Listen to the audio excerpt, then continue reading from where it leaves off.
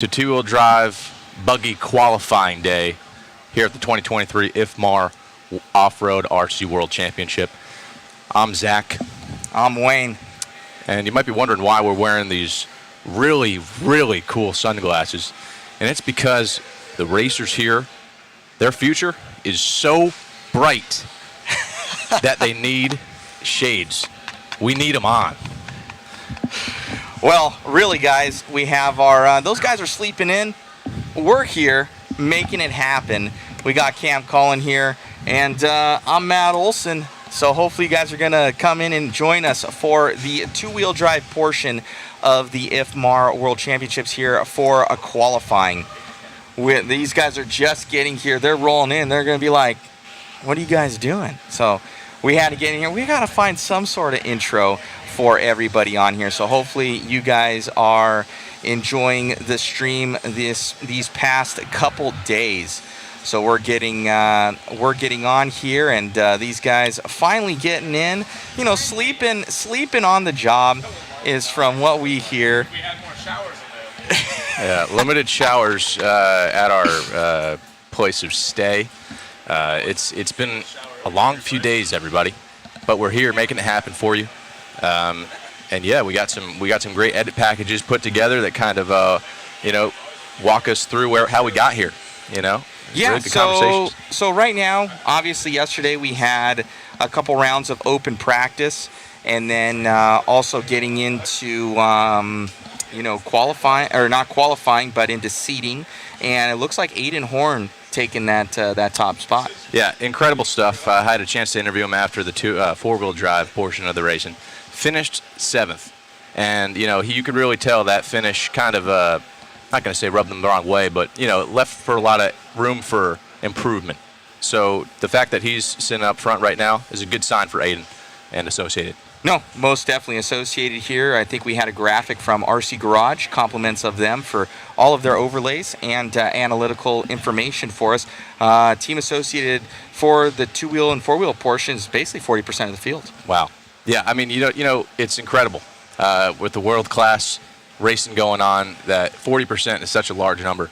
And we had the opening ceremony last night, and you saw just all these different countries come out here and represent all these different manufacturers, but so many of them are with AE. And what is it? How many world titles do they have now? They're going for 33. They have 32. Yeah. So that's pretty amazing, guys, that they've been having that pedigree, and they've been really working on creating the best car out there, and and they honestly they flood the field. They've got a lot of talent.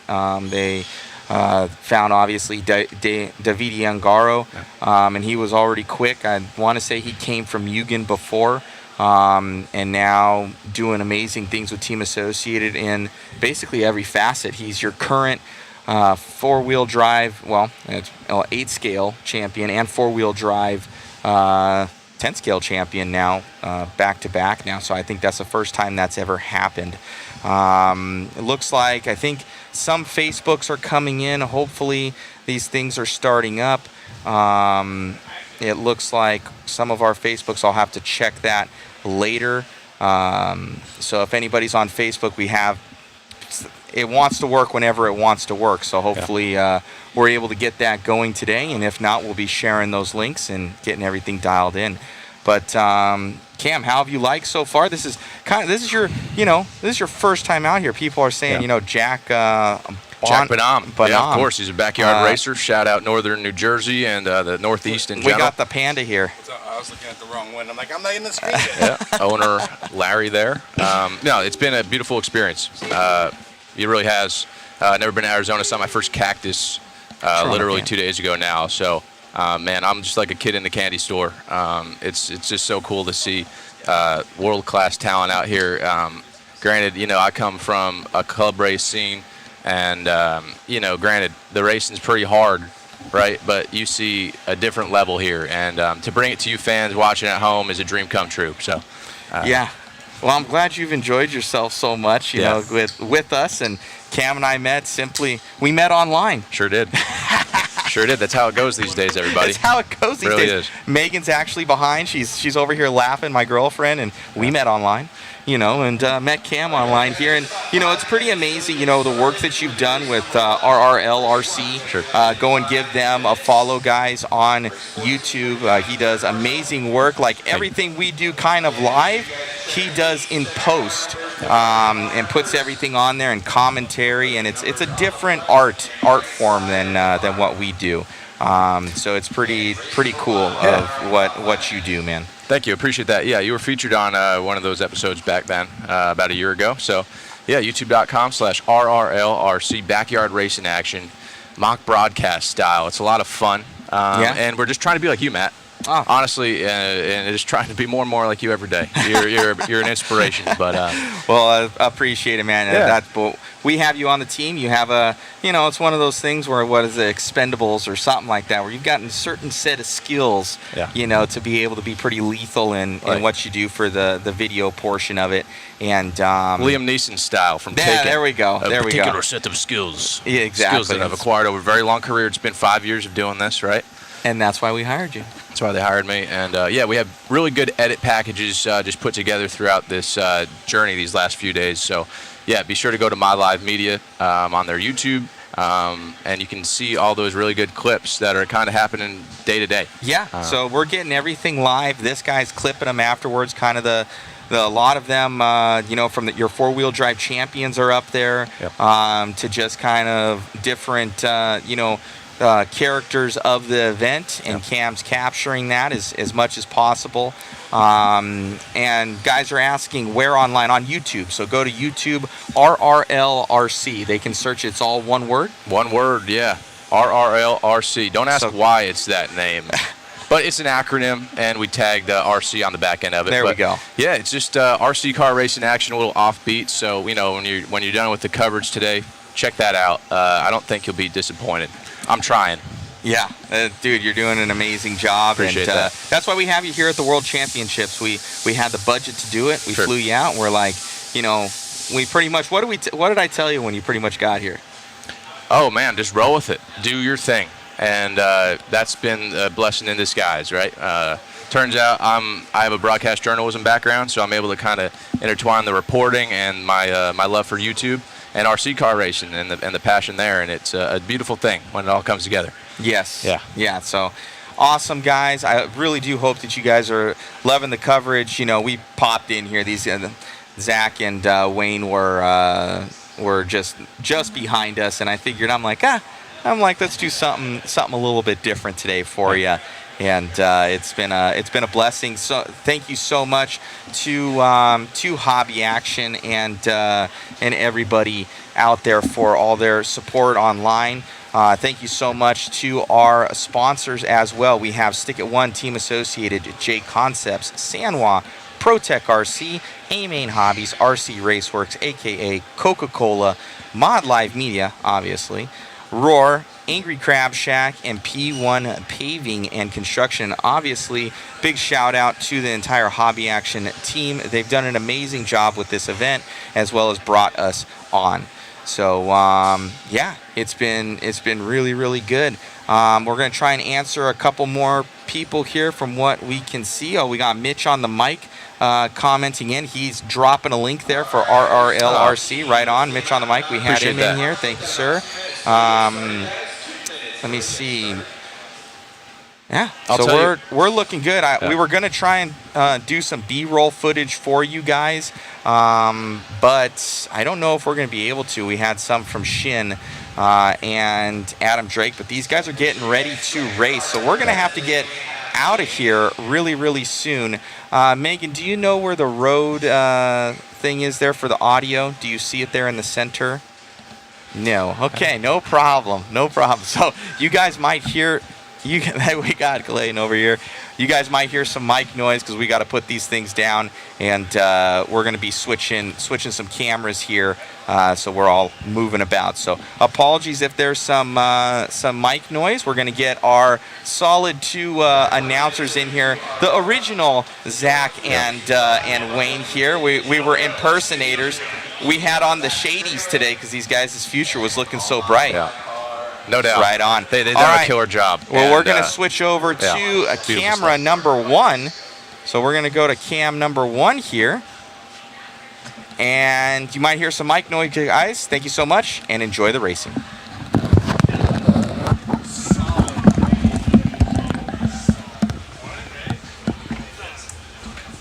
You're like, you did a good job. No, I know. You did a good job. Hey.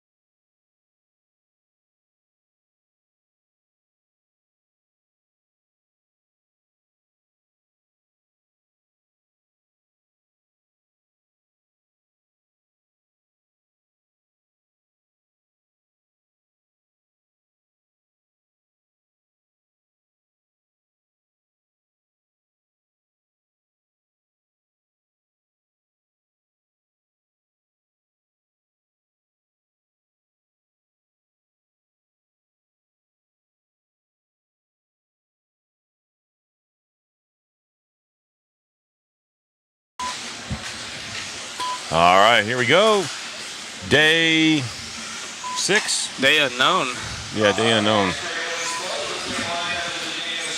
Here we go. We already got cars on track this morning. They're just warming them up right now, getting ready to go for the third round of seating. And we got the antenna tube back out on the track. Yes, we do. Holla. They're getting them over there into the corner right now. As you can see, our cool racer lineup. Yes. RCGT, we were talking about it on the way this morning. They've done such an excellent job of not only providing all this service, but being on top of it, any changes that we've needed. So thank you. Appreciate all the hard work going on behind the scenes that you guys don't see. We got people that aren't even here helping us out. So Andre from RCGT and RC Garage, if you're listening, we truly appreciate you. You guys are killing it. So this morning, this first round, it's basically the first 2 rounds last night in seeding puts you in your qualifying heat, and then this round will set you in your starting position in your heat. So last night was for your qualifying heats, and then this round here itself just puts you in your starting order in that heat. So this will be a full 5-minute round. It might tell us a little bit about what we're going to see today. What do you think, Zach? I think the track's going to be a little bit loose like we saw in 4-wheel for the first couple heats. As the faster guys come up throughout this round, maybe around 6 or 7, we'll start seeing the track conditions be more consistent. But for now, these guys are going to be struggling. You can already see the 2-wheel drives are a lot harder than 4-wheel. But overall, it's going to be an awesome day. I'm excited. I mean, the track already looks better than what it did yesterday when they started. Yes, so it is. there's a little bit of grip there. It's not too bad. But I'm excited for today. See this qualifying. See these guys really start laying it down. Already have some of you guys in the feed. Yeah, or thank in the you group guys. Chat. So tune us in, like and share it, guys. Get it out there. Yesterday we had some fun. Oh yeah. Probably a little too much fun sometimes, and and if you guys haven't already saw, we had a really cool picture shot by Jason before he left, our photographer. Amazing picture, yeah. There's some really cool chassis slaps or chassis protectors, chassis skins, whatever you call them. Here at Hobby Action, they've done some Simpsons cartoon ones as well as others, but there's one of Cartman doing his ha-ha from The Simpsons, and he's pointing at a car, and literally the timing couldn't have been more perfect. The car's actually on top of another car. It's broke. The car's broken, and it says ha-ha, and it's in the Hobby Action letters of ha-ha, and it's him pointing. I wish we can get a picture of that. I'm sorry, online. not Cartman, it's Nelson. I don't know. Yeah, one of those guys. It's pretty good. You couldn't have placed it any better, and I believe that's Mason Templeman's car. I think it is. And it's super he literally clean. put that on yesterday morning. It was awesome. He's like, I know what's going to happen today, so I'm going to put this on there, and it was perfect. Look at this. That picture is blowing up. It is. I mean, this morning it's Cartman, already got. South I don't Park, know how yeah. many. Man, the chat likes and thinks shares. they're so witty, huh? Like you correct yourself before you get it out there. Yeah. It's all right, guys. If you guys had to speak here for 10 hours a day. Well, here we are qualifying two-wheel drive. Qualifying day here at the 2023 IFMAR 10-scale off-road world championships in Chandler, Arizona at Hobby Action. Brought to you by Stick It One Associated, J Concepts, Sandwall, ProTech RC, RC Raceworks, aka is their controlled tire. Coca-Cola. So when you see us taking a swig of something up here, it's going to be a Coke product. We want to thank them for keeping us hydrated and, well, not necessarily always hydrated, but refreshment up here. Yeah. Mod Life Media, which we're trying to do our best to bring you the best coverage of this awesome event. Roars, our American sanctioning body, and then we got the Angry Crab Shack, which we did not go to the Angry Crab Shack last month. I mean, it was a great dinner, but Now I'm angry. yeah, exactly. Feeling crabby. And then we got P1 Paving and Construction. All these guys chiming in, helping us out to bring you such a great event. So we thank those guys and those partners for jumping on board and letting us do what we do. And a lot of guys jumping in here saying they've been here too. Whoa, the chat just freaking flies through. Yeah, I it did. missed all the comments, but I was about to start reading them and it was all brrr. Well, those of you that are joining again, appreciate you. Yeah, I know, I'm just busting you guys, joking in the chat. I enjoy having you. It makes it more fun. Absolutely. It actually kind of makes it easier for us too. Oh, yeah. You know, helps us with some content. Pretty impressive. Everyone's tuned in for as long as they have. So if you're one of those, drop a thumbs up. Not a like. Well, drop a like and a thumbs up, I shall say. Absolutely.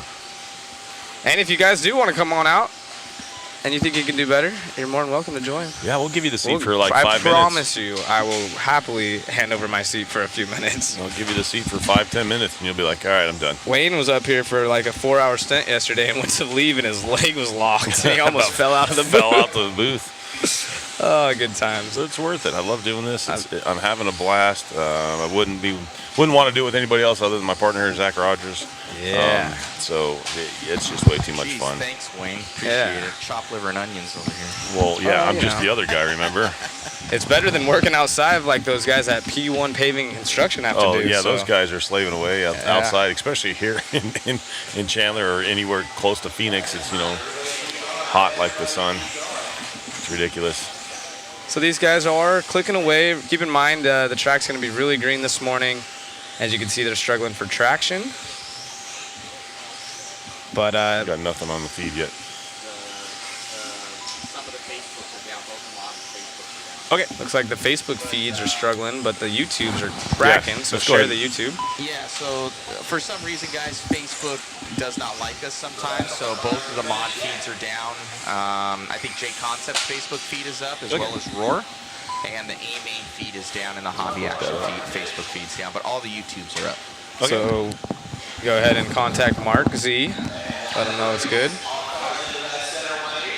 It's funny, Facebook times out at 8 hours, but YouTube is 12. So not only do we have to work around that, but Facebook always has some sort of technical difficulties.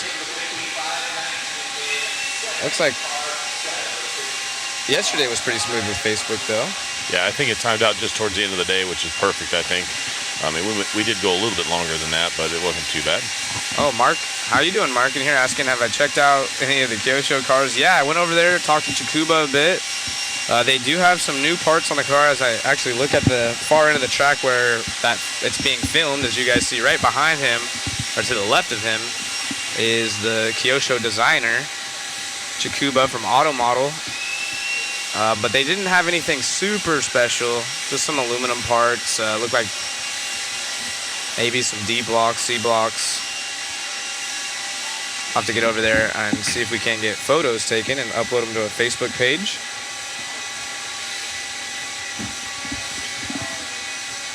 No word on the TLR secret.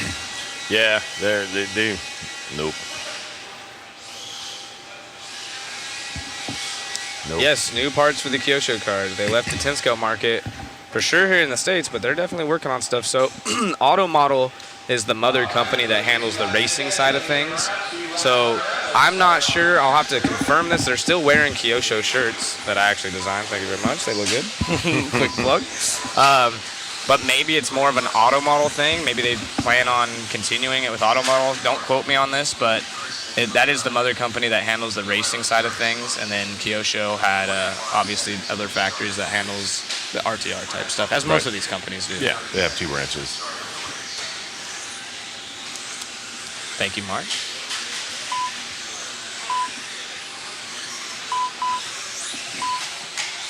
Heat 2 on the track. Not started yet, but they're getting there. So, and a cool addition. You want to talk about what they did to the overlays right here? Yeah. So the overlay, what you're seeing on the screen right now on the left-hand side, is basically obviously you have your driver pick, the number. I believe that's the car number. I'm not sure if it's position or car number, but it looks like it's the car number. And then we also have some cool graphics that will pop up eventually on the lower right-hand side during the race. You know, when we're talking about a leader or something like that, we'll bring their name up, and then their little head picture will show up, their car will show up, and all of them have their flags and all that stuff. It's just the work behind the scenes that you guys don't really know about is like incredible. There we go. That's that window I'm showing about. And then we had someone say, "Hey, I'd rather see what car manufacturer there are than the flag." But and literally 10 minutes later, we had the guy on it, and he was fixing it. So so thank you, Andre. Back home. Not exactly sure where he lives. I know he's bounced around here and there, but it's really cool that he's able to not be at the event, but I believe he's following along and making things happen as quick as you guys say them. So super stoked to have an awesome team to work with here. Yeah, I mean, these tech guys are ballistic when it comes to this stuff. How late will it go today? Probably 6 or 7 o'clock, much like last night. Yeah, it should say, if we stay on the schedule, that is. Yeah. Actually, they started right on time today, which is, I'm awesome. Kind of happy about that. We are Friday, right? Day 12? Yep, day 72 here at IFMAR Worlds. We started at 9. Looks like Q4 will go off at 6:10. 6:10, if everything goes well. Sorry, I'll put that over here. Q1 looking to start at 11:15. Perfect. I'm moving my flight. Heck yeah. Let's go.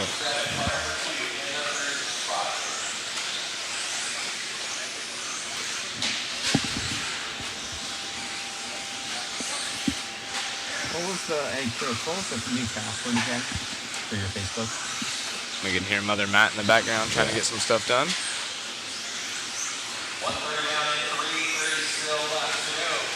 What was after the 9? EWA. Aaron asking, what are my thoughts on David leaving Mayako? You know,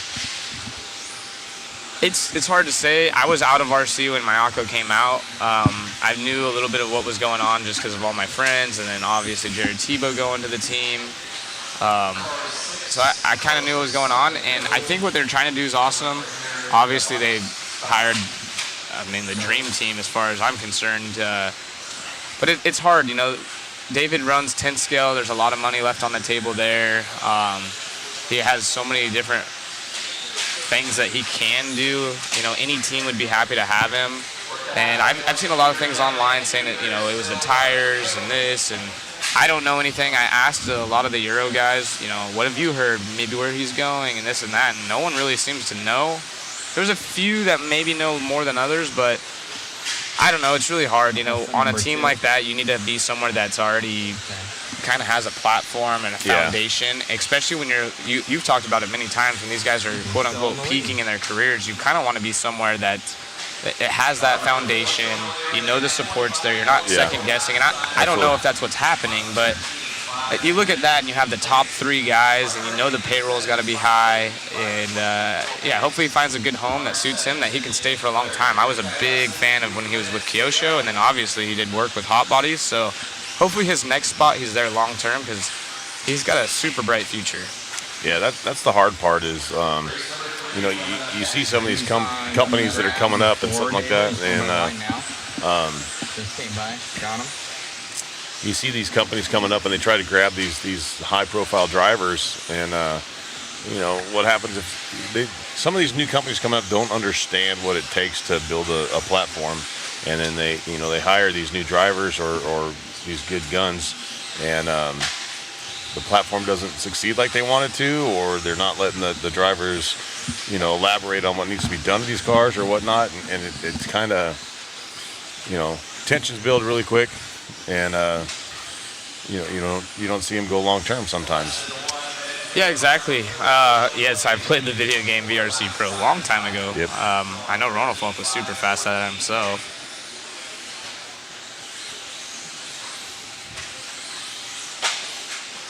Yeah, exactly. I'm not putting on my Akko. Any of these guys, No, it's any company. Yeah, it's not the car that's the problem, and I'm not even saying there's a company problem. It's just one of those deals where that's a lot of pressure on a company side too to be able to support these top guys, and it's a huge financial responsibility. And not saying it is even financial. I don't know any of the ins and outs on it, to be honest with you, but it's just a lot. And any new company coming out is going to want to try to snag a top ranked driver. Right. I mean, that's just what it is.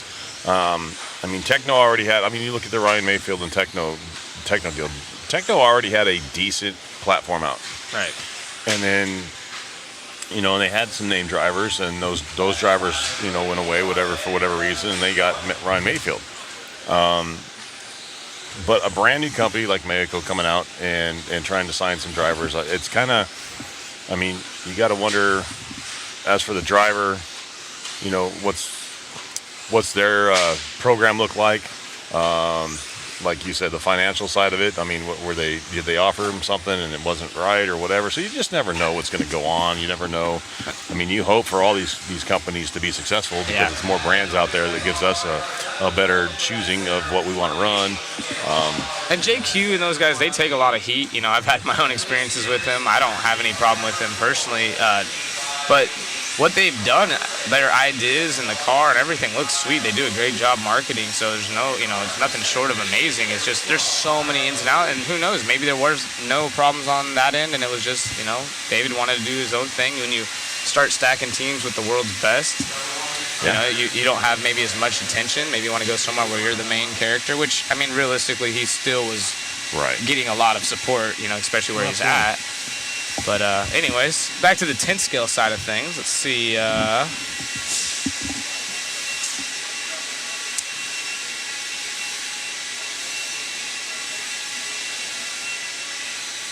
We can't grab Luke at the end of the race before he marshals. Sorry, Alex. We're stuck up in the booth. We'll try to do more pit walks later. Thank you for joining us again. Yes, make sure you hit that like and share button on YouTube. I found it. We are streaming live on JConcepts. The JConcepts Facebook page. For some reason, Facebook's not liking us right now. So actually, we were able to get Mod Live Media Facebook up. Okay. A-Main's back up. Mod is back up. Cool. Perfect. Somebody get I think that we guy only got a one raise. that we couldn't get back up again, which was a smaller channel, RC Raceworks, which is one of our sponsors. So apologies, but we are on their YouTube, so go and follow along with their YouTube. And thank you guys for tuning in. Thanks, Matt. Thanks, Mother Matt.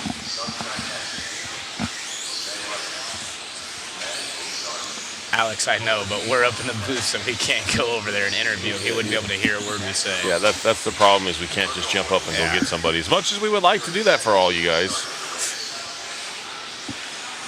And we have certain jobs and people we have to talk to. But if you text Luke and tell him to come over here and we have a free moment, now's the time during practice. This is our final round of practice, getting the track broke in, and then we'll go into qualifying. And our top seed being Aiden Horn yesterday. Kind of out of nowhere. We all know he's capable, but Put down that heater. he did. And it's funny, we had BT in the booth after that and asking him, and he's like, it really, honestly, it's just practice. Obviously, it's important. It's only 3 laps, but two-wheel drive, it is so important to string those laps together, as you don't have that extra drive. If you make a mistake before a big jump, you can't just gas it, and rip it out of there. And to talk about it's a confidence. Oh, yeah. Absolute confidence that he's going to top the leaderboard in that. Granted, it's only 3 laps, but still on the gas. making it happen. Looks like traction's pretty good on the straightaway. Yeah, looks not like bad. the front ends are getting a little bit light under acceleration right there. Traction does not look bad. Thank you guys in the comments giving us love. Appreciate that. Again, our guys behind the camera, Matt's girlfriend now showing up helping us, Cam doing awesome work. If you haven't gone to the YouTube channel, go to Mod Media, and we've clipped a bunch of good interviews, the Mugen car, we're talking to Drake, even the four-wheel drive mains are individual videos so you don't have to scroll through. So if you guys want to check out clips and not, I know how it is, having to go through an 8-hour video trying to find what you're looking for. We are working on that, making it dialed, so we appreciate Cam making it easy for everyone. Doing a great job. And share them, please, share them. Yeah, actually, absolutely share them. And then that picture on Facebook, that was Shuey. That was our photographer. Look at this, Matthew bringing up a good point. I was just talking about JQ in a positive manner, and look what just happened. Holy cow, now this is praise. JQ posted the haha picture on Instagram and said the best RC picture I've ever seen. A positive JQ comment. That's how you know it's good. See? Yes, Positivity. Absolutely. There you go. Let's go. That was one of the greatest shots I've ever seen in RC. I've seen some good ones, and that's definitely top of the charts. That was awesome. Yeah, it was super awesome. I think Matt said something around this morning. It already had like 300 shares almost or something, which ridiculous. Is pretty insane. Yeah. It was like 300 and something likes and like 80 shares. Oh, Yeah. okay, 300 something like. But it was just posted. That was the cool part.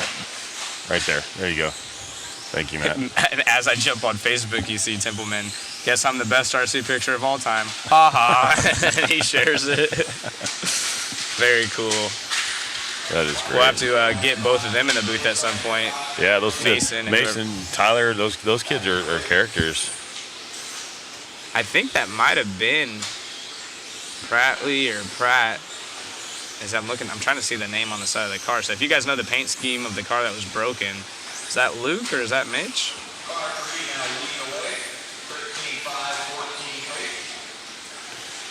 Yes, we had last night some more raffle prizes. So we had J Concepts in the house. Jason Rona came and donated 2 signed Ryan Mayfield bodies. So if you guys aren't already part of the waffle, go to modspeedshop.com. And there's a link right there for the waffle. We will be choosing the winners on Saturday evening, I believe. Saturday for sure, the 16th. So that will be the two-wheel drive main day. We'll have that. And we'll have all kinds of prizes. It will be first come, first served. So if you are the first name, as we'll do it live, like a little spinning wheel, if you're the first name, you get to choose through all the prizes. Right now we have a signed David Ongaro motor from Hobby Wing. It's a 6.0, same motor that he ran. Not the actual motor he ran, but the same one. The box and the motor signed. We have the signed polo shirt that I was wearing by the top 3 finishers. We're going to add Wayne's shirt. I think we're going to do all 10 finalists on that one. Yes. And then the 2 Mayfield bodies. I think Hobby Wing said they were also going to do a t-shirt, but we're going to wait to get the right size. And then I'm going to go try to bug some other companies and say, hey, you guys got a lot of people asking if you want to join the waffle. And maybe if they're listening, or if you know any of those guys, any of the Team Associated dudes online, or maybe we could get something cool from the Mugen 2-wheel, the body or something, since it's the first one. I can't make any promises. Yeah, that one's probably touchy. That one's going to be tough. Maybe we'll get a signed Adam Drake poster or something. Yeah. That'd be cool. Carnage coming on the straightaway. And again, all of the proceeds on that waffle will be going to help out BK's. I think it goes to the Crohn's Foundation. Yep.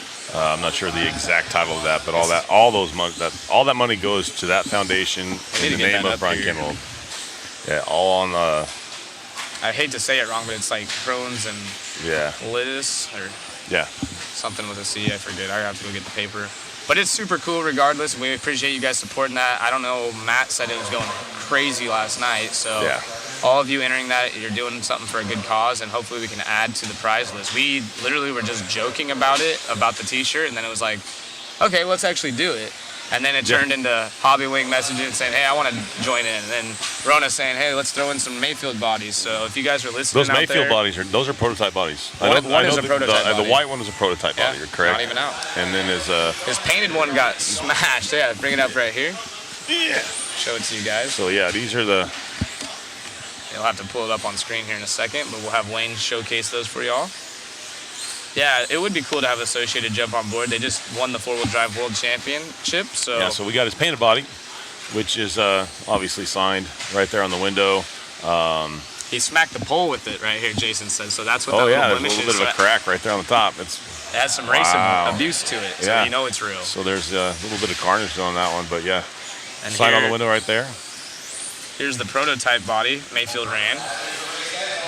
It's Yes. signed right there on the side. Big signature. Got rid of the sticker on that side.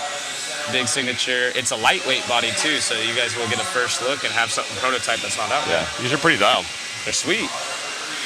So, of course, anything from Mayfield is pretty cool. Sorry to interrupt. I think it has those cool numbered stickers on it. Yes, from it the does. World. So even the stickers got his name on it. That's something at the Worlds that was really pretty cool.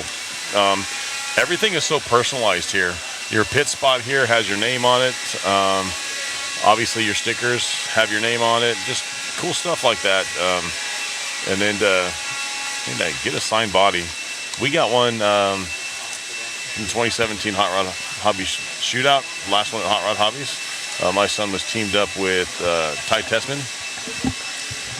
My son was teamed up with Ty Tessman, and they won it. And that was more important than the sticker, or more important than the trophy. He ended up getting Ty's body and had Ty sign it. Gosh, I'm sorry, I just had to. that's all right. It's really cool that the pros do what they do. Like you said, Ty, all these pros, maybe we can get more people to jump in the waffles. If you're friends with them, Yeah. I'll do my best to text them. But if you know them as well, send them messages. Hey, there's a cool waffle. They're looking for, for giveaways, and it'd be a great way to promote, your company, who Yeah, you absolutely. are as your personal brand, and all that stuff. So Absolutely, doing it for you Those are guys, pretty doing cool. it for BK. those are pretty cool. They are cool. Did he touch base on it? Is that body going in production? It will be going into production. He didn't give us a release date, but if you guys are interested in that, we're probably going to have our behind-the-scenes guy, Cam, clip that interview from last Yes. night as well. He's so already you guys working can on it, I'm check it sure. out. Yeah, that Very is a neat. cool looking body. What do you guys think? You guys like the waffle idea? You guys stoked on the prizes? I know, of course, people want to see. I saw someone. Did you figure out if you're going to get an associated kit for the waffle? I mean, That's it's not pretty up to tough. us. I'll talk to Richard Saxon about it. See, Yeah. he's supposed to be here today and see what we could do. Yeah. And Maybe have we- all the associate drivers sign the box. Maybe get a mod hat signed by a few of these celebrities out here. That'd be cool. A little Drake action or Shin for the Mugen thing, maybe. That'd be cool. We'll try to make it fun for you guys. Yeah. Yeah, if we can get their race run cars for a waffle, there's a good chance that ain't happening for much. Yeah. This is a special event for a lot of these guys. And then the top guys, the top three, they actually have the cars displayed inside on their trophies. But all those guys want to keep it. We've already talked to them. That those get shelf cleaned up. Yeah. They don't take any. Those cars will never be ran again. They're going to put them away, and that's it. I mean, I don't even think. They don't do much with them. They one and done. I love waffles. I like waffles. I like monsters in the morning. It must be nice. I'm over here perched. Perched? Now, maybe we can get a Starbucks run going, dude. I've Yeah. never been a Starbucks guy my whole entire life. Until this Now- week. Now I feel It's like craving. feel it. American I as think heck. they put something in it to make you crave it. pinkies out and all or something. Right. Here we go, race number 4. We got Mirko up top right now with the 107 on his top 3. Yeah, So, did you guys join us for the opening ceremony last night? It was pretty cool. That huh? was cool. The music was bumping. All the teams were having a good time. Australia. Those guys. Did you see the Mexico one? That they, I they did. hand wrote. Natty G and Davey Vada. So we didn't actually have anyone from Mexico show up. So everyone, if you didn't see the ceremonies, they had the pit boards almost, and they're all professionally done. And Davey and Matty Gonzalez, Someone drew something up for him. and they held a little piece of paper, and it went viral online. They're having a good time Like with it. took off right away. I mean, they're good kids. They're They're having super fun fun. with it. I think it was Jackie made them the little I think sign, Jackie did make little them. handwritten sign. Yeah. Very cool. So if you're fans of those guys, go check it out. It was good fun. I think both of them posted it up on their socials, and Yeah. it was awesome. I got some pictures. It's sick. Also. It's sick having all the international flair, everyone having a good time, mingling together, and just, being relaxed and chill like that. It's nice and refreshing. Yeah.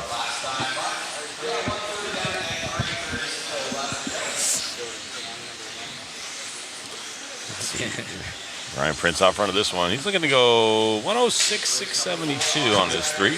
Zach's a basic white girl. Yeah, being basic over here. I don't even know what the drink is that Matt orders. It's like I told him, I was like, it looks like a melted Oreo. I want that one.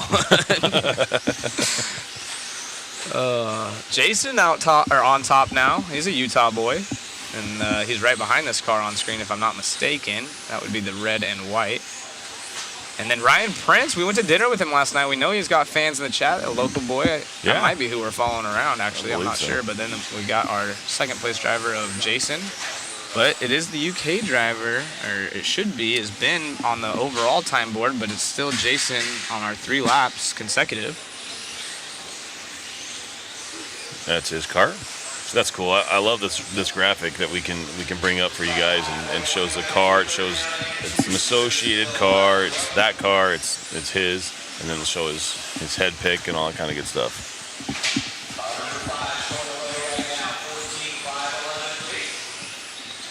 Alex saying disappointed I couldn't be there because I'm only 16. I'm assuming that's just with the parents, because we do have racers as young as 13 that I've confirmed, but I get what you're saying. You got school and you got to get that passed by the parents. But really cool to see all the young kids here, families here, and excited to have you guys watching along as we bring you guys the 2023 Electric IFMAR World Championships, hosted by Hobby Action in Chandler, Arizona. Local time is now 9:30 a.m. Yep. Look at you, got some love right here. Jeremy Brown. Yeah, Jeremy Brown. Shouting you out. That guy is one, probably, I know there's some huge rock crawling enthusiasts out there, but that guy, I think he's got one of everything. That's tight. And I paint some bodies for him every now and then for his crawlers, and that guy's, he races 4-wheel drive at home every now and then, but as for rock crawling, he is the true hardcore rock crawling enthusiast. That's awesome. And it's cool to see that. He tells me about what they do and the fun they have, and it's just amazing. Ben taking over the top spot here with a 103 3 consecutive laps, and as you mentioned earlier, this is going to seed them into how they start in their actual seeded qualifier, yes, if you will. Someone asking, I don't know much about racing, but wouldn't having reverse make it better for the viewers and the racers? No. Yeah, you want to explain like kind of the rules and why they do that? So it's kind of, I mean, at the local level, it's kind of an unwritten rule. Where we race, we let the rookies have that, but we ask them to try not to use that. Here's the reason why. If you park your car on a pipe, you have a marshal already on their way out to help you, and say there's cars coming. So it's like a disaster. It's just, you're up against the pipe, you decide to go reverse it, you reverse it into the line, you get blasted, you ruin somebody else's race, and the marshal's already out there to help you, so he's bending over to grab your car, you drive it away from him. There's just several things that go wrong. And at this level here, with the way the speedos are set up for braking and stuff like that, you don't want it. It's just something added. I mean, I know most of the speedos on the RTRs, you have to hit the trigger twice to get the reverse going. But sometimes these guys are hitting the trigger multiple times through a corner. Yeah, just to sometimes they need a little more brake. It's kind of like your brake pedal on your car. You go harder, you let off, and you get it again or whatever. And so a lot of these, the high-end speedos don't even, I mean, you can put it in them, but for the most part, you program it out completely. I know Traxxas has it where you can do that too. It's just something that it's not, at the racing level, it's not needed because you have marshals, and if you put yourself in that position already, yeah, it's just not a good thing. And then, like I said, at the early levels of driving an RC car, it's not bad because you're learning. But a lot of times with the younger kids that are just learning how to do this, if they're racing, they put it on a pipe, they hit reverse, and then they wad up everybody else in the field. That's pretty much the biggest reason behind it. I don't know if there's rules against it or whatnot. I think there might be, but I'm not sure.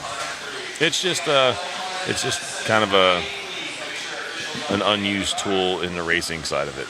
Goss, a legend himself in the chat. Thank you for the love, David. Yeah, thanks, David. Morning, everyone.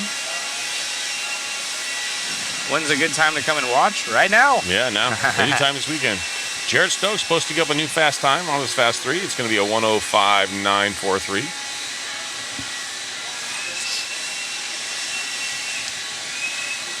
Track not fully broken yet, but still not near as bad as it was yesterday morning for these guys. Caston. Casting design, I've learned to say no. I still have a problem with it sometimes with my buddies, but I've learned to say no.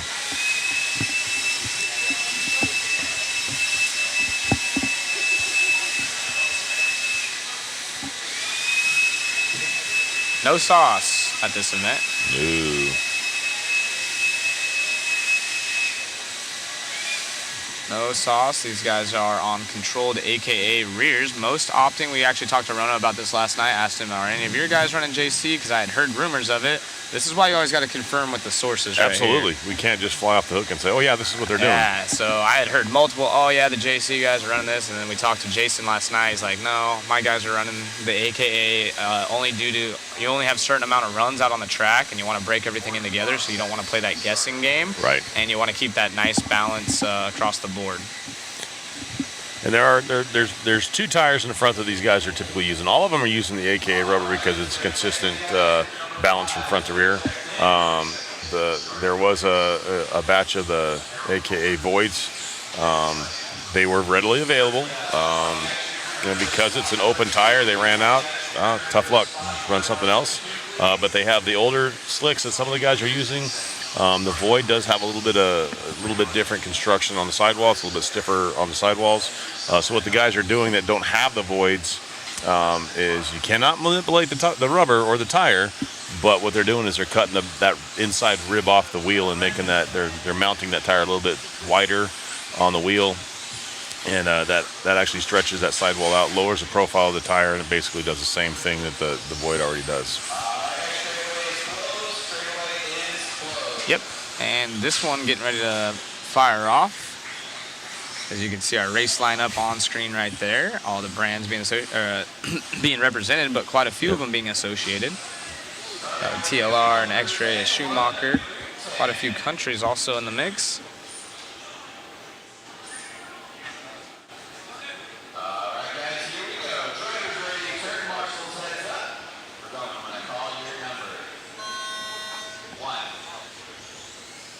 And race 12, 13, and 14 will be stacked with some pretty heavy hitters for most of those people that want to join in, as we get a close-up of an unfortunate rollover early on in this one. The replay on that one. These guys are trying to sell more Just wings.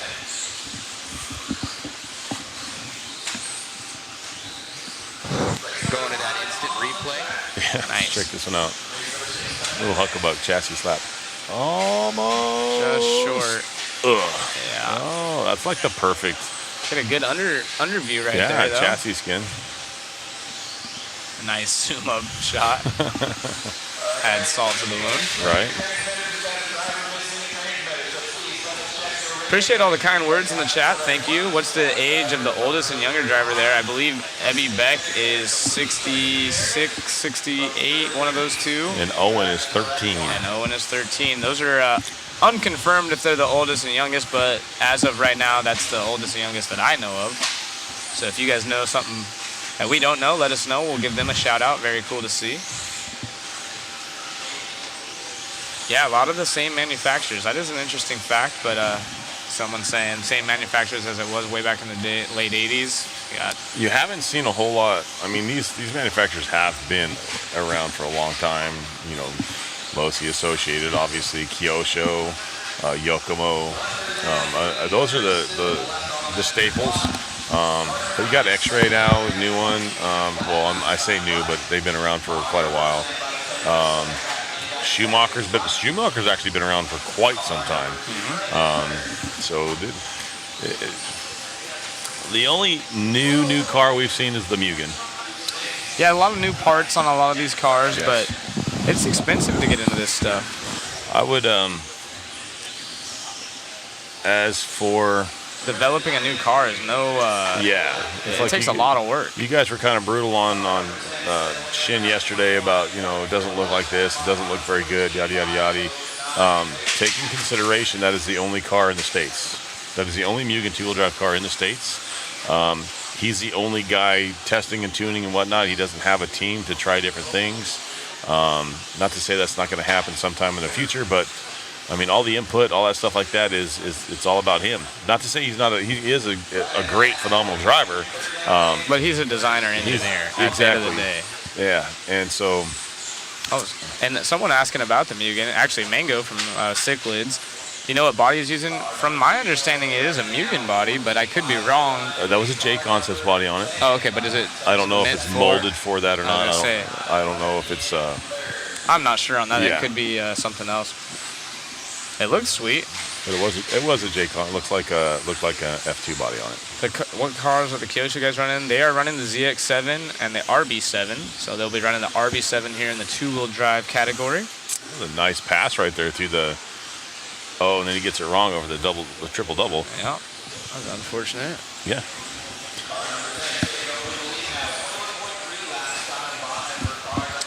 We got Kurt Winger out front. Yeah, that's 14507. Speaking of designers, he's helped with quite a few of the associated projects, still does, and also the owner-operator of Shell Racing. Yes. Shell Racing Products making all kinds of cool stuff. Is he on the design team for Associated?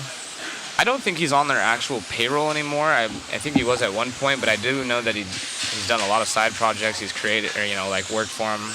I have noticed him hanging out with Saxon and BT and stuff like that, and it looks like they've had some huddle time talking about things. I was gonna say I've seen some huddle time too, but yeah, he is a designer and he's done a lot of associated work over the years. Super cool guy. Yeah, one of the nicest. He's always shares cool posts of racers and stuff. Not too good to be, give shout outs to the young racers and stuff. Supportive of anything RC. We got Kurt out front looking at a 1:14.506. I believe we're going off a 5-minute run now to set you up in your racing heats. As we have a bunch of the Australians in the chat. Oi, oi, oi. I will say the Australians have been the funnest group.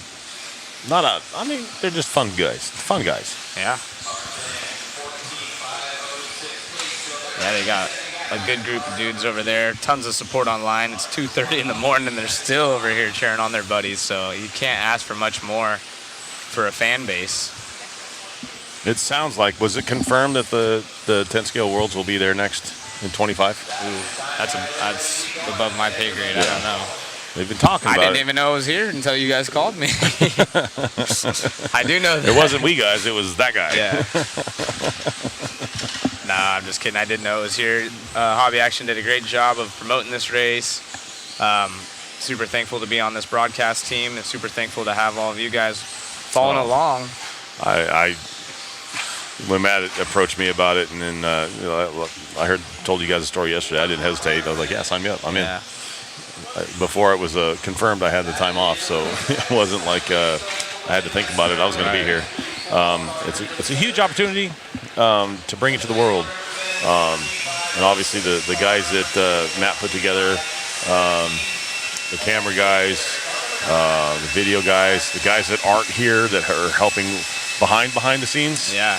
The photographers, the crew, everybody here has been just killing it. I'm having a blast. Zach, you're awesome to work with, and your connections and your knowledge of cars and the people you've worked with in the past. It just makes things easy and it's fun. And then at the end of the day, it's a sport, and it needs to be broadcast to the world. Yeah. We need to bring it out there, put it out there, so we can promote it, get it out there. Because this is something that's, you talk about racing real cars. They all talk about grassroots racing and this and that, and that's where it starts. Somebody buys a Slash and they're bashing in their backyard. They make these little tracks in their backyard. They invite their buddies over, and it just snowballs from there. Well, and even just this coverage, I was scrolling through on my social media this morning. I'm obviously still friends with a lot of you guys out there racing RC, and seeing people post like, man, watching Worlds coverage, it's getting me excited to go club race tonight or whatever it may be, or I haven't raced 10 scale in this long and I want to go do it now. And even myself, I'm like, man, I want to get behind the wheel, Oh, yeah. So if you guys are one of those that haven't raced in a while and you're getting back out there, make a post and promote RC. We're doing our best to bring you guys the best coverage. And we're working through this final round of practice right here. It's getting closer and closer. To actually, it all means something. But going back to seeing your buddies on the track and this and that was a question we talked about on the way up last Friday. Was what's it going to feel like when we get here? We see the track, we see cars on the track or whatnot, and the instant feeling you get is, where's my radio, where's my car? I want to put the car down. I know. It's killing us. But I'm lucky enough to be coming back for the BK Classic. Yeah, you are. Who out there is excited to drive their RC car maybe this weekend, tonight?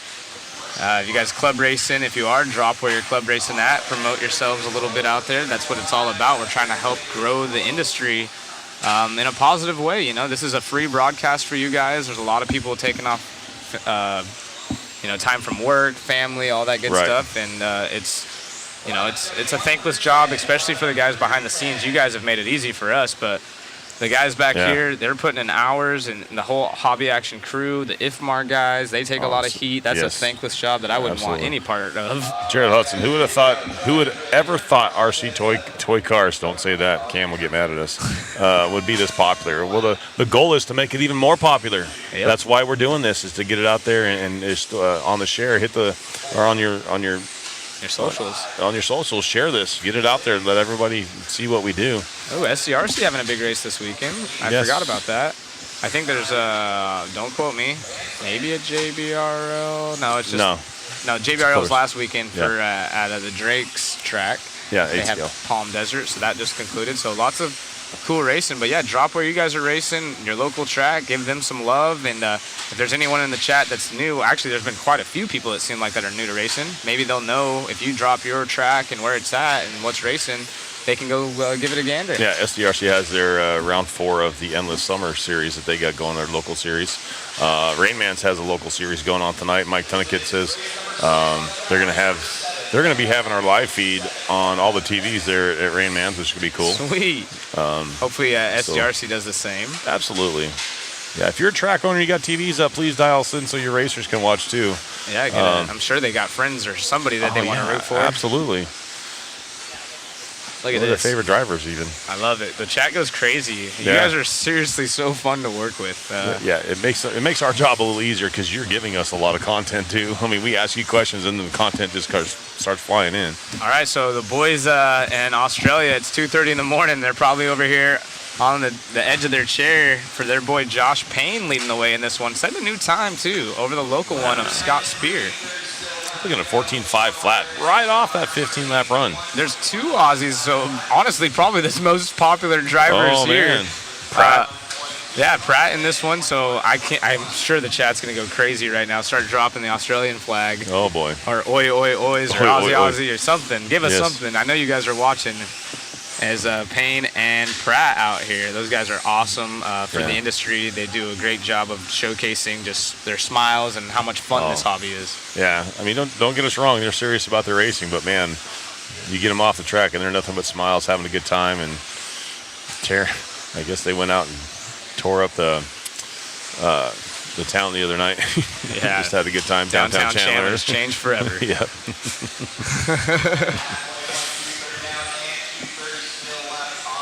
Don't want to jinx them. Yeah, you're right. As Scott takes over. Whoops. Sorry about that. Go. Josh Payne, though, trying to make us mark our words because, look, both of them bouncing up to the top again. Yeah. So Payne and Pratt, those guys are battling right now. 104.3 to a 104.8 on their 3 consecutive. It is just practice, so it's not counting for much other than who gets to go up on the stand first. Yeah. And their overall times of 14.503 to 14.503. So these guys are less than a tenth apart right now. It's awesome racing. Alex Sturgeon from the Plex also in this one. He does a great job of promoting the hobby. Scott Spear's been around for a long time. Dominic Nunn in this. Kyle Davis, Harley Eldridge. She's here representing the women at this event. Team X-Ray. Florent, Justin, and Andrew Kaufman rounding out the field. Christopher, it's kind of hard to judge because the layout's different. I'd have to say they wouldn't be too far off lap times. Yeah, it's a different layout, so it's a apples to oranges kind of thing. Ooh, as we get it upside down right here. That seems to be the one spot. That and the triple coming on the straightaway are just collecting these 2-wheel buggies. Yeah, that coming off the straightaway, it's kind of hard. You really have to carry speed. That's actually, from where we sit, the distance is deceiving. And so, it like this white car that we're following right now, it's like a 6 to 8 foot gap right there, and you don't realize how far it is until you're standing in the middle of it. where we're sitting, it looks like it could be only 3 feet. But that gap is actually really big, so you do have to carry some pretty good speed. And then, your timing to give it a little pop on the low end of that jump just to get you over that. So, and then you got to, bind it down because you have a little roller before the next turn right here. Yeah. And man, this layout, it looks super fun to drive. Like you said, the gaps are bigger than they look on some of them. And then you have this step on, step off where they kind of throw a whip. You see they tripled the pipe up because they get the car sideways right there. And we actually saw, I think it was on Garo, who was on an absolute heater, barely touched that pipe, and there goes that 3 consecutive. Yeah, and literally, if he'd had about another inch of pop on that car, he would have downsided that other roller. Yeah, I know. It was a perfect line. It was cool, and we had an instant replay, but that's a huge feature that you guys roller have right there, enjoyed. yeah. Scott's car looking good.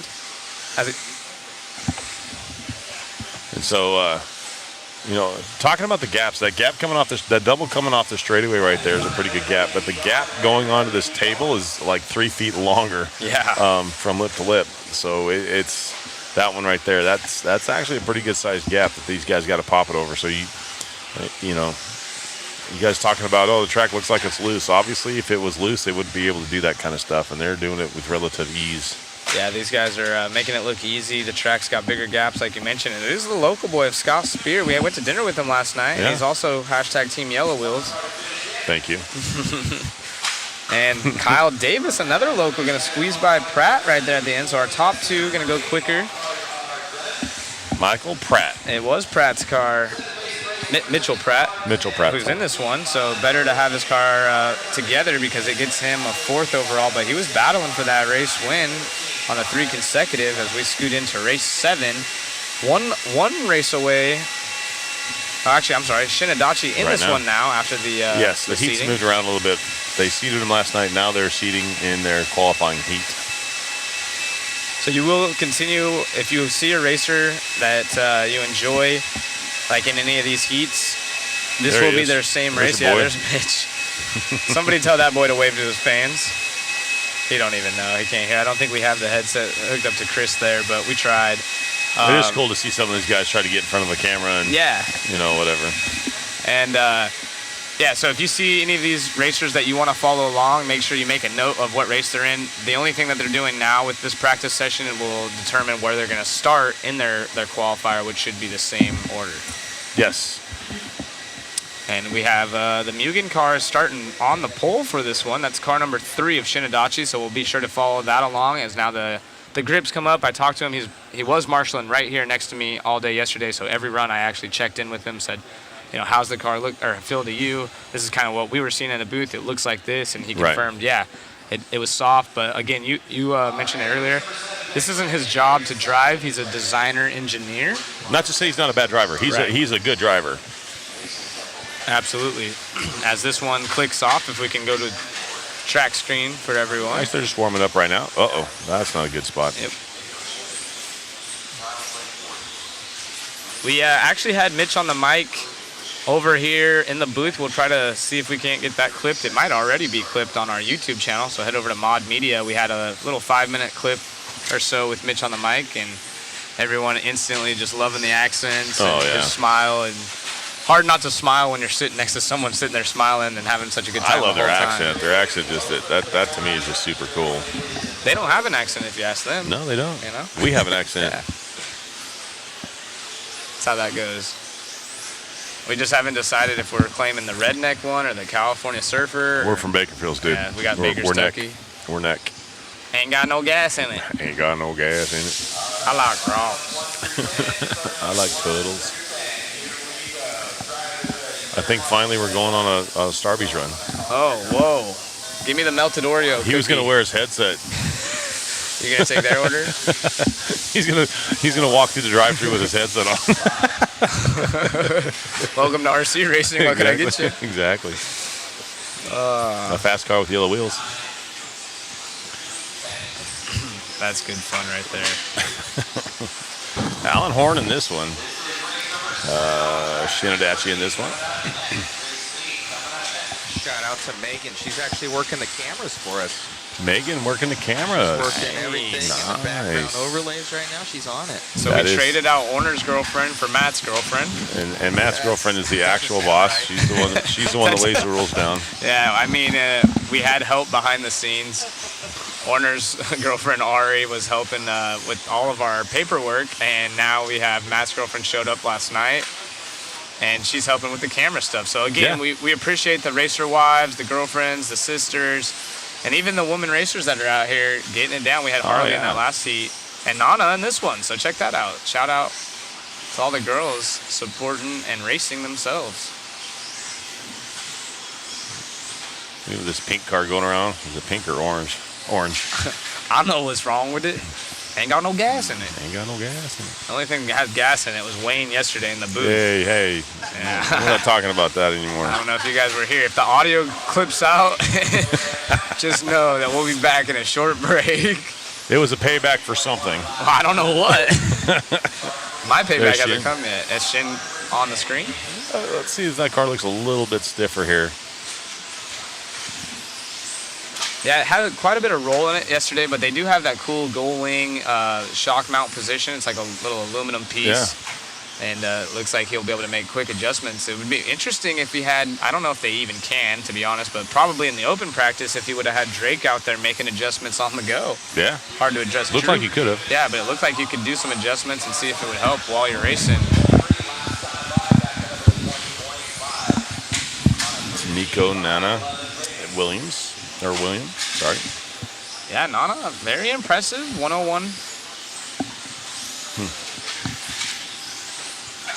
Yeah, what the heck, Shin?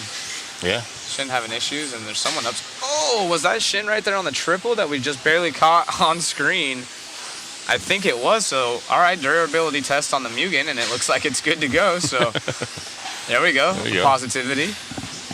Yeah, Shin running into that car that was upside down on the triple face. Nana leads the way. She's in the X-ray vehicle, representing Japan. There it is, Matt. That's the one. Yep. We're going to go to an instant replay here. Barely caught the tail end of it, so let's see if... doesn't look like Shin's car, though. I was about to say, that doesn't look like Shin's car. Shin would be the greenish yellow. But we'll try to work on that for you real quick. It was just on the... It was focused on the all-red car, I believe, of Nana, or pink, and it was just on the tail end there, but it's all good.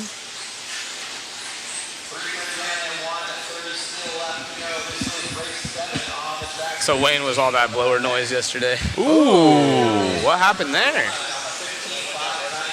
Oh, man. Did you have a transponder on?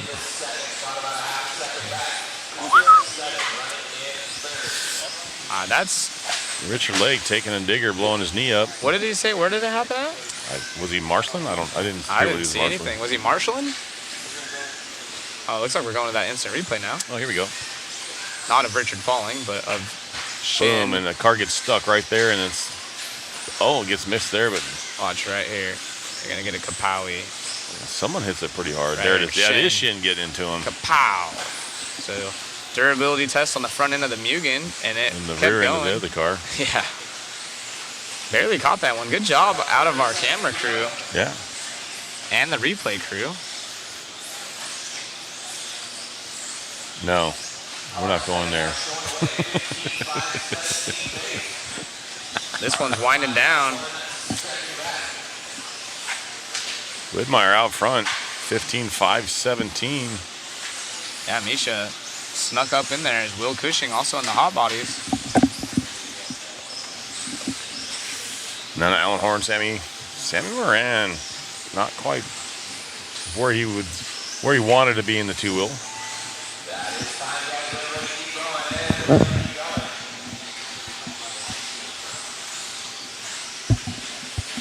As this one winds down, guys. Mason Templeman, he was the one that you saw. He's down in the 7th spot, but if you've been on Facebook this morning or Instagram, you've probably seen that funny shot of Nelson from The Simpsons on the bottom of a car with a ha-ha, and there's a broken car underneath it. That was not staged. That was caught, and that was Mason's car. Super, super good picture.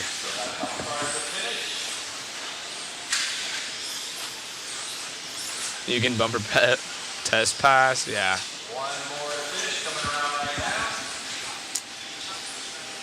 He's taking a win in this one. 15-5, 14, and a 9-10. Consecutive threes of 1 minute, 3:86. Yeah, and I believe Misha from Austria, if I'm getting my flags correct there, and Switzerland for Nico. And then, of course, the American flag for the Hot Bodies driver of William Cushing.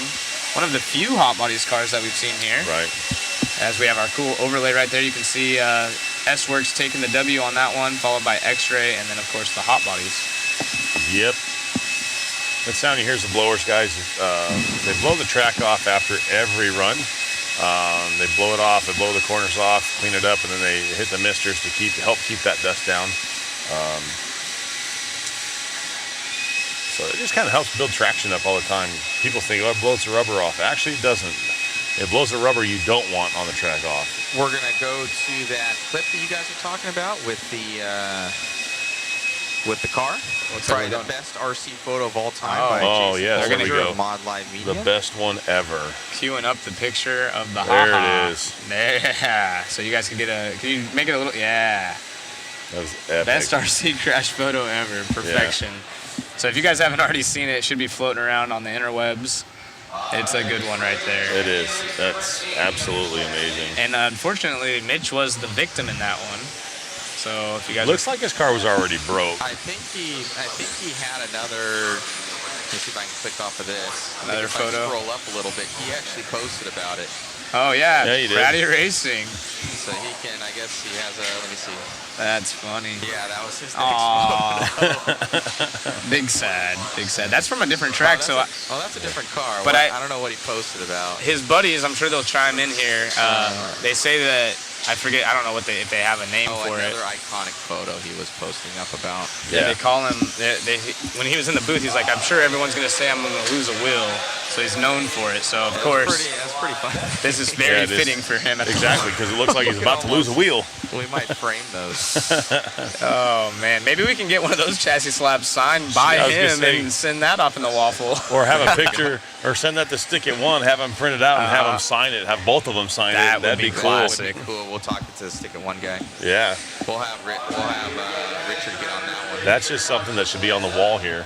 Oh, they said on Facebook it was just a turnbuckle and they popped it back on. So, Yeah, it's not broken. yeah. It doesn't look too bad, but I like pretending like it's broken. It makes it more fun. yeah, it looks like Mason's just telling him no. Yeah. Bullying him around the track. Exactly. Yeah, that's going to be a legendary picture for sure. And what a cool chassis slap that is. That's so funny.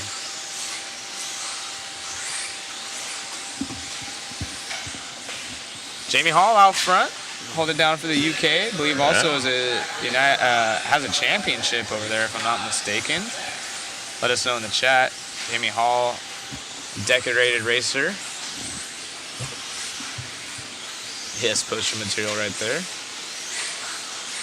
Again, thank you guys for joining us. Be sure to like and share the stream. It helps us out tremendously. We are broadcasting this for free for everyone. It's been a pleasure through the whole four-wheel drive portion as we start kicking off some official racing today, actually qualifying if you will, but things are going to start to matter quite a bit more. Yes, actually, this run matters in your qualifying race. Your qualifying heats have already been set up, and this one actually just places you in position to start your first Q1. Yeah, which is also, it helps because then you get to choose where you stand on the driver's stand. So it's very important. A lot of these drivers in practice might shimmy into a spot they like. And if you want to get up there and get that spot, it's very important to have number one spot and choice. You don't want to get stuck on a side you haven't practiced all weekend, or all week rather. Ooh, heard some wing crunching. Jamie Hall to the point. More whips for kids, Herzig says. I was telling you, there's a triple right here that's set up awesome for whips, so I'm sure we'll see it. As I say that, all the cars fly straight on it that time. Right. That's the curse. Jamie Hall still leads the way over Killick in the Yokomo, making his way overseas as well. So it's the UK out front. I believe Killick's from Germany. 15.509. We're going to see closer to the A sort, closer to 17 lap runs. Lap times are going to be, we did see a 17.9, 17.8. How fast was that run last night? Ooh, What was it, lap 56. Oh, the lap times we saw 17.8s, I think. I believe they're 18.7s. On average. We did see a 17. Oh. I thought it was lower than that. You thunk wrong. I thunk wrong. Cotton.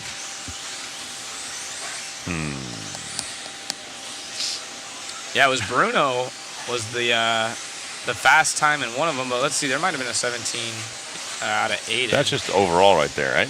Yeah. Overall ranking. So go back to seeding round 3. Seeding round 2. There you go. Maybe. Oh, sorry. There we go. 18.6 out of Aiden. 17 would be nice, though. I'm sure these guys want it. We did see a 17 out of Martin Bayer, but it was a fake lap. Remember, that's probably what you're referring to. You're right. So we saw. Still trying to wake up. Aiden Horn was our fast dude yesterday. Top seed, 18.6 is the fast lap from him, but at the time was a 56.7. So you do the math on that. It was flying. This is what I like to see. His fastest lap was an 18.6. His top 5 average was an 18.9. Average lap through the whole race was 19.4, and all you needed was 3. Once these guys know they link 3 together, they kind of lay up or whatever. I mean, maybe they might have tried to do a full 5-lap run, but for the most part, they know they got their 3 laps, and they'll kind of pull to the side and just kind of cruise. And just as impressive, Marcus Krupp and Brennan Schimmel, both those dudes, super awesome. And I think all of them under 21 years of age, Marcus being 15, if I'm not mistaken. They just set themselves up for easy qualifying. They're with the fast guys. I mean, they are fast guys, but they put themselves, I mean, you got Brock, you got Tater, you got Spencer, Tater, another one, top 6. That's insane. Ongaro in that heat. So, those guys can settle in and kind of pace themselves with those guys, and they're going to be all right. Yeah, it's neat. You guys were talking about it in the chat. We've brought it up. Is this a changing of guard maybe? Starting to see some of these younger racers? I think it slowly is going to be that way. Yeah, and we'll see. We'll see if they can hold on for the full 5 minutes, right? That's just 3 laps, like you said. We know that a lot of these kids, like you mentioned, there's 30, 40 guys, but probably 30 guys that could win it, that have the speed, but it's also adding in the maturity. Can you hold it together for 5 laps? If someone's on your back bumper that whole time, do you start to go a little bit wide? Do you make mistakes? So maybe today it'll be the proving point. Here's the big thing that I touch base on. You talk about your top 15, top 20 guys in the world. They race against each other all the time like a club race. So they kind of know each other's mannerisms. They know what's going on. They know how to race each other. It's kind of like guys racing each other at a club race. You race against them all the time, so you know what to expect out of their driving. Whereas these young guns coming up, they don't have the experience racing with Ongaro. They don't have the experience racing with, Rivkin. So, nerves are cracking off, and these guys, I know I'm bringing up my kid a lot, but we had the shootout at home, and Tanner ran mod, and he had in one of the main events, he had Cavalieri all over the back side of him for 3 laps. Yeah. Never farther than 2 inches away, but never touched him. That's just the experience. We're going to go to an instant replay of that crash. Instant replay. Loose. Oh, just short. Marshall. And Poetry in motion. almost sticks it. Nice. And we were talking about how durable these cars are. I mean, even watching the 4-wheels, you just saw that 2-wheel crash. We watched Shinadachi, a brand new car, unproven, take a pretty good hit. You watch old RC racing videos, that would have never happened. Some of these things, I mean, even for the 4-wheel, with as durable or as vulnerable the front end is on those 4-wheels, we didn't see many cars break. I mean, no, we didn't. You have to be way out for those cars to break, and that's what we're seeing here. I haven't seen a whole lot of cars break. Yeah, and even the one that we were joking about was a ball cup. You know, Yeah, it wasn't even absolutely full in the broke. picture. It wasn't broke. It just popped off. And it looks like Hall got that one. Man, these race directors sending them out there before the marshals are even there. Going to get somebody hit. Race or heat number 9.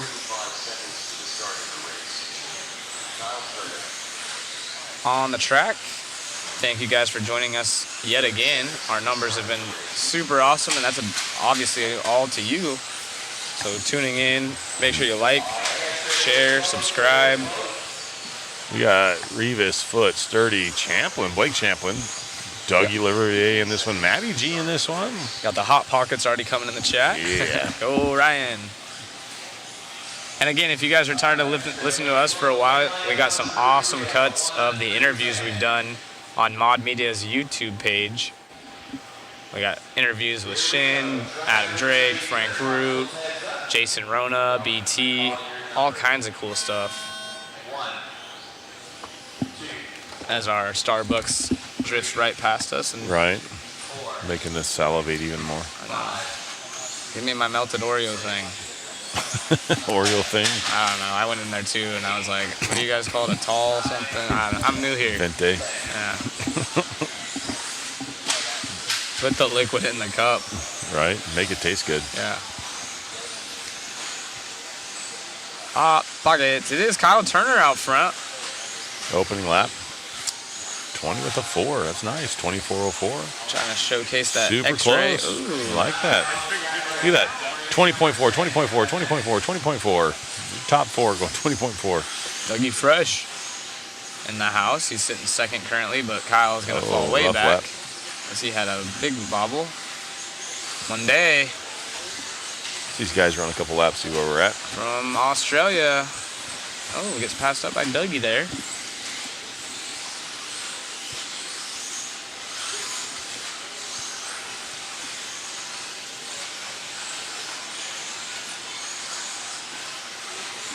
Who do you guys think is going to be top qualifier today? Yeah, throw that out there. Who do you think's gonna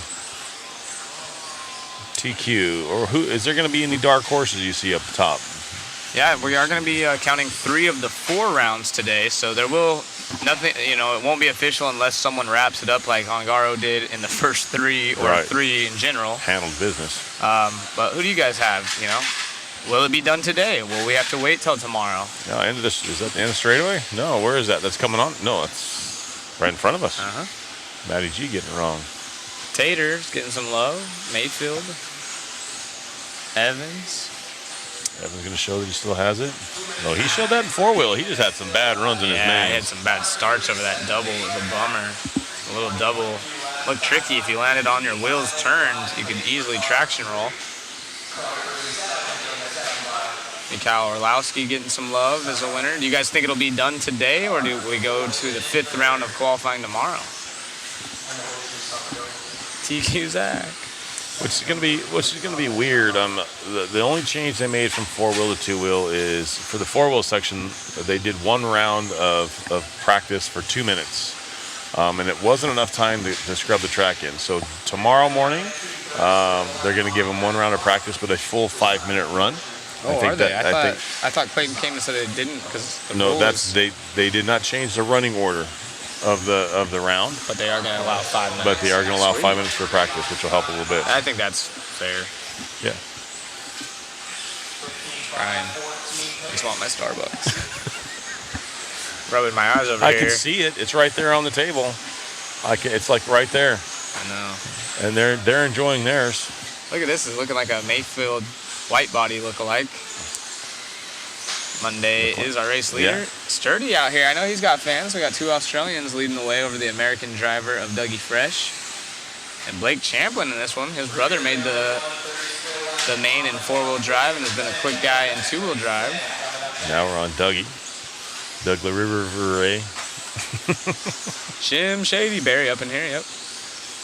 Blake Champlin running 4th. Ben Smith 5th. Brandon Foot 6th. Kyle Turner 7th. Matty G 8th. Josh 9th. Revis 10th. Touch him. Poke him. Touch him, knock him down. Been sitting here watching everybody else get theirs. It's It's rough in the streets. Out here talking. There you go. Yeah, X-Ray was bummed with four-wheel drive. We went over there and talked to them in the pits. Obviously, Bruno was fast, but not having Ty in the main, you don't see that very often. I know he's hungry. Tesman family works really hard, so see if they have anything figured out for the two-wheel drive portion of this event. Following Dougie down the straightaway. He got the number 2 spot, 15.520 overall. That's good enough for 8th on the leaderboard. Sturdy though, 15.518. He's up top. In this one, looking 5th on the leaderboard. That is the associated driver.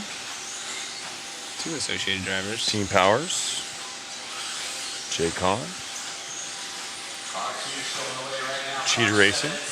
He's got a few different ones on that car. Yeah. Less than 5 in this one. So this one's coming to a wind. And we will have our faster guys starting to make their way up to the stands. Keep in mind this is the final round of controlled practice, and then qualifying will begin. So these are their qualifying heats. These are the heats they're going to run in for the rest of the until the mains. So these guys need to get used to running with who they're running with.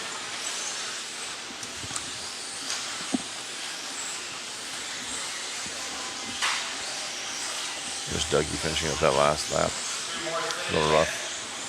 Hard to bet against AE, that's for dang sure. They got quite the dream team going quick.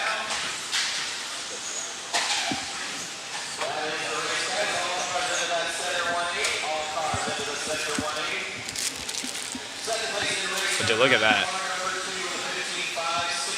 They care. Sometimes. Must have had the lean pockets today, a little rough. Ooh, yeah. Hoopo coming up in the next one over Ryan Bergani and Tyler Hooks. As that one finished up, it was the Associated over the S-Works. You gonna want to go first? I gotta wait for my drink. You have a drink. No, I'm good. I'll wait. Whatever you want to do.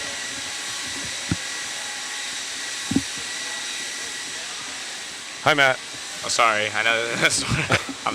She's like, is he looking at me? Is he not? Yeah, we got him. Thank you. Oh, yeah. I don't know what that is. I don't know either. I don't get this, but I'll drink it. You've been drinking it all week. No, they got it for me yesterday. I got a strawberry one, and then I got the. Remember, I was drinking the Oreo thing. That's right. I got some dragon fruit thing. They're trying to make me Healthy? I guess. You want a straw? Dang, no, actually, I'm good. Just don't forget, anytime you drink that on air, pinky up. Yep, pinky up. Pinky up there, mate. Pinky up? That's not, dude, we just talked about that. I ain't drinking it with my pinky up. I don't want Hoopo to look at me weird. Right. Hoopo Ryan, Tyler Hooks in this one. Kaufman put up some good times yesterday. Some good lap times. So we're gonna let Zach eat his breakfast really quick. You think we would get up early enough to take care of this before we got on there? No, we won't. That doesn't happen, Wayne. I'm learning that. We get here just at about the right time to You know, start. the first couple days, this is my first time, running this with you guys. The first couple days, I was up early, ready to go, and I've learned that. So today, I was like one of the last ones getting ready to Rolling go. in here. That's why we had to start the stream without you, man. You guys were sleeping in. Actually, I wasn't the last one ready.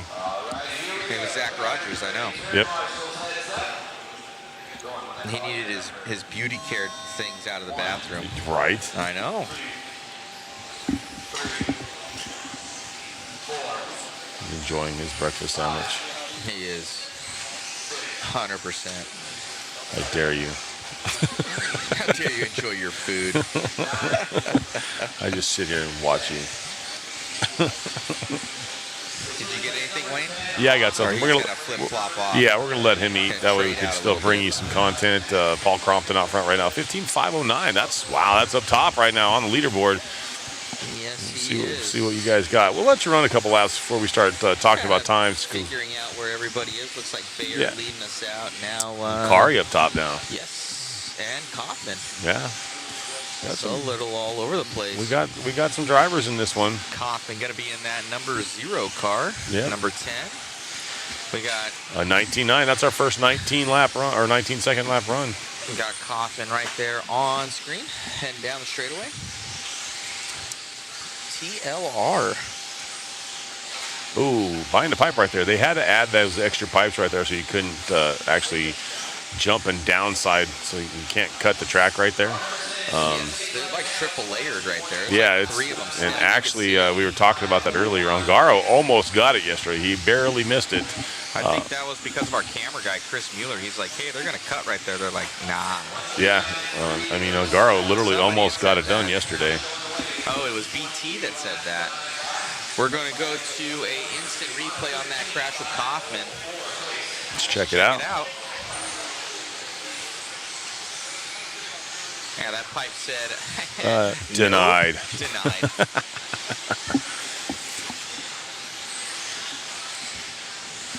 A lot of those guys use that roller after that tabletop as a braking point, so they kind of land a little short on the tabletop and rocket off that thing, and they almost jump into the face of that roller before the turn. Let's try and catch up with car number 9. That's going to be Kari See if we Selno. can. Yes, let's get with Chris. Chris, let's get with number 9, please.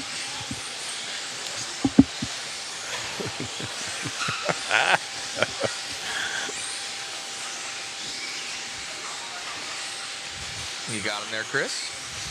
Okay.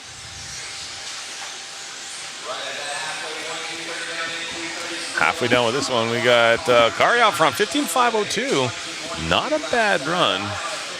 Alex up there is with a 5.12, a 5.12 for Aaron, and Paul going to 5.12 also. So Ooh, right into a gaggle of cars right there. A gaggle. A gaggle. McGaggle. Yeah. Thank you, boys, for letting me eat. I think it's my turn. Go for it. I'm hungry too, so Seconds of break. I'm gonna check out here for a second and enjoy my breakfast. Only 20 seconds. Yeah. Make sure you clock out. We got, clock in, clock out. We got Kaufman going to be in that P2. Aaron here racing with his father, Andrew. Andrew was in an earlier heat. Father-son team getting down. Rob, let's catch up with car number 10. You fancy a sandwich, do you? Right here, right in front of you.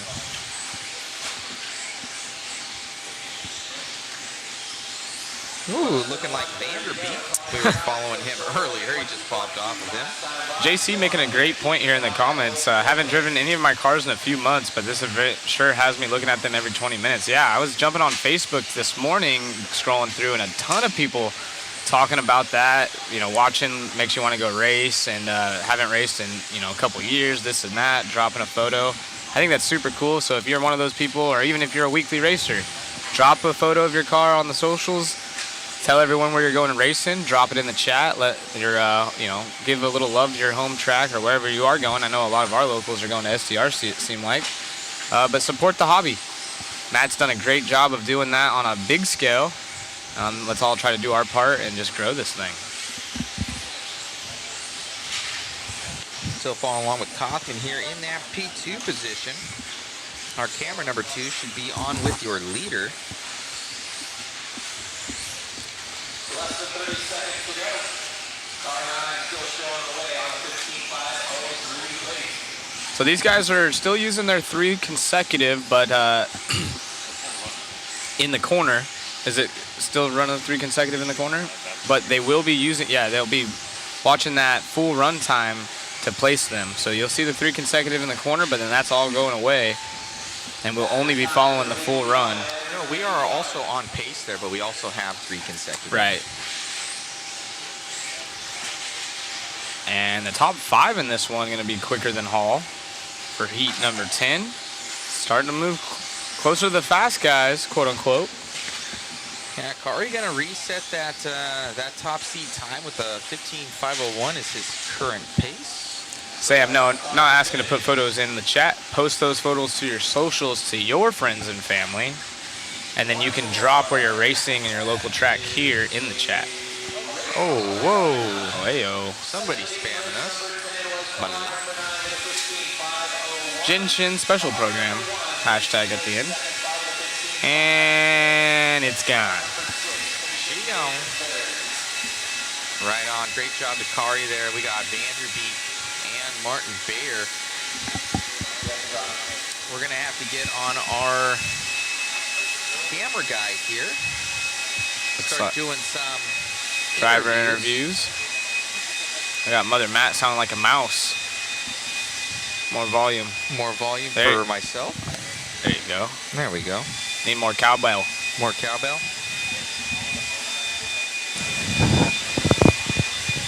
Now they're saying that mine's going a little quiet. A little quiet. Maybe they thought I was you. Nah, maybe so. Is mine good? Yours is good. Yeah, we know it's you. Whoa. Who's in this one? Donnelly. Horn, Felke, Boda, Hall, Edmonds, Mint, Jared Mint. Dominic Passion. That kid, I think he can do something. I really do. Yeah, he's real quick. Dominic's a Utah guy now. Moved from Denver. So he's been surrounded by fast dudes. Spencer Heckert, also another fast one. Daniel's super fast. Any of these guys can post up a time. Yeah.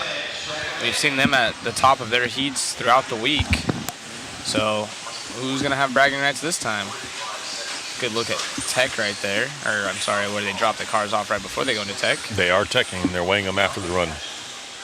Defo, Zach, drifting in and out. So, I don't know. That would be Matt has to fix me up. He's working on it. Race number 11 on the track. This round is just used to set you up in your qualifying heat as to where you're going to start. It is important because that's how you choose your spot on the driver's stand. So it'll be interesting. It's definitely going to give us an idea of how fast these guys are going to go. Ooh, Jaden in this one saying sounds good on my end, Zach. So maybe it's I don't know. I'd hate to say it's an issue on their end if you're just hearing it from me, but other people saying it sounds good. Sounds good in my ear. Jaden Mitherweather, he's an X-ray driver, so Yes, he's supported he his is. guys. He works up there at Exeter Hobbies in California. They have an on-road track and an off-road track indoors, so if you're ever in Central California and want to check that place out, they do a lot of fifth scale stuff there in their shop. They don't race it or anything like that, but they cater to a lot of fifth scale guys. And how cool is it seeing everyone drop their, where they're racing, their home tracks? I absolutely love that. It's a good reminder. So thank you guys for being part of that. And then again, just do your part. If you are going to go race, drop it on your social media platforms, your Instagram, your Facebook, whatever you're into, as Mike does go out. But it's really cool. Gets people involved. People ask questions all the time. I still share it. I've had many people that throughout the years of racing hit me up privately, message, hey dude, I've seen you post this stuff for like 2 years. What's this about? And then I'll send them a YouTube video or talk to them, and that's just how you get people into it, Yep. How else do you get into something you don't know about? Austin, somewhat of a heater there, 20.038. Hobbytown, Hobbyplex from Haas. Oh, just hosted the UK National event. Very cool, Dave Dunn. Dave's been here all weekend with us as well. Or all week. I can finally say weekend again, thank goodness. Tomorrow you can. Yeah. It's been a great week nonetheless. I mean, it has been fun. The racing has been phenomenal. The people have been good. Layout looks fun. Drivers are smiling. I was only hungry for a little bit yesterday. It's the first time I've been hungry all week. We even got treated to a jacuzzi at our Airbnb, so we've been utilizing that. Very cool. Thank you, Matt, for getting a spot that has a little relaxation for us. Matt's treating us well. Before we have to all pile onto 2 couches. Nah, I'm just kidding. We got multiple rooms, and they've done a great job. Got a question on one of my chats. What is an RC starter kit? Ooh, I'll let you handle this one. So there's several companies. Almost all the companies have what they call an RTR, which is ready to run kit. And it basically comes with a basic car. Comes with the radio. Most of them come with a battery and whatnot. So basically, you open the box, you plug it in, charge it, and you can go. It's definitely an entry-level vehicle. Traxxas has that market nailed. But all of them, Associated has a couple cars, TLR has cars. Most of them are on the truck side. There's a lot of crawlers out there that you can get into. Traxxas even has a dragster. They even have their dragster ready to go. But all the companies have a starter kit out there or a ready-to-run kit that can definitely plug you in, where you don't have to go buy all the expensive stuff. Everything's there, because I mean, if you wanted to just buy a racing setup, you're looking at $1,500 to $2,000 just to get into a racing car with your radio and all that stuff. But the RTR kits come with all you need to put the car down on the ground and play with it. So, and there's some really high quality ones now.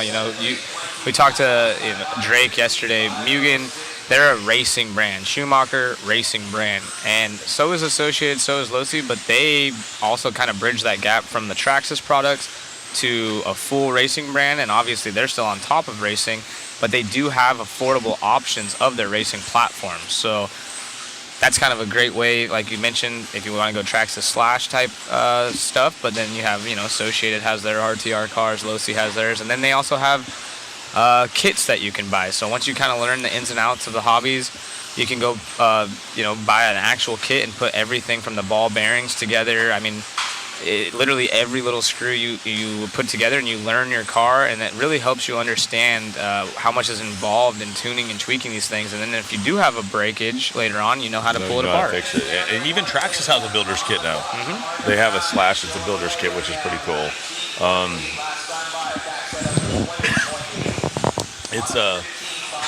It's cool that these companies, they try to get every part of the market handled, so they have every level covered. But in the higher level stuff, when you build a car, these guys a lot of people don't realize what it takes to actually build a car. Right. I mean, you're going to sit there for a couple hours to build it, maybe a week, or a couple hours every night for a week to build it properly. And then the different levels of everything. I mean, all the companies have a basic kit that you can buy, but then they have all the cool stuff that some things you're going to need, some things you're just going to want. Right.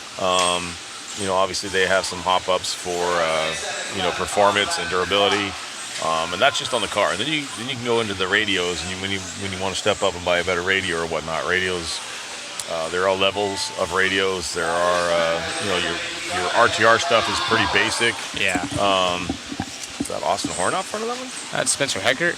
And you're right, Austin Horn. We're following that's the a long rocket lap for pop. him, though. That's gonna hurt. And someone mentioning TLR's race platform, Losi is the hobbyist car. Yeah, don't get too tied up. If you're getting into the hobby and go to your track and you say Losi or TLR, there are two separate names, but pretty much everyone will know. If you want to stay brand specific, they'll be able to point you in the right direction. Right. Ooh. They are two separate names under the same big umbrella, and used to be the same name, but they have since rebranded. Yes. But if you say TLR or Losi, usually most people will help you out and guide you in the right direction, if you will. Yeah. Because some people want to stick with that brand, and if you go see the TLR guys do good here, and you say, I want something like that, but Basher, but I want to stay with that brand because this guy helped me, they'll help you out with the Losi products, or, of course, if you want to get into something else, like a Traxxas or Associated, whatever it may be, whatever brand you want to help represent. The best thing, you mentioned it earlier in the week, is go to your local track, see what kind of part support they have, and maybe who's the local fast guy, who's friendly, who you want to surround yourself with, see what they're running. And that's usually the best way about it, in my opinion. Well, my biggest thing is when you look at that is the product support. I know Traxxas has done a very, very good job about getting their product out there. I even think that they went as far as, I think at one time they were in a Pep Boys. Yeah, they were. Yeah, so I don't know if they are anymore, but they used to be at a Pep Boys where you can literally go and get a little cold, Zach. I'm freezing. It's 100 degrees outside, he's freezing. Yeah, well, it's not 100 degrees under the table. We got this thing. Sounds like the blower under there. So fan is going. There's a lot of stuff you could do with these cars. A lot of ways to get into the hobby. That's relatively cheap. I mean, you could spend a couple $100 and get on the track, or you could spend a couple $1,000 and get on the track. It depends on what you want to do. What was your guys' first car? We did this the other day, but maybe we have some new viewers. Did you start with an RTR? I know personally, I actually started with a factory team kit me and my dad put together, which was really fun for me as a kid, you know, getting to build that with my dad and then getting to go run it for the first time, and it makes it extra special because you actually have some work that you put into it, you know, and it's not just a car like. And not saying that RTRs are bad, but when you build it and you put that time and effort in, it makes it that much more special. That's the one thing I remember the most about it. I did it with my kids. When my dad introduced me to the hobby, it was a Super Champ in 1983 for Christmas. Yes, I'm dating myself. 1983. Dad hooked me up on Christmas, and we sat there for hours building that car. And it was, you know, father-son bonding time. It was just cool, and we learned a lot. We had fun. Some of it was, you know, a little aggravating because of parts and this and that and trying to figure things out, but it was still fun. It was a good time. And then growing up and then having my own boys and doing the same thing with them, it was just super cool. Yeah, and I mean, especially nowadays, you know, it's easy, even myself, to forget, like, everything's instant gratification, and there's something, like, therapeutic about putting a kit together, in my opinion. Oh, absolutely. You learn a lot, you understand geometry more, you know, if you're young, it's a great way to just expand your mind and learn something new that you might not learn at school or you know, not knocking, you know, stick and ball sports, but you might not learn that way. This is more hands-on, you know, especially if you are one of those people that learn that way or are more interested in being like a mechanic or something when you grow up. It's an excellent way. You can do it at home, small tools, relatively inexpensive compared to, you know, building a full-blown real race car. Right. So you learn a lot. It's really cool. Not much cheaper. Not much cheaper. As the fast guy's starting to hit the track, it is Evans leading the way. I'm looking at who's in this heat, and I'm actually kind of surprised that Evans is this low. This would be your C qualifier, I think it would be. Evans, top of this one, Bornhorst, Setzer, Kano, Gotzel. You got Hunter King in this one. Tyler Fenster, Yoshi's in this one. But Dustin Evans is a surprise to be kind of, and I say this low, but I mean, this would be your C qualifier. Well, he's the only one out of the four-wheel main in this heat. Yeah. So a couple paid drivers in this one. A couple youngsters coming up through the ranks in this one. Yui's been fast as well. And it is Evans for the full round. He's the only one on a 16-lap pace. Well, the only 16-lap run we've seen thus far, but it's only 2 minutes down with 3 minutes remaining as we follow him along on the front side. Hashtag Team Yellow Wheels for you, Wayne. There we go. And he's got a bunch of traffic in front of him, so let's see if they pull over. It is Lee Setzer, who is sitting third, right behind Yui.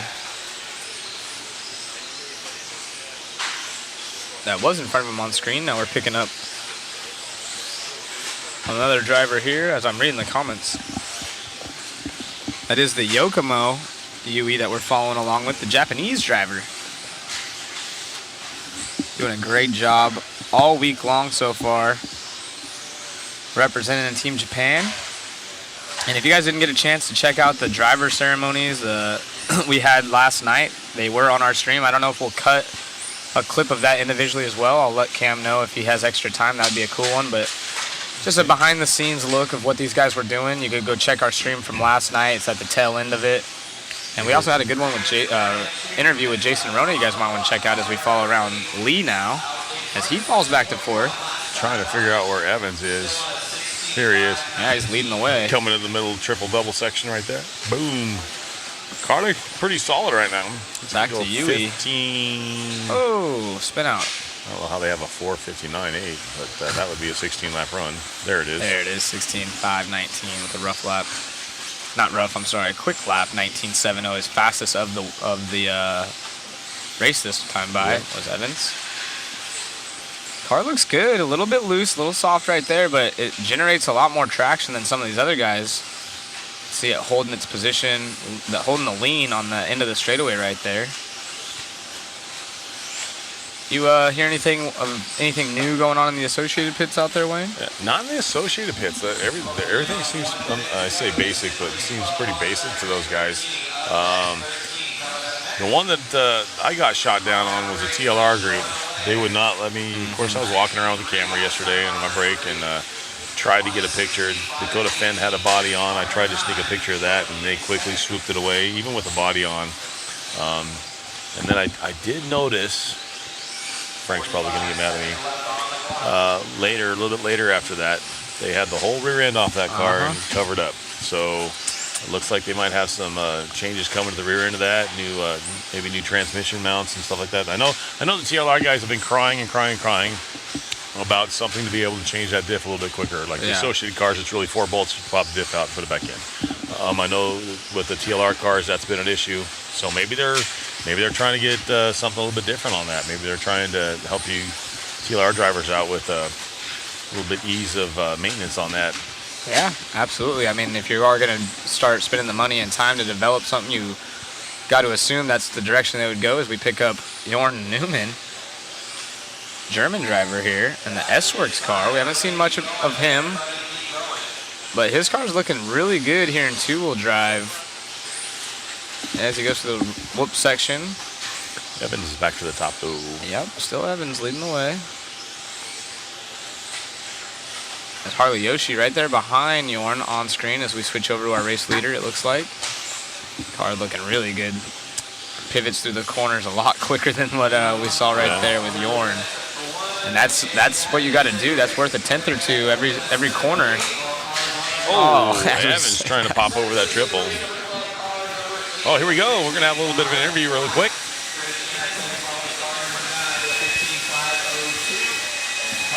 We'll wait for the blowers to shut off. All right, we are here at our 2023 official qualifying day at your World Championships. Dustin Evans in your control practice, your controlled round, setting the fast round so far with 2 more to go. How'd the car feel?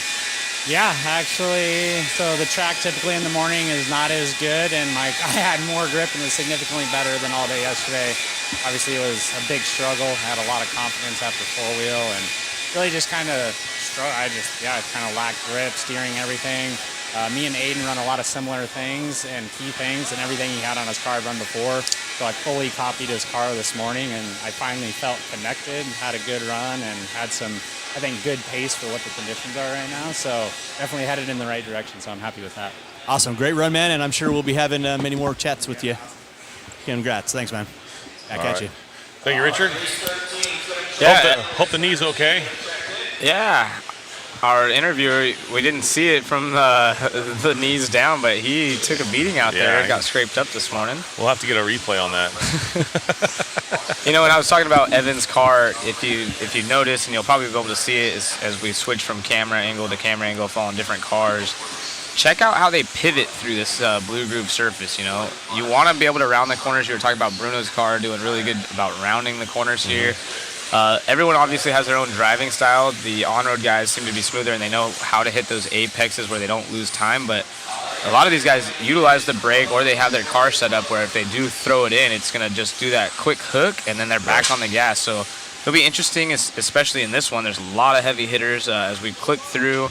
Try to kind of make note of that in your head and see the different styles. You know, Mayfield is a very aggressive driver. You're going to see him throwing it around more than maybe someone like Cavallari, but then again, sometimes they'll set their cars up against their driving style to kind of help in the spots that they might be slower. I know I used to do that. I knew I wouldn't drive as aggressive.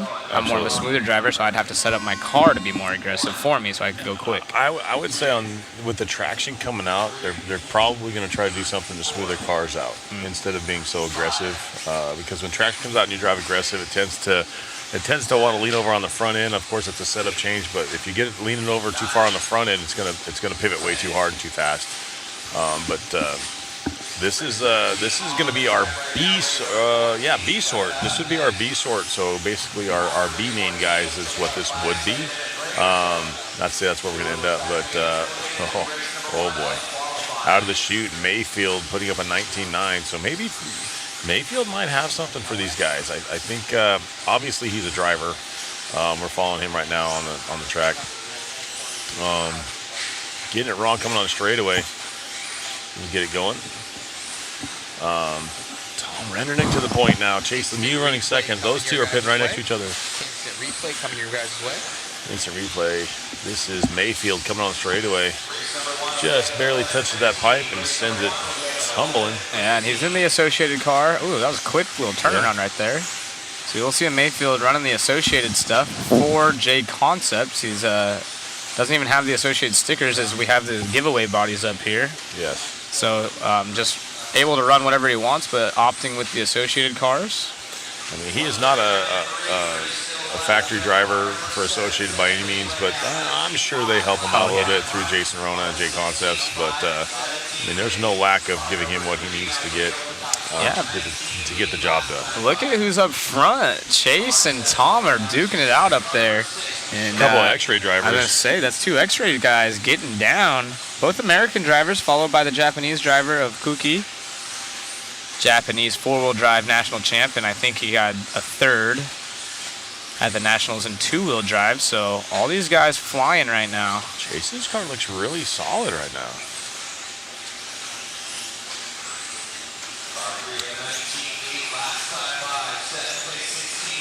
Yeah, Chase is looking really good. Yeah. X-ray car. See how it just goes through those corners so quick, but doesn't lose traction.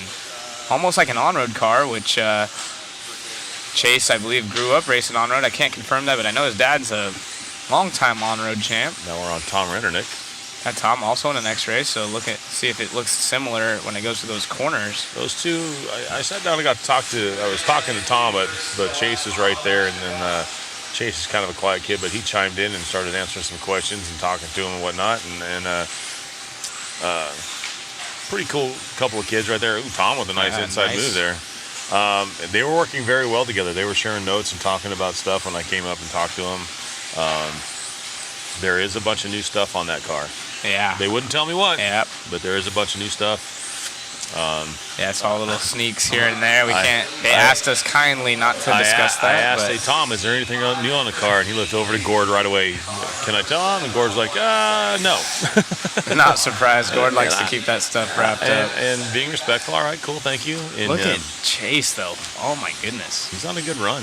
What was that one? Last time by 19-0. I was about to say that had to have been a heater because he was downsigning everything perfect. He's throwing little mini whips just to get the car corrected midair. Yeah. But I'm telling you, it's the way that they go through the corner. These look like an on-road car. Look how quick he is able to pivot that versus some of the other cars. Yeah, he's on the right-hand side over that double single on the tabletop right here. Yeah, that car looks solid right now. There we go. Full screen, especially through this section. That section is probably the toughest part of the track to get through, just because you're back and forth through the rope section there. So here we are right in front of us on the tabletop. Oh, going on the straightaway, getting it wrong. No harm, no foul on his wheels, but it is someone asking what's the hot laps currently. 19.0 is the quickest I've seen in this round, but we did see, I believe, an 18.6 yesterday. Out of Aiden Horn, who is our top seed. And now you can get an idea of the difference in cars. So this is a Schumacher followed by the X-Ray. So let's see if we can see the difference in the corner speed. And of course, as I say that, he pops it off the pipe right there. But Orlowski now sneaking up in there, and Rob Gillespie as well. So your top 3. Your top 2 are Schumacher cars right now. Yep, top 2 are Schumacher. Orlowski. As Chase falls back with that rollover, unfortunately. Looks like we're following, I'm not sure who that is. That was Cracknell, I believe. Okay. No, that's actually Orlowski right there. Yeah. I'm sorry. I was looking at a different side over here. We got like 4 screens to look at to try to pick up what's going on. And now we're back with Cavallari. He is in first right now, the Schumacher car. Hashtag Team Yellow Wheels.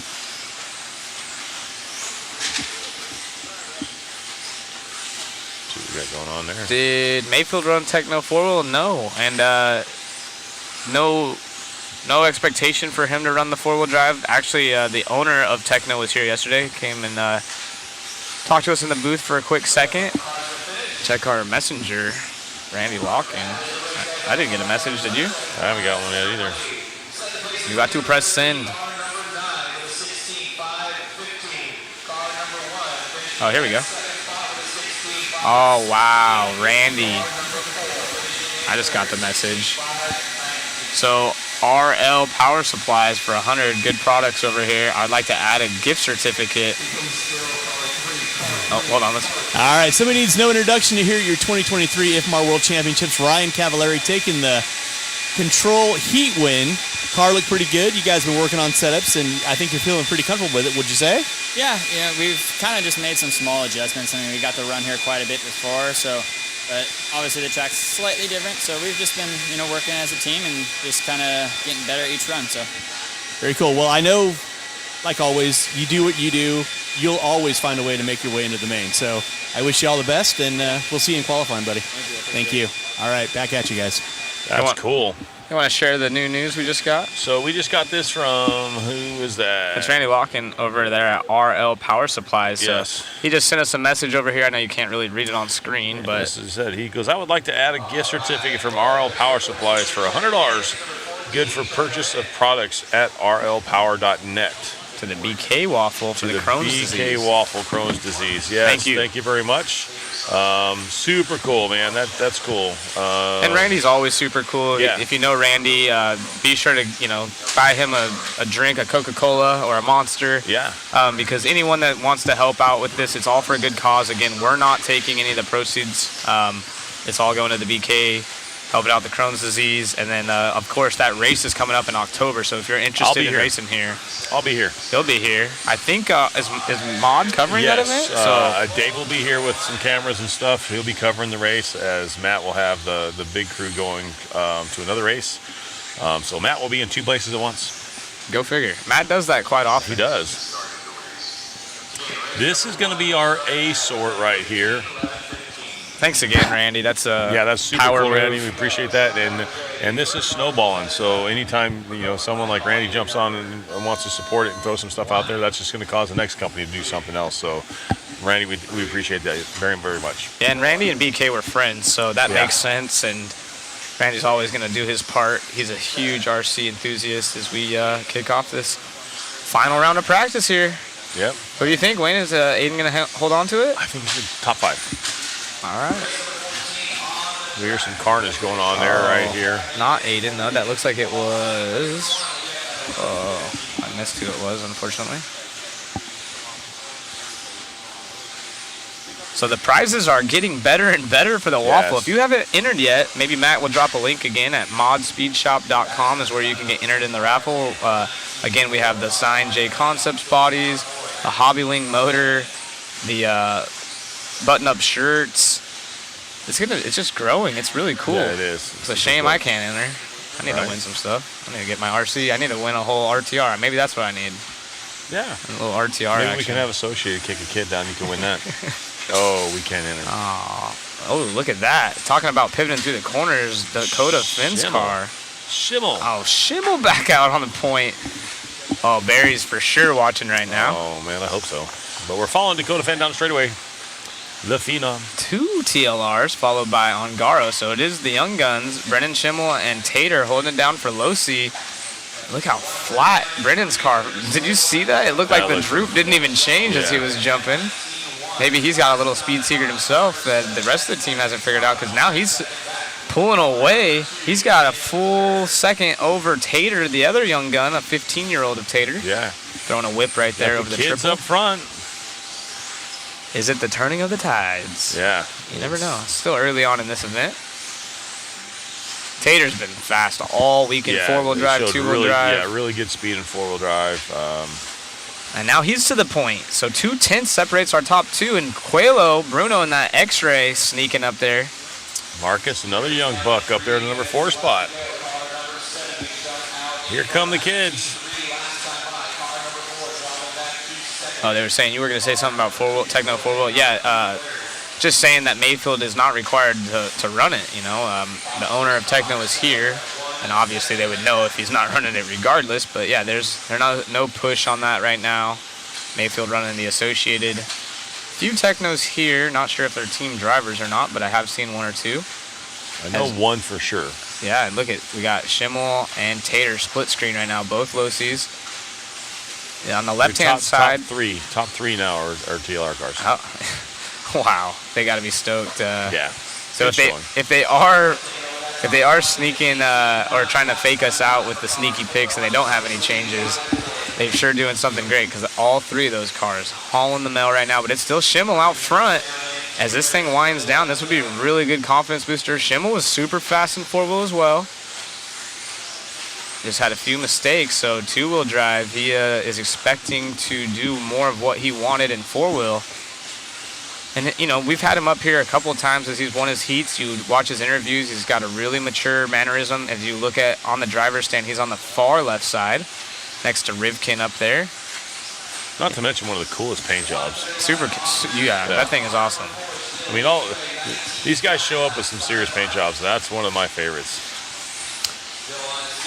Schimmel not cracking under pressure. He has an 18.9. I believe that only other one than the 18s is going to be Aiden Horn, who was our top gets seed. it wrong in straightaway. It's all good. Just practice. Is that Tater?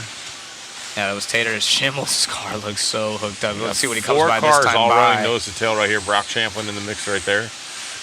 Schimmel 18.9. Oh, sorry. That was a 19.6, but he has an 18.9. He does. And Marcus coming by with an 18.9. That is the 15-year-old that was in the four-wheel drive main, the team associated driver, as we see Schimmel getting a little bit sideways, but landing perfectly clean. No harm, no foul. Flying down the straightaway. 30 seconds remaining as we pick up Dakota Finn. 16.510 an overall run. So Fand and Schimmel going 16.510s right now. And Aiden Horn, I said it, top 5. Yeah, he jumps up over there. And Dakota Finn to the point. 16.509 is going to be potentially the time to beat, and at least through practice. 10 seconds to go in this one. Dakota looking really good. Signature paint scheme. That's got to be my favorite part of the track, when they do that step on, step off, and they have that little roller that they kind of throw a mini whip off to set the corner. I really like the flow of that. What's your guys' favorite part of the track so far? You guys fond of a certain side, a certain section? Don't really care one way or the other?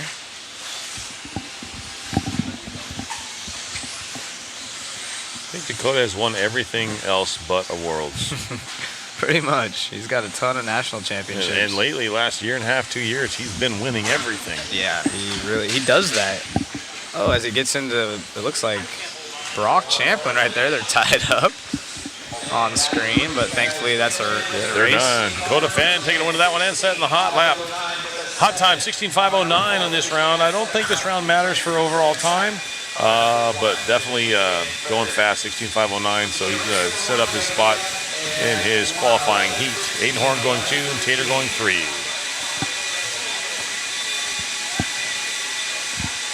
All right, so we're back in the 2023 year A qual basically done. Dakota Fend, looking good, looking solid. You guys have been doing some work with the TLRs. I mean, both you, Tater, Brennan, Cole, your guys' cars look pretty easy to drive. So you guys happy with it? Yeah, it's been good. I definitely made quite a few changes yesterday. Just kind of get the car more comfortable for me. But as a team, everything's been awesome. Seed 4 in the top 10 like that, it's a great start. And I think myself personally made a lot of progress. I was seated 10th, a little bit off pace, and I think we still have a little bit more work to do, but definitely feeling more comfortable with the car. And it was nice just to be able to get a clean run in and kind of go into qualifying in a little better position. Awesome. So looking back on the track obviously evolves. You've been here many times, so you know how this dirt is. You know how everything works. You don't really chase the setup too much. I mean, you do some changes, but everything else, you just kind of make it easy for you to drive, right? Yep. Yeah, I'm kind of on the opposite end of things. I'm more of the guy that doesn't really change anything and just drives it, and as long as I'm comfortable, I'm good. So once I kind of get to that comfort spot, I kind of know what that is, and I really just kind of hone on that. Probably make a couple small more changes, and I think we're pretty close. We're in the ballpark now. Awesome. So Dakota will be starting out on the top spot for the last heat. So tune in, cheer him on, give him a like. Dakota, as always, pleasure, man. Thank you so much. Thank you. All right, guys. Break, and then we're back into our first round of qualifying. Yes, Kids sir. in the booth, all you. All right. Thank you very much, Richard. And something I've always, it used to be a big deal. Dakota's cars, you would take off, especially his electric cars, take off the body, and there'd be wires everywhere. It looked like a rat's nest, right? But when you are at that level and you understand who you are, both in racing and your own personality in life, he owns it, and that's kind of what you have to do. Like he said, he's like, I know my style is I just want the car to be drivable for me, whatever I feel comfortable with, and then I don't go chase setup. I'm not the guy that's adding a half mil shim there, this and that. I just want the car to be drivable. I want to feel comfortable, and then I leave it alone, and that's Yeah. pretty cool. And that's probably why he's so consistent. Well, I mean, you just know what you have at that point. You're not making changes. You're not trying to, like you said, chase a setup. You know, you get comfortable. I'm kind of the same way. I'll try different things, and I'll get to something I like, and I don't like changing it. I like to leave it alone, no matter where we're at. Like I went from our indoor high bite, clay track going to outdoor hard pack, blue groove, and I literally didn't change my shock. I didn't change anything on my car. I did update some parts, but that was about it. It was the setup change didn't change at all. So I'm kind of the same way with that. It's just easy. What about you guys in the chat? You guys a setup chaser, or do you guys just drive your toy car? I know for me, I was kind of closer to the Dakota side of things. I just wanted to get my car dialed in, and I'd just go run as many practice laps as I could. I just wanted to be driving. Thankfully, Jared kind of taught me, like, you got to pay more attention to little things that you wouldn't even think about. And I was pretty far in my quote-unquote, racing career, if you will. But there are little things that you learn and you have to check that you don't really think about that matter drastically. But then on the flip side of things, I've told the story. We went to a race, and Jared wasn't doing that good, I don't think, and we were battling out. And then we come back, and he smoked us. And we looked at his car, and he had like a 3 mil shim on one side and none on the other. And I was like, what the heck? And he's just like, I know, right? And then, of course, he puts it back the right way and beats us even worse. But, yeah, it's good times. And it just kind of everyone has their own style. But what's your guys' style? You finding, mostly tires, Chris Champlin said. That's a big one. We were joking earlier. What's your favorite portion of the track? I saw Colin Herzig said the straightaway. The straightaway. That's the funnest part. Yeah. And for some, it's the hardest part. Yeah. Pizza box Zach, Dennis knows. Yeah, I'll drive anything. You throw wheels on it. Maybe not as good as some of these guys, but I just wanted to drive. When I was young, if my car ran like that, I remember not even understanding why the foam, like when foams would blow out, my car would just be, roosting and stuff and growing the tires in the rear end. I was out there, so it's there's a fine balance, right? You got to know what you're doing and get it in that window, if you will. Yeah, and I would have to say, setup-wise, when we're running on the slicks and the high bite stuff, the setups are always important, but you can be close on a setup on a high bite track and be somewhat competitive. Whereas, if the track's a little bit looser, you're running a treaded tire or whatnot, and you're chasing traction, setup means a whole lot more. I know the traction's coming up, but it's still not like super stuck. So these guys do have to pay attention to their setups, or at least put something on the car that's comfortable to where they can run some good competitive laps. And obviously Dakota Fan, pretty comfortable right now, which is not good. Yeah, the whole TLR team, they're putting in work over there. They're secretive for a reason, and it seems like it's paying off. We've seen Tater up there. Cool Tollard's been super fast. Of course, Schimmel was flying. Dakota Finn wrapping it up right there. But yeah, Jack Smash, exactly. Like, you don't even know some of the stuff. and when you take off the suspension on your car, it's really good to check everything, make sure nothing's binding up. Even if you just check it and it seems like it's good, go all the way up. Make sure you're checking once it gets to a certain compression spot, does it stick at all? Right. Back and forth. You also, when I first started, I thought you wanted the whole front end. Like when I was brand new, I'm like, why does the front end have slop in it on my two-wheel? Well, you need that type of stuff because that's the only way it'll track straight. So if you guys are new racers, be sure to watch some awesome YouTube videos. I think Ty Tessman, Adam Drake, Aiden Horn, all those guys put out really good content to help you get to that next level. And also, a lot of these guys, this is what they do. Just message them on Instagram, message them on Facebook, reach out to your local fast guys, or if you want to reach out to, Cav or someone, Jared Tebow, send them a message. A lot of them are willing to help. They have setup sheets, and this is their job. So I noticed someone's here finally. We're going to try to get him up in the booth. He's walking over there by our pits.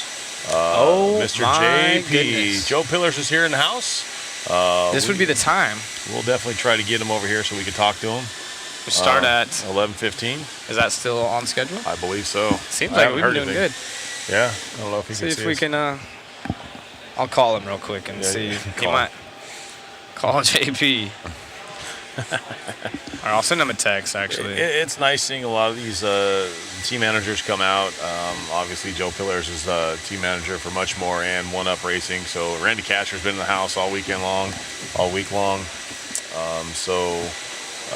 You got Frank Root. See if we can pan to the pits by chance and Yeah. get a view of pillars walking around out there. We got a Back ton to of it celebrities. He's right there on the left-hand side near Randy Castor up against the fence. There's a lot of people There he know is. Joe Pillars. JP right there. Been to many world championships. Yeah. Oh, see if he hangs a left, hang a left. Oh, somebody get that boy. Randy Castor's trying to take him on a date or something. They're going to go to Chipotle maybe. They're going to go get something to eat. Maybe they got some secret stuff Joe's bringing them. You never know. Got a replay of that. A replay of him running away. We're going to go to that Mugen interview that we had the other day. Give these guys a little bit of a break. Cool. All right. Thank you, Matt. Yes, we'll thank you, see you Matt. guys in about 15 minutes, if I'm not mistaken. Guys, enjoy.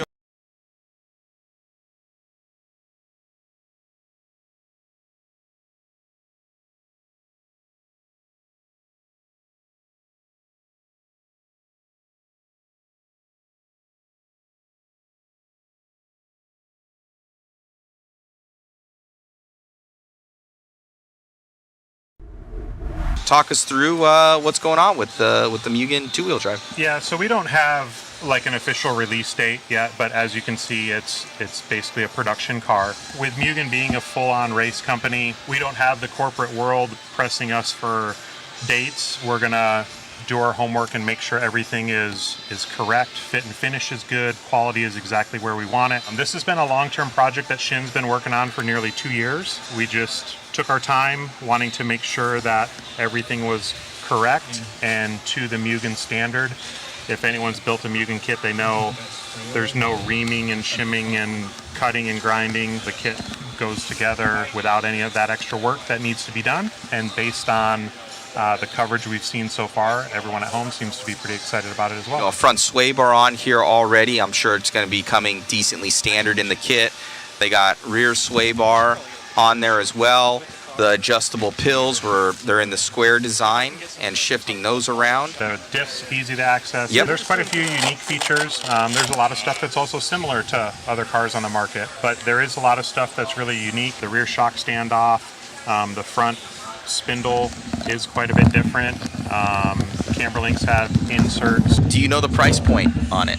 No, there's still a lot of small details to work out, but we know the price point that we need to be within, the range that we need to be in. So it's always a little bit difficult to compare some cars to others based on just the actual sticker price, because some cars come with more options or some cars need less options out of the box. But we kind of know the range that we need to be in. From the testing and development standpoint, we're very close. This is 100% Mugen. Again, just like with all of our 8-scale, you're not going to see parts from other cars on our stuff.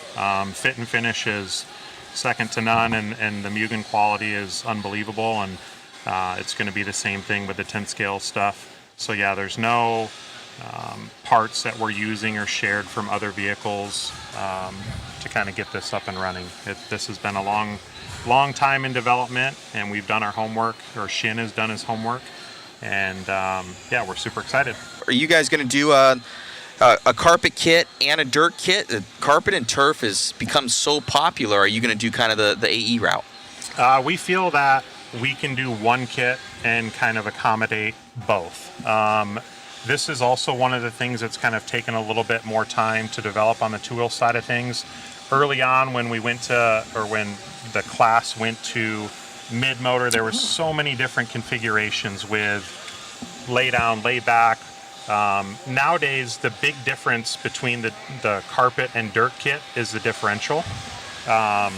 So we think we're going to be able to have one kit that will accommodate both. If needed, we could do two, but the plan at this time is to do one kit that will accommodate both carpet and dirt. Yeah, so I see something different I haven't seen before is these little L brackets on the bottom where you can shift over the shock position. That's a pretty cool little design there. Yeah, so it's actually kind of a dual feature. It allows you, like with most molded arms, you have 2 or 3 shock locations that you're tied into or you're committed to once the arms are molded. So with the standoffs, we're able to shift that and basically put the shock position wherever we want. And you can also shim that to basically adjust the amount of gull wing the rear arm has. You don't have to have multiple different arms to be able to really tune the car for all the different conditions. You guys going to have obviously ball diff and gear diff setups? Yep. We don't do RTRs, we don't do basher stuff. We're 100% committed to racing, and it's going to be no different with the 10 scale stuff. Do you guys have plans on hiring anyone? It might be a little bit premature to ask this now, but to be a 10 scale specialist for you? Yeah, we have to have the cars available and ready before the driver, in a sense. So at this point, we're very, very close with the 2-wheel. We have a 4-wheel that's pretty much designed. So that will shortly follow, but we need to make sure that we have all the platforms and products to be able to put it in the hands and have someone who's able to go out and win on all levels. So only Shin has this weekend. For this event, it'll just be Shin. So this race is purely a development race for us. You know, Shin is going to go out and do the best that he can. This is more of a kind of final test in real race conditions than it is a event that we're here, you know, expecting to be a threat for the win. Now, obviously, 2-wheel and 4-wheel are great, but for the U.S. market, is there going to be short course and truck? Are you guys kind of looking into that as well? So there is talks of that. Obviously, 2-wheel and 4-wheel is what's most important globally. I feel it's super important that, especially for the U.S. market, and even in Europe, they run some stadium truck.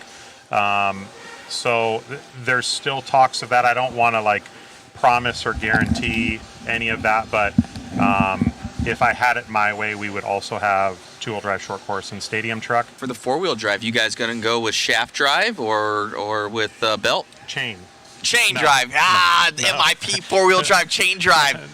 Let's go. It'll be shaft driven. Shin paid a lot of attention to detail. There's going to be some stuff that's, when we're ready to kind of release that information and announce it to everyone, it's, I think, going to get people even more excited.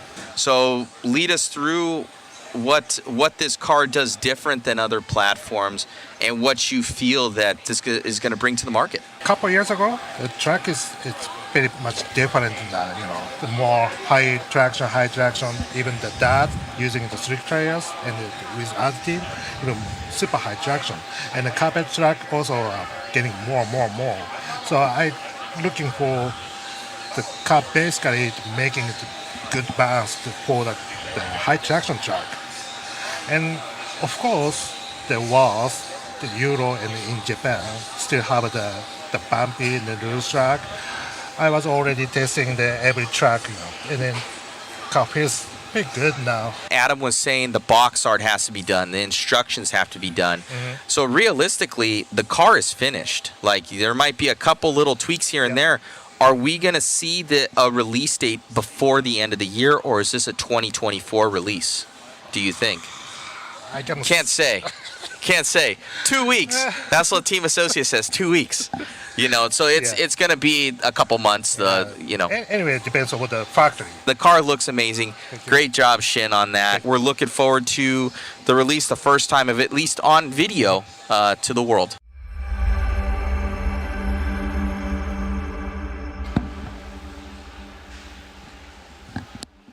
Hopefully you guys like that B-roll footage. We're going to go with Matthew Willoughby now, talking about some stuff out here at Hobby Action. Enjoy. Talk to me about this job. Well, tire tech is pretty important here. So tires aren't allowed to go back into the pits.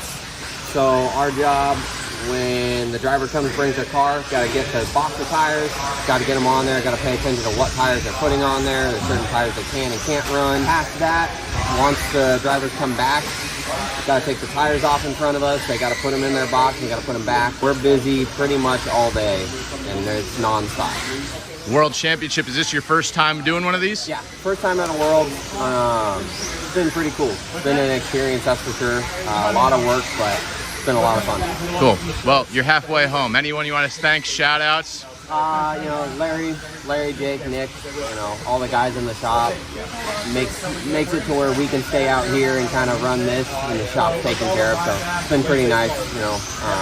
But yeah, all the Hobby Action guys have been really good. Cool. Well, the racers are saying thumbs up from you guys as well. So appreciate all your work. Yep, thank you guys.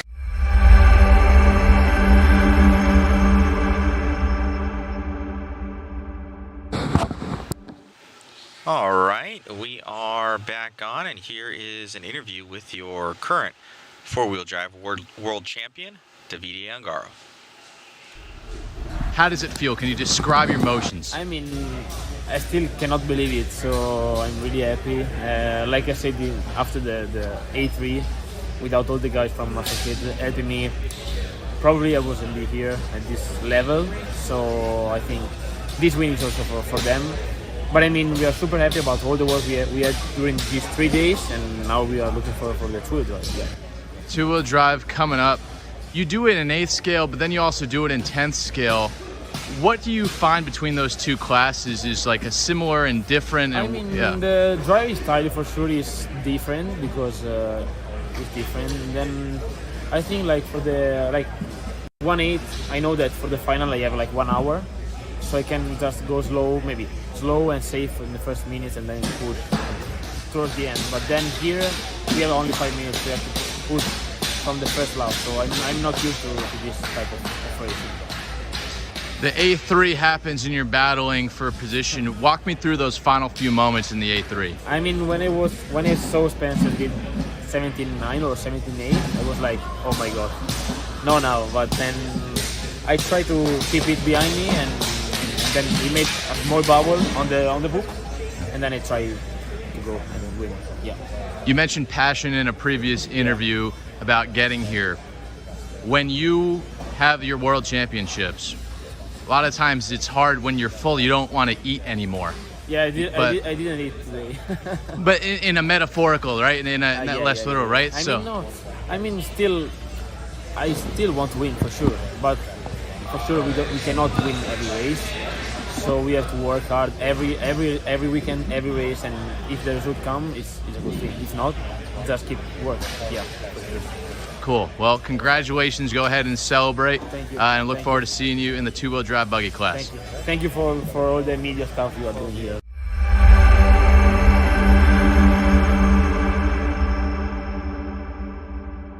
One. Welcome back.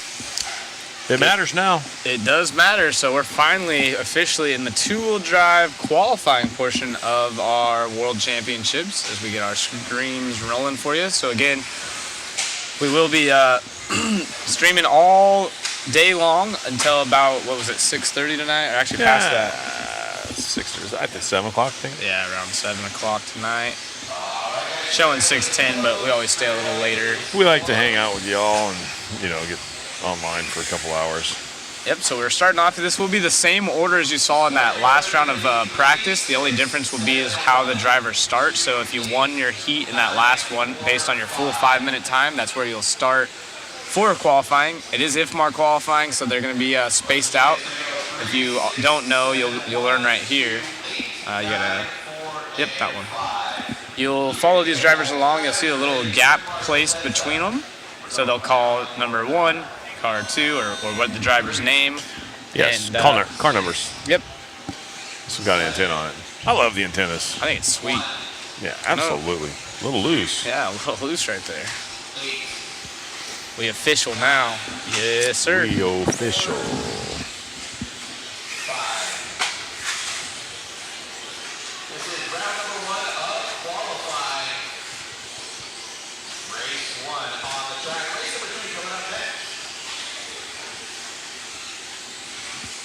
We're going to be posting some stuff up on our socials. Just kind of having fun with it, guys. Yeah, it's William White leading the way. So again, these guys are all on their own individual clock. So if you see passes going on, it doesn't necessarily mean they're changing positions, but most likely you're losing time if you're getting past, right? So you follow around the different drivers. I know Evie Beck has a ton of fans out here.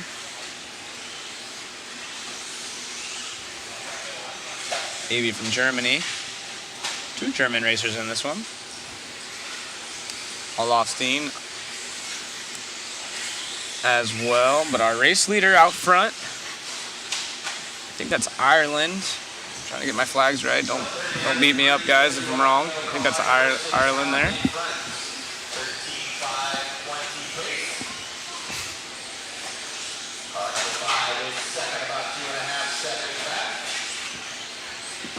as these guys bounce off the pipe right there. Paul Parks in the 2 spot. Evie. You guys asked about Evie. He's been around the RC scene for quite some time. Long-time racer enthusiast. As our big boss man walks by, make sure we're all doing our job. The Mad Panda. Panda. Yeah, you guys ever make it out here? Larry's a super cool guy. He's done an amazing job with this facility and just doing a phenomenal job with this event. So say cheese for the snap. Cheese for the snap.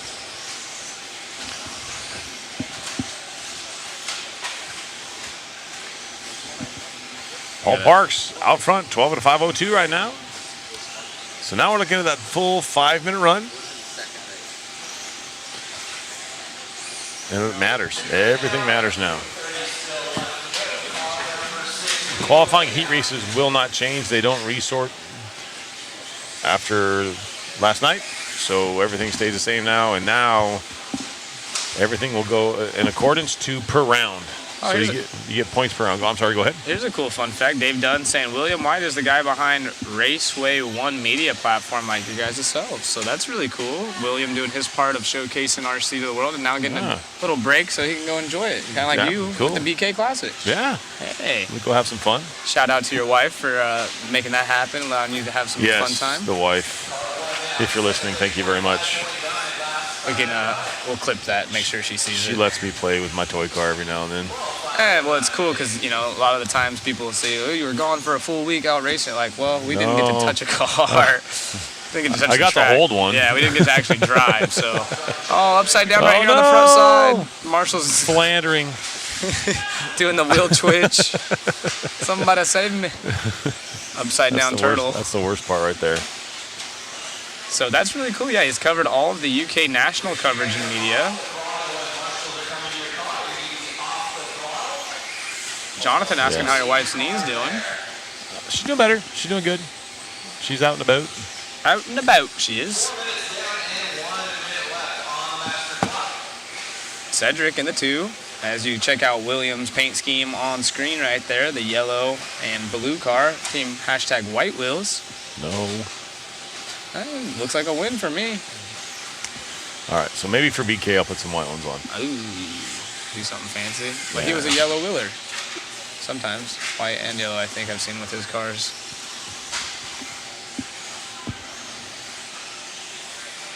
Oh, goodness. To Mod Live Media Facebook, love the walls. Message a donation. I don't have access to that one, so we'll have to get Mr. Matt or somebody that's listening. Matt doesn't have a headset on, so Mater Racing Media, thank you so much, but we'll have to make a note of that or something. So Yeah, I'm sure if you messaged him, so he'll definitely take care of that. Matt's a super busy dude, and he is reading the chat. He reads all that stuff, so as soon as he gets a chance, I'm sure he'll get on there and take a look at it and answer you back or see what he's you on got his going. phone now. There you He's go. on See. it. So we'll announce that. We can't see it, so hopefully Matt gives us the info. He's already smiling. Yeah. So you either sent him a belly button picture or you sent him some cool stuff for the waffle. Mr. Matt, what did we get? Oh, he walks away. Oh, man. So it looks like Cedric taking over the lead. Appreciate you guys. On a tiki run. You're going to do the interview? Cedric is the He's TQ. The TQ, yeah. The first TQ. Grab him before he walks away. In the two-wheel drive portion here. Yeah. Early TQ set. There he is. He's waiting. Mater. He's coming? Yeah. Yeah, can you send it to me? My name's Zachary Rogers on Facebook. No. I'm sure if you just look He's up coming right now. look up an RC guy There we and go. type in my name, we can get it dialed in. But There we we're go. gonna jump in with Matt here. We're here with Cedric. You're actually the TQ right now of the World Championships. Yeah, for a few minutes I should be TQ, but it won't remain pretty long. So you're saying it's not going to last? Yes, I am. It looks good out there, man. Are you having fun? Yeah, I'm fun. I have fun. I'm there to have fun. So yeah, it's pretty cool. Right on. Anybody you want to thank out there? Sorry? Anybody that you want to thank? I want to thank Jesse Grana. I want to thank the guy at Team Associated, and I want to thank the organizer for this event. Congratulations. Great job. Thanks very much. How cool is that? And you guys said, yeah, that's really cool to see right there. Giving a shout out to our boy Jesse, if you're watching, from Team Associated. We got a Matt's mic's on over here real quick. He's talking to Larry Tom, so maybe that'll get clicked off. But that was really cool to see Cedric up there smiling, saying, hey, my TQ ain't going to last long as the fast guys push their way through. Yeah. How's Matt treating you? Let's see how long maybe he hold on to it for a race or two or something like that. You never know. Elliot Boots in the chat, so we got another celeb. Matt's treating us pretty decent so far today. I haven't thrown a pin at him, so he's not losing his marbles yet. That was kind of funny. We had that. Good morning, sir. Yeah, good morning. What do you want? You want a hat? I don't wear those. I don't like the flat bills. I like these. Yeah, nice. Yeah. Speaking of the hats. I bet you would look sassy in one of those. Sassy? No? You're looking so sassy. You always look sexy, Larry. Don't let him fool you. Larry's such a good dude. Built such a badass facility here. It's just phenomenal. All right, let's check out. Get ready. Heat number 2, round number 1. TQ right now, Cedric.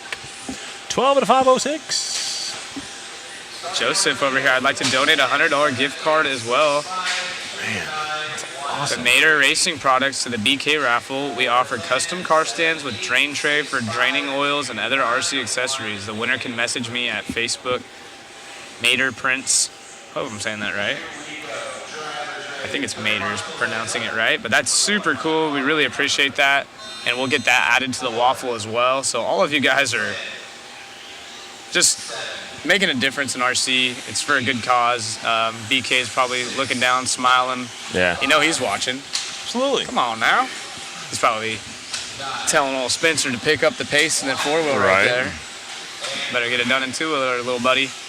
What manufacturer do you think he's rooting for? Because he's put so much time in at both TLR and Associated. Who knows? He's also been an X-Factory driver. Yeah. We were checking out some cool heritage. Scott Foy was showing off some old school. Yeah, he's got quite the collection going on. Dude. And it's actually one of the racers. I think he was in this one. Freddie Russell, if I'm not mistaken, owns that collection. Someone in the chat will probably drop it down. I got a bunch of A-Main 100 vouchers. Well. Oh, Jesse. How about this? Go ahead. I'm going to challenge all the painters.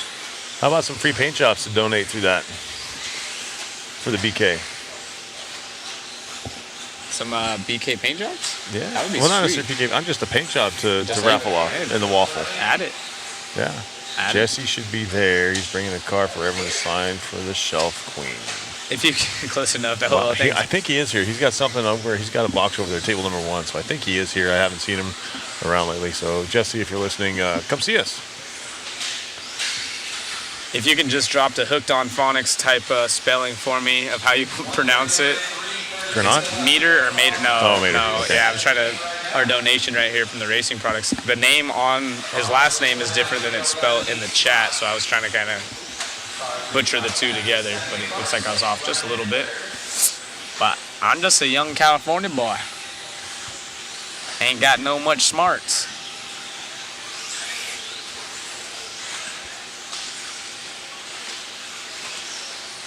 Matthew's lovely girlfriend is a teacher, though, so maybe she can learn us something. A perfect level, too. It's 3rd grade. 3rd grade.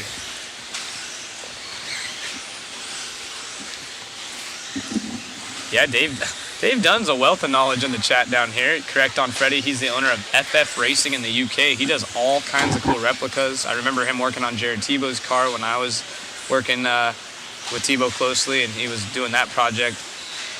And he's got an awesome collection, so. Oh, watch it. Oh, straight away. That looks like the 405.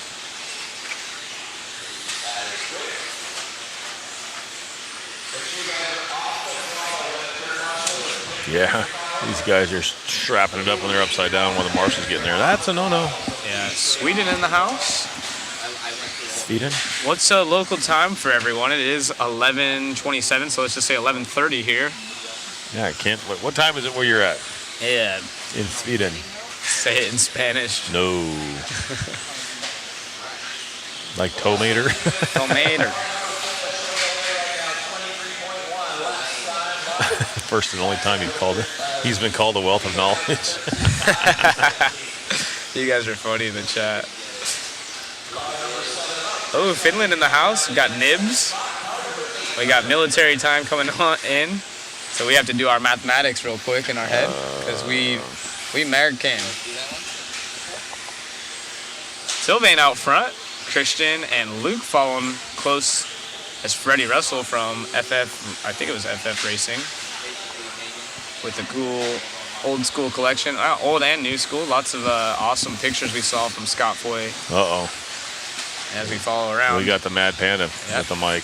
Panda, he's going to be doing some interviews or yelling at people, or both. Yeah. Sylvain out front with 1 minute left to go. On a TQ run, 13 and a 5:12. Christian runs second, 13.515 and a 12.505 for Dave McQuinn. Yeah, maybe we'll have to get Freddie Russell up in the booth and talk about that collection because he does have some cool cars. Saw some pictures. And There's a lot of people like I know personally David Goss. Yeah. And he's a collector. Him and Matt Francis were super close personal friends. They lived together for a while. And so David Goss has just about every car that Matt raced.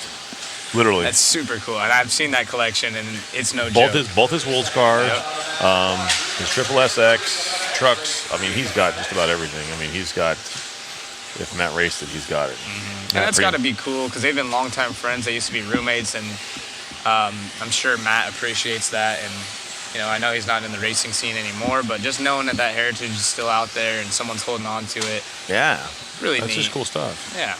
Spent most I of think I told you about the story about one of our buddies. We were at LSR to race, which is up in Sacramento. And Matt made the drive over to hang out with us for a couple hours that afternoon, and one of the buddies that was racing there actually built a Matt Francis edition buggy, and Matt signed the chassis. I offered him $1,000 bucks, and he wouldn't take it. He wouldn't sell it. Yeah, Ben Jemison also has an awesome collection of bodies for sure, probably cars as well, but I know that he started collecting when I first met him in like 2011 at the Finland World Championships. He was collecting bodies, and we became Facebook friends, and throughout the years, seeing all of his posts, he's got quite the collection. A lot of guys dig that stuff. Yeah. Here we go, new TQ. Sylvain's going to go 13.509. Looks like the Panda's up there to get that interview. Let's see what we got going on here. Let's see how Panda does. That's Larry from Hobby Action. Panda. Going to talk to our new TQ. Oh, he's got both mics. Oh. No sound here.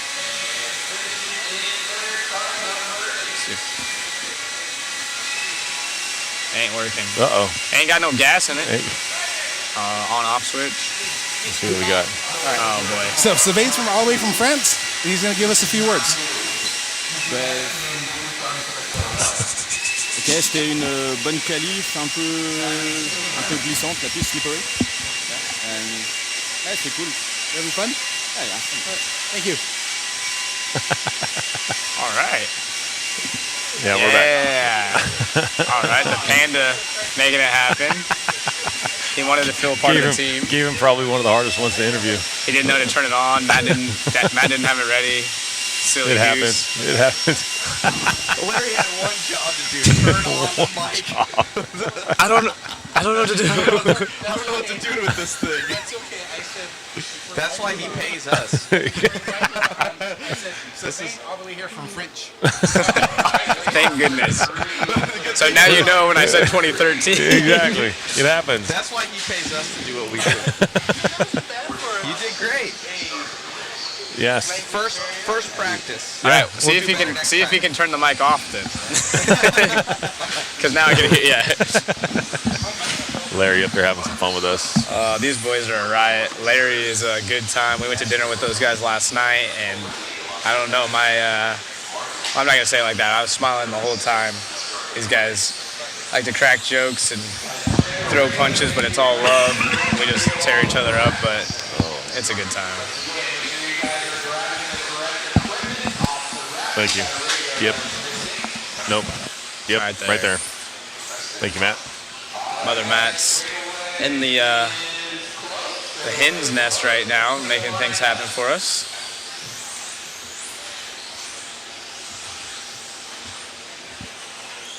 As we get a good look of our race lineup, this is our first round of qualifying in two-wheel drive.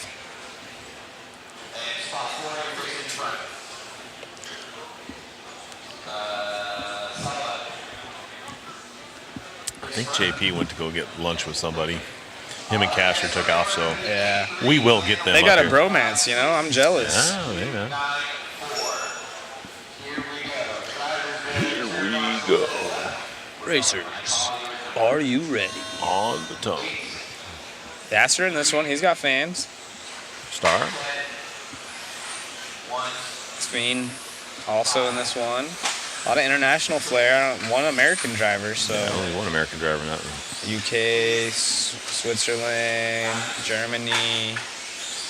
As Larry would say, from French, not France. from French. Japan. Oh, dude. Canada, dude. Thank you, Frank. Thank you, Frank, very much. Appreciate that. So we're not going to tell him, but thank you very much. That is surprise.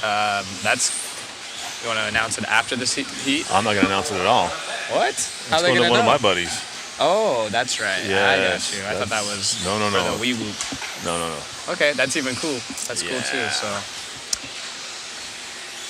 it's a TLR thing. You got to keep it It is a TLR secret. thing. Yes. It's covered up.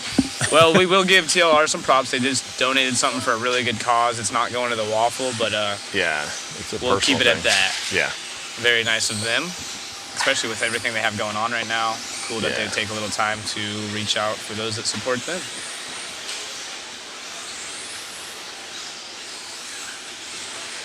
And it is heat 3 out of 14. We will slowly pick up the pace, but it is Robert leading the way, Team Canada, over Yasser from the UK. And it looks like those guys are swapping positions.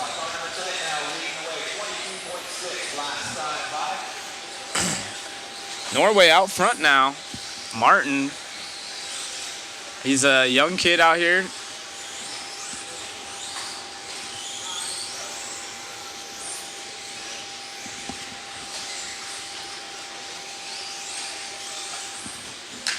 And who do you guys got in this one? Like I said, lots of international flair. I know Robert's got fans. As Mirko now to the point.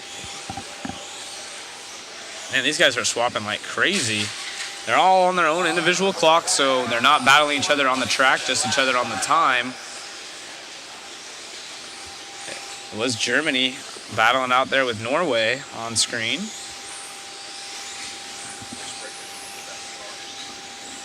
And as I say that, Oliver takes over the lead, so these guys are going crazy. Oh my goodness, more and more. This is sweet. More waffle gifts coming through. Eric actually just sent me a message. Let's check this out. Man, you guys are awesome. Thank you so much. Multiple people sending me messages. We got awesome. 2 in here. Oh, yep, Joe just texted me we're at lunch right now. Easy Customs Airbrush Graphics will donate a $100 gift card to be used towards any custom paint order. The winners can email me at, well, we'll give that after once we get it claimed. But Eric, appreciate you, bud. Longtime friend with Eric.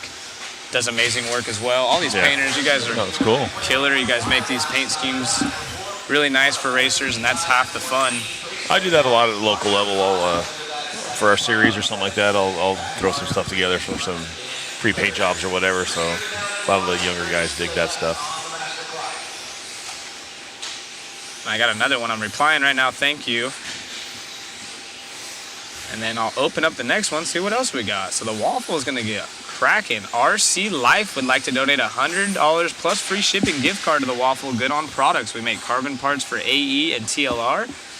Gave me the coupon code just now. So RC Life, Michael over there, appreciate you. You guys are really the life of the hobby. You know, support small business. If they're supporting stuff like this for a good cause, make sure you guys go give them a little bit of love. We'll post the links and all the information on the waffle page or on the waffle description on modspeedshop.com. I'm sure in just a second we'll get another link floating around. But honestly, you guys seriously can't say enough. Everyone's stepping up, doing it for a good cause. Man, look at my hairs are standing up. It's just so cool seeing everyone do something for BK. He did so much for this industry, this hobby. I know this isn't the biggest hobby in the world, you know. A lot of these smaller brands aren't making millions of dollars doing what they're doing No. and still, reaching in their own pocket and helping out the community. That's what it's about. So thank you again, RC Life. Thank you again, I'll say everyone. It might not be the biggest hobby out there, but man, we got the biggest hearts. And everyone that's messaging us on Facebook and Instagram and just texting us, we definitely appreciate it. Sorry if we don't get back to you in time or if we write you back real short. Got a million things going on as Robert. Looking to finish this one off as the new TQ. The top 5 drivers actually going quick time over Sylvain's past time. I don't know if we're going to get another interview or not. Maybe Orner could jump on, interview somebody as we click through our first round of qualifying. Lots of new paces being said. Again, appreciate all of the waffle prizes, and you guys aren't being cheap on it. Not like a hey $40 or nothing. No, they're plus. sending some cool stuff and something worth bodies, signs. So you guys, Eric stepping up, RL stepping up. Everyone's just you guys. We appreciate it and can't thank you guys enough. So if you see those guys out there, if you race next to them, or even if you're friends on Facebook, send them a message, thank them, support their businesses. Support the ones that support you, or support what you love. If you love the hobby, then you need to support these guys, period. That's just what it is.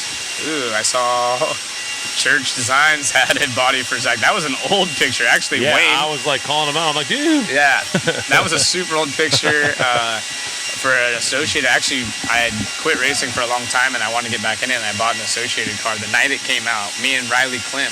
Oh, yeah. And we put them together the next day, and we went and raced and had a great time.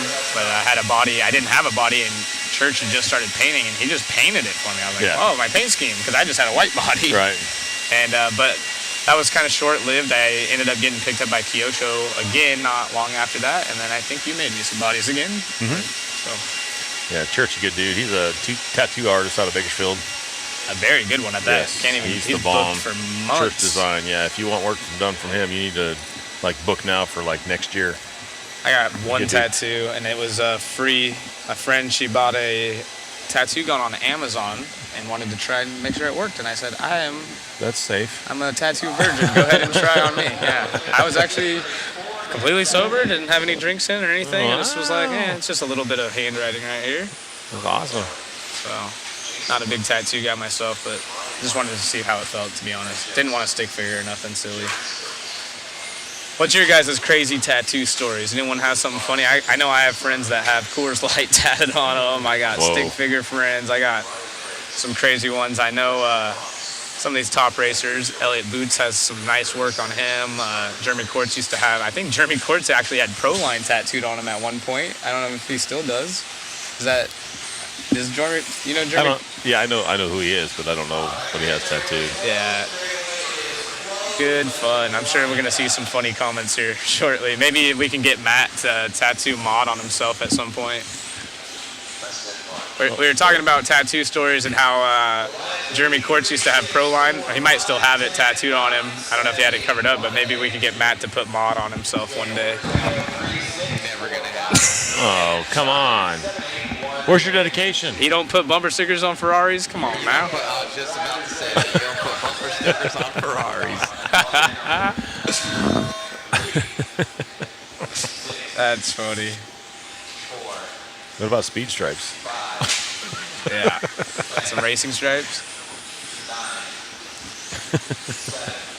Wow, this is an interesting one. I only have one tattoo got at the Cancer Center. It's the alignment mark for the radiation machine. Is that Jack by chance? It's either no, not Jack. Maybe Austin Wilson. Who's Screw Cancer? Let's Race. What's your name? What's your actual name? Because we only get whatever the chat feeds us. We get your screen name. Yeah, we don't get the. I know if you're doing it on Facebook, it might show up like on your end that we see it as your name, but sometimes it comes up as a different name. So maybe put dash, and we can. If you're gonna have a tattoo, that's probably the most appropriate. I'm not gonna say that tattoos are inappropriate, but a unique situation. So glad to have you in the chat, joining us. Oh, someone going for the table to the single there. Almost got it. I know a guy that had left tattooed on his right foot and right on his left. Interesting. Brian Wyrick in this one. You know that Wayne's got to be watching. Probably just got the text. Yeah, I'm sure Brian was up here on the driver's stand. I'm running now, Hey bro. guys, pay attention to me. Right. It's my turn. And we were just talking about Ben's collection of RC bodies. He's from the UK. He's in the 2 spot. Running the associated vehicles over Andrew and Ryan Prince, the local guy. We had dinner with him last night. Yeah. Good fun. Fabian falling back to the 5th spot. He was up in the top 3 for a minute.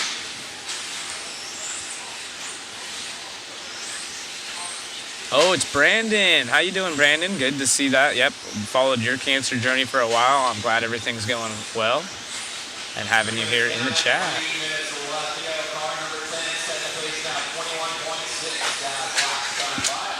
Well, we're up to a 14.504 right now for Ben Jamison. Brian dropping off the pace. A rough lap. Oh, my goodness. He's still out there. Where's he at? Is that him cross the line right there? Yeah, no. Did he break? All the way down with a 51.5. Almost like he might have missed a lap. Only tattoo I got was my wedding ring. Electricity and gold don't get along. Yeah. Smart move. So Ben, Fabian, and Andrew, your top 3 right now. Looks like Brian Wyrick almost looks like he might have missed a lap. He's going 24, 25. Ended up with a 51. So maybe missed a lap. Who knows? But right now we're showing Ben out front. Looking to go 14.502. A new TQ in the works. Top 2 on new fast times. Yeah. It is the UK out front with Ben. That's going to be Switzerland in the 2 spot. Fabian representing the Swedes out there. So if you're a Swede fan or from Switzerland, this is a good time to give a little thumbs up in the chat. Cheer on your guys' driver. Heck yeah. Glad to have you.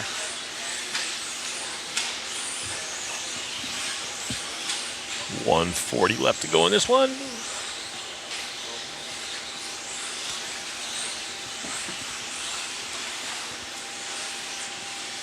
Whoa, Yeah, that was close. was breaking in the tires. That's what we call You got that. to scrub him in. Yep. He's just using this for a practice run. Definitely.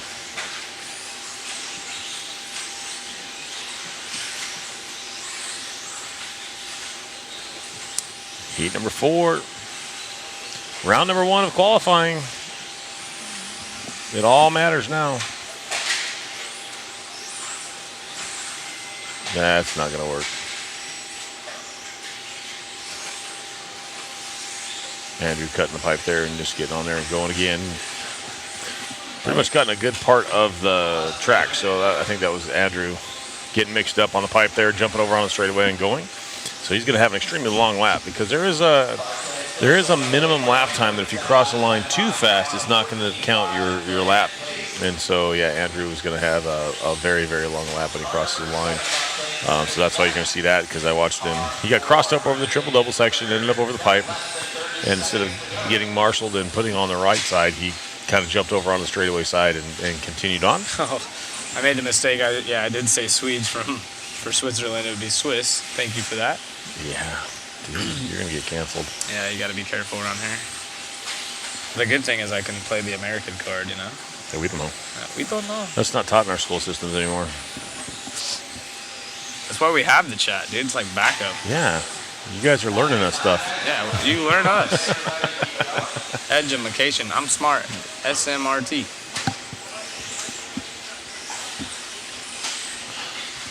Ben out front looking to hold on to a TQ time, 14.508. And the only driver in the 20s, 20.6 the fast lap. That's why we were just testing the chat, you know? We can use that as an excuse. Right. We're testing you guys. Yeah. An American is American. We know that. Yeah. Neither is Kersey. Oh, gosh. Oh, I know back. that guy. We're back. Trying to read the chat over here. I know that guy. I know that guy. I'm the other guy. The That's other Zach guy. Rogers. I'm the other guy. Yeah. That's the other guy right here. I'm the other guy. It's all right. As our graphics comes up on screen. Your top 3. Ben Jameson with the new TQ run, 14.507. Ooh, look, they even got the 1UP logo right there for Brian. Oh, over the yes. Associated. That's cool. S-Works was in that one for Mirko. Miracle. Lots of different brands. Yokomo, X-Ray, Yeah. 1UP, Kyosho even.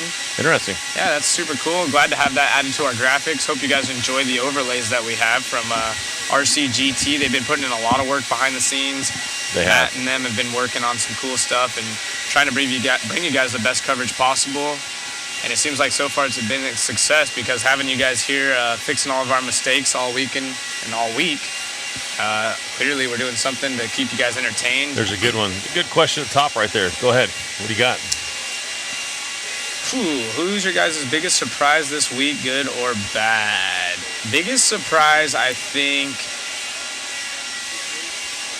Tater and Schimmel. So I'm going to just say the Losi camp in general for the good. I would say those two have been really impressive.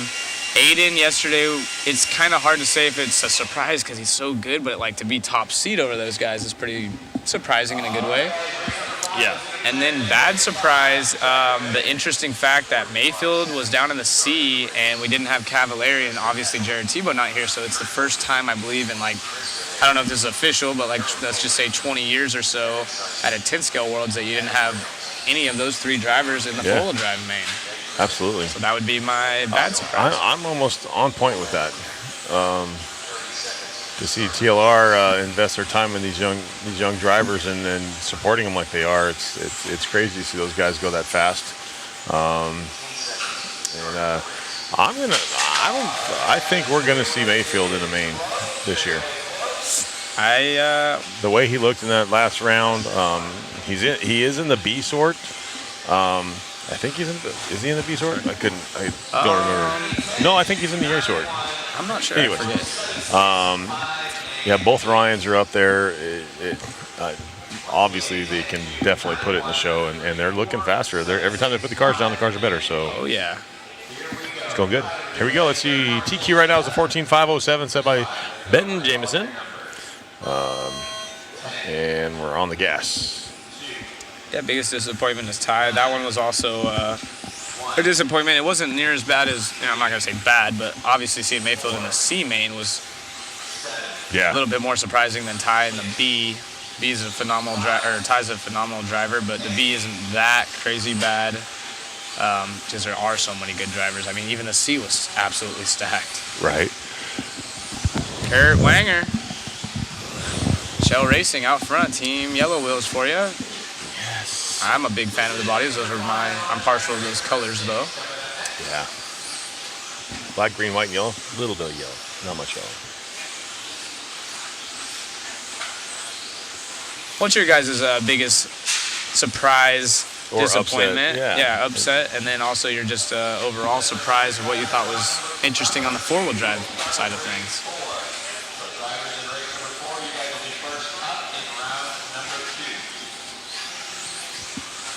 Clicking away here, Heat 5 on the track of 14, so slowly inching our way to the quicker drivers. From our seating. Front right now, 15.514. TQ right now is Ben with a 14.507. These guys are at a 15.520 right now for Kurt Winger. And Tristan falling all the way back from that lead spot in the 7th or so. That is the Austria driver. The red, white, red flag.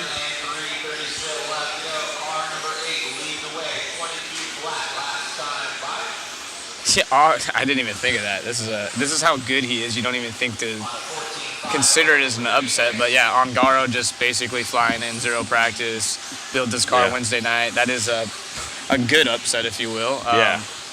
It's amazing how good and talented he is, and humble. Doesn't walk around with a chip on his shoulder. Super cool kid. And yeah, everyone likes him. Big chillin'. I'm a fan of him. Yeah. Culver out front of this one, looking to set a new TQ at a 14.502. Kurt TQ is held by Ben, but faster so far is going to be Carroll, Kurt, and Andrew, the top three. This is the first round, so keep in mind as these drivers go through, if they TQ or if they hold TQ, they will be the official 2023 current TQ in the World Championships on the two-wheel drive division. Yeah. Halfway through this one, because this is the first round. Yeah. Upset T. Jones is in there, aren't we all? Tyler Jones. 14.502 for him now. Ben still holding on to it from that last race. He's still sitting second. Yeah, a lot of people stoked to see Schimmel, the Shim Shady, doing as good as he has been doing. I've been texting his dad back and forth, and I mean, it brings a smile to your face whenever, the parents are involved, and Barry's texting me. He's also in the group chat, and it's like, I don't have kids myself, but I've witnessed a lot of these guys grow up. I had Barry and the Schimmels come to Kyosho whenever I was the team manager. Like I said, it was at the tail run of my management, and arguably we didn't have any new platforms coming out, so wasn't able to showcase his talents to the full extent at the time, but he's found home over there at the TLR camp. They're treating him right, and Brennan, Barry, those guys, they love RC racing, and it's paying off. Yeah. Oh, yes, Jeremy Fellows bringing up a great point. Jeremy is awesome to have in the chat, longtime RC guy, super fast, talented, and another something that we haven't talked about. I mean, Hartson won from sixth on the grid in four-wheel in Chico, but you don't see it very often. Spencer comes from fifth and put on an absolute show to get second overall and almost win it. He won the second. Yeah, he won it, the second main. And then literally, I would have loved to see that last lap. One more lap. Oh man, one more lap. Who? It could have been either one of those guys. I mean, he got caught literally at the tone with a 5 flat at a 0.00001. Yeah.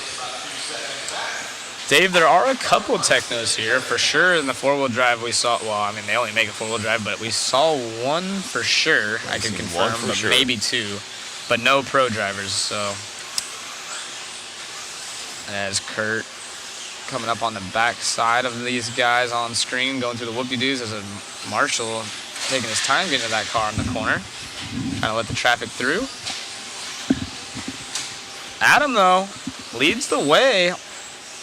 Adam has fans, been a long-time racer, up over the triple, down the back straightaway for Team Associated driver.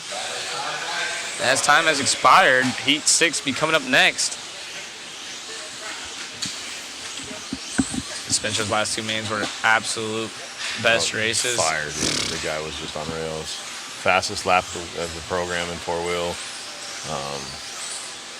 Yeah. Yeah, big positives. TLR Youth and Schumacher making big gains. I agree. Yeah, neither Ryan in the A. First time I've seen that. Finn struggled. Got in the show, but definitely not going to be happy with his performance. Yeah, but watching him in that first round this morning, and granted, it just for starting position in your qualifier, he laid it down. He was a couple seconds faster than the next guy, so him and Aiden Horn kind of checked out on the field for the starting position in your heat. But on the overall run, Dakota he laid it down. He had some good lap times, solid. The car looked super solid. He looked comfortable, which for the competitors is not good. It's not good. And those Losi guys, they got something figured out this weekend because their cars are looking phenomenal. Of course, they won't tell us anything. Yeah. Won't tell us much, and they have the bodies on most of the time through the pits. They're covering it with rags if they're working on it, maybe even sometimes having the rear end pulled off completely. Yeah. So I touched base about that. Yesterday I was walking around with the camera, and they kind of duped me into looking away for a second, and they hit a car, and then I did notice a little bit later, they shut us down. A little bit later, when they were doing intros, I was looking over there, and they had the whole rear end off the car, and the rear C&D blocks covered up of the car, so maybe they are working on that new rear end where you can change the diff easier. I was going to say, you already see it in here, new gearbox. Very likely that's the case. It would make sense. They need to. They need to update it. I mean, I'm not bagging. Obviously, they got a good platform. They're doing very good, but they need to do something to help the racer out on that because doing 14 screws to get to your diff, it's not very easy or plausible to do something in between heats at the local level. But like the AE cars, it's literally 4 bolts and you're at the diff, and you can do whatever you got to do, change diff heights or whatever you got to do, super easy. So you're not quote unquote locked into a setup. You can change it easily. Do you guys keep in touch with the legends from the 90s and early 2000s? When I first got into racing, the fast dudes, it was basically, especially in 10 scale, it was Ryan, and Jared. And thankfully I developed friendships with all those guys over the years. So, I don't really talk to them on like a daily basis or anything, but we're friends on social. Maybe a happy birthday here and there, or like each other's post. Right. Jared, Tebow, and I, we're closer.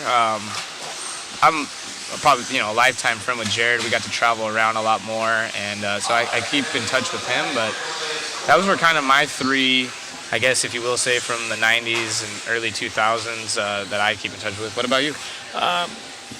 Other than, friends at the track or something like that, I don't really, I watch those guys drive, especially late 90s at M&M and stuff like that, the Re-Race or in the Summer Classic or something like that at M&M or at SoCal. A couple nationals here and there, but never really hung out or whatnot. So, really, not necessarily friendships, but as for, I would say, business relationships, that's the best way to describe it. Mayfield's been a big help. Matt France has been a big help with my race program back in the day. Mayfield helping out Tanner's racing program big time. And they're still cool people. You can still go up there and talk to them and have a conversation, not even about cars. You can just go up there and talk to them. But, it's just... there's a lot of guys out there that will just the connections you make are just cool. Yeah, what about you guys in the chat? I see a few people chiming in. Cliff Led, Jay Halsey, of course Masami. What was your guys', if you can remember your first pro you met, or like a good pro experience that you had, which pro was it? And give a short little story. Yeah. I've punted Cliff Led off a track before. That's tight. So that's not exactly the way you want to meet a pro, but yeah, whoops, it happens. It was in the past. We don't talk about it anymore. I don't even know if he remembers that. I was probably just some other scrub that just got in his way. Probably. Kyle Davis, local boy, leads the way on screen, and we pause or go to a new car.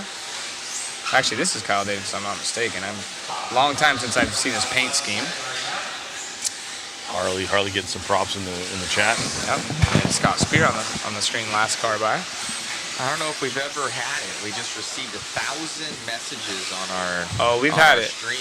We've had it before. We've had it every day. Every day. Every day. That's the first time I've been working behind. Yeah. Up. I'm like, well, that's pretty sweet. We're setting records here, baby. How's it going back there, Matt? Is there any cool stuff? Megan, she's handling it. She soon enough she'll be better than me at switching all the cameras and doing everything. It's usually how it operates. She's scared to do it at first, and then she gets on top of it. That sounds terrible. And it depends on who you ask. Right. No, but in all seriousness, Megan's awesome. And, she's able to take on this task that she's not usually used to with all the camera switching. We make it pretty simple, and she's on it, clicking on and off the drivers and the pictures, and talking to the camera guys. So, and I'm able to do some back end stuff, keeping the stream running smooth for you guys. So hopefully everybody's loving the live stream. They are. They're digging it. Yeah, as you say that, people saying great coverage. And again, we got to thank our camera guys. Thankless job. They're back there. Robbie Robb, Chris, David Orner, Cam behind us, putting in tons of hours on the YouTube channel. Make sure you subscribe to Mod Media and go check out all those clips that we've cut. We've cut all the individual four-wheel mains for you, most of our interviews. And then Jason, our photographer. We had fun with that guy. He was taking pictures of us. We posted some up on Mod Media, just goofing around on driver stand. You know what though? He even left us, and he just left the bomb of the best photo that's ever been taken. Ever. As pieces out. He's like, mic drop. This is what you could have had, but I gotta go. What a G. Breaks the internet and he's gone. So have you guys in the chat seen? Most of you have seen the Nelson Simpsons character on the bottom of the chassis skin. There's a picture floating around Jason took, and then he didn't even tell any of us. We had to fly him back out. He has a wedding to cover, so he was only here for the first half, but he dropped that bomb, and it was literally probably the funniest, coolest RC picture of all time I history. bet you that's going to be one of the most shared videos in the RC industry right now, because it's an epic picture. It's certainly the best crash picture ever in RC. Kyle Davis out front of this one. Looking to set a new TQ at a 15.511. TQ currently is Adam Rails. at a 14.503. Enzo in the chat, good seeing you. Got all kinds of people giving love and talking about their first time they've met pros and where they were at. So thank you guys for... How can we get that picture? That picture's on our website? Yeah, if you go to... Or on Facebook page. Yeah, Mod on Facebook. Pretty Mod much, Live Media Facebook page. if you're friends with anyone RC related, you'll probably see yeah. it floating around. But if you do get a chance to see it, make sure you share it as well, because it's pretty dang funny. Oh, it's hilarious. It could not have been any more perfect. To think that it's not staged, it's pretty hard to believe at first. Harley out front. Wow. She's been going fast. 16.5 or 15.516 with a 6. The UK driver in that X-Ray. We brought that picture up on screen again, but it looks like we're going to round this one out. I think Harley's going to be getting interviewed if Kyle Davis can't do anything about it. They're super close. It's going to be Harley. Harley's going to take the win of that one. Good for her. Yeah. That's her car right there on her screen. last lap. Ooh, a little bit short. X-Ray driver. Yeah. They got the new stuff on there too, Will, you were saying. They do. Can't talk about it much, but... All we can say is they have new stuff. They have stuff. They have things and stuff. Things and stuff over there. They have things in their stuff and they put it on their car.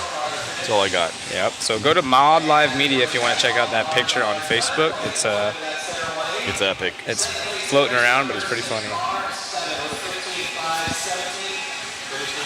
There we go. All right, we're on with Harley Eldridge, our proverbial TQ so far. Obviously, it's early on in the games, but we want to chat with everybody that's out here. So tell me where you're from and any shout-outs you want to do, and obviously, are you enjoying your Worlds experience? I'm from London in the UK. Shout out to my mum and dad, obviously bringing me over. I didn't really have any expectations coming here. Never drove on clay, and I'm just enjoying it. So you're getting around the track, you're having a fun time. I saw the UK contingent, pretty large. You guys are having a good time over in the pits, I'm sure. I hear lots of laughters over there, right? So that's a good thing. You got any plans? You guys just going to enjoy it all and just soak it all in for the first time? Yeah, it's my first Worlds for off-road as well, so I've only been doing this for 2 years. So it's a whole new experience. Awesome. So making memories, enjoy your Worlds experience. Thanks, Harley. All the best. Back at you guys. Wow. I did not know Not that. only is she a female, she's only been racing for 2 years and she's already in the Worlds. Yeah, I don't know. Is it 2 years full experience or was that off-road only? Either way, it's super impressive. Exactly. But yeah, that's super cool. It's her first off-road Worlds in the X-Ray car. She's doing an excellent job. And she's an on-road specialist, so I know that she's fast in on-road. Race number 7, halfway through our first round of qualifying. Yep. Looking good, man. These cars are getting better every time, so we're going to start seeing some faster drivers. Shin's in this one with that new Mugen. Oh boy, look at this. Sagasi Custom saying, my first pros I met were Zach Rogers and Cody Turner. I got to send Cody that. Oh. He's going to feel special. Mayfield at the OCRC Holiday Brawl. Someone saying, Cav called me sir and told me to crouch down one time. Actually, Cody Turner brought the electric stuff out not too long ago. He raced one of the JBRLs at Bakersfield with us. Mainmans. Yeah. And he races Nitro quite a bit. Cody Turner won the Reedy truck race over Cab, Tebow, Mayfield, myself, everyone. He beat them all.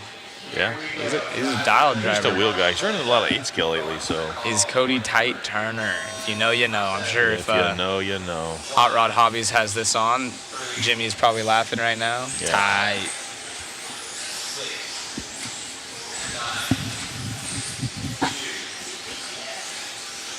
Nolan Anderson saying Derek DeFuru, one of the best pros to talk to at the track. Absolutely.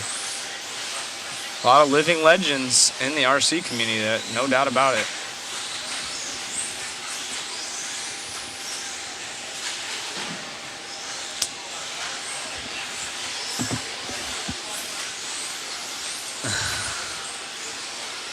Ricky, I can't say that out loud, but if you're reading, that's funny.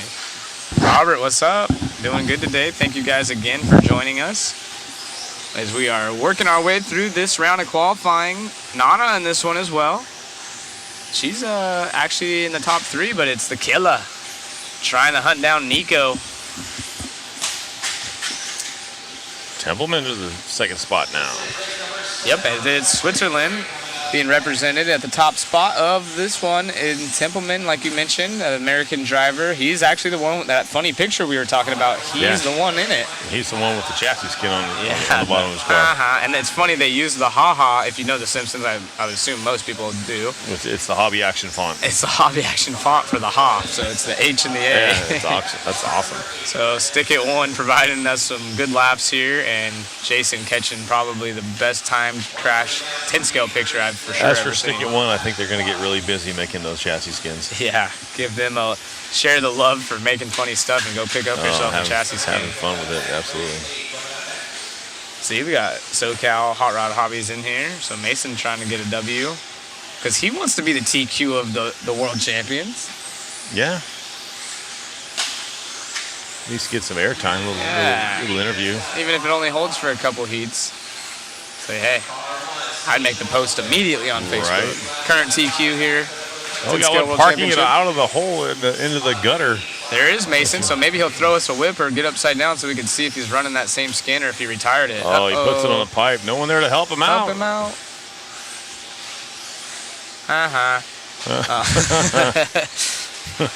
Perfect timing. Yeah. That drops him to a 5:13. Still third fastest overall right now with this run. Tim Wallace in the chat, Jack Smash. And that link for the waffle, again, we got those signed Mayfield bodies. We got all kinds of, we got the signed Ongaro motor.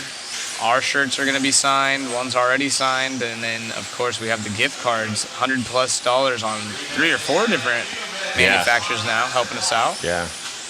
Maybe tonight we'll get a list and put it all together so everybody knows what's going on, because there are a lot of stuff. Stuff's still coming in, so. We got stuffs and things. Things and stuff. Yeah. Mason getting it wrong again. Not just stuff and things. We got cool stuff and cool things. Yeah, that is true. Trying to read the chat, but it's flying through right now. Richard Trujillo, weren't you a Losi driver back in the day? He was actually the Losi team manager there for a while. Actually, Jeremy's saying you are old, but still perhaps one of the greatest stock racers of all time.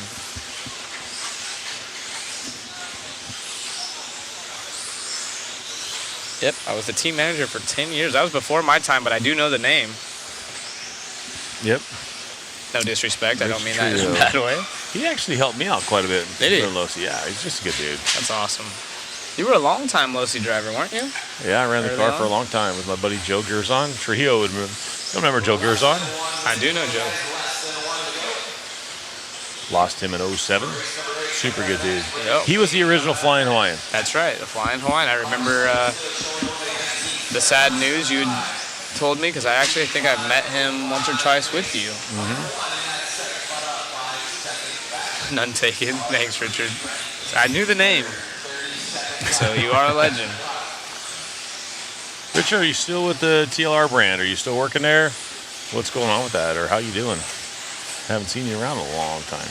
Yeah, actually the Mugen in this one, so all the Yeah, he's Mugen sitting fans. third right now. He's posting some decent lap times. Not too bad, 19.7, average is right at a 20, so he's not bad. Yeah, and Misha leads the way still. Again, 10 seconds left, so it's looking like Misha might be setting a new time. Well, most likely going to set the new time, but Shin, like you mentioned, as we see the pick up the Mugen car right there, it's so weird saying it.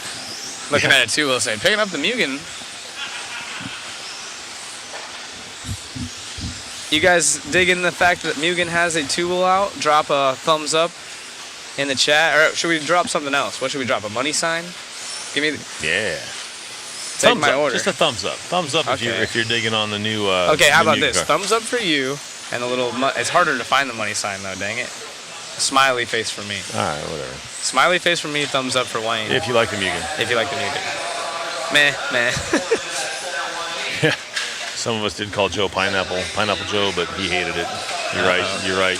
Oh, there we got the money sign right there. That'll work. Cha-ching. Thumbs up. Thumbs Smiley. up. There's so many of them now. They're like, Craig Drescher. Oh, we got thumbs and the money. Josh There Lett. you go. That's some old school Racers Haven days. So, Josh, we actually had Greg Cooper in the chat the other day. Look at money bags. Money bags. Heck yeah. Thumbs up, smiley. Upside smiley. Got thumbs up.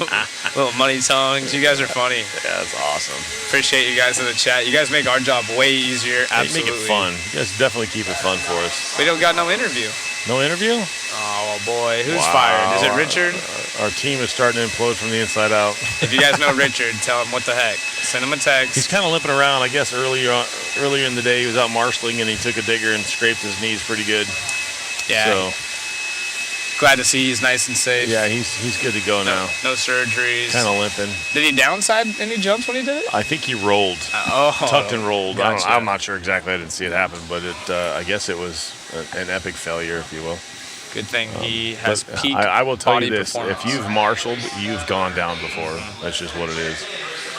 You ever had an incident where a car's hit you in the head or anything? I've been hit, nothing bad. I know my wife, we were at the 97 Stock Nats in Colorado, and she was trying to help out somebody, and somebody wasn't paying attention and clobbered her in the wrist pretty good. Yikes. She will not put her foot on track again. No more? No. It's crazy. It can get a little dangerous out there. Tanner's been hit in the chest with an 8 scale. Yikes. Thanks to Chris Jarose. Oh, Jerose was actually in the chat as well not too long ago. Yeah, and actually that was the start of a really good friendship. So Yeah. Chris Jarose is a good dude. He felt like crap after that happened, but yeah, that's definitely a memory Tanner will have forever. Miss old Jerose. I'm looking at all these guys not making the tabletop. I'm sure you guys heard it all.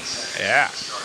Car to the head hurts. A lot of these marshalling injuries is one to talk about. I've had ankle problems for 5 years now after snapping it. Marshalling Dave Dunn. So give us some of your marshalling stories, good or bad. Have you ever? I've caught a couple. Here's a fun fact. When I was super young at my local track, Racers Haven, if Greg's in here, Josh Lett probably remembers these days. But we actually would give away best turn marshal trophies at our banquet because we wanted the kids and everyone to learn that that's an important part of the hobby. And I actually was awarded turn marshal at one point. That's awesome. Yeah. I had a scary one living in Vegas, and we had a track, and my buddy John Blythe, his son Jeffrey Blythe, was actually marshalling, and there was a pretty mean triple in the middle, and I was the driver. He ran out to marshal, and he tucked to pick a car up in between the jumps, and I didn't see him because he was below the jump. I mean, I'm 6'5", and I couldn't see him. And he stood up right as I went off the face of that jump and clocked him right in the head. I thought I killed the kid. It scared me for a while, but yikes, that would be tough to deal with. It put him down for a minute. It scared me, and Josh saying, Zach, you had no fear. Yeah, there was another guy. I don't know if he's watching right now, but Kevin Irwin. We would battle. We would literally make eye contact from across the track. I'm gonna get you. And he still marshals like an animal.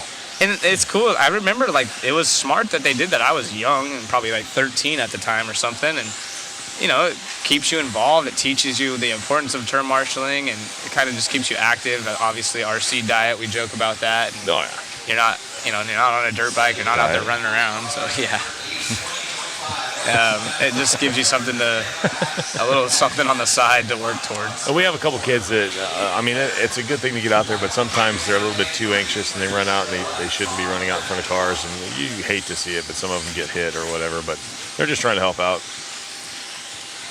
Cody Turner shot a wheel assembly at me one time. Speaking of wheel assemblies, I wish I would have asked BT if he remembers this. My first Reedy race in the open class, I was battling BT. It was the A main, and we were at West Coast Hobbies, and there was a cool switchback chicane, but it had rollers built in, moguls. So your car got upset, lifted up a little bit. You'd plant, do your turn, and lift up again. And I was running my Kyosho car, and it was I had just become a 100% driver, I think, and I had never met Fatoshi from Kyosho America. He's the Kyosho America guy. Right. So those guys come. I think Derek, if you're in the chat, I don't know if you remember this. And I'm battling with BT. I'm all excited to make, the Reedy main and just completely annihilate it. And my whole right side, the turnbuckles, the A-arm, the CVDs, everything just And so I think someone got a picture. It literally passes BT's car in the air. Oh, man. And I'm over here with 3 wheels. I was so sad. So yeah, I know what you mean. Runaway, front end. Charlie out front of this one, looking to set a new TQ at a 15.503. Yeah, Enzo was my painter for a minute. We actually won concourse that first time for one of the nationals, I think. Had some awesome painters, including yourself, Wayne. Got tattoo artists, got Big Wayne, got Enzo. Enzo, why aren't you at this race? What's up with that?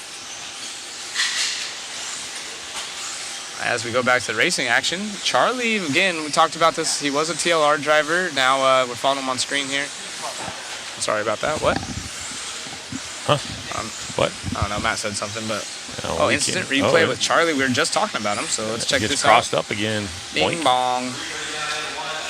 You made a mistake. And back does on he the land track? it? Oh. Almost. Yeah. Well, he is a privateer now. He was a TLR driver, switching over. No stickers on his car.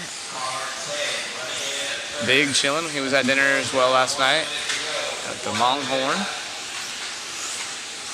Pretty good group of us eating dinner last night. We had all of Larry's crew and then all of the Mod Media crew there. Just got aired out on live TV. Good time. It was a good time. Our server, I'll give them props. They put up with us. Those dudes were good. They did good. I know I would not want to deal with that. I remember one time I needed to get a job when I was young. It was one of my first jobs, and I signed up to work at Applebee's. I did it for about a week and a half and said, this is not my cup of tea. I'm out. And I will never work a restaurant job again, and I have mad appreciation for those that do it. So I always tip well. Shout out to our servers. If you are in that industry, I know that's a tough gig at times. It's also very rewarding sometimes financially as well, but you do have to deal with some people, and they did a great job with our Rowdy Buds. Yeah, the guys were super good last night. They were on it. They were on point. There was a lot of us. We were kind of loud, having fun, but not too bad. So it is Ethan leading the way. Moritz in the 2 spot, Ari 3rd. Jamie Hall from the UK in the 4 spot, trying to battle his way up into a podium spot for this one. Getting closer to the fast guys. This is our first round, so a lot of new quote-unquote TQs being set. yeah, Ethan gonna lay it down at a 15.505. Our interviewers are taking a break right now. I think we're the only ones that don't give breaks, Zach. I would have to agree with that. David up there taking a drink of his, protein shake, 3rd one of the day. Yeah, he stays with those things. I owe him a couple. I'm like 4 deep. They had I believe we've had 60 or something in the fridge. Oh, they're over all the week, gone. and they're all gone. And I was like, Dave, I'm just gonna be honest, 4 of those are gone. Yeah, we owe you a case. And if there would have been one this morning, I would have taken it again. Those things are delicious. Maybe we'll go pick some up tonight. Does anyone remember Hot Tracks Raceway in Huntington Beach in the 80s? Do you guys remember that? I believe that was correct me. Was that one owned by Warren Reed? If that's the case, that's the one I blew Cliff led off the track. Was he an Associated guy? Because didn't Associated own a track Warren before? Warren Reed is the father of Kyle Reed and Ryan Reed, who ran Losi cars. Gotcha. And I think Warren owned that track, I believe. Correct me if yes. What was your guys' first track you ever raced at? Mine was Racers Haven in Bakersfield, California. Do you remember yours? Mine was I think it was called Mile High RC Raceway in Denver, Colorado. Oh, really? Yes. I think it was just before Moore opened. So I'm sure the Denver guys will love to talk about that in there. We ate Mark at Pavitas. Longhorn. Oh, Pavitas. Yes, Veronis owned it. Pavitas, what was the first track you ever raced at? Yeah, that was Racers Haven. Was Killington with Racers Haven. That was a lot of people's first track, from my understandings, from the SoCal area. Whoa. Slow down, guys. Hood's Hobbies in Richmond, Colorado. California, sorry. Circus Hobbies behind Circus. Well, it wasn't behind Circus, but that's the first track I raced at in Vegas. Really? Yes. And it was called Circus Hobbies, Circus Hobbies. Very interesting. Yeah. Race number 9 lineup: Kyle Turner, Christopher Sturdy, Dougie Fresh. Riverside. Oh, we lost them. Oh, boy. Oh, they're back. Man, you guys are killing us. The Ranch Pit Stop. Did we see Mark's answer? It might I didn't. fly through, so. You guys are... How about the Sunny Day? I'm sorry, I went away right when I was trying to read it. Yeah, you guys are killing us. That's good. Which is a good thing. Oh, top qualifier Raceway, 1988. David Goss, was that the one right there off Weibel? I believe there was a Christmas tree lot that used to be an RC track, and the lights are still up, and it's still dirt. It's never had anything there. I think that's the one Goss was talking about. Mark should be hot tracks. Derek Tafuru saying, was that your first track as well, Derek? RCH, Mark Pavita says. What would that be? RCH. I'm not sure. Or where? Really, Mark? I was just a kid. I've slept so many nights since then. I can't remember what I did yesterday. True. Barely remember what track I'm at now. One Stop Hobbies, Charlie says.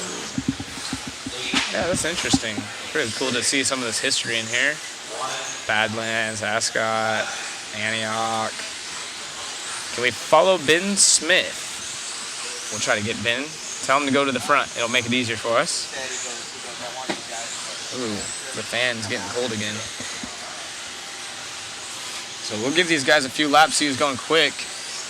It is qualifying now, so it's qual points. All these guys are looking to try to set their fastest time, and then it'll reset for round 2, and they'll just take points. So right now, like, if you TQ right now, you'll have a 0. If you're second overall, you'll have a 2. And then third, 3, 4, fourth, whatever.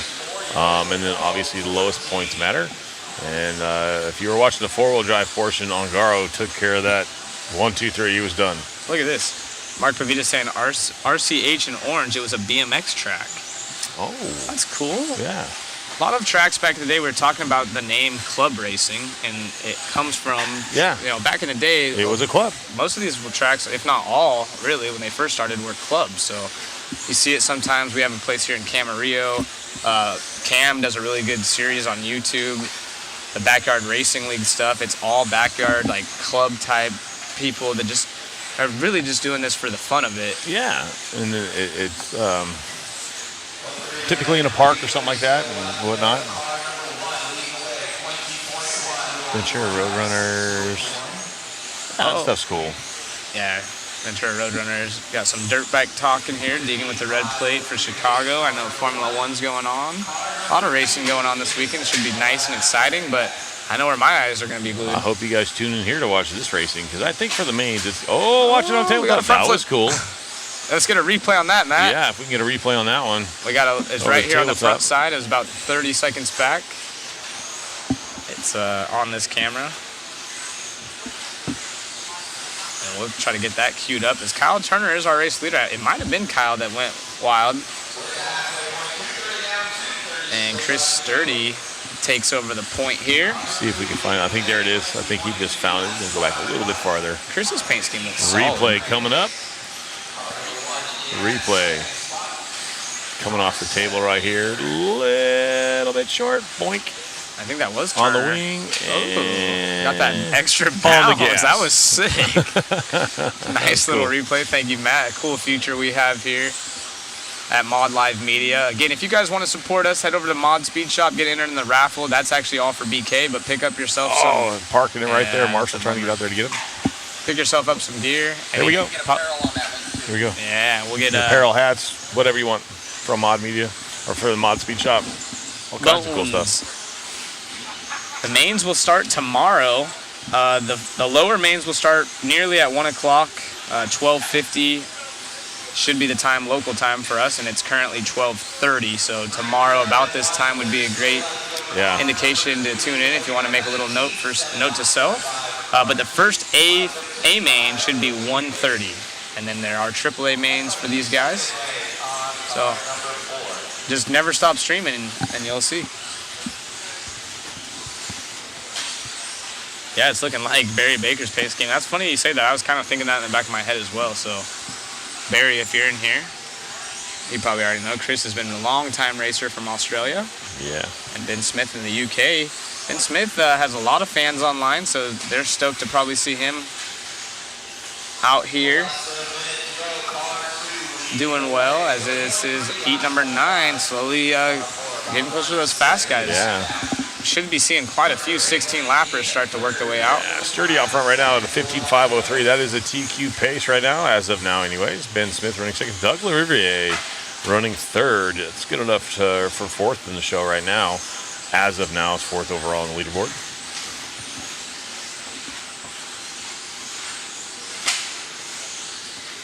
Hearing some chassis hopefully not bending there in the background. Our leader is checked out right now by about a second over Ben Smith, so not necessarily checked out, but we will be getting an interview at the end of this one. Is we will have the top 3 going quicker than Ethan's time from the previous race. 15.502 to a 15.504. Second and third are going to be duking it out to the tone. We follow around Christopher for now. We're going to have Olsen over here doing our interview. That'll be good to see. Barring no mistake out of Christopher Sturdy, we'll see him talking to Matt. I have been paid about 30 of the 45 hours I've worked this week to watch the stream. Nice. We appreciate that. That's awesome. Sturdy's going to take the win in. TQ again, 15.502. Ben Smith right there, Ben. In the Schumacher car. We're going to get a word with Christopher Sturdy here in just a second. Get that lined up for y'all. Christopher, Ben, Kyle, and Doug Lariviere, your top 4. We're here with Chris Sturdy, amazing run man, resetting that TQ here at the World Championships for two-wheel drive portion. Yeah, I was happy with that. It's probably my cleanest run the whole week so far. The car's feeling good. So just making a few small tweaks to the radio, and that's pretty much it. Not feeling the best today, so just trying to make the best of it. No, you have a huge fan base back home, as well as you raised some money to get out here. I know that Jason from our photography crew posted up a story on you guys. And anybody you want to thank back home? All of the Chargers RC crew back in Brisbane, Queensland. I wouldn't be here without them. They helped me raise so much money to get here. We physically wouldn't be doing it. We wouldn't be here without their help, so I can't thank them enough. All the members and all my family back home too. Congrats, man. Great job. Cheers, man. Thanks, Scott. Back to you guys. Right on, Matt. Thank you very much. Yeah, and I was just clicking through Facebook when we had a quick second there, and Mod, we just posted the Schumacher, so they're got some prototype stuff on their two-wheel. They got new stuff. If you want to go check it out, I know you won't be able to see it right here, but if you go to Mod Live Media. Yep, on Facebook. And really cool to hear that story right there from Christopher, the Chargers Club, you know, gathering together, getting money saved or raised for him to come out here and race. I remember my first World Championships, Kyosho didn't pay for me to go. I had to raise money, and thankfully was able to get friends and family to pull together. I actually had MMI, so the finish line Raceway, which is going to be the 10 scale on-road worlds next year. David Mayhew is running for MMI in the NASCAR series, and they footed most of my bill for me. Of course, Kyosho helped with the hotel part and all that, but as far as my flight and everything was concerned, you had to get there. I had to get there. So, just to give a cost of what it would cost to, of course, you know, we're in the States, the race is here, so it doesn't cost a lot of our American racers. I mean, it still costs a lot of money, but, you know, as for traveler-wise, what was your overall bill for that race to get out there and get home? If I had to guess, I was probably, for me alone, like I said, Kyosho paid the hotel. I was fortunate enough to bunk up with Cody King. I want to say I was like $3,500 deep. That's too bad. Not too bad, but keep in mind that was, you know, we were doing it as cheap as possible, right. Like absolute budget. But, you know, realistically, and this was 2011, so flights have pretty much doubled since then. And you finished 27th overall? I think I got like 37th. I think it was 37th. Yeah, that's not bad. Yeah, I had some solid runs, unfortunately. I don't want to talk about it too much. It makes me angry, but I had some runs that were could have been good. I wouldn't have made the main by any means, but I was shooting for the bottom of the B and kind of just, typical kid stuff. I was there having too good of a time. If Rona Folk's dad's in here at all, or Rona Folk himself, they got some funny pictures. And the problem was, See, what happened was You sucked. I sucked, but in I'm Finland, just playing. when we were there, it never became nighttime. Like it maybe got dusk was the Really? Yeah, so it was daylight the whole time. So Wow. you'd be out till 4 a.m. and have not a clue. You'd be at the bars drinking. Not that we were doing that every time, but it was really weird. And yeah, it was awesome though. Good times. Missed that. And then on the contrary, they also have, a month or two that they're completely dark. Right, dark People all the get time. really depressed there. Oh, watch come on straight away. Clear. Talking to some of them, they were saying that it becomes really depressing, but we came at the right time, and they did an amazing job. We were actually talking to Rona about it. I was trying to get an idea of how do you become the spec tire. So if you guys didn't see that interview, I asked, do you bid for it? Do they come to you? And that was the last time that he was the spec tire for the event, was at the 2011 Finland World Championships. And they actually reach out to you, and there's some obviously things you got to prove that you can handle the whole situation, as it's a pretty big deal. Right. Yeah, obviously you need to make sure you can keep up with production and make sure that you have enough. Yeah, and they try to find a tire that's best for their racing surface, is what I was told. That's what Jason said. So, it's not him out there bidding for it. They approach you and say, hey, we think this would be the best choice for the racers overall. Are you interested?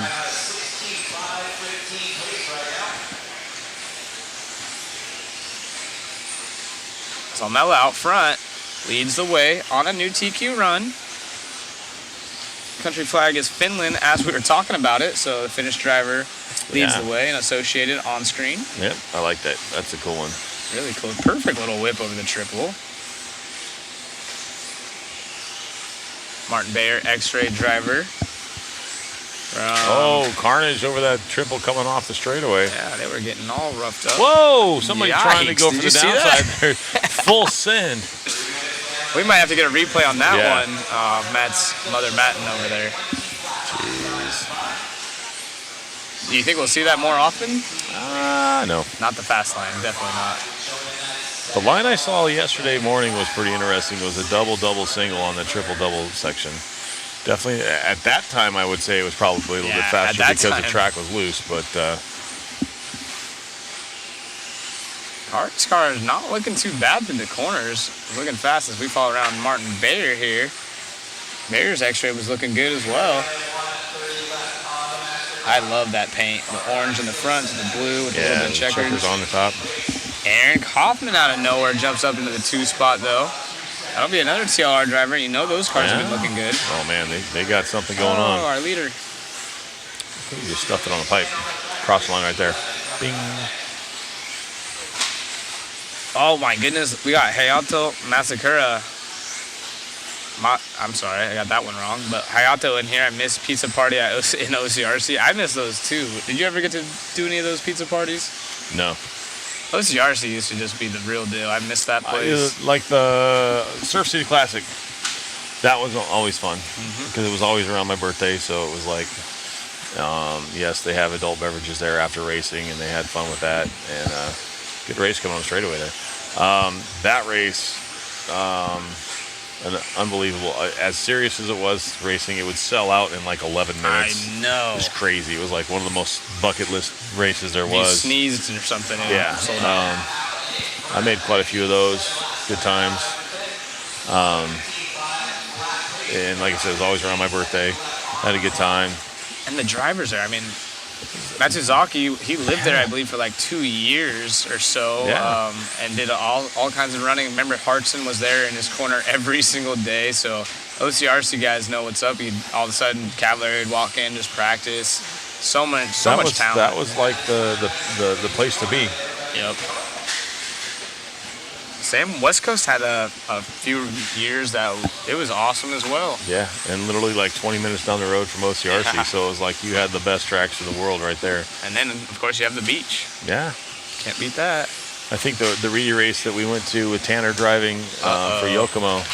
Sorry, I was just seeing Fuma is our TQ. His English is not very good. That's the Kyoshin driver we brought up in the booth. But go ahead. I'm sorry, I didn't mean to cut off the story That's there.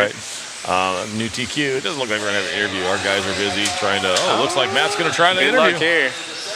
All right. Fuma's super cool. He's a 16-year-old, but he looks... and he holds and carries himself. Oh, Matt's trying to get him. Oh, poor Matt. I wish we could get a video right now of Matt trying to chase down Kuma. Come back. Dang it. I got the high chew. Gosh darn. What do you do? What do you do? Well, Matt, tell us how that run went. I said his name several times. Well, he just laughed. He's like, I'm out. Yeah. His English isn't the best. We tried getting him up here for an interview the other day, and I was like, hey, are you going to be able to do it? And he's like, it's not good. And then we sat up here, he's like, in the chat, everything I'd say is just like, the chat's all very shy. Yep. He's super cool dude, though. Let you look at his car, obviously surrounded by some good guys. Yeah. The Kyosho guys are hilarious. I love hanging out with them. Chikuba's out here, so he was kind of telling me a little bit about the car and showing that. But we'll have to go talk to those guys again and see what new parts they have. Oh, yeah. Well, there's a good replay.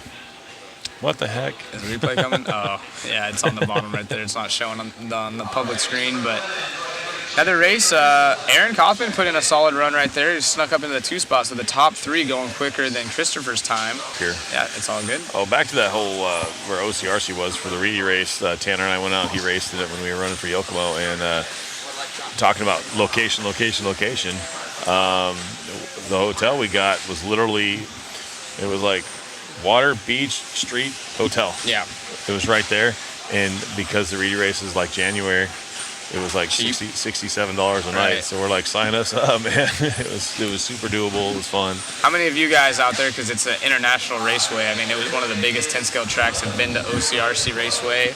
Since now it's been shut down, but we actually had Nick Black in the chat. Yeah. We even had RB in the chat. RB chimed in, That's too. That's right. Hayato saying, can't believe that was over 10 years ago. I know, that is kind of crazy to think about. Mitchie, man, hope all is well. It's good to see you here. And again, thank all of you for joining us. I actually ran the first Reedy race they brought back when it was at West Coast. Did you? Yeah, Dustin Evans won that one. Yep, I remember that one. I was there as well. Good time. And that was a story I told you about Ryan Mayfield. Mm-hmm. It was a good time. Jared, I'm sorry. Tanner was my pit guy, and he was like 6. It was a good time. Dustin went on a tear that year. He won the Nationals, I believe, the year or two before. He had a really good year that year.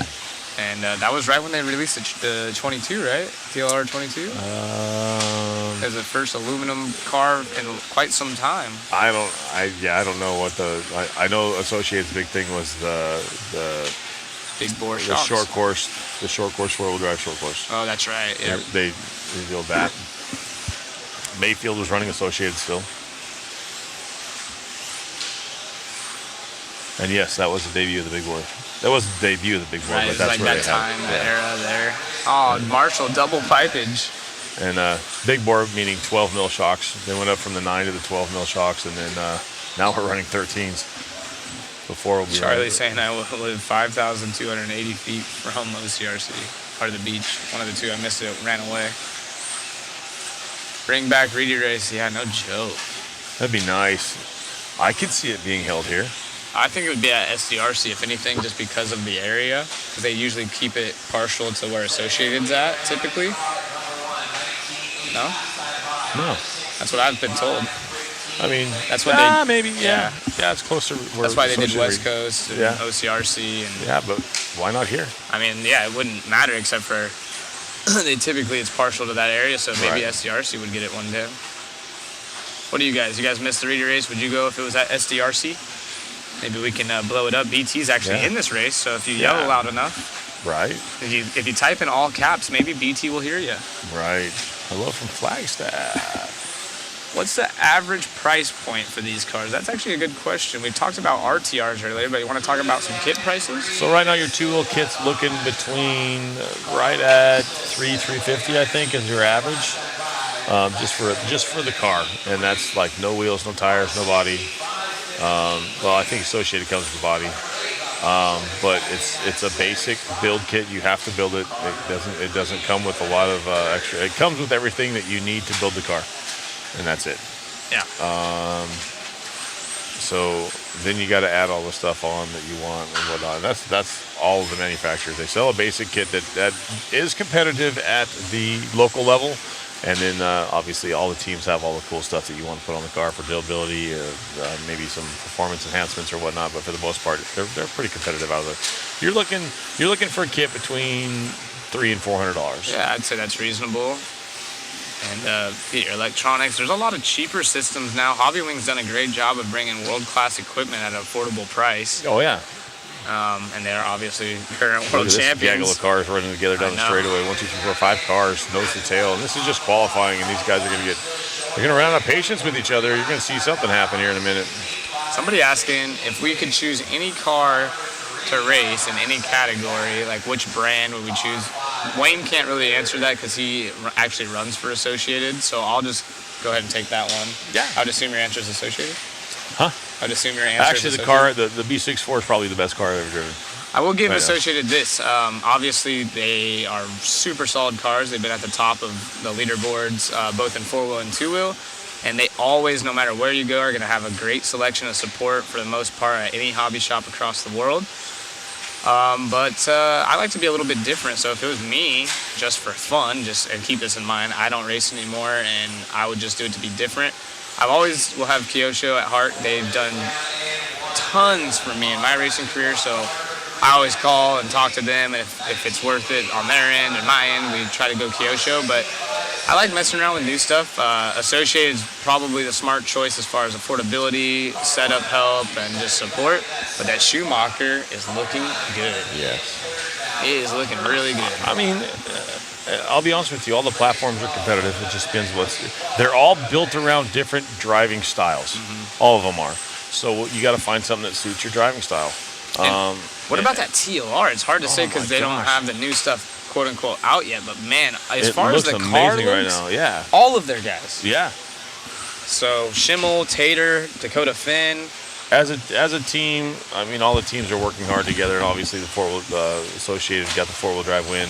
I mean, Associated going 1 and 2, and then Schumacher going 3 and 4 in 4-wheel. So that just goes to show that these guys got really good vehicles, and that anything can get up on the on the block. And I was joking the other day, but I'm one of those guys too. If the Mugen came out, I don't have any sponsors or anything. If I ever jump back in it and that thing was available or something, or I would love to drive one. It looks cool. I like trying new things, especially doesn't have as much testing and R&D. You get to kind of play with it yourself and see what works. When I ran Kyosho, was fortunate enough to come up with some specialty stuff, drilling holes in arms, and they would make new parts for it and stuff. I like that stuff.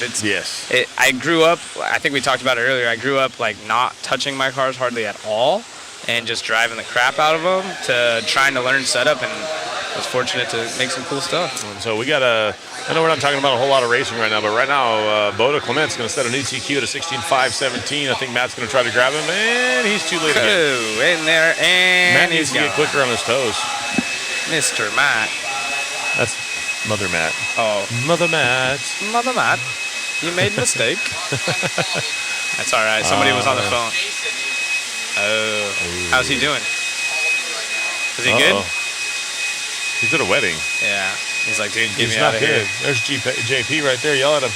I was texting him earlier. He's going to get up in the booth here in a bit. Oh, cool.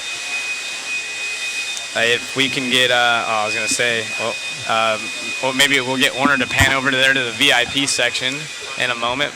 Get Joe Pillars up there. See all this on the left-hand side. We even have Ron Schur. And speaking of West Coast, we got Danny's here from West Coast. Nice. Hey, yeah, we got Ron. Oh my goodness, the VIP section's popping. Popping right now. They paid a lot of money for those tickets.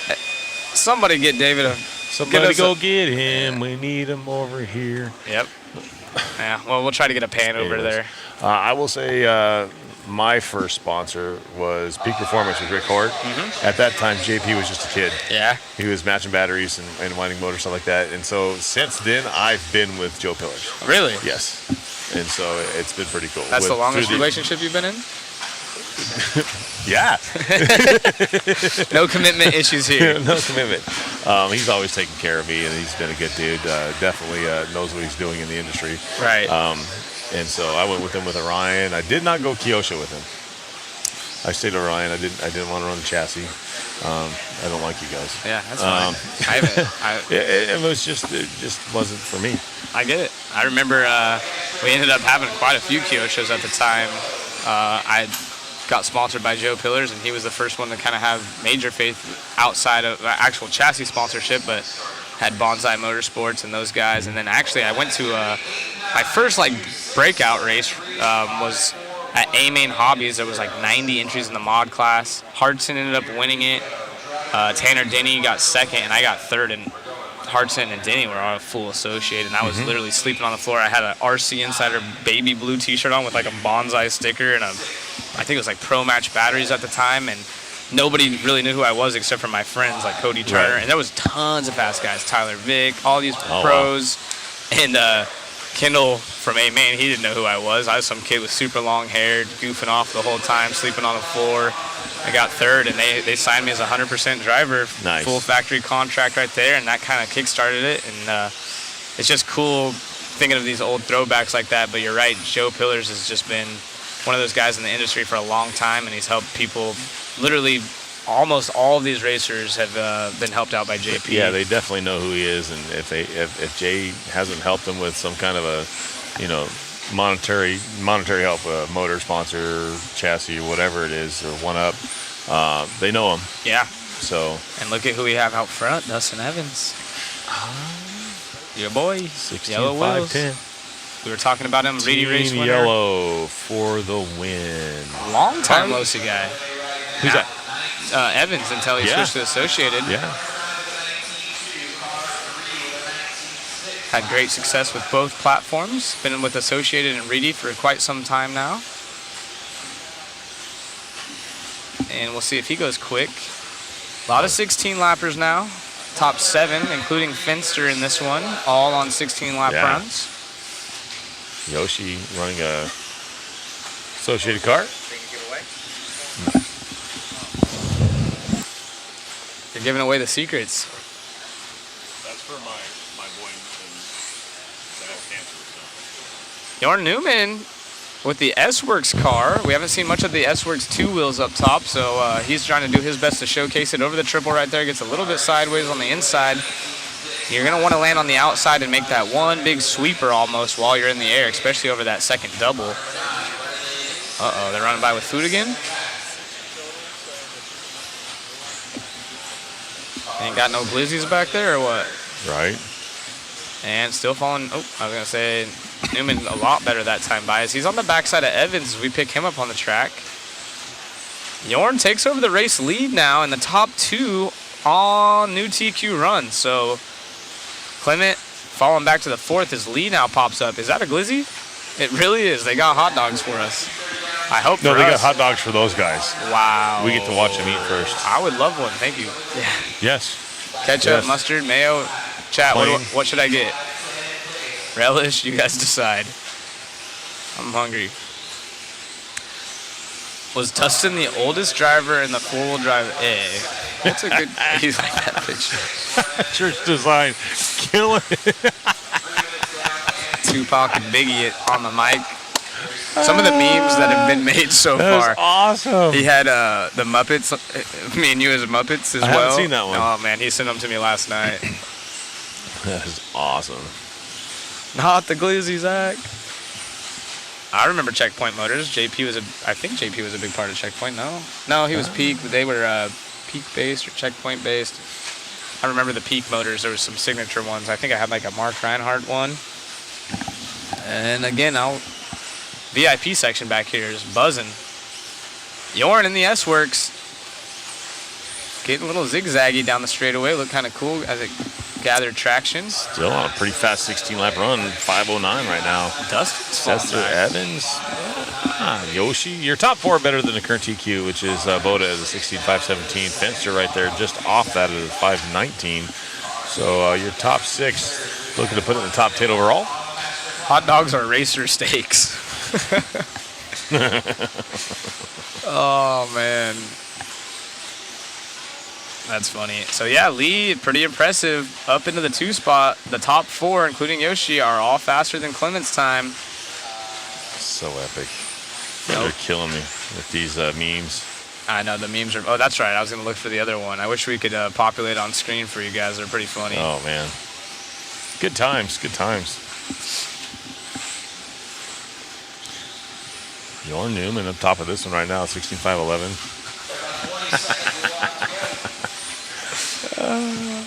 You guys remember the checkpoint motors with the sideways brush, the little screw-off cans or tops? Oh wow, and a Dr. Pepper. Yes, this guy's killing it. Lee on screen. DP. Lee's car's been solid. He was fast in 4-wheel as well, so he's kind of a sleeper, but been going quick. Thank you very much. Thank you, appreciate you. Yes. Thank you, Glizzy God. Glizzy God. You go first. Checkpoint was O'Donnell. That's right. Remember O'Donnell? Right. O'Donnell Racing Fuels. Yep. Tebow ran for them for a long time. Actually, a lot of the top pros did. We're just going to have to... That's awfully big. It's going to be a dry one, huh? We got no... Go ahead. None of them let... We put the chat to work to see if they would let us or call for mustard, mayo, ketchup, relish. I ain't got nothing. I'll go first. Dunk it in the DP. Dwayne was the best tuner. Yeah, good times. I forgot about that. Yes, I'll take some. I'll take whatever. I'm good.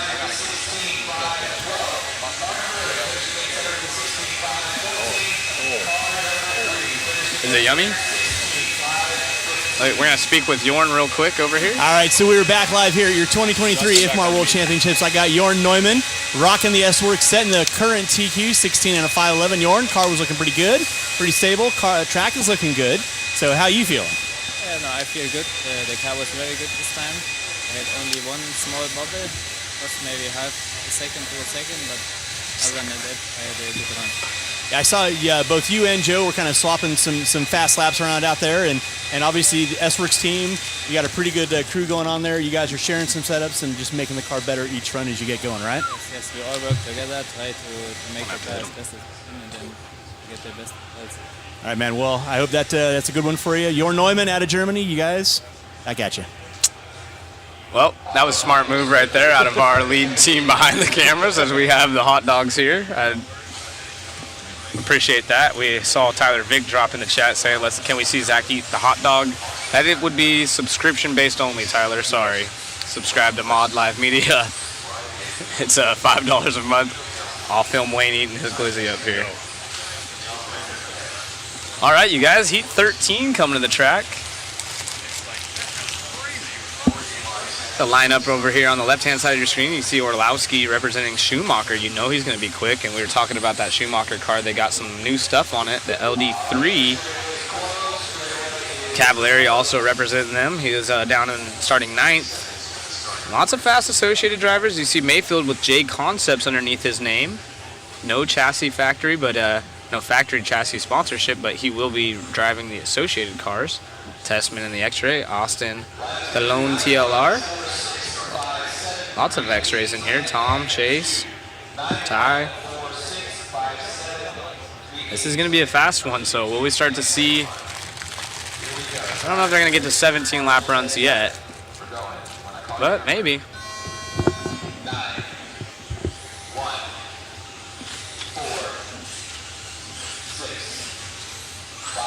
Don't know when the LD3 releases. Maybe we can get more of those guys up here. Trish was in the booth with Matt Olson. I'm not sure if they discussed that much because it wasn't during the four-wheel drive portion, but I do want to get Jorn over here for S-Works. His car looked good, and we'll talk to Schumacher again. Maybe get, we've talked to Brock. Maybe we'll get Orlowski in the booth and see what they got on that car. All right, I'm back. That was a good one. That was good. Mayfield, opening lap. The 19.2, fast one out there by about 0.2. Let me see what we got going on here. I'm thinking it's going to take a 17 to be in your top 10. Mayfield, rough lap after that one. Oof, 22.1 set him all the way back to 10th. One of our young bucks, though, Davey Bada up top after 2 laps. Now Cab back to the top, though. It's just going to be, it's going to be back and forth. It's going to be close racing. These guys are going to be up and down, up and down, up and down. Your top 20 will be definitely changing a lot.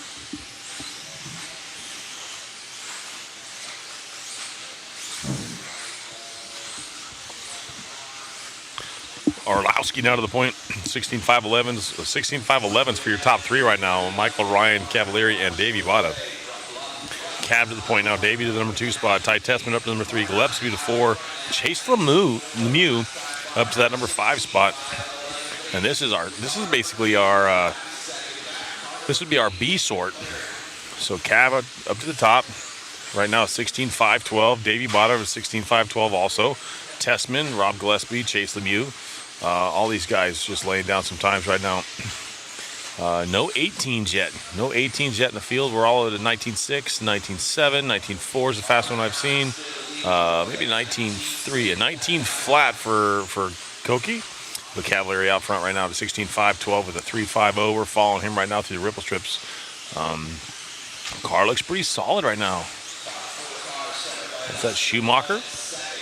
They do have some new parts on those things. I'm not sure exactly what they got on there. And now we're on Davey Vada, our number 2 car. He's actually number 2 in the second place right now from Coyote Hobbies. He's been one of the faster young guns coming up. Of course, he has a track. Him and his dad own a track together. It's Coyote Hobbies.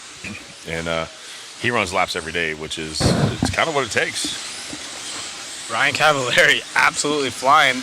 Both those guys are. Signature paint scheme on the right-hand side of your screen. If you're watching from the phone, I know it's a little bit small, but we have some fast guys. We want to try to follow them both. And it's cool having them on the top right there. We're trying to dial it in where you can see the racers and actually get an idea of how they are on the stand, their mannerism. But Cav flying. And I was talking, about that Schumacher. Mayfield back up in the number 3 spot in the race. But your top 3 right now, super close on time. Your top 2 are separated by 5/10. Fastest lap goes to the Schumacher driver of Orlowski down in 5th. And I think the only other 18, it was an 18.8 for Orlowski, 18.9 Mayfield. Everyone else in the 19.1s. Yeah, Mayfield's stringing some laps together up to the number 3 spot overall. That will put him 4th overall. But Davey Vada out of the point. 16.511 with a 4.70. 16.511 for a 6.50. Davey Vada 5.11 with a 1.18 now. So far, fastest one in this race with a 19.2. Cav last time by with a 19.5. It is Bada leading the way. Coyote Hobbies, those guys got to be losing their minds right now. I'm sure they're live.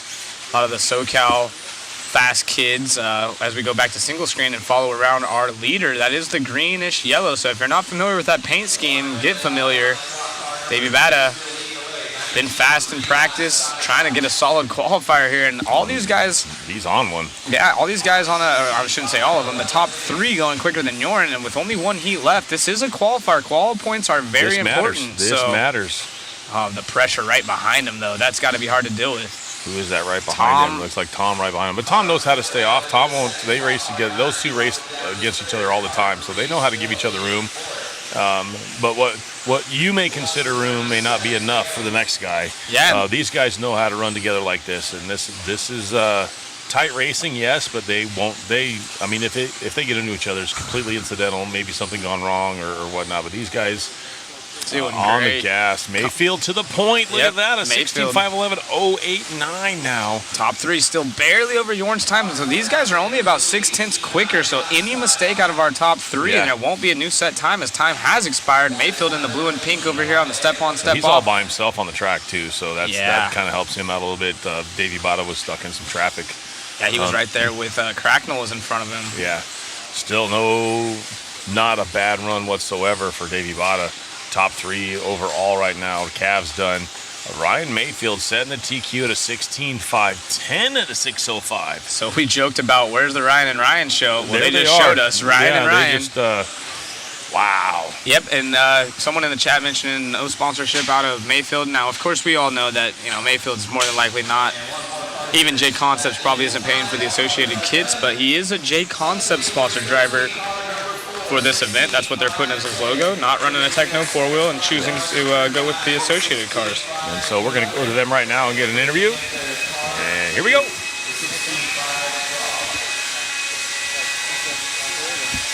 All right, top of the leaderboard right now with 1 heat to go. It's going to be Ryan Mayfield setting it off right now with a 5.11. Car was looking good. You were looking pretty composed as always. So any thoughts? Yeah, came out of the gate a little tight, nervous, first round qualifying jitters. Screwed up the front section here, had to get marshaled. Probably left 3 seconds out on the track, but once I got in my rhythm and the car felt good, I made a couple small adjustments for that run. Took a minute to get accustomed to those, but then after that, I thought I was flowing pretty good. Car felt pretty good. So this track's just so difficult. It's knife edge out there. You need comfort, but you need speed, and finding that balance is very difficult. So it was closer that time. Awesome, yeah, and I know you and Spencer are always talking back and forth after each of your runs, and you guys put your heads together, and obviously you guys can get it sorted out and make it as comfortable for you as possible going around the track, right? Yeah, it's very difficult to do that. He drives a little different, I drive a little different, but we kind of can still work together and bounce ideas off of each other, which is what we've been doing. And with the help of the associate team, they've been very nice to kind of take me under their wing this weekend and working with those guys. So I got to go Marshall, but thanks, guys. Thanks, Ryan. Always good talking to you, man. Yes. Thanks. All right, guys. Something interesting. It's funny hearing Mayfield say, "Yeah, I was nervous in qualifying." He's one of the best to ever do it, and. Yeah, someone also mentioned, I thought Techno had a deal with Associated where they have their sponsored drivers. So it kind of worked out that way because Techno, at least when I remember whenever Jared had his Techno deal, he did actually have an Associated contract. So he was contracted to run their stickers, smaller, of course. Right. But he also was on a contingency plan. So not sure. I don't have the official details of, what J Concepts is doing. I'm assuming they're absorbing the cost of any contingency for Mayfield, but yeah, he's not an Associated driver. No, he's not on the team. But they are helping. I mean, come on. Yeah, exactly. You got one of the top drivers in the world. He's running your car. If he starts top 5, they're going to do everything they can to make sure he has what he needs. Period. They want their car to win. That cool new overlay that we have, compliments of RCGT and RC. That is dialed. With the Yes. garage. Have That all is the cars super there. cool. So Andre over there at RC Garage and RCGT is just Killing it. absolutely killing it behind the scenes for you guys. Bringing the brands, bringing the flags. We've been taking pictures of the drivers and their paint schemes so it's easier for everyone to follow. We have a ton of new people that aren't really dedicated racers. It's funny because half this chat's people from way, way back that I didn't even know still watched RC. And then we have a lot of people asking quote-unquote newbie questions, which please keep those coming. We do not mind them. Yeah, absolutely. As we let these guys get a few laps in and see who's going quick. They got to beat Mayfield. Wow. Out of the chute, Dakota Fenn with a 19.1. So right now, Mayfield a TQ at a 16.510. I don't think we're going to see a 17 this run. I don't think it's there. People asking about Mayfield's radio. Yeah, he's running that Fly Sky. It's the pro version. They do have one that's under 300. I believe that one was like an MSRP around 550, but it's 360 or 380 if you actually really are buying it. Yep. That is their high-end model. Yep, it's the pro version. Yep. So you go check it out. It's all metal, and it actually it swings from left to right on the steering wheel. So you can. So if you're funny-handed, you can turn it around. Funny-handed. Oh yeah, 4-wheel drive, Fast Guy out front early in this one, and top 4 on a new fast time. I'm gonna be Cole Tollard with an 18.9. I'm gonna be watching the Losi cars in this one, to be honest with you. Lots of fast. Schimmel, Tater, and Cole. Will Ongaro double up? If he does, he'll definitely be the only one retaining 2-wheel, 4-wheel, and 8-scale World Championship. That one's going to be hard to beat. Ooh. If he can, that would be the 33rd World Championship. 506 right now. That's Tater, though, sneaking up there with an 18.9. His hot last time by. There's a second and a half between our top 2 is now Schimmel goes up to the 2 spot. Schimmel has been super impressive. Who crashed upside down? Didn't catch that. Looks like an orange car. Maybe is Bruno in this one? Yeah, Bruno. So that's not going to do him any justice for this first round of qualifying. Our top 6 now going quicker than Mayfield. Schimmel, as we pick him up on screen. Oh, no. Is that Schimmel? Yeah, Schimmel on screen right now. So that's the TLR car. Hopefully he can gather himself. He got a little bit wish-washy there. So you're top 6 right now, better than Ryan's time. Actually, top 7 now. Rivkin getting through. Brock right there. Ryan Mayfield still holding on to an 8 right now. So Ongaro, though, is he going to do what he did in 4-wheel? Right, and 3 and done. Marcus now sneaking up. That top 7 going quicker than Mayfield. Yes. So Rivkin needs to put together. But the 15-year-old Marcus, let's not count him out. He was in the A final of 4-wheel drive, sneaking up there as well as our top guys are on. Tater right there. 3/10, not even 3/10 behind him. Yeah. Wow. So Ongaro. Tater to the point? Yeah, Tater is that purple and pink by car. 6/100ths. Ongaro on screen right now. Let's get a ride along with Tater down the back straight. What do you think? Oh my goodness, they're virtually tied on the clock, Ongaro and Schimmel. So Schimmel taking it over from Sontag that last time by the top 3. Actually, what is this? All the way down to 6th. They're all within a second. Wow. Oh. Throw a blanket over it, as Jimmy Right. Babcock would say. This is Ongaro heating up. Rifkin now up to the number 2 spot. Tater, Dakota Fenn up to number 4. Oh, so now These it's going guys to are be all going back and experience. forth now. Yeah, all about how can you handle the pressure. Rifkin to the point at a 16.507. So they dropped off just a touch. Just a touch, yeah. Rifkin. Tater and Marcus. The purple car, as you see, Let's see, over are the triple we go. That's our race leader. Yep, got a little, who's that right behind him? Oh, I think that was Marcus, if I'm not mistaken. That's our now 6th place driver. Aiden Horn, our top seed, was sitting back there in 7th, but Tater now to the point, so it's 2 TLRs over at Associated. Dakota Fenn. So if you're on the track right now, there's nobody out of this one. Look at Tater's car. It is dialed. Yeah, if you're on the track, no one's out of it. Absolutely, Wayne. 45 seconds left, guys. Drop in the chat. Who do you got? A second apart, your top 5. Oh, I'm shaking up here. Rifkin at a 507, 425. Fenn at a 507. Tater at a 507, a 507 for Ongaro, a 509 for Cole, the farthest one out of your top 5. But these guys are all within. You got a 0.4, 0.6, 0.7, 0.8, all on 507, 16 lap runs. And so now Dakota Fenn to the point. Tater running second. David Ongaro running third. Rifkin to the fourth. Literally less than tenths. And it's Dakota Fenn leading the way. Ongaro, Rifkin. So Tater and unfortunately Schimmel having a mistake, falling all the way to 9th. And Now someone's it's upside down on the front. Now it's Fenn to the point. Oh no, double upside down. Now it's Spencer to the front. So look at this, 1/10.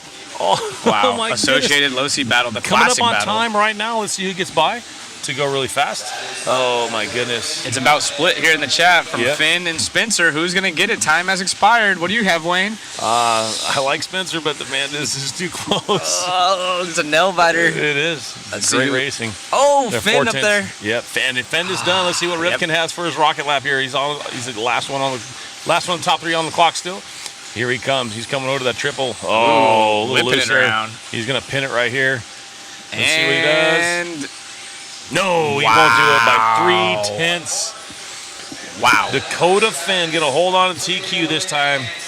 But look at that, Ryan Mayfield still. The Ryan Top and Ryan 5. show 5 and 6 overall. You can hear the Great crowd. run for Dakota Fenn. Man, I'm shaking. That was sick. I got it. Yeah. I thought the TLR was going to be something to watch. We're going to join Tater's Richard fourth. Lake right here. Aiden Horn up to number 5 spot.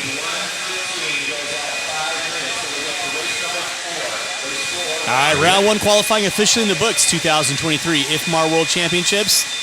Somebody who doesn't need any introduction. Dakota Fenn, putting it up on top for round 1. Feeling good?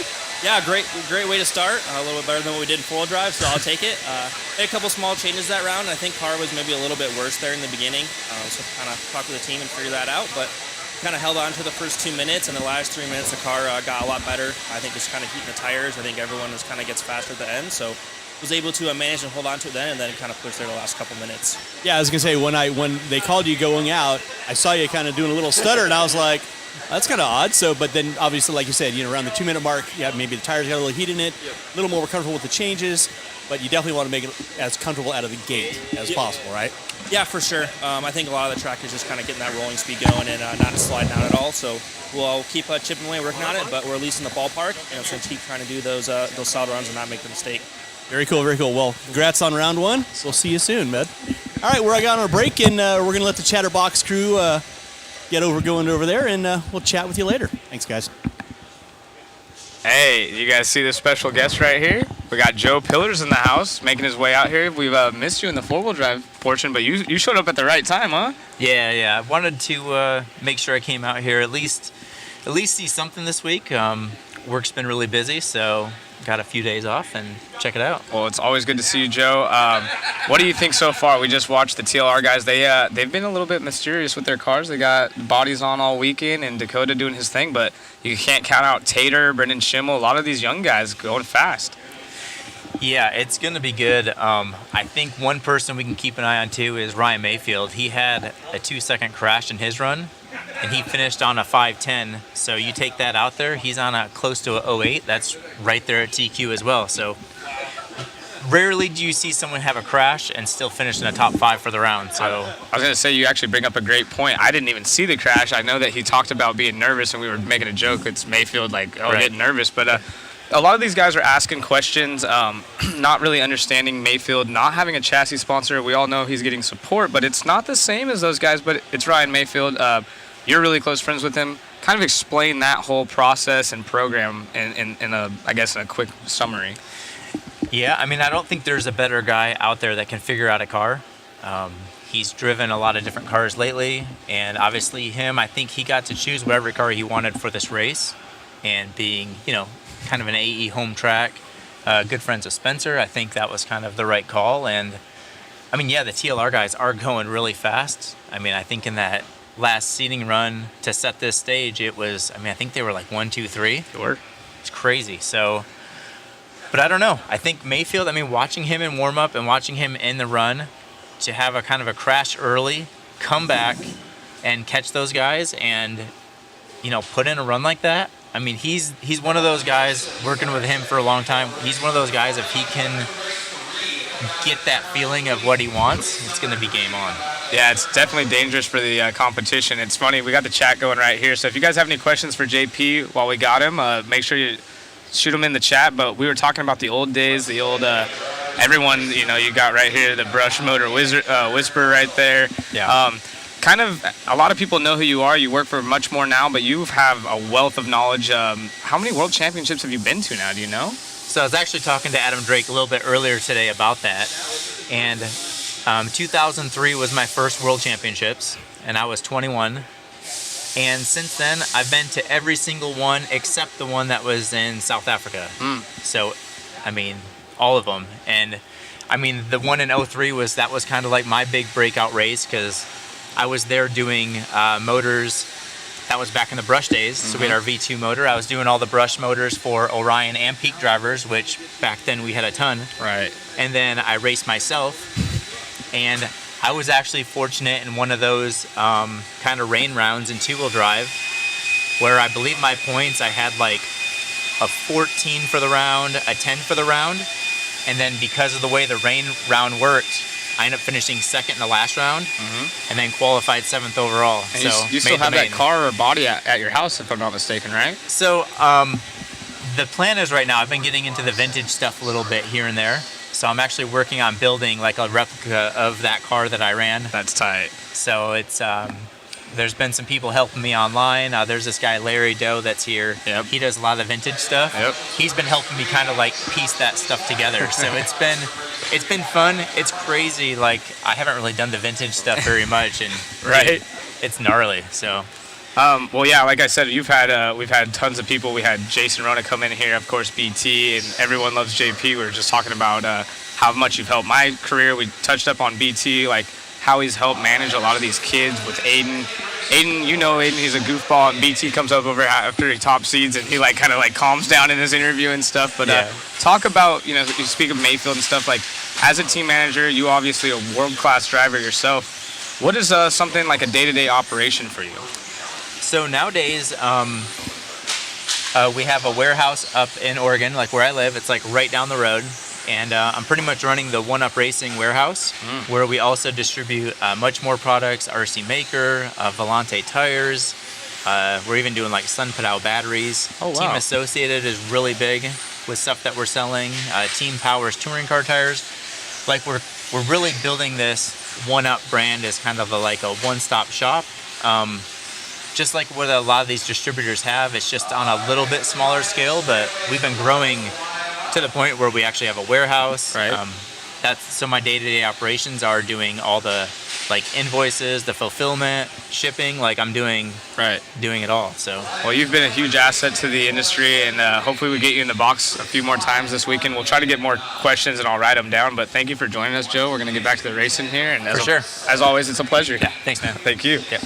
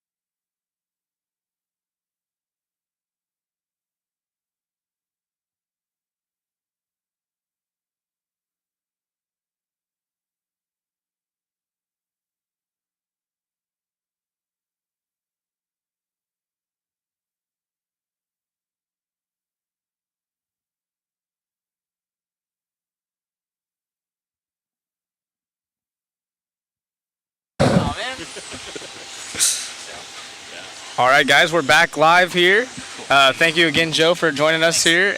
We have talking about the chat. He was like, it's funny.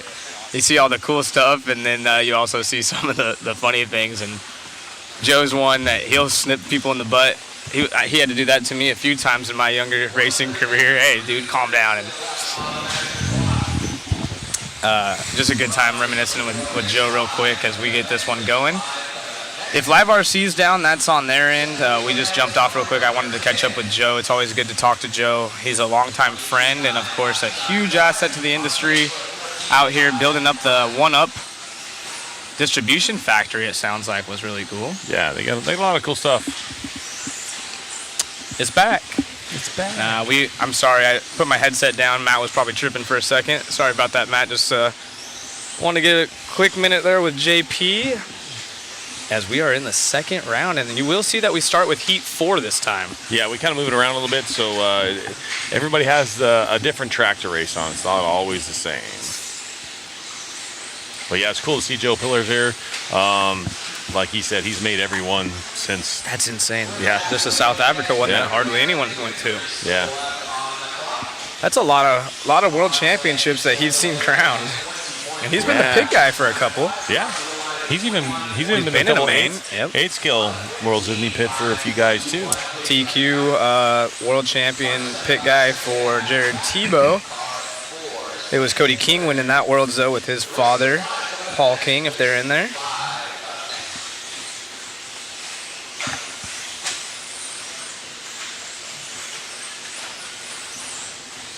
Yeah, it's cool to hear that some of the top dudes in the industry like that have been streaming this mod live media all weekend. You know, JP saying, "Oh, I've been at work and I'm right there on my desk. My phone's right there on my desk because I'm doing packing orders, stuff like that." So yeah, it's super cool to hear that, and it's even cooler to hear that that we're doing a good job. I mean, that's the whole idea behind this, is to have a good time. TOR has front brakes. You heard it here first. That's a funny one.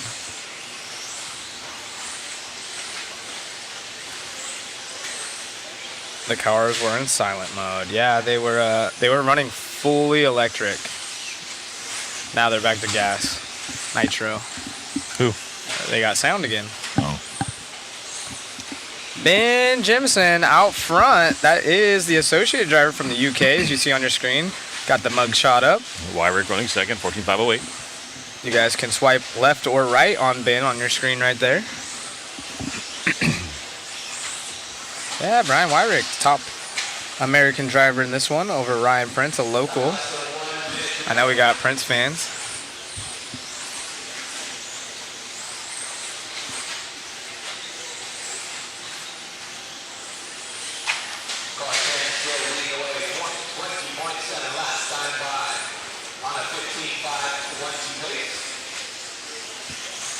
Ben still leads the way over Brian.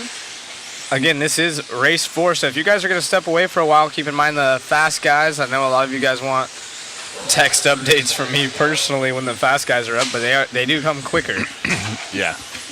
Ooh, his one's off the track, straight to the marshal. Brian and Ryan, 5:19 right now. So once again, it's a new round, so everything restarts too. So that round that just happened, it's done, it's by the wayside. All you take from that is the points, and nothing else matters. So this round is its own monster in itself, and that's just how it goes. Yeah, exactly. Like you said, it's one of those things that if you're not familiar with the racing scene, especially IFMAR qualifying, everyone's on their own individual clock. So even though we were watching people battle on the track and stuff, you're just, ooh, that was a...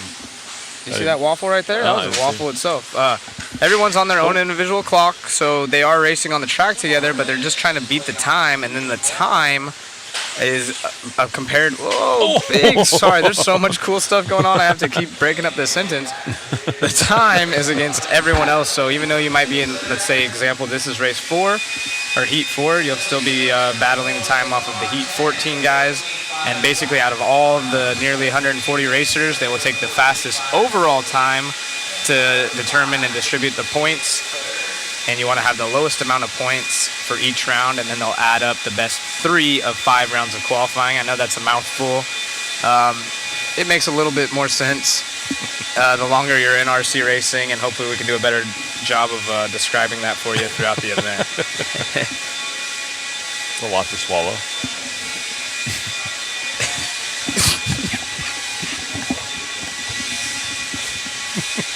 RC guys. Oh, goodness. We're tired.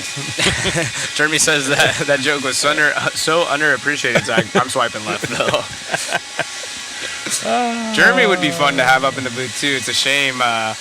Mains are tomorrow, guys. Sorry about that. Live RC, I don't know if they're down or not. I mean, we got ours up. We're doing good. Yeah, Live RC, we are not connected with that. We just have the little top bar going. But we have our system going over here, RCGT, as we take some selfies up in the booth. Yeah. Wait, I missed Zeke's comment. If you hear him say Tater's paint is awesome one more time, I'm gonna cut the rest of my arms. Well, his paint is Don't do it. Don't do it. I got body. you, Zeke. It's one of my favorite ones. I'm sorry. It is. And now we got no more arm. Gosh darn dang it. We know if we don't get a text back, the arms are gone. The arms are gone. We can use his nose. Well, how would you hold your phone? I don't know, but I do miss Zeke. I wish he was around here. Zeke for the win. Those that know Zeke are dying in the chat. There are some Yokomo drivers. Killick's running the Yokomo car, definitely a factory team driver. There's a few other drivers as well. Hey, they want me to go interview Tater about his paint job. Oh yeah. Then Zeke's gonna lose his legs at this point. He's gonna be only torso. We're gonna be done. Hey, I appreciate it, so leave me alone. Good fun with Zeke. Always good for a smile and a laugh. Yeah, we got some fans in this one of Dustin Fox. I'm a fan of Tater. I'm sorry, he was out. He was in that last one. We got a new race coming up. Adam's in this one. Yolan, Andrew, Raymond Day. Shane, I didn't do him dirty.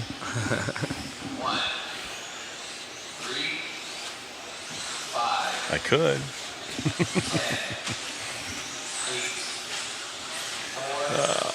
Mod Media in the chat. What? Whoa. Oh, nice. Ozzy, Ozzy, Ozzy.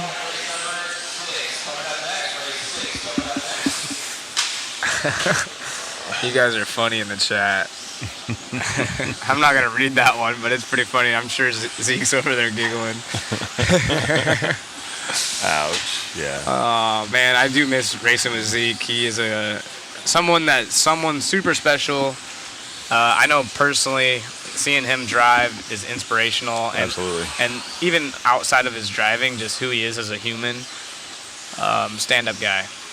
Yeah. Always wish Tebow would got an 8-scale Worlds. Well, you never know. It could happen. It could still happen even though he claims retirement. You can throw a car out there, and we see Garo doesn't need much practice on stuff. Gets a car on a Wednesday and just slams everybody that Saturday. We talked to Bruno earlier. I was joking around with him through Messenger app with the Red RC guys and gals. At dinner last night, he came over to talk before the race started. We're just kind of discussing a little bit about his career and asking him, like how you like the 10-scale stuff. He's predominantly 10-scale on-road driver. Asking him what's up, your guys' cars look really good here in the off-road side, and then congratulated on his win in 8-scale. He has the Euros title. Ty flew over there. They were able to do that, and asked him, how much do you run those other cars? And he's like, 8-scale, not often at all. Yeah. Just got that car ready, practiced a little bit before the race, only practiced that up into the races these guys need. That's what he said. He'll run the Euros to qualify, and then he'll practice until the Worlds, and that's it. Maybe once or twice, that's it. Yeah, and he's still able to win. So yeah, it's ridiculous. Those guys, it's like riding a bike. They don't forget it. Check out this instant replay. Oh, we got an instant replay. It was our leader, and just it was our leader. He's gonna want to forget this lap. Yeah. Oh, oops. And then found it. There's more to it. That was. Oh my goodness. Adam, I do believe, was our leader, and that should be it. Looks like pin it. On top of the jump, nonetheless. we got Ryan from Racecraft in here, throwing in the emojis. Pick up with number 9, Chris.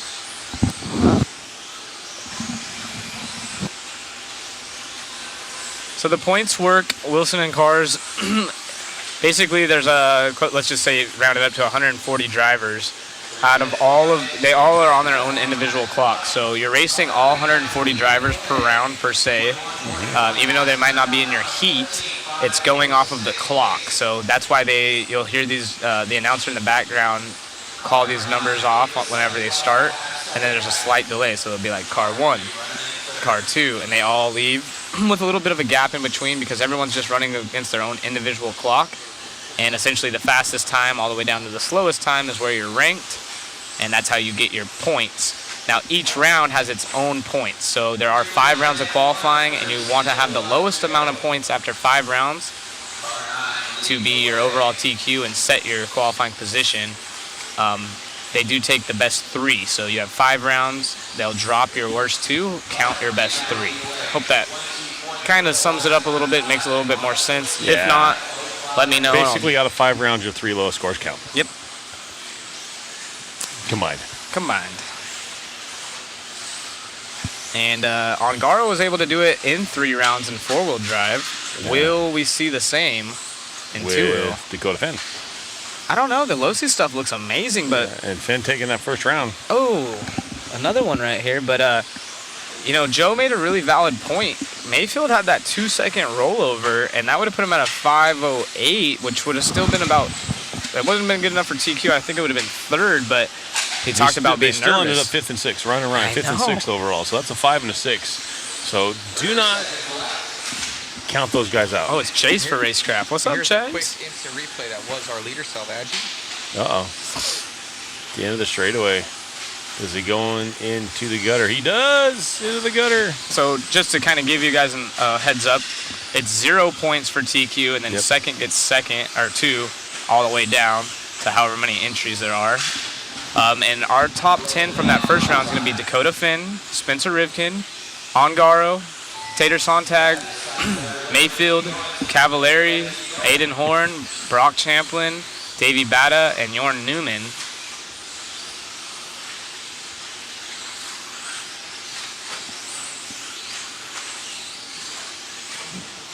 And they keep flying off the track at the end of the straight over there. That might be something to watch out for in the main events.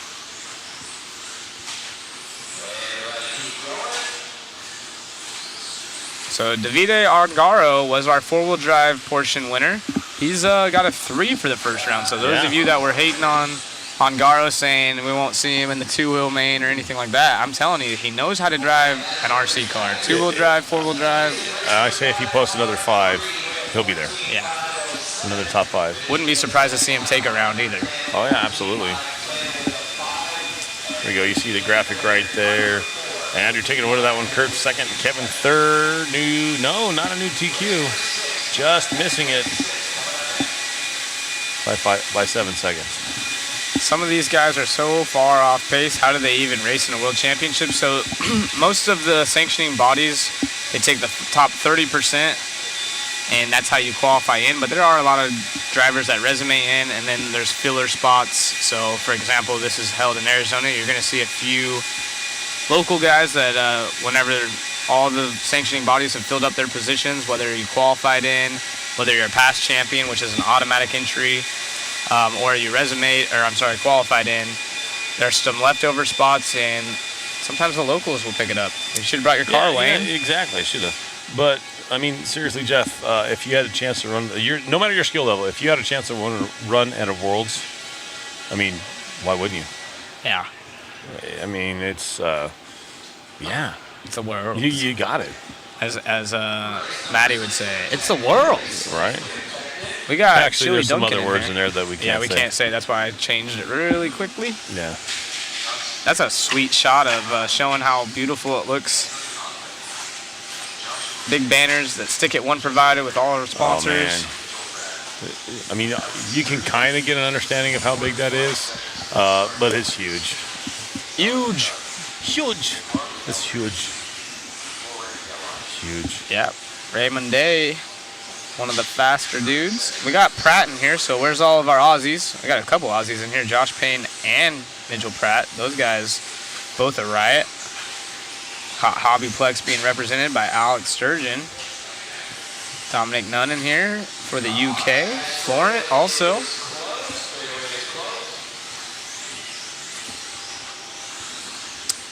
Florent from France.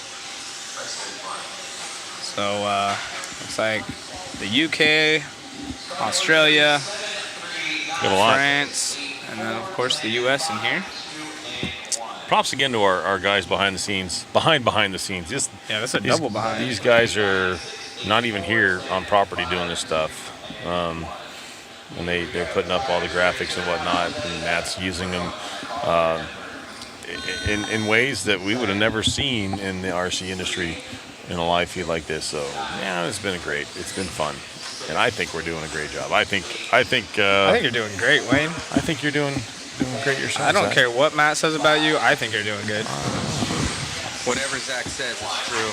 I know. It's true. I know. You should hear some of the stuff he says about you, though, Matt. I mean, I think he's hecka cute. You're All lies from Wayne. Dang. You're paying us 10 cents, so. What was it, Aiden and Tom on the stand on their interview? This is true. Exactly. Their interviews are classic. They Doesn't are. None run hot bodies and not AE now? That's above my pay grade, so. Yeah. We'll have Text to them, find out. Yeah. Somebody let us know. We'll Shoot change them a it. message. Absolutely. Whoa, poink. Bing bong. The triple pipe. It's Hobbyplex leading the way. We got to get that on instant replay. That was like the slowest 50-50 grind That's I've ever seen. literally what I was thinking. I don't even know if I need to do this at slow-mo speed. Right. You could, though. This is It's full like speed. pops up there Bing, all bing, the way bing. down and gets shut down. Pretty impressive, though. That's funny. Car not looking very happy there, though. I believe that's Harley, if I'm not mistaken. Sturgeon. That is Sturgeon? Yes.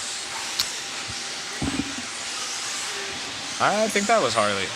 That's Sturgeon right there, the red car, I think. Sturgeon's car number 3, so let's see what number's on that car. I believe he's the red car. We were on the pink and white, and I think that was Harley. I'm going to tell you right now, yep, the red car is our race leader, so I was right. Yeah, can we get zoomed in on that?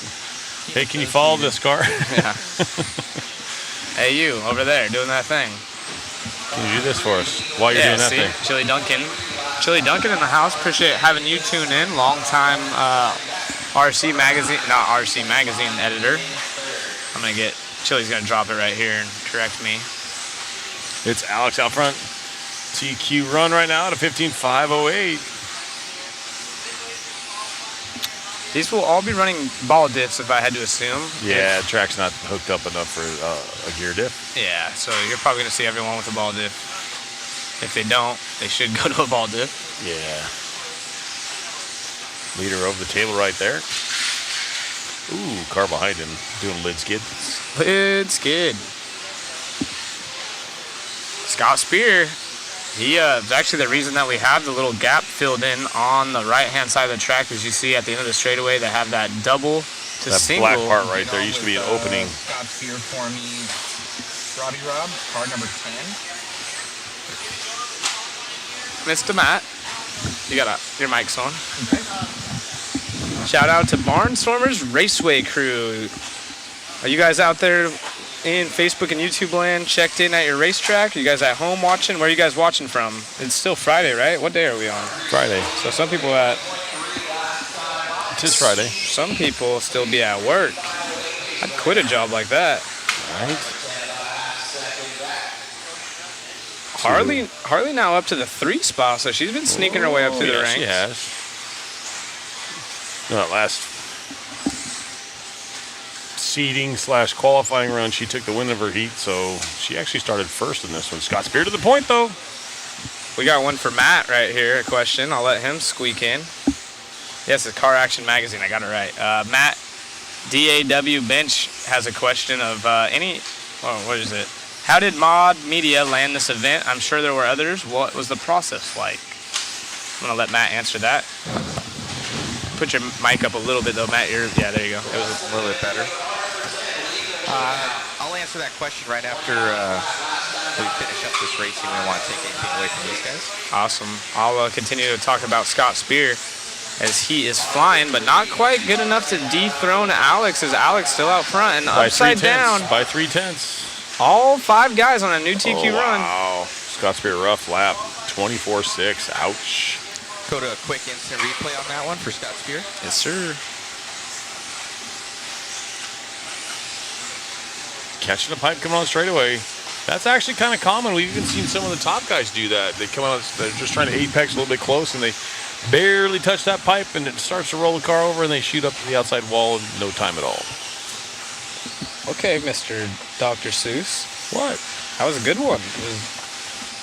Forget what you said already, but it all rhymes.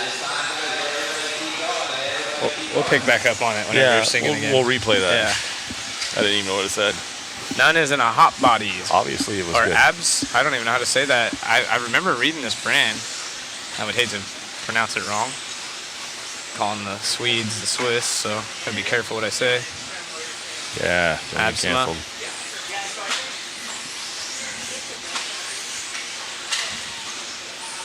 Packing the car for some club racing. That Rain Man's Lewis saying. Holla. Miss you there tonight, Big Wayne.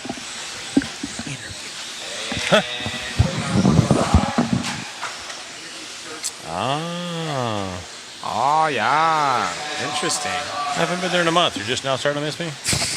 We're going to interview Alex Sturgis. We're going to get Hobbyplex. Adam.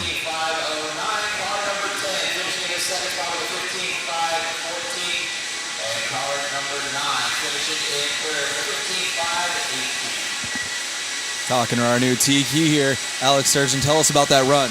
It's clean. I didn't mess up. Well, I kind of messed up once at the end, but it didn't count for anything. I needed that so bad. Seating went so bad for me. I was chasing my car, and I was over there just like thinking I was gonna, I don't know, just pack it in and not really worry about the rest of the weekend. And then made some changes there for Q1, and it was good. Made one more change. I lightened my car up a little bit for round 2, and it was much more drivable. And I just got to thank my buddy Will Britton back home for taking my calls.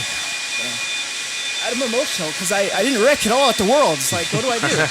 How cool. You know? That's awesome, man. Well, looking forward to see what you got in Q3. Yeah, thank you very much.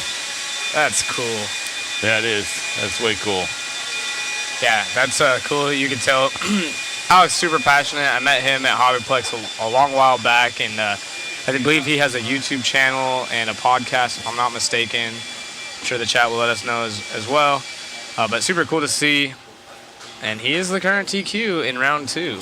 Yeah, and go back to these guys are 3 laps off pace. Why would they even run? That's why you run this event right here. Yeah. It's a Worlds. And he's only 1 lap. That was only one lap he's behind. Only 1 lap so off, good but for still, Alex. It's a Worlds.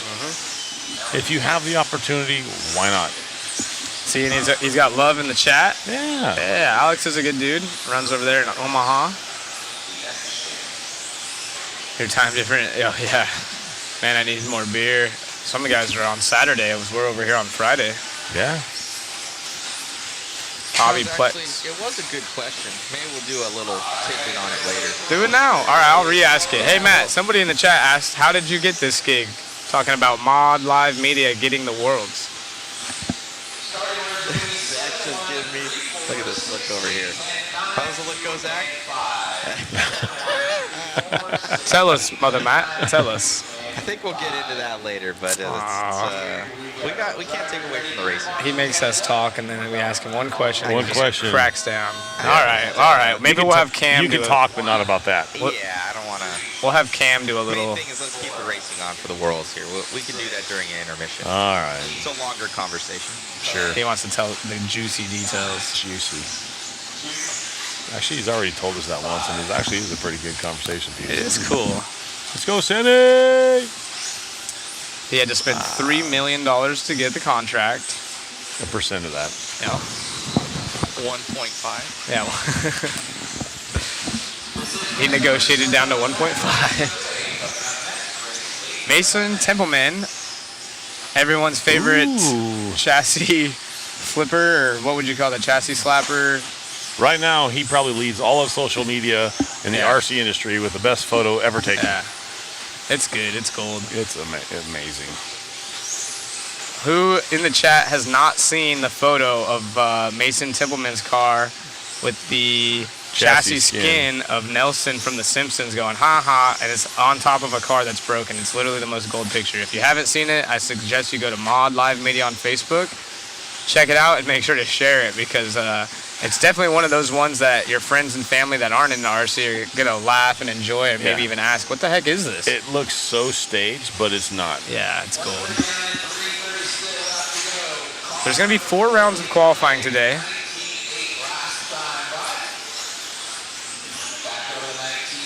So we had the one practice round this morning, and we're going to have 4 rounds of qualifying, followed by 1 tomorrow, and we will be taking the best 3 count. Yes. And instead of just 2 minutes tomorrow morning for practice, they're going to give them a 5-minute round of practice tomorrow. And that's just kind of help the track scrub in. So that'll push our start time a little bit farther back for qualifying. So we'll be a little bit off time on that one, but not much. Templeman out front, setting on a new TQ pace at a 5:17 with a 1. 19.7, 19.8, 20.3 lap time by. That's going to hurt just a touch, but not much, though. He's on the gas. I just got a text, one of my buddies, Jonathan Leach, back home. Yeah. He said, I got to build me a 10th scale now. Been waiting for you to do that. You had everything else. No joke, he has every car under the sun. Oh, actually, it was Jonathan Kyosho. Actually, I'm sorry. I got a text from 2 Jonathans literally 1 minute after another. That's funny. So 2 of my good buddies back home.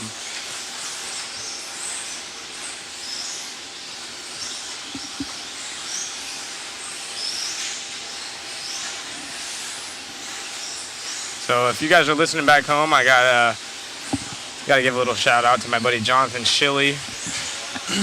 I have him as Jonathan Kyosho on my phone because that's how I met him and how we started. He was a RC enthusiast, him and his dad, just another one of those guys that loves RC racing. So shout out to all the hobbyists out there tuning in. We appreciate you.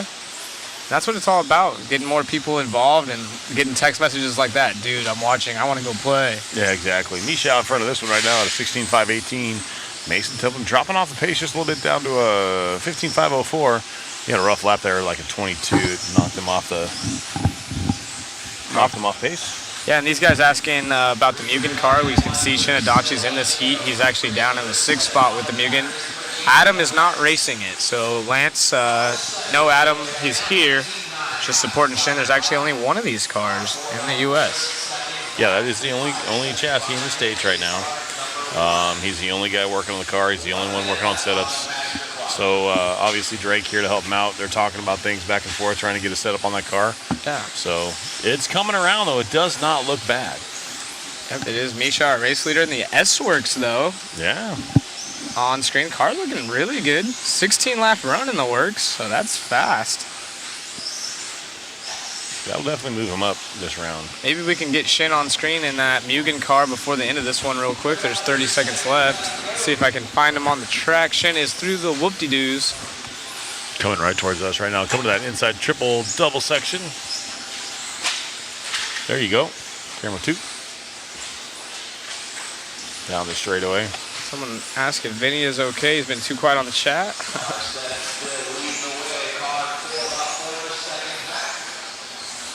Yes, Adam was a 10-scale gas truck killer. But it is Misha leading the way in this one. The only 16-lap run in the top 2 now on new TQs over Alex. And it's also go YouTube and go to Mod How's everyone's Friday going? If it is Friday for you, I know some of you are on Saturday already. And if you're at your local home track with TVs on, are you guys watching it? What do you got going on?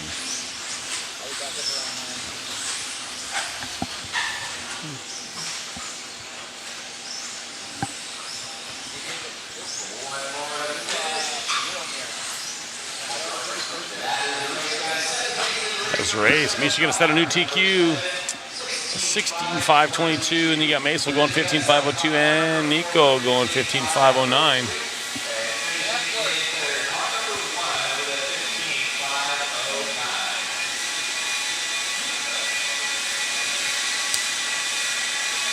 David getting Misha over there.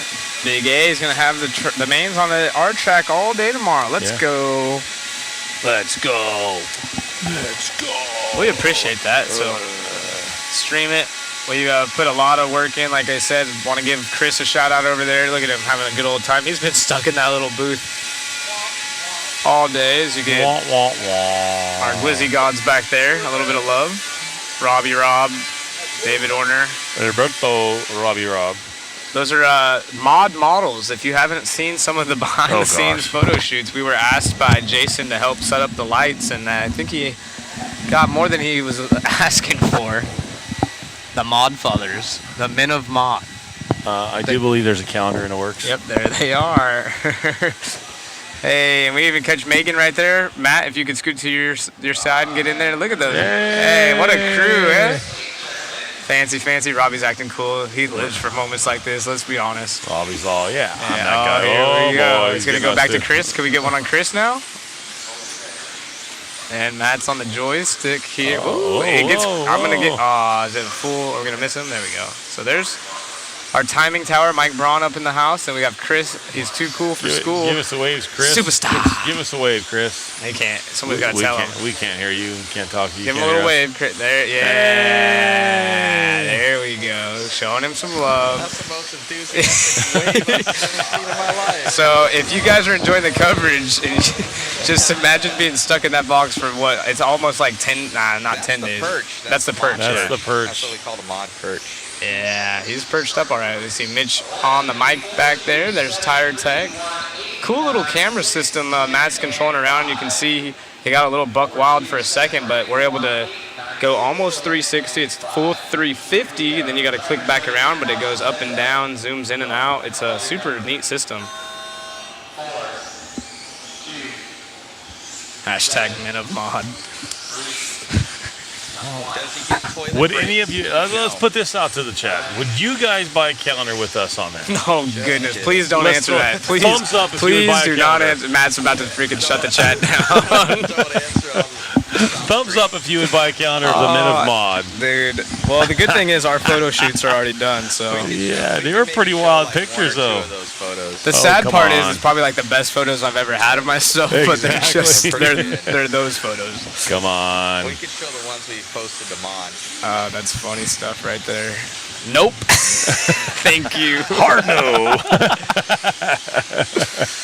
As long as there's speeders involved. There we go. He said, hell no, love you guys, but no. Feline Johnny gives a thumbs up. Depends on what you're wearing. Yeah, we would. Close. I think I'm gonna pass on that. Maybe we should do some calendars, but with RC cars, maybe the top pros or something. That'd be cool. Do some calendars with the cars. That'd be nice. Maybe the A main finalist. It's hard because there's two different ones. We could do a 4-wheel, a 2-wheel, and then 2 pictures could be. I don't know, something special.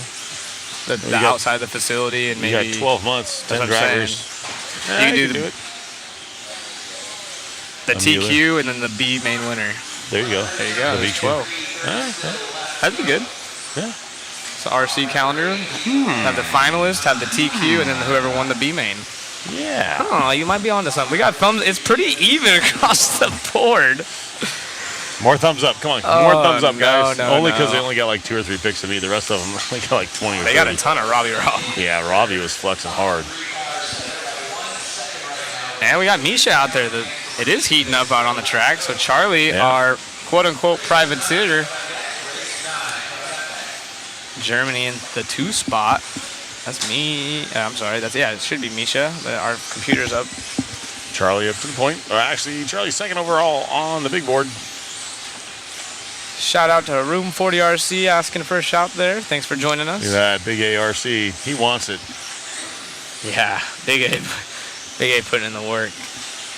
Oh, Charlie leads the way. That is that car on screen. Green, yellow, red. Was a TLR driver, now opting out to run the Associated. And I don't see any sponsor stickers on the side of it. Yeah. Moritz in the 2 spot, followed by Killick in that Yokomo. So you Yokomo fans out there, top 3, but it is our race leader. Charlie to 5:02 on 15. Killick falls back a bit. We've had quite a few of the Yokomo fans online asking what the deal is there. If we can get Killick up here and discuss the 2-wheel in more detail. Perfect way to start the weekend. I couldn't agree more. Got the UK in the house. And Misha's time looking like it's going to hold up with a minute 35 left. It could change, but right now, Charlie... Actually, he's not far off. He's only about a second and a half off. Yeah, I was going to say, Charlie's not too far off, but still just in the 2nd spot. And only one driver so far has gone 16. That was Misha in the last one. Yeah, so if Killick can lay down a couple, there it is, the 19.8. So he's getting closer right now. Not too far off. 19.6 fast lap out of Killick, though. And then, Charlie as well. Charlie needs to get that. If he can get 1 or 2 sub-19s, I think he'll be right there. That's not going to work. What is Ari running X-ray? I just missed it across the line. I'll try to pick that up for you. I don't know off the top of my head. Looks like an Associated, but I think it is an X-ray. I missed it. Long lap for Ethan. Where's he at? That was a 25.9. Ouch. That hurts a little bit. There's Charlie, 19.5. That's going to help him a little bit, but not quite enough. He's starting to run out of time. He needs maybe, these last 2 laps need to be under a 20 to get close to that TQ mark. Yeah, it is an X-ray. Oh, and the chat's going to let us know. Yep. Yeah. There's another. So Charlie can potentially, if he gets a rocket lap this time by, he might even make it by he might get 2 more laps in. Yeah, he actually might. So he's on the gas right now. He's got 2 19.8s back-to-back. So he might be able to string something together here to get right there up to that top point. Yokomo on screen. So another, a 21. That's going to hurt a little bit. That's going to drop him down to 3rd overall at a 15.503. Oh, there it is. Killick up to a 15.502. Oh, Killick. So Killick gets by Charlie there for that last lap, a 19.888 for him. And barely missed it on the front side, step on, step off. He got through traffic right there. About waffle stomped the pink car. The Yokomo looks pretty good right here. Pivots on a dime. Yeah, I was going to say, it looks like the ride head's a little high in the rear, but it could just be an illusion. But it definitely pivots through the corner. Look at that. That thing rotate. A little over rotation. But Killick, not a ton of time with these cars, he said. So learning the surface, learning the atmosphere. Still a pretty solid run, but no one good enough to dethrone Misha. Misha still up front. Mason Templeman holding on to that number 2 spot overall. 16.522 to a 15.502. Killick's going to go 15.502, a 503 for Charlie. Oh, goodness. I see something on the screen over there. Matt's queuing up. Oh, no. Oh, no. This is a good photo, actually. It looks like I want to put this over like my mantle. What's that? Oh, if you look over behind our screen, Matt's working on something with a grin on his face. Oh, boy. So here's the... we got the Minimod. He's the Team X-Ray manager, Ari is. That's the... look at that on screen right here. That's some of the shots that our photographer had done, and you'll see kind of the same style that was done for the top 10 of the world. Yes. For all their kind of profile pictures. Matt's got his Battle Bots pose going on. Right. I do. Yep, I like it. Watch Discovery Channel. Yep. I'm there. See, that He's would actually be, that on would be TV. the calendar you guys would be looking for. What's wrong with those pics? You guys want those? Thumbs up for a calendar. Hide your wives. Damn. These guys, the chat. Yeah. Oh, that's funny. There's a good picture of Charlie right Mike there. Hunt, from what I've seen, Aiden Horn already practicing his calendar move. Oh, he wins. He wins for sure. He nailed it. He understood the assignment. Yeah, and it looks pretty good, honestly. I want him to make a cardboard cutout of that old boy. You can tell he's in love with his car. Oh, that's funny. Good times. Oh, goodness. There's a good shot of all of our drivers in this one as we click through. Christopher Sturdy is going to start us off using the Reedy hat on the far right-hand side. Well, not far right, second to the far right. That's Kyle Turner, the tall X-ray driver, on the far left. So we'll go from left to right. These guys just getting checked in right now. We got Dougie in this one. Yep. Dougie, let's see, where's Dougie? Right there with that associated hat on the very far right. Yeah, far right. Backwards hat's going to be Matty G, little Matty G up in the house. Yeah. All the way from Mexico. Ben Smith in there. I believe he has the white And you look on the left, you got Clayton, the Roar official up there, and then looked like we had Clayton up there. Clayton and Randy Castro. Even my wife said, nope. Smart. Right.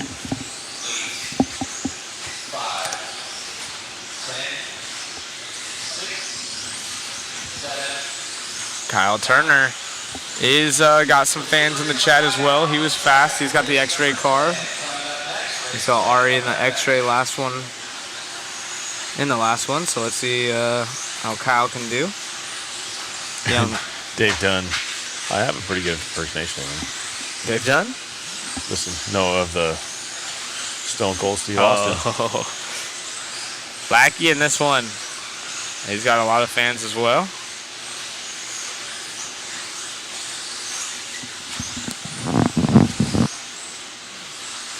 Austin Blair, NorCal area. Kyle Turner and Austin from the same area. And it's the top two going quicker than Misha so far. 16-lap runs. Ben Smith. I'm noticing a trend, and correct me if I'm wrong, but this trend, and it's almost been every race. Your guy that opens up with that rocket lap, second lap is dropping down 10. I know, and it's a serious trend right now. I don't know if these guys are just not, they get jitters. They open up with that first lap, and all right, that was a good one, and they try to settle in and blow out or what. But man, Dougie opened up with a great first lap, and then just boom from first to the last. John P. saying, if the rumors are true, we'd love to see you guys down under in 2025. We're trying. Well, if you guys do get it, make a big stink. If you'd like to have us, Matt, I'm down. I want to go back. Absolutely. Yeah. I'd love to go out there. That's one of my bucket list countries to go see. Yeah, so we would appreciate if you guys actually do like it and want us there. Make some requests, because I had a blast last time I was in Australia. And anytime you can go spend some time with Josh Payne and Mitch and everyone else over there, it's a good time. I want to go back for sure. Yeah, that'd be cool. That'd be cool just to go. I've never been there. Who's all from Australia in the chat? I know it's quite late, or maybe early rather. Richard didn't make the team photo. There's plenty of other photos. That was just one that they mended together. Yeah. Well, the three of us together was one. That was one, and then Matt wanted to add in. Mother Matt wanted to. Got a couple fast drivers right now. Part of the action there. Ryan, Ben, Blake Champlin, Matthew Gonzalez, your top four, all putting in the top 10 right now. Good laps. They're all running 19-second lap times. 3 down, 2 to go on this one, guys. Coming on 3 down, 2 to go. Only Ryan and Blake now in the top 3. So Misha's time looking pretty good from that run. Holding on to that one. Gonzalez trying to get his car sorted out. Expecting a little bit more out of Gonzalez, to be honest, in 4-wheel, but I know that he was battling some power issues. He had too much power. And looks like he was trying to dial his car back again here in the 2-wheel drive portion. So see how it fares out, as now he's to the point as we follow him around the track. That is the green and black over the single roller, triple onto the straightaway. And I'm doing an electric drop.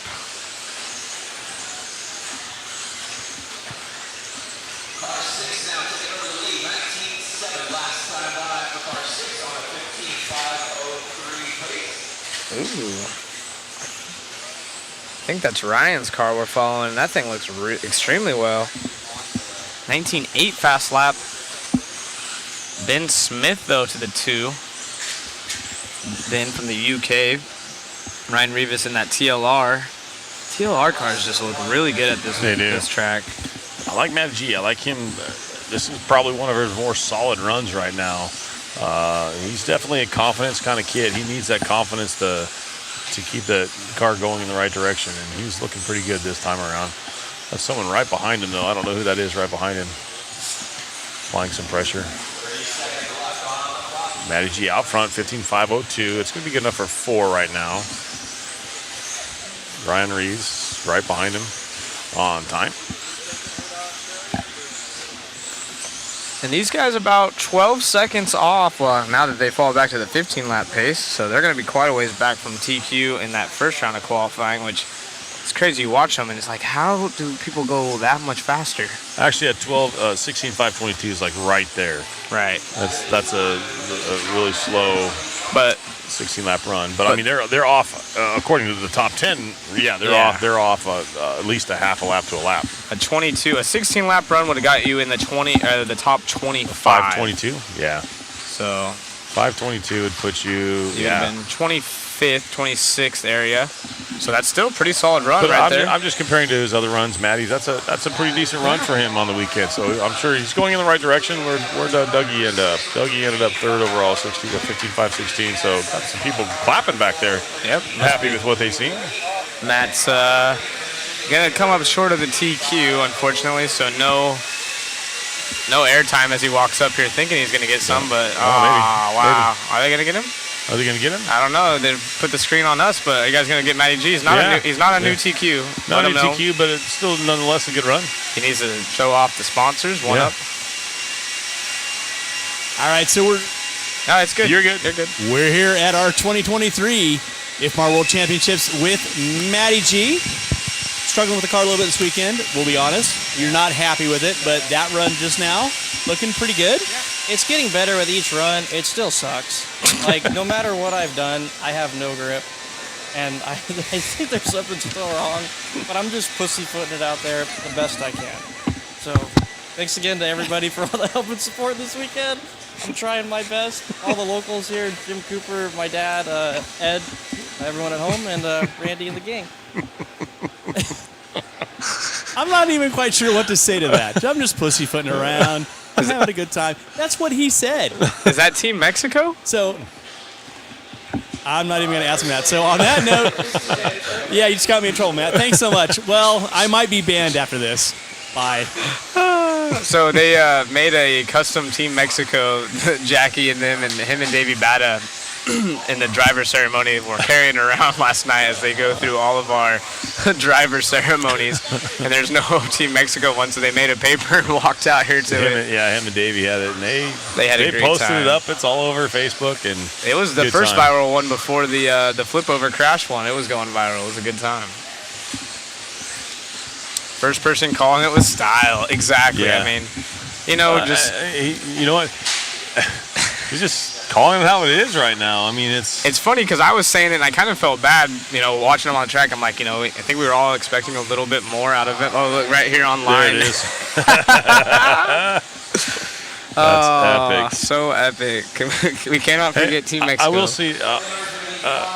will say this. You know, not the best run for him, but that is the best run he's had all weekend so far. So he's going in the right direction. He's not happy with this stuff, but he's working hard on it. And the kid won't quit. He's going to give it all he has. So. And he's such a kind kid. Anyone that knows Matty G knows that he's always got a smile on his face. He's been fighting all kinds of sicknesses. He's had his spleen removed last time at Hobby Action, and then his following 2 trips, he's been in the hospital, including this one. Yeah, it was kind of funny because we were doing these photos for everybody, so we can do the overlays that you see on the screen. And you know, he's not here. He's one of the few that we needed pictures of. So I shot him a text. I'm like, hey, Matty, we need your picture. And he sends a picture back. He goes, I'll be there in a second, getting a shot. And he's at the hospital. Yeah. I'm like, oh, my bad. I didn't know what happened. But and he still shows up with a smile, you know? He still showed up. And then, of course, you know, he just, Jeremy's saying, just became a Matty G fan. He always makes sure that we're entertained. There's no doubt about that. Absolutely. And we're on to the next one. We're clicking through race 10 on the track, heat 10 rather. Aaron Kaufman, the TLR boy. We've seen all the other TLR kids flying, so I would not be surprised to see Aaron throw that thing to the top of the charts here.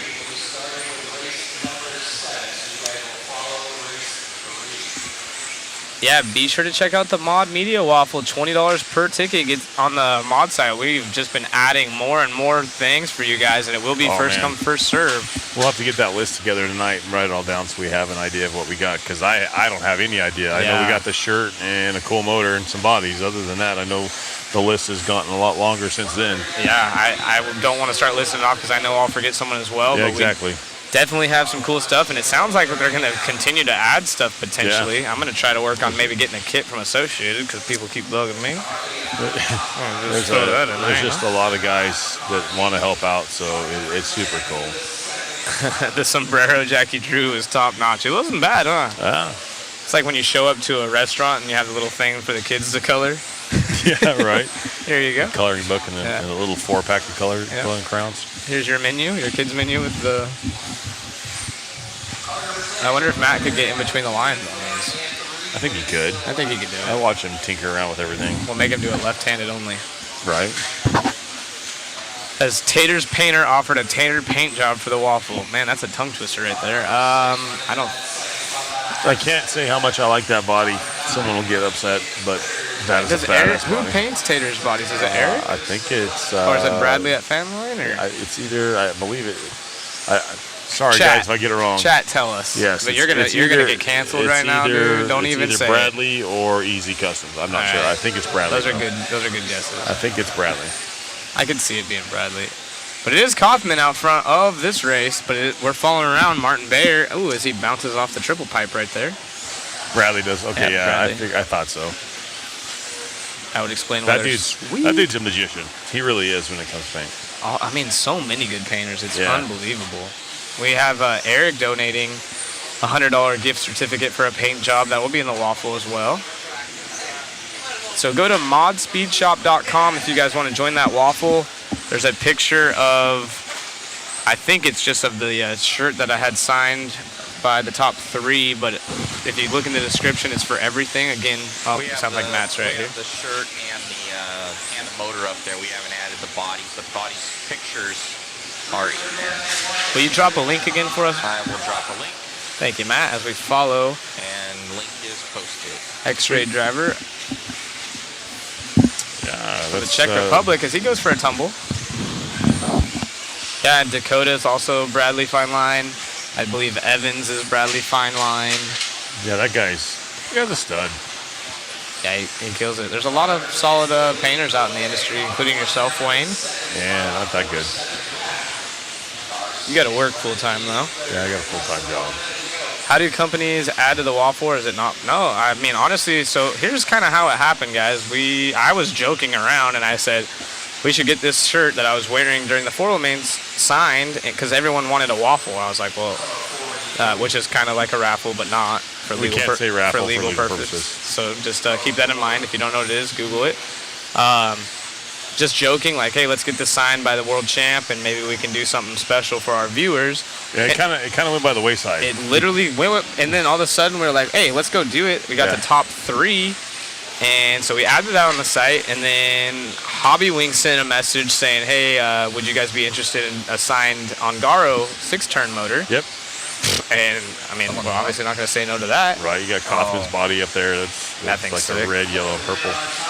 And then it's just snowballed. Jason Rona came up, gave us some Mayfield bodies that are signed, a prototype, and then one with his paint scheme. Now we've had multiple people. RLs came in for, I think we've had $300 or $400 gift certificates from paint, from parts, from stands to cables, electronics for power supplies. So there's going to be some sweet prizes. You're going to get yours signed by the top 10 finalists, right? In the 2-wheel drive. Yeah. Kaufman taking a win on that one at 16.514. That will set a TQ. So message us if you know anyone, or if you want to add anything to the waffle. We will definitely make that happen. We'll get a list together for you, and we're going to go talk to Kaufman as he sets the new time over Martin Bayer.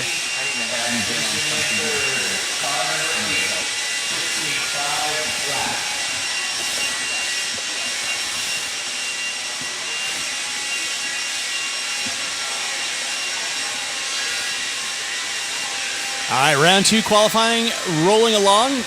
Top of the leaderboard is going to be Aaron Kaufman. Aaron, how's the car? How's the track? How you feeling? We're feeling pretty good now. We've been kind of struggling with the 2-wheel for most practice and seating. Made a bunch of changes going to this round. A lot better. Track's super fun. I love this layout. It's actually really, really fun, difficult to race on, but it's also easy to get around at the same time. Yeah, so I'm pretty happy with that run, making those changes. And having a good run. Very cool, very cool. So, yeah, so you guys look like you're getting around the track and getting a little more comfortable with it. Obviously, a little bit more flowy than four wheel. So, what you're having fun with, and that's really all that matters. Enjoying your how many is World Championship or first one? Yeah, this is our first World, so we wanted to make it a point to come to this one since it was in the U.S. and it won't be here for a few years. So it's been fun. It's been challenging. It's been a mental game for sure, but I'm happy with how that run went for sure. Awesome. Well, I don't want you to get yelled at for not marshaling, so good run. We'll see you later, man. You want to tell the good news from the chat? Who, me? Yeah, you, Wayne. Looks like Joshua Schroeder says the Phantom's going to add a motor of choice for the cause. So we're going to have Phantom kick down, and dude, this is so cool. We're going to get those vitals from them. But Start writing all this down. Oh yeah. Yeah, I got that. I believe me and Josh are friends on Facebook. If not, if you could, Josh, if you could send us a message someplace, either to Mod. We need to have Matt drop the. What's your email? Or just if you can send me a message on Facebook if you're friends with me. If Instagram, it's ZRogers7 at ZRogers7. I've been checking that. Or if you have Matt, or just hit us up on Facebook. Yeah, hit us up on Facebook. Yeah, absolutely. But we definitely appreciate that. That's super cool. Josh Schroeder and the Phantom team doing their thing as well, adding. And keep in mind, guys, this waffle is all for BK. So it's going for Brian Kinwald, supporting Crohn's disease. Crohn's and Colitis Foundation, I believe is what it is. And not a penny is going towards us or any of this. All of it's going to that foundation. Yeah, so thank you guys. You got Alan Horn in this one? What are you guys doing? I missed it. There's an RC race going on, Kevin King. This is, I think this is a Worlds? I think so. It's not a very big race. Yeah, a little something on the side here. Right. Just bought 4 waffle tickets and 1 pancake ticket. Wow. Oh, I might have added that part in. Yeah. Okay. It's awesome. Heat 11 as we're starting to get closer and closer to the top 30. That A seed, yeah. Boda out front of this one. I think he had a top spot for a couple of heats last time by. Last time through. Oh man, really cool seeing everyone involved and participating in the waffle and just being part of this. Hopefully we can raise quite a bit of money to add to the BK race. I know they donate all the proceeds from the entries to that as well. Heckert out front. We're following around Boda right there. Is that Boda? He's crossing the line right now. And ding. I think that's Boda. That was Boda. Yep, that was Boda. Oh, yeah. That's the S-Works driver. The bumping of the mics is terrible, yeah. Unfortunately, whenever Matt comes in, he has to bring it down because he has multiple mics, so sometimes it gets a little rough for a second, but he doesn't talk that often unless we bug him. We try not to let him talk that often. Is it too late to buy a shirt autographed by pros? So, Mike, yes and no. It's one of those things right now. We only have limited inventory, so we might have to send some messages. We're going to do the best we can. We also have hats, so if we miss out on the shirt for you, we'll contact you first and see if you're cool with switching to either a flat bill or a flex fit hat if we don't have enough. But you can order a shirt online, request it to be signed in the notes section. We'll do our best. We do have some sizes available. Of course, we'll make it right if we end up not having it, and then we'll contact you first to switch out for something if we can. If not, we'll get your money back or try to arrange something later on where if we have a different shirt or something, we can send it to these guys and have it signed. But yeah, if you guys want to go over there, just leave it in the notes section. We'll do our best. We're trying to make this fun for you guys as well.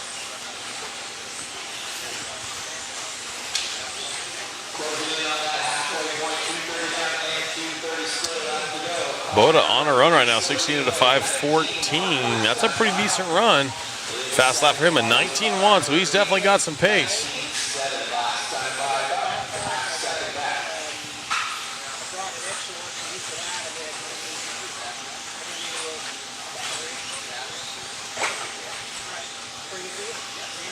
I'm like, why did I get all these Instagram? You wanna give your handle out? You'll get some followers right here, dude. Mine? Yeah, That's just my name. At Wayne Ashmore? At Wayne Ashmore. Look at you. You scored that one. So you get at Wayne Ashmore if you want to add the other guy.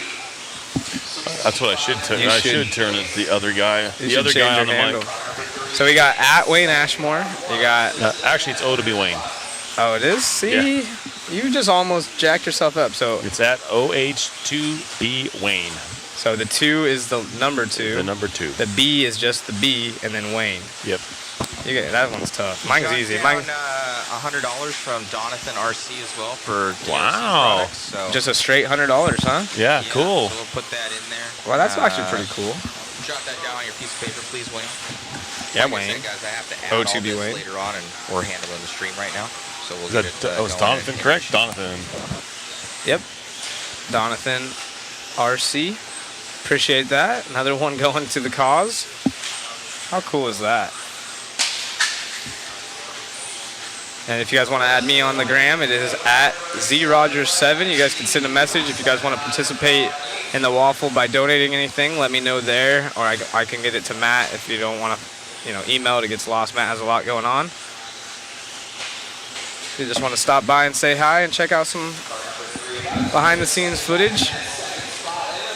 Old to be Wayne, Chris Rose says. What do you say? Old to be Wayne. Oh, Chris. Jaraz. Zach, Donathan, class act, absolutely. Yes. We're getting a request, Matt. Next time Richard does an interview, could you have him either turn the mic up or have him hold it closer? They're having trouble.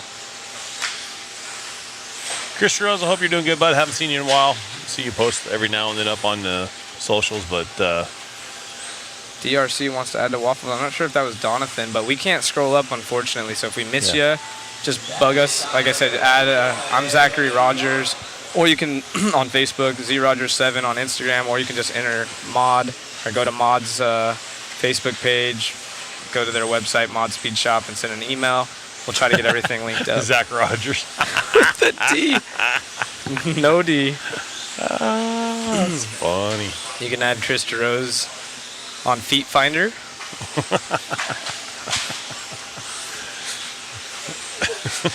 You too. Oh, even man. Richard Zippy's over here like, what am I missing out on? Exactly. Donnelly takes the win in this one. It ain't gonna be good enough to dethrone Kaufman. I don't know if we're gonna. Are we getting an interview because it's no TQ or?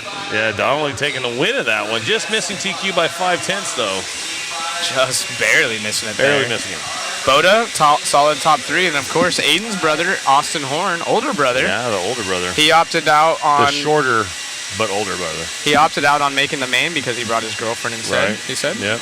So you either get to bring the girlfriend or you go fast with the RC car. Exactly. One brother chose go fast. One's girlfriend kind of balances out the yin and the yang of the two. Waffle paid. I like that. I need some more income. Chris is stoked. Oh, it's always good to have Jerose. I'd like to see Jerose behind what the the wheel heck again. is this? Whoa, even more stuff. Oh, boy. Hold on one second. Yes, that's ProTech. ProTech kicking down a whole bunch of stuff. You want to get in here and talk about what you just donated real quick? What do you got? Here, I'll give you my mic. Hey. Really quick. We just got some more stuff to showcase. Wayne's going to hold it up in front of the camera for us. Awesome. So this is Troy with ProTech and is it ProTech and A-Main, or are you just with ProTech side? I know it's the same company. But Yeah, I'm with A-Main Hobbies. Obviously, our proprietary brands are ProTech RC and EcoPower. Yep. So I represent all of it. Yeah. Perfect. And you guys are a sponsor as well. So appreciate that. And you guys are doing the donation right here. Wayne, if you want to show what ProTech just brought by for the waffle, you guys are on it. You can do it right here in front of the... Yep. Yeah. So we brought one of our ProTech backpacks. I use it for everything. I go on a bike ride, I'll use it. But was originally designed to be like a crawler bag, and but it's huge. I have one on display. You guys can see right. Oh. Yep. There you go. Super cool bag. It's lightweight too, Yeah. so very nice. Yep. That's awesome right there. Yep, toolkit. I think I can't see anything without my readers, but it's metric. Metric. Yep. And 6400 shorty. So awesome. And what drivers do you guys have representing ProTech here? So we have Spencer Rivkin, Ryan Mayfield, Ty Tessman, Tyler Hooks, Joe Bornhorst, Spencer Heckert. Top guys. Yeah, a lot of top guys, and it's great because the TLR guys are even running our ProTech batteries. There you go. So we're excited for Dakota and Tater, and Brennan's doing great. He so yeah, we're here. We love supporting racing. You know, obviously Kendall Bennett is is the founder and originator of A-Main Hobbies, and he's a racer for racers. So Absolutely. I love racing. I came from the NBA, completely out of RC. Oh, wow. I wasn't in RC until about a year and a half ago, but I grew up around full-scale off-road racing. Nice. So my dad and my brother raced in short course, and I've been around desert in Las Vegas a lot. I love off-road racing. I love RC cars, so it's been a great job, Well, a great gig. We appreciate it. Thank you Of so course. much for joining Thank us. you. And You guys are doing amazing. Thank you everybody for watching. This has been an amazing event. My first Worlds. Super heck yeah. cool. Oh, Super you cool. can tell you're excited about Oh, it. I yeah. can feed off the energy right Yeah. here. Thanks for joining us. You for a guys are second. doing awesome. Great. Thank you. Appreciate it.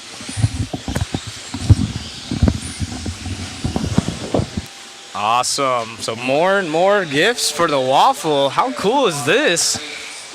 So we get Wayne to go put that, add that to the list of things. So all for a good cause again. Boy, oh boy. I'm getting jealous. I want to enter. I said, I'm getting jealous. I want to enter. I know you don't have your headset on. Can't do it. I know. I'm just saying, we got so many good prizes. We got autographed gear. We got batteries and motors. Yoshi for me, David. You're still on, Matt. Thank you, kind sir. Blackley Donald out front. Austin Horn. Oh, sorry. That's the wrong one. Big silly over here. We had our little interview. It is Jorn Newman out front. Harley Yoshi on screen there in the red, yellow, and gunmetal gray back end of the Associated.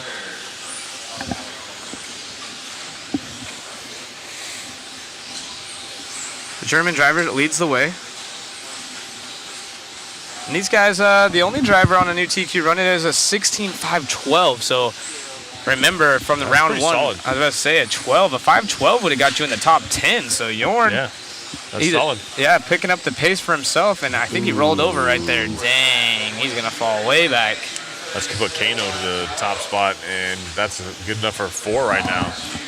You know, we talked about this. Jason made a great point. You know, you see a lot of these guys go really quick. There's tons of people that have speed, but can you do it for a full 5 minutes? Well, that's what I was telling you. Like you watch these guys, they bust out and they have a great opening lap, and they cannot back it up. They literally go from first to nothing on that second lap. So it's kind of, you know, I don't understand. I mean, I'm not exactly the best qualifier myself, but to go from first to nothing on the second lap, it's just, you know, is it you're rocketing out to get that first lap out of the way, and then you're trying to relax a little bit, or what? But so Caston actually makes a good point here. The waffle, we will be doing it live on a little like wheel spinner. They do it all the time. I'm not sure if you have to be watching. I don't think you do, but if you don't, it'll be first come first serve, and then we'll contact you most likely. Yes. Let's definitely talk about the racing, and I'll mention that afterwards. All right. Mother Matt is turning into Moody Matt, so we will go to the track here. As Dustin Evans is out front. He was the winner of this heat last time. Jorn Newman fell back after that crash. Yui. Evans up to number 2 overall at a 16.514. That's going to help out a lot. Still impressed out of Aaron Kaufman, though, with that 16.514. So you definitely are going to have to be in the 16s for sure, but maybe we're going to start seeing some 17s. I know they were at 5:07, I believe, out of the first round. What was the TQ time? Was it 16.507.2? Evans to the point and the top of the leaderboard overall with a 16.514.091. Fast lap was a 19.105, so his average is a 19. Oh, there it is. Evans with a 19 flat now with a 9.0. Average is a 19.5, so that tells you about where you need to be. You need to average better than a 19.5. Yes, you do. And the fast guys will be dipping into those 18s quite often. Yes. Fast guys might be doing 18s most of their run. It's going to be difficult, but 19.0s are pretty dang impressive. Neumann to the point now at 18.9. Fast lap last time by. And he was quick early on, so he had a rollover. Now he's back up on a 5.13. So going to Joe's point earlier, you take out the mistake, and you're right there on TQ pace. Absolutely. And now, he was talking about Mayfield had 2 mistakes, or one 2-second mistake, and it dropped him all the way. Yeah, the track would definitely have to come in, BJ. It would have to pick up quite a bit, but we saw the track pick up a lot towards the end of the day in four-wheel drive, so it wouldn't surprise me. You know, they did a 5:07 on round 1 of qualifying, so yeah, I mean, definitely not out of the ballpark. It's going to take a lot, but... Oh, that's going to be a TQ right there. So we're going to, when they're all done with this one, we're going to get a quick interview with Jorn. So yeah, we'll have to keep an eye on these guys. They are going to have to pick up the pace, but the track slowly getting better as these guys' lap times picking up closer to the round 1 time. Jorn. Uh-oh, Jorn's trying to run. He wants to go Marshall. He's mad about it. All right, grabbing Jorn real quick before he has to go down Marshall. So second round TQ. Planet leaderboards, you got 2 more left to go. Car feel, yeah? This time a little more grip, I think, from the track. Yeah. So my car wants to slip easily, so I need to drive very carefully. One time I jumped off the track. But, Yeah, I saw you took the auction line. Yeah, the auction line, yes. It's not good. All right. Well, obviously regroup and you're back for next round, man. Good job. Thanks so much, guys. That was Joe Neumann out there. And he talked about it right there. He's saying the track is actually picking up, whether that means they're going faster or not, because sometimes, like he mentioned, it makes your car harder to drive. Yeah. It's very well possible. If it's too stuck, you can't drive hard. Yep. You can't drive hard in the corners. You have to be really smooth with your inputs on the radio. And I tried talking that with our kids at home when our grip is up. Is your inputs have to be really smooth, because if you're aggressive, it upsets the car. It'll slam the front end. It'll roll it over. Traction rolling a lot. So you really got to be smooth with your inputs, especially if your setup's still from the looser track. Exactly. So it's one of these things. Most of these guys at this level in these last 3 races. They understand how to chase the track, and they watch and see what's happening. So, yeah, it's definitely got to relax. And when the traction comes up, you got to adjust your driving style. I actually just Mayfield in that warm-up lap, I watched him bicycle a little bit up at the end of the straightaway coming into this first sweeper. A lot of cars, because it's a little bumpy there too. So that's even adding more of a upsetting to the car. For those that want to know about the waffle, you guys will be contacted, and it will be in the order that you win, and then we'll contact you to see what prize you guys want. Okay. So that's the easiest way to do it. Thank you, Matt. You guys. Is the waffle AE blue? Crazy funny. So this should be exciting. The Ryan and Ryan show from last time by. And this is basically your B sort. Yep. Whoa. Oh, writing the name down the front straight right there. Yeah. Mayfield's car a little bit loose, so maybe on a new set of tires? I'm not sure. But Joe Pillars did mention he had that bobble. If he didn't, he would have had a 508, which would have put him 3rd overall. Looks like he might be on some new shoes there. Yeah, break them things in for a second. Looks much better this time by already. But you can see how much the gap has been closed by Cavallari behind him off the start of this one. Whoa. Look at how good that car went through the corner though. I think he grabbed the pipe almost and got some help. It was perfect. Trying to pull out just a touch. Look at that little over-rotate there on the gas. Yeah, Cavallari up top though, 16.509. That's a good time. Bada. Here, Chris, please. Or no, David, you have him? We still have Matt in our ear here, so thank you, Matt. As Davey Bada, we've been talking about him all week long. He was super fast in 4-wheel, barely missed the main. Had some solid runs, but small mistakes were very costly for him. 2-wheel drive, he said he's bringing the heat as he follows Cavallari around on the clock. And you can see him right there in the back end of the frame. He's actually catching these guys like it's a different class. Yeah. Holy moly, Bada is flying right now. Yeah, 19.2 last time by for him. He's got a 19.1. I think that's the fastest lap on the track right now.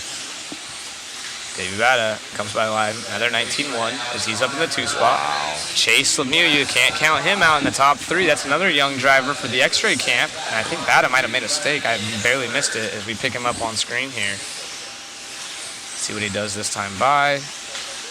Oh, Bada to the point. Yeah. And then Cavallari, so yeah. Chase Lemieux up to the number 2 spot.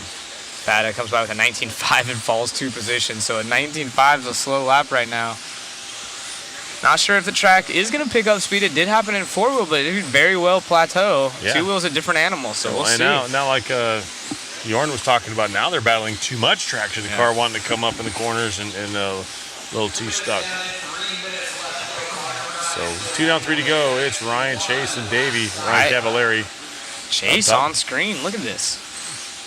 What do you the X-ray cars versus the Schumacher? What do you notice on the track versus watching them? You know, is there anything you can tell? As for watching, I will say I think that the Schumachers have a little bit more rotation, controlled rotation in the corners, if you will. But they all look solid. I mean, it's crazy. It looks like to me the X-ray. This is my opinion. It looks like it rides on the rear end a little bit more, and it jumps really flat. Yeah. Which it kind of has that on-road style, which seems to be fitting. Is we pick up the Schumacher of Cavallari team #Yellow Wheels for you. Impressive. We wanted to see Cav. A lot of people saying, what's up with the Ryans? What's going on? And two-wheel drive is definitely Cav's forte. He's a specialist in this class. You're seeing those guys nose to tail. Ryan and Ryan right now. Mayfield up to the number 3 spot. Davey Botto dropping out of the 4, but still, these guys are all faster than Jorn's time right now by a good amount. And the youngin out front now. Yeah. Oh, he just gets passed by Cav as I say that, but Chase had just taken over. These guys are still super close on time.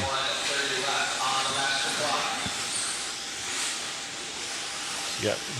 I don't know who's in front of Mayfield right there, but there's Ryan, Mayfield, Ryan, and Cav. You got a string of cars together right there. Hopefully they all work together and they don't kind of mess anybody up.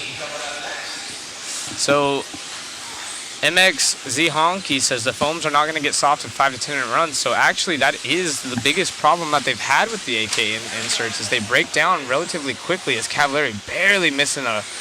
Mayfield getting by somebody there. So those guys have lap traffic in between them right now, but they are going fast. Mayfield up to the number 2. So it's the Ryan and Ryan show. Here we go. Yep, back at it. Coming onto the straightaway right now. Mayfield figuring that car out. Like we talked about earlier, he knows these cars, and it doesn't take him long to figure something out to go faster, and he's not that far off of Cav right now. So Mayfield dropping out number 3 spot, Lemieux up to the number 2. So these guys are super, super close right now. It's Cavallari, Mayfield, and Chase. Chase was only half a second out of it. Cav on the gas 15 seconds to go. Is Chase and Mayfield down, so psychologically that's better to be in that position than be in front. As we follow the yellow and red down the back straightaway, new TQ pace out of the top 4. And there's only 2/10 between them all. It's Cavallari and Mayfield. And 08-643 and 09-004. Let's see what we got. Mayfield trying to pull away a little bit. He's got a little bit of traffic in front of him. I'm not sure who that is. Looks like it's Tom Rendernick as they cross the line right here. That'll be it, I think, for him. Yep, Ryan's done. Let's see. Oh, Cavallari's going to get it by 4/10 of a second. Wow, 18-9 that last time by. He's done a couple of them now, so that's going to really help the cause. Yes. Good runs for those guys. Ryan and Ryan, Cavallari, Mayfield, and Botto, your top 3. I want to see how those did. Those are good runs. Right, that's super solid out of those guys. So now we're going to talk to Cavallari this time around when they all get done. One thing to note, though, that's all so far all slower than our top 2 times from round 1. There are still another 10 drivers. Yes, there are. Give their go at it. And real quick, we're going to jump up here with Cavallari on the stand for an interview. All right, we're topping out with our leaderboards. 1 heat to go, 2023 IFMAR World Championships. Ryan Cavallari, 16 and a 508. Car looked pretty good. You pretty happy with it? Yeah. Honestly, it was a really good run. I kind of just was tagging on with Mayfield. In the middle of the run, it kind of got a little chaotic with the traffic, but it looked like we just kind of lost maybe a half a second at the end. I think we were on an 07, so overall, I was happy with the pace. The car was definitely a little quicker than it was the first round. The intensity was a little higher, so yeah, overall, it was good. Awesome. Yeah, really good run, and like I said, yeah, you and Mayfield going back and forth, and a little bit of traffic stuff, but I mean, at this level, there's not a lot of give and take. Everybody wants to get that extra inch, so. Yeah, I was happy with the way everybody drove. I mean, everybody was really respectful, and we were able to get through it, and put another good run in. Awesome, man. We'll see you at the top of the leaderboards. Have a good one, man. Back at you. Thank you, Richard. Talking to the not so pudgy anymore. Yeah, he's not pudge anymore. But I like what he said. Everybody's kind of minding their P's and Q's right now. When it gets closer to the that last round or whatever, I think they're not. They might not. They're not going to drive hard, but they're not going to move so easy. Maybe. Right. Not necessarily team orders, but obviously team orders. Yeah, and so, we brought up earlier, our guy was saying that the foams don't break down that earlier. We were discussing it, and then also Jerry Walter jumping in here. Good to see you in the chat saying that these are newer foams compared to the old, but you probably remember it happens with all of them. If you break open a tire, even after a 5-minute run, it's covered with dust inside of the foam dust. The foam dust. And people don't realize, there's no air. If you lose even a quarter of a millimeter of your foam inside there, that's a huge difference. That's what I'm saying. As soon as you get gapping between that foam and the tire starts to fluctuate and it moves and it's not consistent. Right. And that's what these guys are going to start dealing with, especially with the traction coming up. You need that tire as tight on that foam as possible. Doesn't have to be a firm foam. It just needs to be on that foam to make sure that tire, that connection stays consistent. Yeah, and that's just, it happens with all the manufacturers. AKA was easy to spot because it's a red foam inside there, and you can see the dust. But it's just part of the nature of it, and, said that's not worth running. It is a spec tire. People argue there's better or worse foams, whether or not.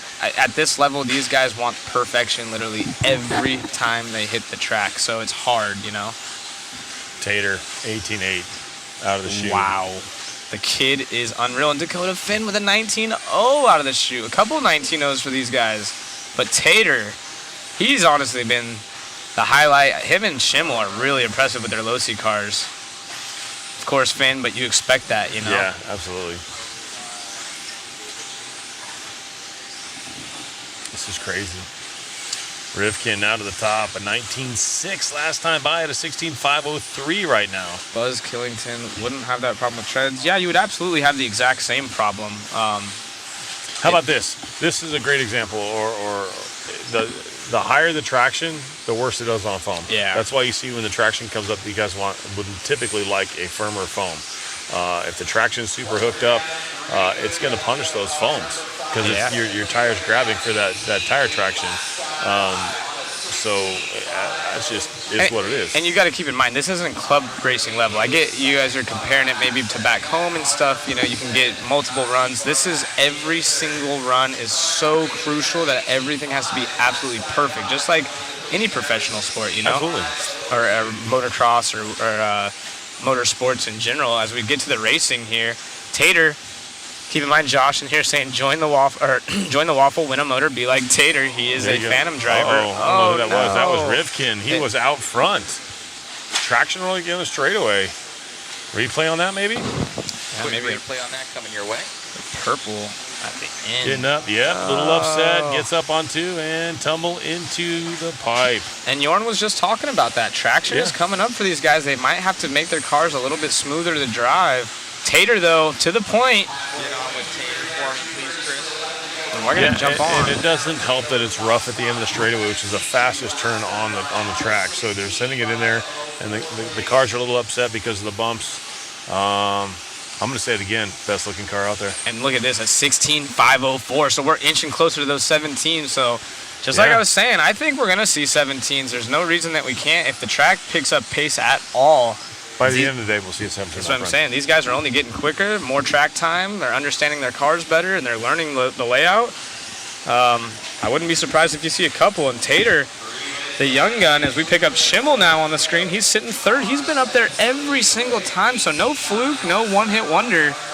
Yeah, so that one mistake out of Spencer dropped him all the way to fifth. Uh-oh. Who's that upside down? Was that Schimmel? Who was that? Tater with a 19.6 last time by, still out front. 16.505 with an 8. 16.506 for Schimmel. Champlin up to the number 2 spot. Champlin.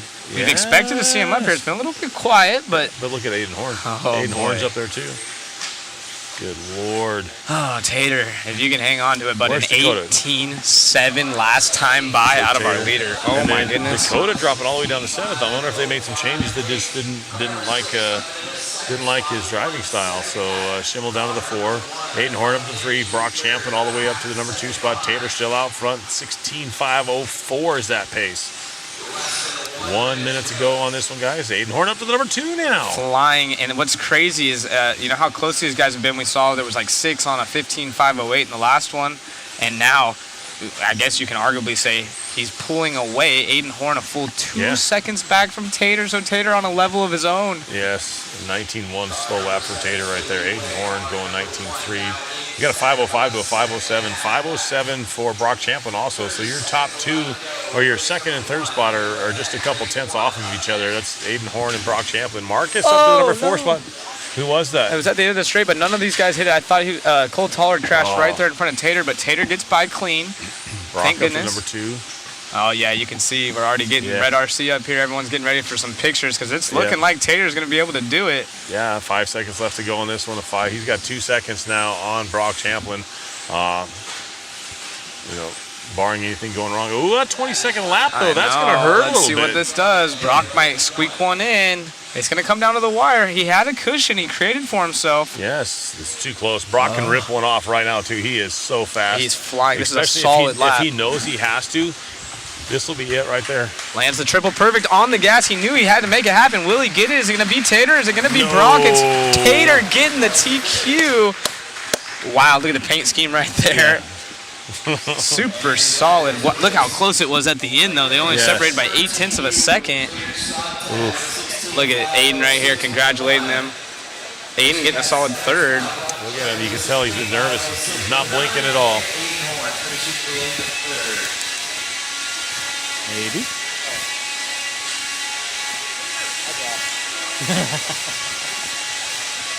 All right, we are live. 2023 IFMAR World Championships. Round 2 in the books. Tater Sontag taking the overall TQ. He's not crying. He just can't see because he didn't blink that whole 5 minutes. That's what a machine he is. So 16 years old. 2 wheels looking pretty good. Very, very consistent. What are your thoughts? I mean, everything's been good. We came out here a couple weeks ago. We did a lot of testing. Really focused on 2-wheel majority, and it's paying off. The whole team's doing really good. My car is super easy to drive. We made just a couple tweaks since we got here, and everything just went pretty well that round. I only had one mistake. I had to check up for some lap traffic on that second to last lap, but luckily I was able to hang on to and get the overall. Very, very nice. And, I know everyone, has been kind of chirping and, why aren't you guys coming out with a new 2-wheel drive, blah, blah, blah, blah, blah. Whatever the case may be with that, you guys are doing your thing. The current platform you have, if it's working and you guys can evolve and tweak with it and make it work, that's the goal and the game plan, right? Yeah, I mean, we're always trying to find the next 10th or 2 every weekend. I mean, we work hard every weekend at the track, whether it's at a big race or at home testing. We put in the time, and it's starting to pay off for us, so I'm feeling pretty happy. Awesome, man. Well, I'll let you get out. Marshall, great job. We'll see you in the future. Thanks, buddy. Back at you, round 2, almost in the books. Wow. Tater, I understand his eyes. No, he wasn't crying. He's just been concentrating. He's not blinking. He's just focusing on his car. And yes, there's some different stuff on the back of that car. I'm impressed with his interview. He's been holding his composure. Followed Tater's career for a long time. And it's really cool to see both him and Brennan on the TLR team. And just looking at the times from round 1 to round 2. So we had 2 drivers go 16.507 from the first round. This time we got Tater and Brock doing 5.06s. So track is right there, pretty close to what we had. Yeah. And congratulations to TLR right now with Dakota getting that first one, Tater getting the second one. Yeah. I mean, this is shaping up. But I'm looking at where Dakota ended up in this one. That's kind of unsettling. 16.509 is still impressive, though. But it is fast. It's 11th. It ain't going to be a top 10. Exactly. That's what I'm saying. It's only 11th overall. I'm looking at the Ryans. They're still 4th and 5th. They got a 4 and a 5 in this round. So that's actually where they end up. They're probably the best average. Where was Tater in the first round? I think he got 4th. So he's actually going to be our he's TQ got a 4 right now. Yeah, absolutely. So where'd Spencer end up? Spencer. Yeah. So right now, Tater. After 2, Tater has it. Dude, this is really cool. Congrats to those guys. He mentioned it. They've been putting in the work. And that's what it's about. At this level, you can't slouch. No, you can't. You can't make a mistake. Ongaro with what did he have? A 4 in the first round. He's got a 5 this time, so that's 9. He had a 3. Brock had a 8 and has a 2. So with Tater with a 4, it's gonna take. And look at Schimmel as well. Sorry to cut you off right there, but Schimmel has an 8 and where was Schimmel? An 11. So good points for Schimmel as well. Yeah, it's definitely gonna take less than 20 points. Yeah. So, I like the racing. Oh, wow. How cool is that? I mean, I'm super stoked, and it's it's just fun to follow. Oh, dude, it's so hard. These kids are flying and doing the option line right here on screen. Back to the antenna tube race. We get our chat going again.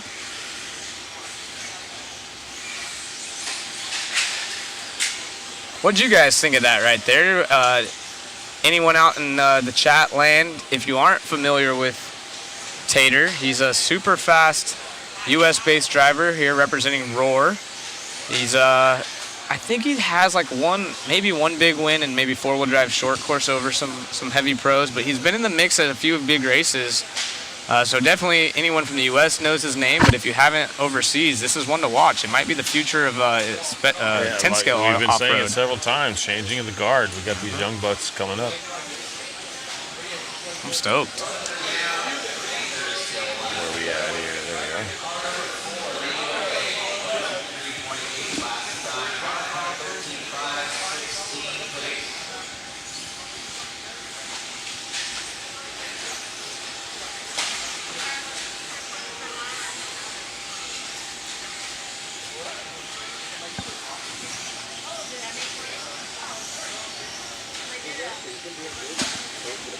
What's up? People posting. What was the question? I don't think there was one. Oh. Just people say watching.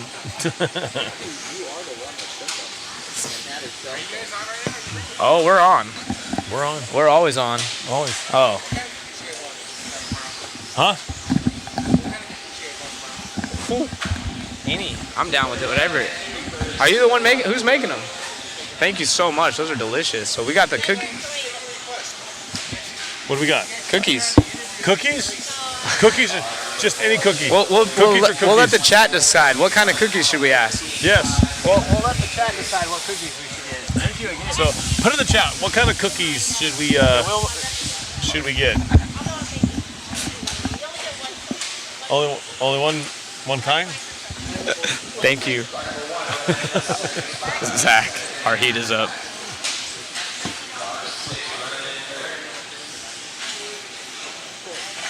Snickerdoodle. I like Snickerdoodle, yes. Snickerdoodle. It's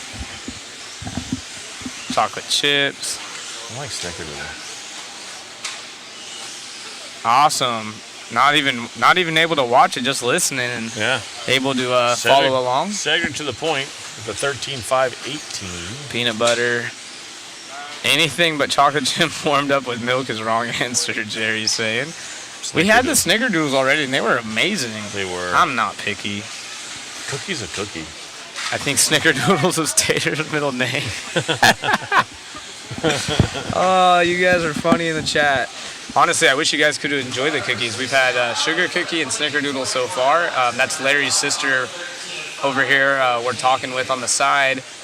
And they honestly, everything that Larry and the crew's done, they go to the back and there's tons of stuff provided by Coca-Cola. But anytime they go get food, no matter what it is, it's not always just something simple like pizza. We've gotten all kinds of goodies, and they take care of us. So we appreciate Larry and the crew.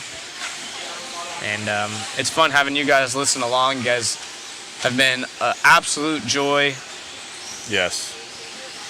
And we still have 2 days of this. So we got the rest of today and then the big day, the final dance tomorrow. We got the rest of today for qualifying, and then we'll have one round of qualifying in mains tomorrow. Have you guys had a Tim Tam? I have not. I don't know what that is. Hopefully it's not a joke. We're getting pranked on Have you had TV. a Craig Drescher interview? I don't even know if he's here. We have not, but he should be here. Was he here? We didn't look at Aiden Horn. Where was Aiden Horn in that first round? The first one, let's see. Let's go take a look. Aiden 10. Horn got a 7. Oh. So he's sitting 10 right now. Nice. 10 points. Aiden has got some solid points. That's actually going to be enough for, I think, top 5 for sure. So see if it's updated. We're over here doing our own math. Yeah. So our let's mathematics. Let's go Tater with a 3, right? Oh, hold on. Let me see if it's updated. It should be. No, because the round's not done. Yeah, it's not finished. We're in race 1. We got to go to... Tater with a 3 that time. So Brock...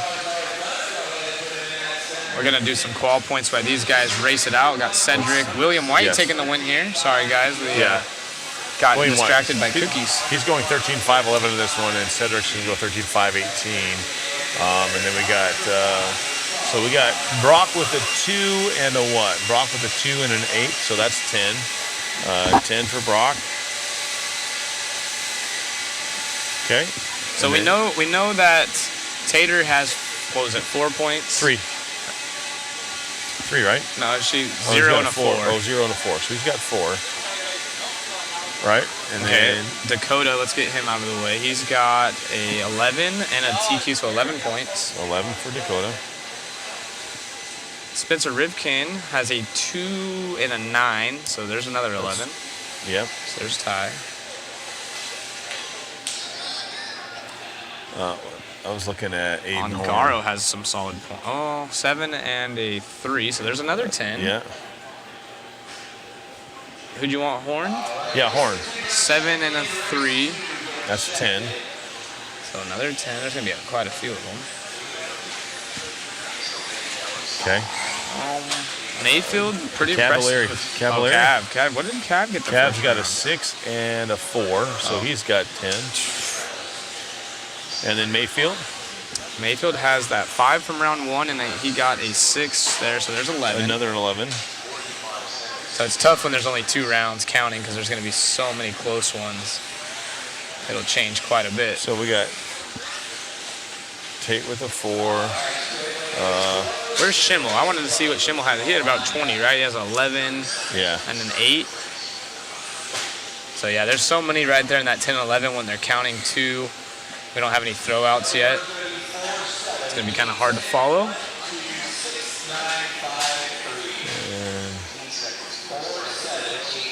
The sausage sizzles. So some Tim Tams. It is nice seeing a young American do good at Worlds, especially I'm sure most people feel like Tater's kind of an unknown driver international. Yeah. So, I mean, if you're looking at your top 8, obviously Tater with a TQ, and this is with no throwouts, like you said. Tater with a 4 after 2, and the rest, you got Brock Champlin with 10, Horn with 10, Cavalieri with a 10, Mayfield with an 11, Dakota with 11, Spencer Rivkin with 11, Ongaro with 11. So on points, who? I mean, I'm going with Tater.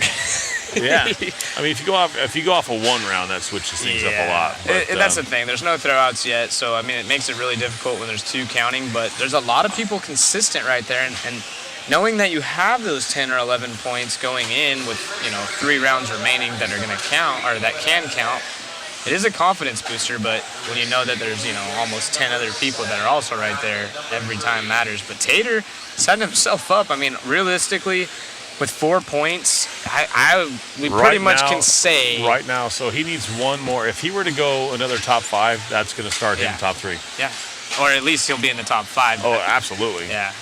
So with the TQ, that's like, I'm gonna say it right now. I think we're gonna see Tater in the main. Unless he has solid with the 4 after 2, absolutely. Yeah, I mean, it's going to get close. I think it's going to be right around 20 points like we saw in 4-wheel. So with his car being as hooked up, he looks calm, collected. I think his maturity levels are there, and he has the confidence, so there shouldn't be any reason we wouldn't see him. Can the front open tire be a 4-wheel? Yes, as long as it fits in the box, you can run whatever front tire you want. You just got to pass tech. Thank you, Dave Dunn. Appreciate everything. I know you were enjoying some pizza and beers earlier, so we will. Yeah, you'll wake up to see who is going quick, and join us tomorrow morning again. Just so you have a heads up, you probably already know this. Tomorrow we will start at 8:30 with our controlled practice rounds. Yes. Keep in mind it will be 5 minutes long this time rather than 2. And that's just to basically help scrub in the track a little bit better for that round. So we got William White out front. We're going to go 13.511 for him. Cedric's going 13.518. 12 at a 5:01. Actually, that's the wrong race. Yeah, I did that earlier too. It's actually Christian out front of this one, Cedric in the 2 spot, and Sylvain. There we go. the chat will let you know in just a second that you completely messed up. You should never, ever be an announcer. I should be canceled. You should be canceled. I don't even know if you're into RC. What do? You should be at a disc golf event. Dude, you make me feel so good. I know, it's like that. That's what they say. That is. Tater for the win. Yeah. Kid's been fast, man, all weekend long.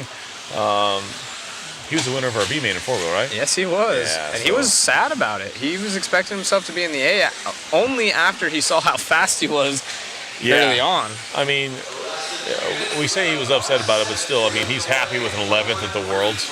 I mean, come on, who wouldn't be? I mean, yeah, you're upset about your performance because you want to be in the show, you want to battle for a win overall, but still, to win the B main and finish 11th overall at the Worlds, yeah, that wouldn't suck.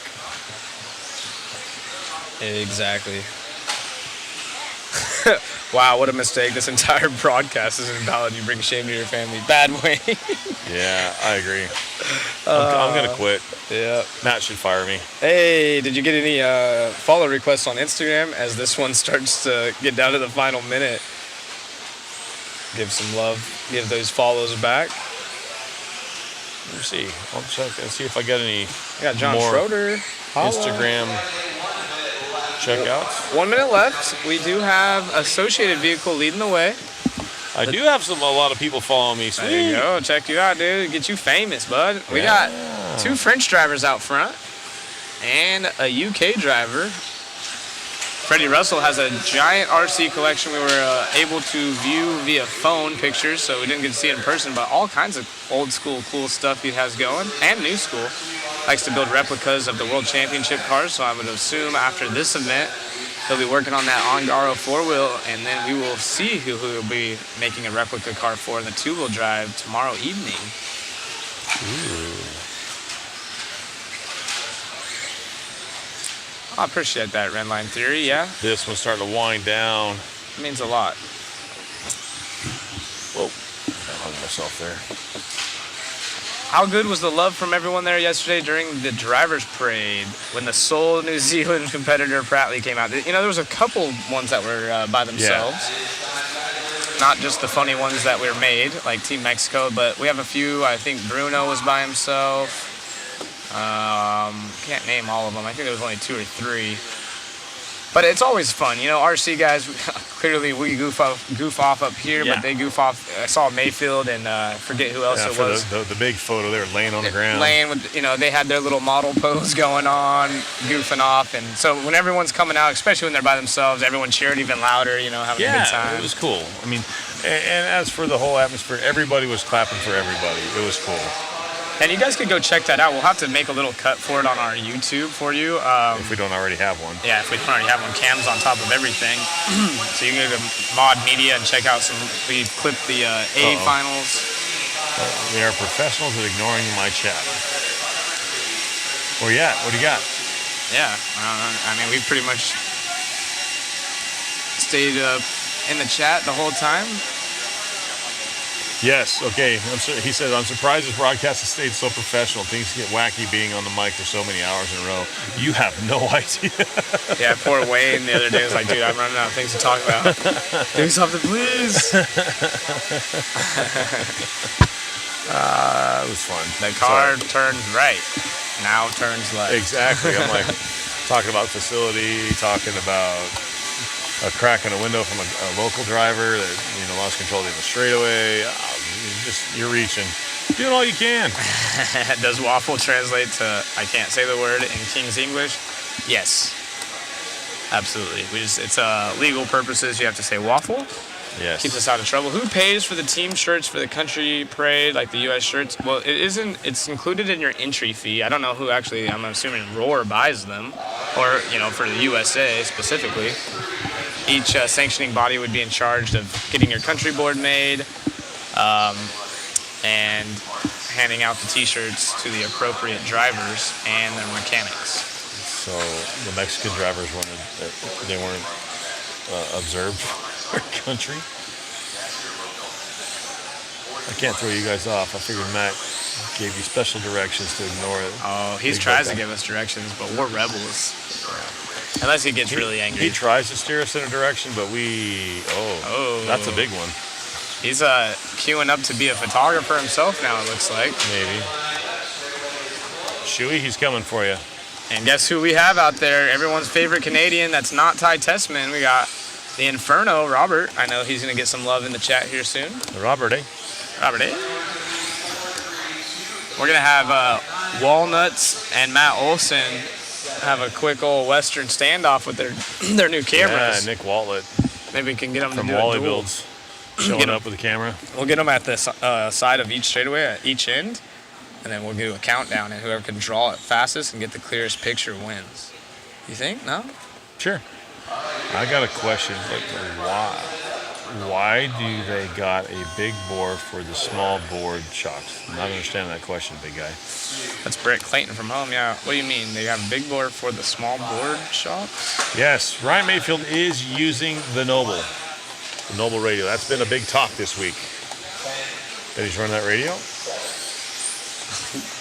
Tim Wallace. Big sillies. We got a bunch of big sillies in the chat. Big Ruddig in this one from Rudog Racing. Ruddig Racing. Is this our last one for this round? I believe it is. Should be the final one, so we can have an official TQ out of Tater. Yeah. Unless, barring that, we have someone go really quick in this one. They're close. They're 14.502. Yeah, I was going to say, Tater's looking pretty safe, but you can't officially say that he is the TQ for this round until we've He's the top concluded. leaderboard. Why did they switch from a small bore to a big bore? Well, the big bore obviously absorbs the bumps more, makes the car handle more. The easy way to explain that is more oil, more room in the shock body, less oil displacement when the shock shaft goes through stroke. Yeah, it holds the car a lot better. It's not so pogo-y, if that makes sense. Yeah, and literally I mean, it's down to you have thick pistons, you have thin pistons. You know, if you're running shims on the inside of your shock shaft or not. The bigger bore shocks, it's easier. I think the car runs. My car just lands so much better with that, depending on the shock setup. But when you're talking about oil displacement, the big bore shocks, you're holding more oil, and it actually it helps out the car. Sure, please. Get Tim Lime in the booth. Yeah, that would be a good one to get in. Surprise me. Maybe we could get Tim Lime in the booth. If you know anyone out there in the pits, we're stuck up in the booth. Every time I go out there, if I go to the bathroom, if I pick anything up, I always try to tell someone, hey, we'd like to talk to you when we get a chance. Yeah, absolutely, we do. We try to get them up here so you guys can get some insight, maybe some racers or managers or whatever. We always try to get somebody up here. It was nice that JP came up here and joined you. It was super cool. Yeah. And there's Wally right now. Maybe we can get Wally in. You want to jump in? You want to talk to Wally? Sure, I'll talk to Wally. Wally. We were just talking. You want to talk to him? All right. Yeah. We're going to get Wally up here. Nick Wallet from Wally Bill's going to jump up in here with me.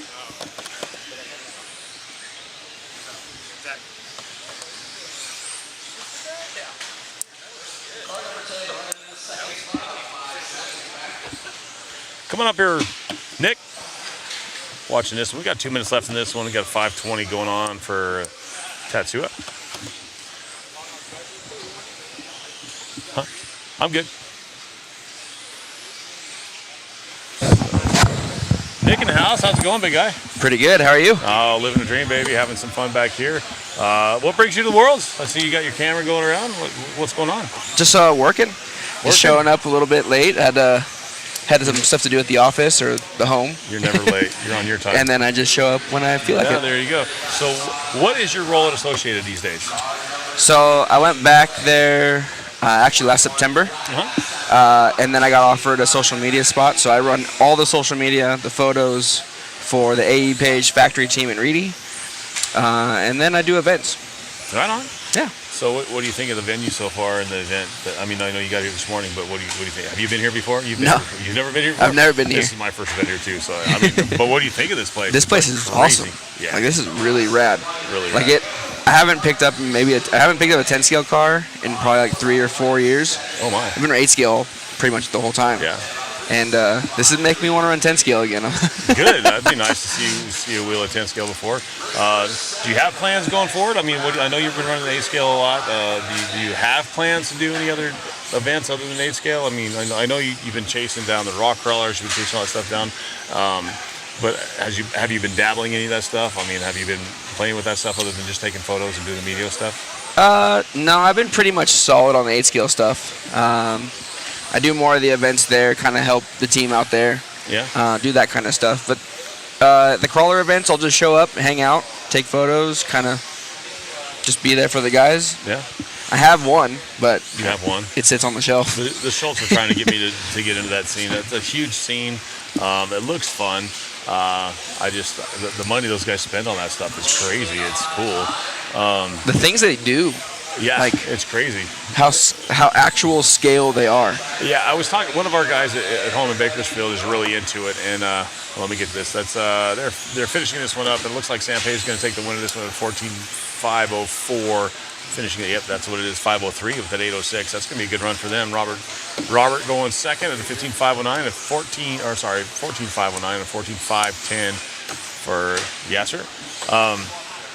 So.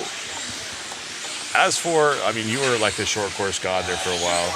Do you miss that? Do you miss running those? I do. Yeah. The best part is I have a brand new, well, it's brand new, but it's the Pro 2 SE10. So the RTR. Right. That I made a full factory team build out of. Actually, Tanner just built one back east where he's in Columbus, Indiana. He got one. He's trying to piece one together because they have this little backyard track that they race at with one of the guys in his race team. Those are pretty cool, and actually they're pretty big. A lot of people are building those. Do you think you'll see a class like that at the local levels or anything like that? I mean, obviously we got our short course classes, but I mean that's a rear motor truck. It's pretty basic as you know. Yeah, it's basic. It's fairly reasonably priced to get into. It's almost like an RTR. Yep. Do you think you'll start seeing more of those at the club level racing those? I think so. I think there's a lot more, at least in SoCal, there's a lot more outdoor tracks kind of growing. Yes. Yeah, like you have Huckleberry, Hot Rod, and a few others. But I think the more on the dirt has a small 10 scale track. So I think the more that you see outdoor tracks kind of grow, you're going to see a couple more rear motor options. Yeah. So I think rear motor short course is one of the most fun classes to drive. Yeah, I remember when everything started to make that transfer over into the mid motors. I was talking to Mayfield, and he absolutely hated the truck when it went to mid motor. It's like it's not a truck anymore. He just didn't like that. That was pretty much the last time I seen him run a short course. Yeah, I just went into buggy, 4-wheel, everything's super high grip, and everything as fast as it can go. It's not Rubbins racing as much anymore. No, it's not. Trying to hold on to a really fast short course truck. Exactly. And they're a lot of fun, but it's been super cool to see everything going on. Are we going right into the next round? Where are we at here? Looks like it. Yeah, we're warming up the next heat. Wow, already, huh? I'll have to flip this over. And we're trying to do all kinds of things all at once. So I haven't been able to talk to Saxon or BK or BT or anybody like that. So is there anything that you can enlighten us up with the Associated Camp? Is there anything new coming out? Can we see anything new from Reedy other than I know Reedy has the new stock-based motors and stuff like that. They're 13.5, they're 17.5, which is, I guess, phenomenal off the shelf right now. But as for the platform, I know we got the 6.4 platform. Is there anything new that they've been working on that you know of that you can say or what? I mean, at the Worlds, everybody's got something new. Yeah, there's always stuff we're working on. It's like an ongoing thing, never stops. Right. But right now we kind of have everything where we're at. We're testing some things, but I mean, who knows what it's going to be next? I don't really know. I'm just the social media guy, so yeah. They let me know basically a couple weeks before release, and right. But as far as I know, they're working on stuff. Right. But that's all I know. Do we have any questions for Nick out there in the chat there? Do we got anything for Nick? Nick's a good guy. He's been around for a long time. Like I said, I used to love watching you wheel short course cars. You're no slouch with the buggies. But actually got my younger son really interested in watching you wheel one of those. And he's a truck specialist now. But I don't see much going on in the chat right now. We're just trying to, there's someone honestly can't stand short course for the racing. I honestly can't stand short course for racing. Bashing, yes. Absolutely love them bashing. 4-wheel short course for sure. 2-wheel short course, there's some fun racing too, a short course. Yeah, and I liked it when you get some good guys that can actually wheel them well. The racing is really, really close because you can kind of lean on each other, and I think that's fun. So there's really not much going on. I know you're busy. You got to take a lot of photos and whatnot. So tired of me clicking the pin. Oh, more giveaways. Oh, nice. Yeah. $100 gift card. Oh, nice. Lead Fingered Racing Bodies is going to kick down a $100 gift card for us. That's awesome. Yeah, that waffle's turning into something really pretty cool. Yeah, it looks like it. Yeah, it's fun. So you've raced against Brian Kenwald. Yeah. Didn't you? Yeah. Great guy. Yeah, I had an epic battle with him in short course. In short course? Yeah.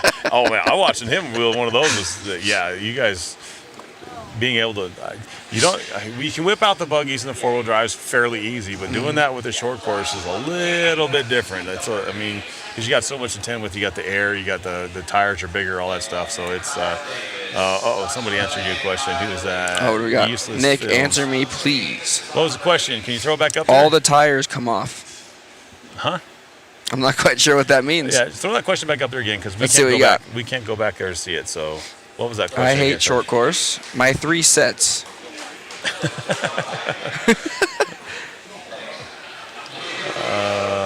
Gonzo. I know there was something that's how do you keep the tires on there or something like that. Yeah, there's something about mounting tires. Yeah. But I'm not sure who it is, so. Yeah, so throw that question back up there if you can. If you can't, then we're going to go without. But it is... Nick, please solder my cars for me. Thank you. Kevin, bring him on by. I'm up in the high desert. Yeah, how's Wally Builds doing? How's that going? You still got that going? Yeah. Yeah? Yeah, it's going. It's a little slower right now just because I haven't focused on it too much. But I'm going to... I've been in the process of kind of stoking the fire again and getting it going. But So shameless plugs here. What would it cost to have a basic build done with you? If you supply everything, it ranges from about $150 to $300 depending on the car or the class. Right. We could do a full build, and usually when we do that, we don't charge to build the car. We just whatever it costs for all the parts and the kits is what it is. And then you also do like full on team builds, like a full on race car ready to go with all the cool stuff on it and all the needed stuff. Yep. You can have it as hopped up as you want. It can go from just the base kit build with all the electronics so it runs, or you can have every option you can throw at it. Wow. That's whatever you want to do. So we're going to let Nick get out of here. He's got some photos to take and stuff like that. Nick, I appreciate your time. From Nick from Wally Builds up here, guys. If you ever see him around taking photos, something like that, stop by, say hi to him. One of the coolest guys that will help you out in the industry. I mean, there's a ton of cool guys, but Nick will definitely answer questions. He'll talk to you about your car and help you to set up direction, especially with them short courses or 8 scale. He's pretty good with that stuff. So give him a shout out whenever you see him. Nick, thank you very much for your time. Sounds good. Appreciate Thanks for you, being buddy. here. Yep. There you go. Sorry about that, guys. We're going to get back to racing. Starting round number 3, I believe, of qualifying.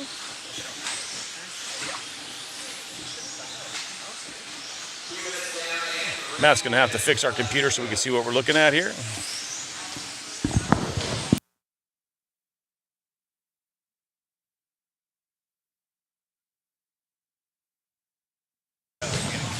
I got the finger. Hold, please. I'm gonna put the... Nick has a massive head. Had to friggin' put this back to normal size. Matt's helping us out. Oh, you could have asked me. I know that. Oh, well, I didn't. Well, you weren't up here. I've been learning. You be learning? I'm watching, so I can learn. Mugen Siki is the way that I was learned to pronounce it. Thank you, Matt. I appreciate you. Thank Matt you, is the man. Whoa. Hey. You about choked me. Already had a glizzy today, dude. Chill. Whoa.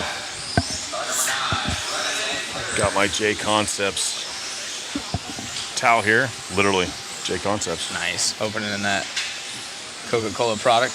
Nice Blow, Dr. Pepper. Blow my nose. What did I miss? Was there anything good with a Wally B? Oh man, I love that guy. Talked about his short course days. He doesn't run a whole lot of 10 scale, but coming here, this is his first time here. I figured with all of the traveling he does, he'd been here and hang out and race the cars. Interesting. But talking to him, sounds like he may dabble in 10 scale again. Hey, I actually have been getting text messages off the hook about people saying they're going to dabble. And then also, if you hand me that notebook right there, we had some... the notebook. The notebook. Have On Point RC donating a bag for our waffle, so another one right there. And then Lead Fingers wants to donate $100 gift certificate, Lead Finger Racing. They make bodies and accessories, so we'll get that dialed. So wanted to make sure we give them a little bit of love as well. That will be in our waffle. So you guys are gonna have an awesome array of stuff to choose from.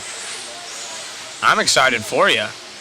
Yeah, it sounds like it's gearing up to be an awesome waffle, dude. Yeah. That's just the list that we have right here in front of us. Yeah, we're gonna have to go through all of our Facebooks and Instagrams, make sure we didn't forget anyone. We'll add everything together tonight and put that on the website. Yeah. I'm sure Mother Matt loves all the extra work we're doing, but it's for a good cause. The guy Matt is so efficient. It's not like it's extra work. It's just the basic. Well, I'm not saying basic, but it's just work. It's just what he does. He's the magician. Mugen Key. Hooked on phonics from Jason Blake right there, helping the chat out on how to pronounce it. That's how I learned how to pronounce it. I think it's right. Adam Drake says it that way from my understanding, so every time I talk to him. Jerry Walter, that guy gets it. What Shin is doing with no track time with that car, no teammates to create setups with, it's awesome, and it is. And Jerry knows he's a big part of the TLR camp for a long time. He was actually the training grounds for either the Worlds or Nationals in his backyard for a long time for TLR guys. Yeah. So he knows a thing or two about what goes on behind the scenes, and everything he said makes a great point. You know, he's up here in the third spot. He literally is a designer engineer. And literally, this is the only car here in the States, from my understanding, from Adam Drake. And so he doesn't, it's not like he has a group of team guys to help him try different things and get some different ideas. I mean, obviously he knows what he's doing as an engineer. Right. But still, you don't have all those guys and people to pull from, so it's tough. And he's just, gathering data. If anything, this is a huge benefit if you're a Mugen fan and you want. It's better than not testing it at a world championship level versus the world's best to kind of see. And I mean, just to be 100% frank, Shin knows that he's not going to go out here and compete for a world title. Yeah. And there's nothing wrong with that. He's getting some time. He's getting exposure for the car, the brand. And those are reasonable lap times. 19.4 on his fast, a 20.3 on his average. So, and he put up a 15.504. That's not a bad run for a car with zero support.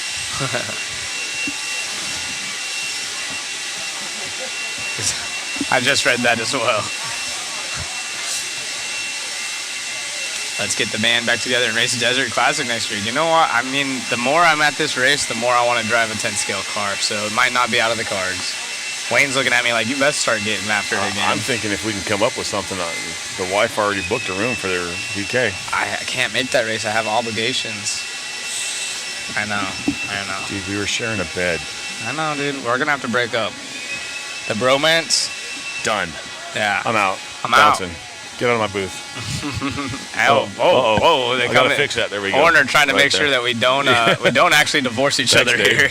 We need you for another day. So no, we're good up here in the booth. Yeah, we're having fun. As you enjoy your Coca-Cola product. You got to do that. There you go. Good timing, Dave. Got me again. Look at Beeline Johnny up in here, changed his username, so I know who's in here. Yeah, he wants to get a 2-wheel again. So again, if you guys are out there, multiple people have messaged, texted me, saying, hey, just watching the coverage, seeing these guys duke it out like they have been. They want to get back into racing, and I can contest. It's too much fun. And the competition is one thing, but just hanging out with your guys, it's just. I'm hoping my guys at home are watching this at the track, chilling, hanging out. I miss my racing buddies. I haven't been able to race since the first week of July. I try to get over there, hang out, even though I don't to race. But that's one of those things. They're my guys. They're my people. That's my RC family. People, I love the chat. Yeah. It's not Pepsi product, Johnny. It's definitely Coca-Cola. We are sponsored, and they dropped it off in a big Coca-Cola truck this morning. Exactly. So. We watched them unload this, and it's it's distributed by Coca-Cola. How's that sound? Yep. So in this state, it is a Coca-Cola product. As is the Monsters. We know that because you've been handling business. I've had a few. You've had a few. Shh, don't tell the wife. Unfortunately, my track is closed for some dumb race called the Worlds. Yeah, and so those of you that do want to come race on this track, that you're enjoying the coverage so far, you guys, it will be closed Monday and Sunday. Sunday and Monday will be closed, but I believe after that, you guys can come run on the Worlds layout. Yeah. The two-wheel drive Worlds layout, at least. Yeah, it looks fun. It really does look fun. Paid for out of CX Wallets. Yeah, get me to the track. Go to cxwallets.com and order a wallet. I actually am out of stock right now, so if you guys do order a wallet and do that. I've been waiting for a wallet for some time. I have 200 on the way. We are still, I have everything but the carbon fiber pieces right now. We just sold out, so appreciate all the support. We do have a factory driver out here, Aiden Horn. The only quote-unquote paid CX factory driver. He's paid. I paid him. I paid him. Yes, I know, it's crazy to believe. Wow. He runs a sticker. He's a big boy, dude. You got to pay to be on this. No, pay to play. I get it. You're right. And of course, he's been a huge supporter of those guys at Factory Tracks. So appreciate all you guys. Shameless plug right there. As we get back to the racing action here, Jamie Hall's been up top, but it's out front. 19.6 fast lap, and then a 19.7. So he's putting it to these guys. And they're on a 16.517. The top two, the only quicker ones on the 16 lap is the chat going off over here. The wife is going to have a list for you when you get home. Oh, I'm sure she will. NorCal Jovi. Killick in this one, he is a Yokomo driver. Yeah.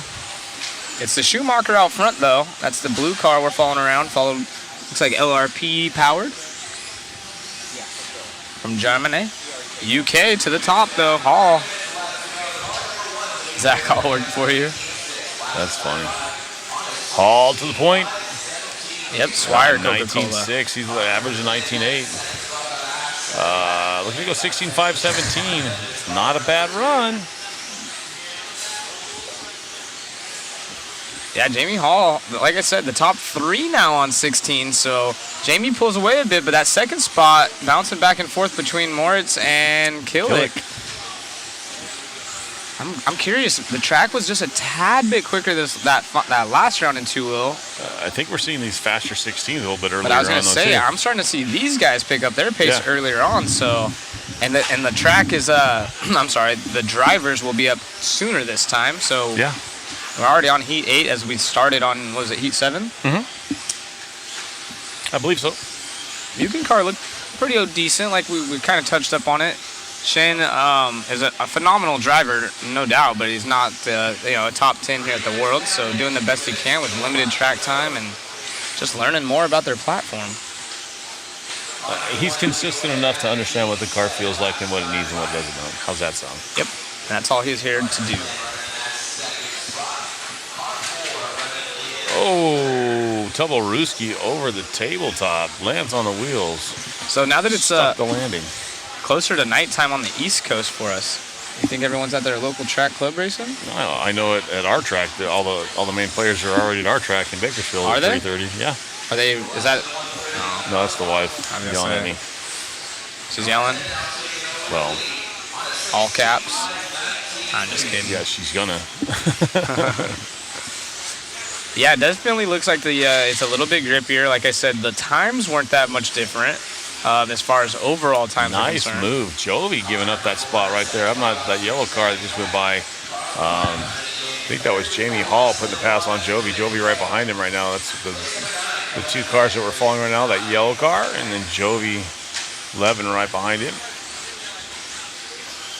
I'm excited we get to see the fast guys again not too far from now. Yeah. We'll get to see him first tomorrow morning. Exactly. And I wonder if something's going to come about that. Maybe I don't know if they're going to water the track. They shouldn't water the track. They might just kind of spit some water on the big cracks. They cannot fix or do anything to the track unless it's unsafe. Right. They can put a little water on it. They can blow it off and sweep it, but they cannot fix anything unless it becomes unsafe, which that's pretty brutal. Brick. All right. He's in the Yokomo, takes the lead there, and he's on the new TQ run as this one comes to wind. Zach, what is the meaning behind CX? So when I started it, it was kind of carbon fiber X because it's a carbon fiber wallet that looks like an X. However, there's two things. Customer experience in the work world is CX. That's the acronym for it. So it kind of worked out because I wanted everyone to have a great experience with it, customer experience. And then if you sound it out, that is what sells. So I'm going to leave that for your minds to think. I'm sure there's going to be a few people in the chat that can't figure it out. And unfortunately, I can't say that on air. You got to keep it professional, so I won't bring that up. But CX sells. There's a good example. Right. So, Michael, haven't had a chance to read or hear about the Mugen two-wheel, but since they made a two-wheel, there's a four-wheel. They are working on a four-wheel. We're going to do an interview with our new TQ boys. Oh, here we go. I got Matt Olson. Yeah. Mr. Killick, awesome run out there, man. Taking that one and definitely improving points. I'm trying. Any sort of how's the track developing out there? What are you guys doing out there in the pits? At the moment, the track getting more loose, more grippy. Everyone is changing now for me, and yeah, we're trying. And yeah, throwing the book at it. Congratulations, great job. Good luck in the next one. Thank you. Man, a few words. Right. But we understood it. It's so loose. It's a tight. When you're considered a pro driver, when you sponsor or you get paid, I would say paid is it's a profession would be the real. You can join the pro class, but yeah, let's be honest. You know, if you're a professional, typically you're getting paid to do it. A lot of these drivers have contracts where they'll win contingency, so technically, you know, I would say at the contingency program, you consider it a pro. Yeah, I mean, it just kind of depends on what you're doing. I consider it like a paid professional. I mean, you know, it's kind of a weird gray area, if you will, but pro driver, you're getting paid to do it. It's your profession. So, not very many doing it. You can see Ron Schur in the background right there in the VIP section. There's Wally holding the camera. He Nick Waltlet. $2,500 deep, he said, with that thing. Yeah. Looking good, Wally. He got the gains. He got the extra medium on. Yeah. Oh, zooming in. Yeah. Look at that guy. Nice shot. And he's helps with the social media at Team Associated, and of course has Wally builds. That's his gig. That's what he does. He's actually right here below us. Drop something over. Drop something. You see me right here? Should I do something to him? Yeah, you should grab his hat. You should grab his hat. That It's was all right. comical. We'll get him. Let's see who's in this one. Don't you worry. Ben, Ryan, Matty G had a good run last time. I think he's going to start first. Brandon Foote, Kyle Turner, Blake Champlin. I get paid by Visa. Doug LaRiviere. To buy RC cars in my pro. They pay you? If Visa's paying you, you got the best sponsorship at all. Mine makes me pay them. Do they pay you or do you use Visa? Yeah, I was about to say, mine makes me pay them. And they actually charge me more to use them. Yeah. Darn it. I quit using mine. If I can't pay cash, I'm not going to buy it. You know, one of the fun things after RC I worked on was my credit score. I had a terrible credit score. Now I'm finally above a 780. I'm actually proud of it. That's how you know you're getting old, whenever you are proud of your credit score. Yeah. But you can pretty much buy anything right now. I'm feeling good. Took a long time, a lot of work, but... Ben Smith out front early in this one. These guys are only a minute in, but the top two going quicker than Misha's time. Ben, a solid dude from the UK. Doug LaRiviere on the number 2 spot, 16.5 out of 18. Right now, TQ is Misha with a 15.5 flat. 2 drivers now going faster than that.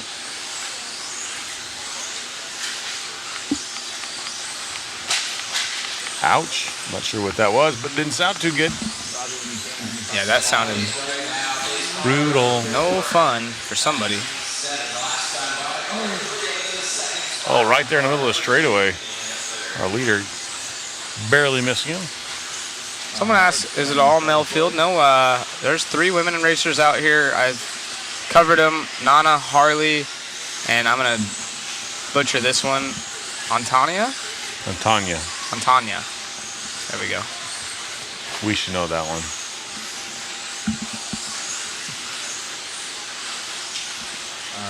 That's S-Works and X-Ray.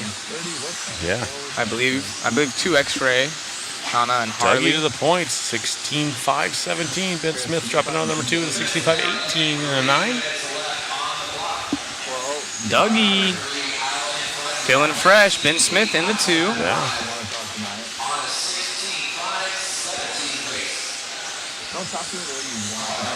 Oh boy.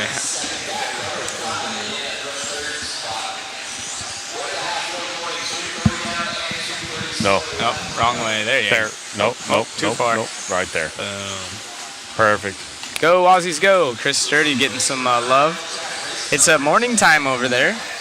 Is it? Yeah, it should be What's around 9, What's for 10, breakfast over there? Maybe 11 now. Yeah, tell us what's for breakfast over there. The Aussies dropped it earlier. It was like 7, but I don't know how many hours has gone by. It's all one big blur at this point. We get like 3 hours of sleep.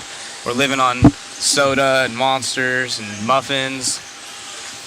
It's great. It's RC diet. Reminds me of The occasional Starbies. Yeah, occasionally Starbies. We get a nice steak dinner though. We had last night. That was That nice. was amazing. I made the wife jealous. I sent her pictures of that. Eggs and Benny, 8:30 a.m. Nice. So if you have walked away expecting there to be a long delay before the top guys are back up, make a little note. Start texting your friends again because we're getting closer and closer. We're on heat 9 of 14, but then it goes back to, it'll circle all the way back around to race number 7. So here we are, Q3 right now. We had Pratt up here, so there is we had Mitchell up in the booth yesterday. Yeah, he's funny. He is a funny Those dude. the accents just win the hearts over. They do, and they're good people. So they are good people. Aussies, who do you like more, Mitchell or Josh Payne? Yeah, Mitchell Pratt or Josh Payne? Yeah, front 16 to 516. Good run for him. He's been somewhat on the struggle bus all week long, but he's finally figuring out something in his car, putting one down. 16.516 for him right now. Fast lap for him is a 19.1, so he's got speed there. His average is 19.7. That's not bad. That could potentially put him a few rungs up on the ladder. Ooh, nice little whip on screen there. That was sick. Yeah. Are the Kyosho drivers running Kyosho cars? They sure are. There's only a few. Uh-oh, we got one for Mitch, one for Payne. We're going to have to get these guys going. Make a little tally for them. And then put them in the booth against each other and maybe get a Rochambeau competition. Ooh. Yeah. Oh. Replay on that one. Look at there's a good shot of the Kyosho shirt. Yeah. There's a Kyosho driver back there. Gotta go with the homie Payne. Sorry. Mitch on the mic. Dougie. All of them, yeah. I like all the Aussies. Yeah, there's a few of them. Monday, he's in this one. Matty G with a really good run. Solid run for Dougie. He's still going. Too. It's dusty, huh? J Concepts providing us with the rags up here, clean our equipment. Got all that tire dust on Oh no, here. Dougie with a rough last lap. Oh, second lap, 23.0. That still puts him up top. 16.519 though. Let's see if he can bounce back with this last lap. Oh, dead. Ben Smith gonna get by. Thank you. Off too. Thank you. Ben Smith getting by Dougie right there. Let's see what Dougie has on his last lap. Maybe he can come back and get it. Doug Lariviere is going to take and recapture that TQ. Dougie going 16 out of 519 with a 2. Yeah, that's my fresh boy. Yeah. Dougie. Dougie Ben fresh. Smith holding it down as well. And that Schumacher, 2 Schumachers, Blake Champlin, which is Brock's brother. Also a very fast racer. Kangaroo at the side of Cola. Ball, actually. It's crazy. I think Australia is one of the only countries that eats their national, I don't know what you'd call it. I can't think of it right now. Like we have the golden or the bald eagle here. Kangaroos? Yeah, you eat kangaroo there. It's actually not too bad. I think it'd be gamey. It was yummy.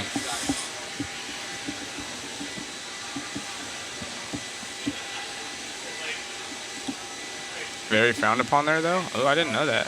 Yeah. Well, they didn't seem like it when they were serving it to me. They freaking suggested it. Check your messages on Waffle. Here we go. I'll give you the pad. You can write that down. All right. Dun, dun, dun. Kaufman, Bear, Fuma, Hooper, Brignani. Let's see. Hooks. Couple fast guys in this one. 45 seconds to the start of the race. Wow, that calmed down a little early there.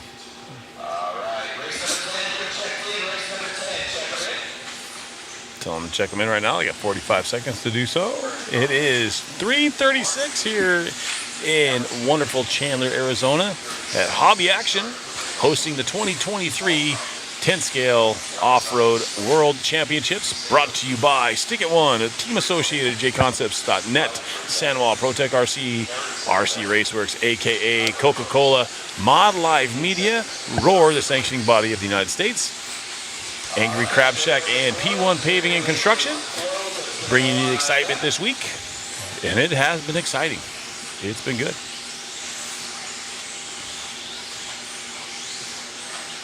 Oh. Thought I had a bad one right there going on the front straightaway.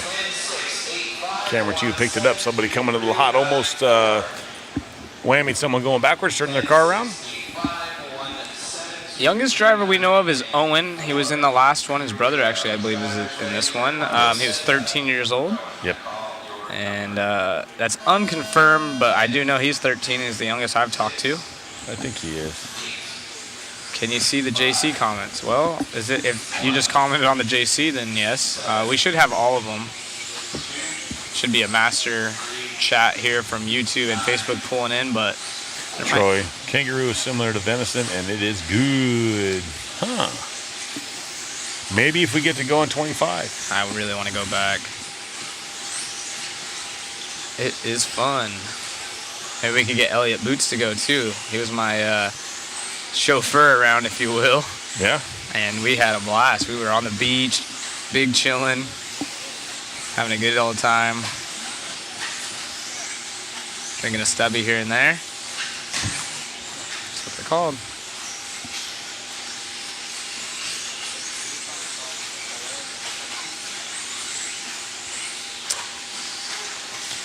Kaufman out front of this one. Minute into it, 16.511. TQ. TQ right now is Dougie at a 16.519. This is heat number 10 of 14 overall, so our faster guys still to come up. This would be our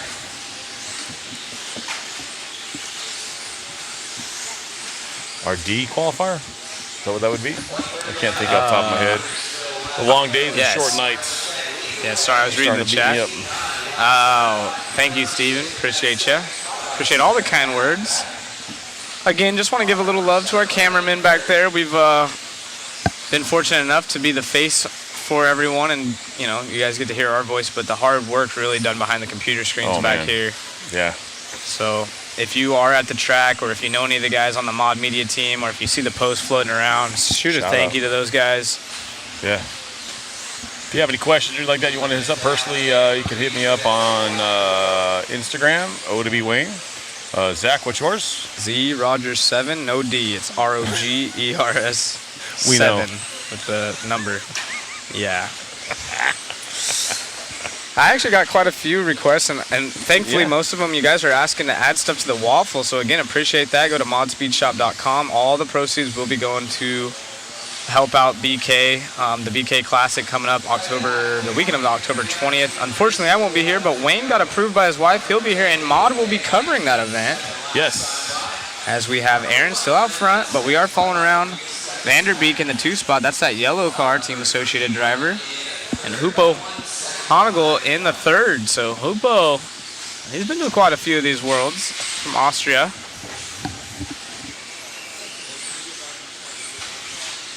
Do you think Ryan Mayfield will go to Mugen? Well, he was on Mugen, and I don't know. I don't know how long his contract is for right now. I'm not sure. I know he has a good relationship with Drake, so maybe they'll pull him back over there. But I would imagine Techno has him locked up, and for a while they want to win some big stuff. And for now, he's ripping the Techno 8 scales and the associated 10 scales. with that platform, obviously with their 8 scale, they got a good platform for 8 scale. They know what they're doing. So there's no doubt they're not going to put something out there that's not going to be competitive, in my opinion. Absolutely. There's a good question. Leo asks, are there independent drivers out there, or our drivers must be sponsored? No, you do not have to be sponsored to be here. Actually, most of the drivers in our lower heats I would happen to say some of those don't have a whole lot of help, if any. Some of the guys actually opting out of their sponsorships, like Charlie Moreno. We just saw him in a few heats back. He was a TLR driver, getting quite a bit of support.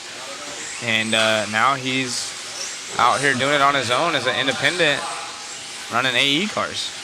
Yeah, I think that's. I think you're going to start seeing a little bit more of that, because it's a freedom. You get to run whatever you want to run.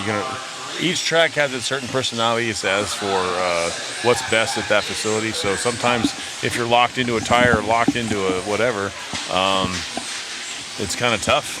So it's nice, like a tire sponsor. If you don't, if you want to run whatever tire, yeah, it might be a little bit more expensive, but hey.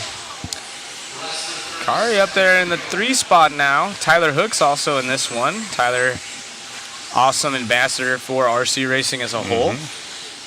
Mayfield, he runs for J Concepts. He can run any car he wants, but he's choosing to run the associated cars. He does not have a chassis sponsor, so I'm not sure what, some of those guys like Jared used to run Techno and then also have the associated stuff kind of tied in for the 10 scale, but he had a contract. And the reason that some of these guys want, especially at that level, is contingency. So, I'm not sure exactly what the deal is. Maybe Mayfield doesn't want any of that pressure until he figures out what he wants to race, or J Concepts and his other sponsors like Techno, maybe they up some contingency. I'm not sure how that whole deal works with his package in particular. But he isn't sponsored by any chassis manufacturer for 10 scale.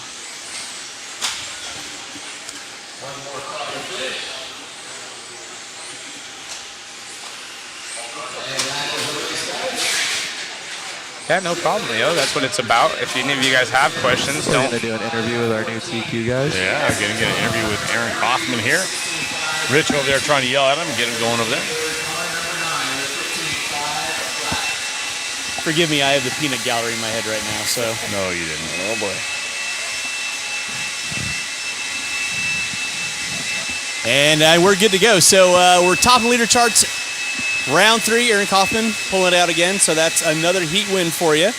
Looking pretty consistent. You were working with traffic. Everything was looking good for you. How'd it feel? Pretty good. Made a couple changes again on the car, and it was getting better, more rear grip, a little bit easier to drive. Had one mistake earlier in the run, which kind of cost me a lot of time, but I was able to push back and still get a pretty decent run. All right, very cool, very cool. So how's the track feeling to you? I mean, it's always evolving here. You've been here many times, so how's it feeling to you right now? It's obviously lower grip than like a normal like Desert Classic or something, because there's no sauce, you're not running tires you're used to. But it's actually surprising me how much grip there is for like the rules and all that kind of stuff. It's a little difficult in 2-wheel for sure, but it's definitely better than what I expected. Awesome. Well, we'll hopefully see you on the top, the top 10. So hop on down, do some volunteer marshalling, and don't hit a pipe like I did. Thanks, buddy. All right, back at you guys. Heat number 11 on the track. Yeah, and just to add to that, we have another bag that was donated, On Point RC bag. I wrote it down already, but it's from hpd.ca, so www.hpd.ca. Appreciate you guys throwing that in there. So we have 2 bags now, because we had the ProTech bag dropped off as well. Protected a bag, a battery, and some tools. Really cool, really cool. That all goes to the BK Crohn's and Colitis Foundation. So all those proceeds that we get from that waffle all go to that stuff. And the list is just growing of stuff we have. It's huge already. It's crazy. And I know at the end of yesterday, I heard that we sold 80 tickets. Were we up to 80? I think so. I believe that was pretty close to 80 tickets. Matt's sitting over there doing some homework, but I'm hearing people buying 3, 4, 5 tickets at a time. Yeah, and we are getting closer. Heat 11, guys. Austin Horn in this one. Mm-hmm. Yeah, that'll be fun. Donnelly, Boda, Paul. Your TQ right now is a 16.514. Joel in here rooting on Dominic. He's been quick. A new local Utah boy. We'll give these guys a few laps, see who's going quick.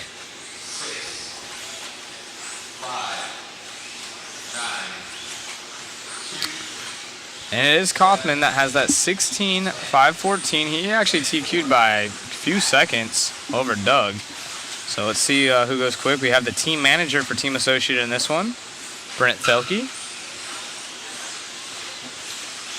Enzo cheering on Dom and BT. I've had the opportunity to talk to Dom a little bit. We've been friends on Facebook. I think I met him right before I ended racing myself. But following around his career on Facebook and stuff, seems like a stand-up dude. Talked to him out here. A little bit soft-spoken, but very mature for his age and extremely talented. Races with some of the best. He, Joel Eaton is no slouch himself. Rob Gillespie from over there. Obviously the Champlin brothers.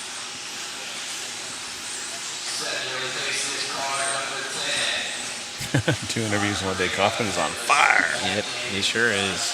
But he's laying down some times. He's got TQ right now at 16:5:14. These guys are 2 seconds off right now, but Donnelly's got 3.5 minutes to do this. Oi, oi, oi. Oi, oi, oi. Oh, not so quick.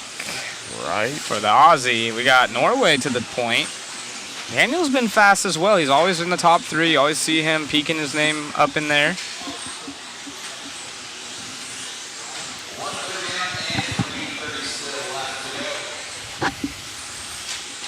So Donnelly back to the point. 16:5:15 now. A little closer. TQ is a 16:5:14 by Aaron Kaufman. That was in that last race right there. It looks like 1, 2, 3, 4, 5, 6. 5 guys, 6 guys now in the top 10 overall, pushing Doug all the way down to that number 8. Oh man, watching these guys fly over that step on, step off really makes me want to grab a radio. Oh yeah. Jared Mint now up in the 2 spot. The only driver going quicker, well, as I say that, 2 drivers now going quicker than Kaufman's time as we're almost to the halfway point. A couple of associated drivers, Aiden Horn and Jared Mint. How many different countries are there? I think there was like 20. Jared Mint from, I'm going to say... Yep, 20. New Zealand or Australia? I don't know. It's one of those. I can't see the flag. I know the general area, but there he is. Mint, that's Australia. Yep. Jared Mint. Super cool guy. They've been out here for quite some time, like 3 or 4 months, just running at different tracks and talking to him. They came to Bakersfield for a JBRL, raced, and kind of asked some questions or whatnot. And he said they normally run on like 8 scale size tracks where they're at, outdoor, a little bit more loamy, a lot bigger than this. So this is considered almost a bull ring. So our track was really short and tight. So he's used to bigger tracks. Oh, that's right. Blake does not live with. Blake still lives in Vegas. That's Blake correct. is still in Vegas. Brock is in Salt Lake. Yep. That's right.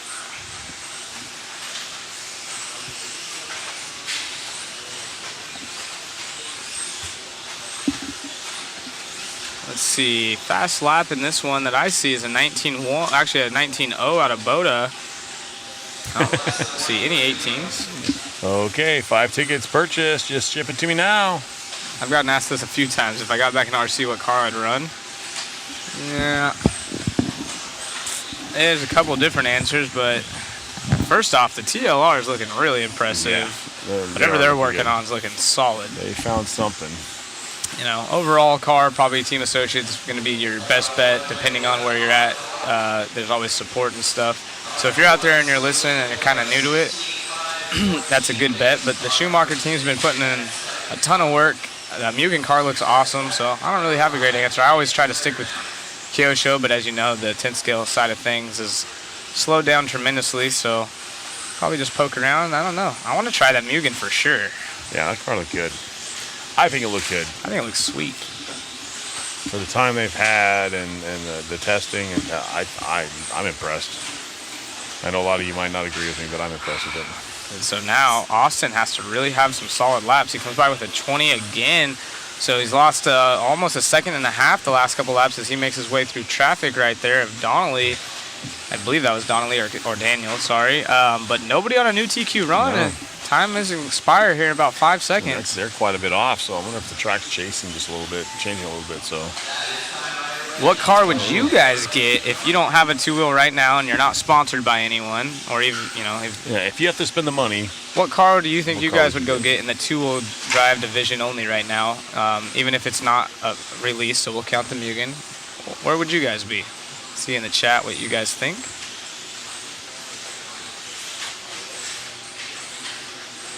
Donley also going to go quicker than Doug, but nobody beating Kaufman.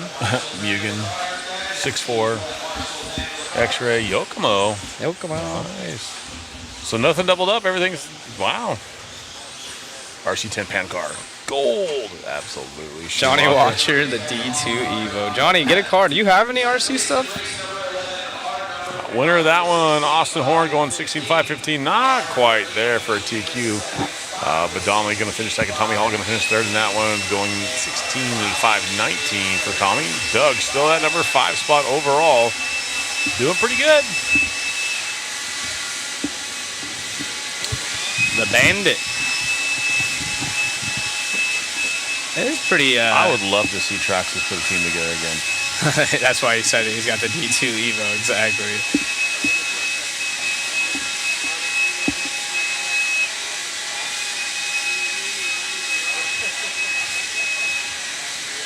Man, these are coming in crazy.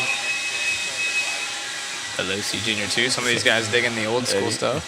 Eddie, Associate has every option needed in the track, and TLR doesn't have easy diff access. I'll leave that one alone. Alvin giving a shout out to Hunter King. Very neat. They run some mini Z racing in Crestview, Florida. And Hunter, one of those guys, you know, he's always got a smile on his face as well. He's cool to have out here. Everyone, you know, it's cool in the chat. They all have their drivers they're cheering for, and you can definitely tell, like, that guy walks around with a smile on the pits. There's no, you get why there's so much fan base in the chat. So we walk around the pits, you see them smiling, and then you get in the chat and you see everyone, hey, cheering them on, and it kind of goes hand in hand. So don't be a turd if you're out there, you got no fans. Yeah. Build a fan base. You know how you do that? You become a nice person. Or win. That too. Yeah. That kind of helps. Tell some of these guys are running titanium screws on the bottom of their cars for their sparking going over that triple-double section. It's pretty cool. X Factory. Ooh, a Mesco. Did I miss it? I just see a winky faces. Maybe you dropped something. So we must have missed it. Someone dropped an X Factory. The designer was actually here earlier. Fans are cheap right now. Yeah, you can buy your own fans. About $20, maybe $10. You just have to give them different names. Yeah. It'd be a cold room if you have them on. Ooh, Johnny might come out on Sunday after watching all this racing, so that's what it's about. I was thinking the same thing. I gotta go to my local track, and maybe I can get Wayne to let me drive his car. No. No? All right, maybe someone in the chat will let me drive theirs. I gotta build one. Oh yeah, you gotta get ready. I gotta get to work. Jorn Newman was quick with that S-Works. Let's see what he looks a little bit better this time already, but the track's actually coming up too. But coming on the straight, he's hooked up. Yeah. Opening lap, 19.4. That's not bad. Dustin Evans, a 19.6, 19.4 for Kano. So your top three opening lap, laying it down. Gibson, 19.1. Man, if you can stay on that pace, that's solid. Getting lucky right there. He didn't land on top of traffic as our race leader, but now we're going to follow around. Oh, we popped up Nick Gibson on the screen. Jorn Newman back to the top as we have trouble. Yep, there's our race leader. Car looks really good. That's a S-Works. Jorn got the heat win last time, so we'll see if we get to interview him again. But it's still very early on. But the top 6, including Tyler Finster down there, as I say, that falls off. Actually, no, he stays on. But the top 4 now on new TQ runs. 16.512. It's going to take a. I'm not trying to be Debbie Downer. It's going to take better than a 16.0505 to be top 10. Nick saying, I want to see you at Rainman's next week. Jason from Raw Speed will let you rent a ride. Yeah. Yeah, I got a lot of friends that would probably let me wheel their car if I wanted to. I just got to. I have to be about it, right? Put your. Yeah. If anybody in Bakersfield wants to loan them a car. I just got to drive upside down. Backwards. Everyone getting ready for their local club racing hopefully this weekend. If you guys are joining us at the track, we appreciate you I know SDRC, I believe, said they have us going live, joining us for the World Championships, cheering on their favorite drivers. A lot of buddies from the SoCal area out here, and then of course anyone across the pond, down under, cheering on your friends. We appreciate having you here tuned in to Mod Live Media as Newman in the top 3, going quicker than Kaufman, but there's Evans, who was one of our A main finalists in the 4-wheel division, trying to put in a heater here. He actually qualified 3rd in 4-wheel, just had some really bad luck in the main events. Oh, carnage over the tabletop. Marshall has to wait for it. Ross saying Jorn's body looks like Cody's back in the day. Newman, it absolutely does. I've always thought that. Team Yellow wheels. Team Yellow. So all these guys on 16 lappers. Jorn on a good run though, 65.06 right now. Yeah, he gets through traffic. Very nice. Lee lets him by.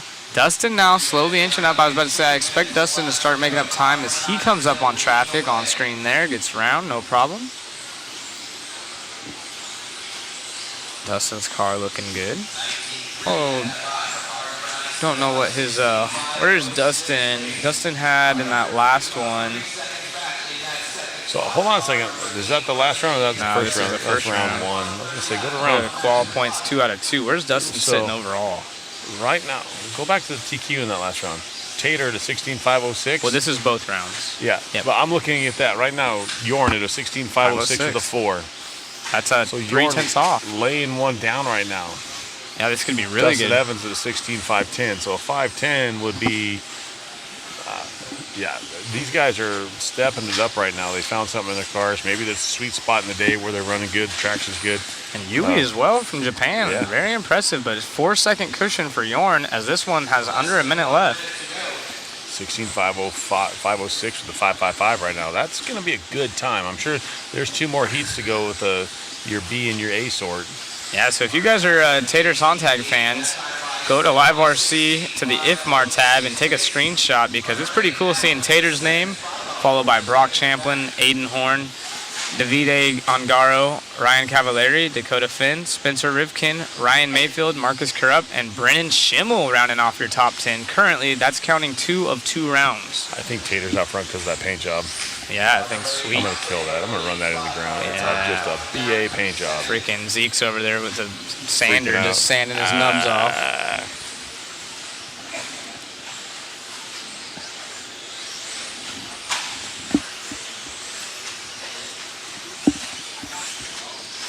Yeah, this time of the day, the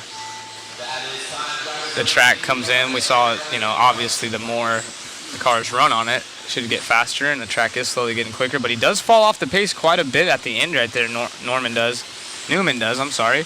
Still a 5:10. It was a rough lap. Yeah, But he backed it up with an 18.9. That last lap was an 18.9. So he knew what he had to do, and he strapped it in there. The problem is that 4 or 3 seconds like that could be 15 spots after these next couple heats. It can.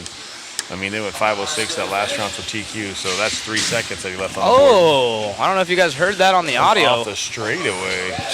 Yikes. What if we got that on replay? Oh, we missed it. It sounded pretty good. So we can talk to Jorn. Yes, Richard Lake over there. Going to talk to Jorn. Got him up there. He looks a little bit more relaxed this time around. Takes a sigh of relief. All right, so we're back at it with your 2023 IFMAR World Championships. Back up here with Jorn Neumann. Jorn, you're on a 5.06 pace for most of the race. One little miscue dropped you to a 5.09. Still a pretty good run in the works. You've picked up some speed going into round 3. Now you got round 4, so try and solidify something on that. And what are you thinking? The car is very good, very fast, so I keep it the same for the next round. Just try to make no mistake. I had a good rhythm, then I came to overtake other guys and they make it a little bit uncomfortable, so I flip over. But it is how it is. Well, we appreciate you coming up, and always it's good chatting with you, man. Have a good one. All right, thank you. Back at you guys.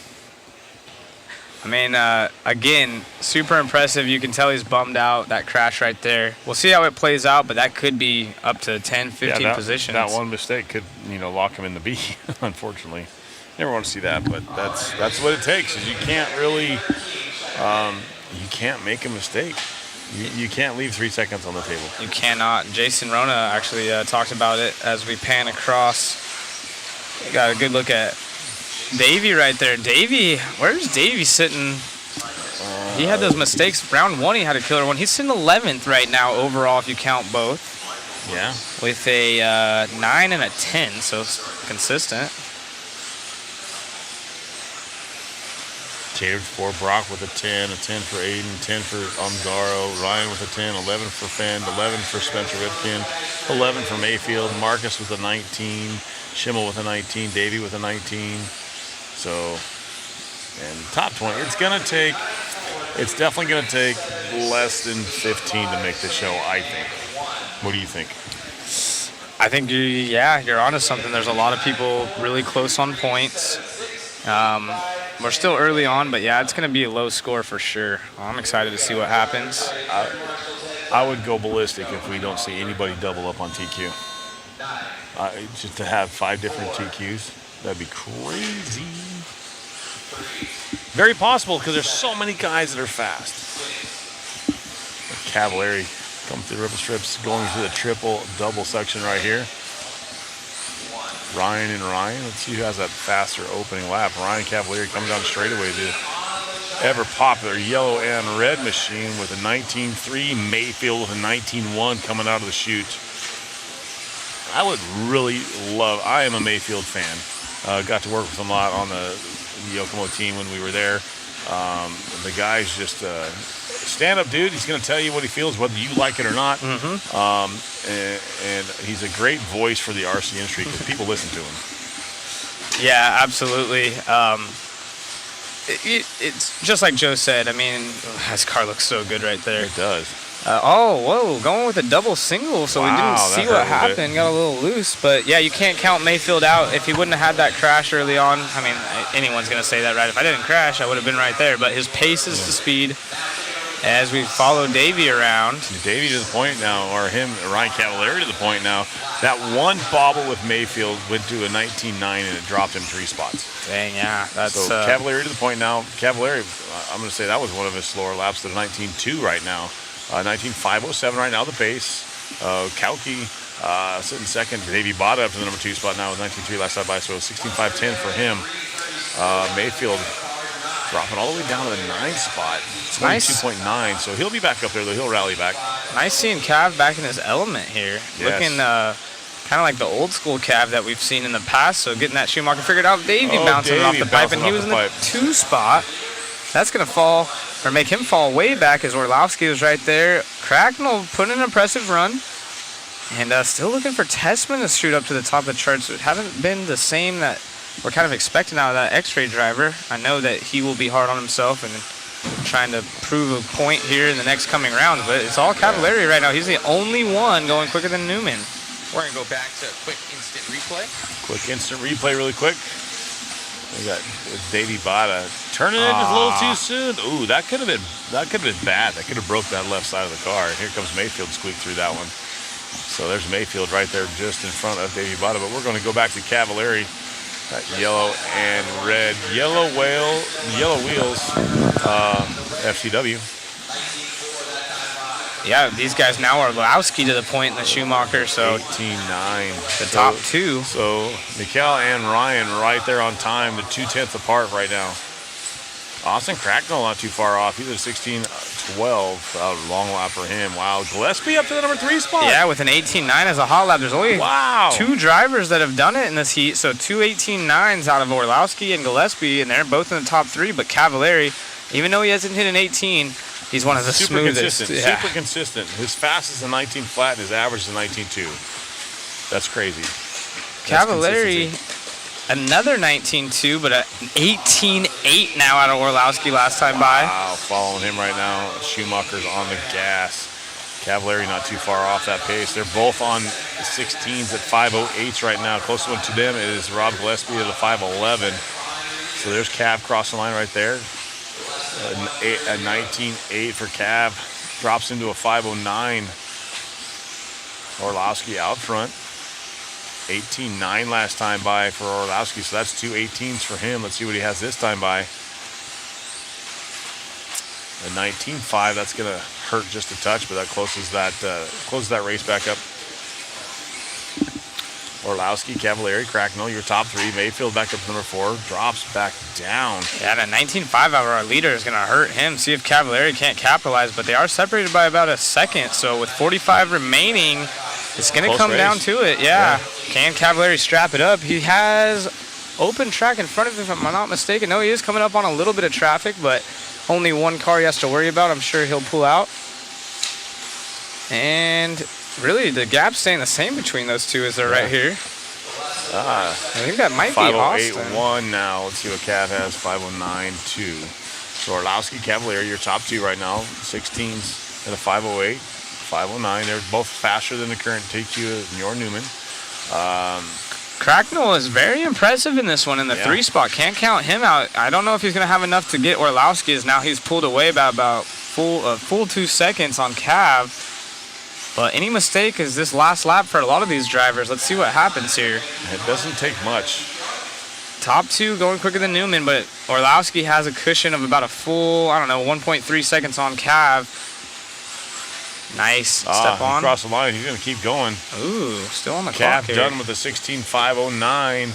Orlowski coming up to some traffic. I think he's Testman right there in front of him.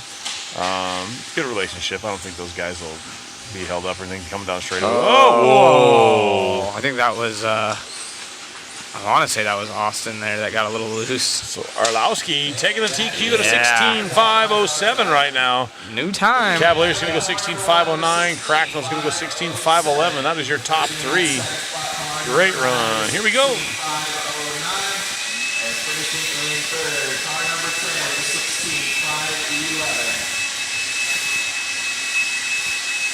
Waiting for the noise in the background.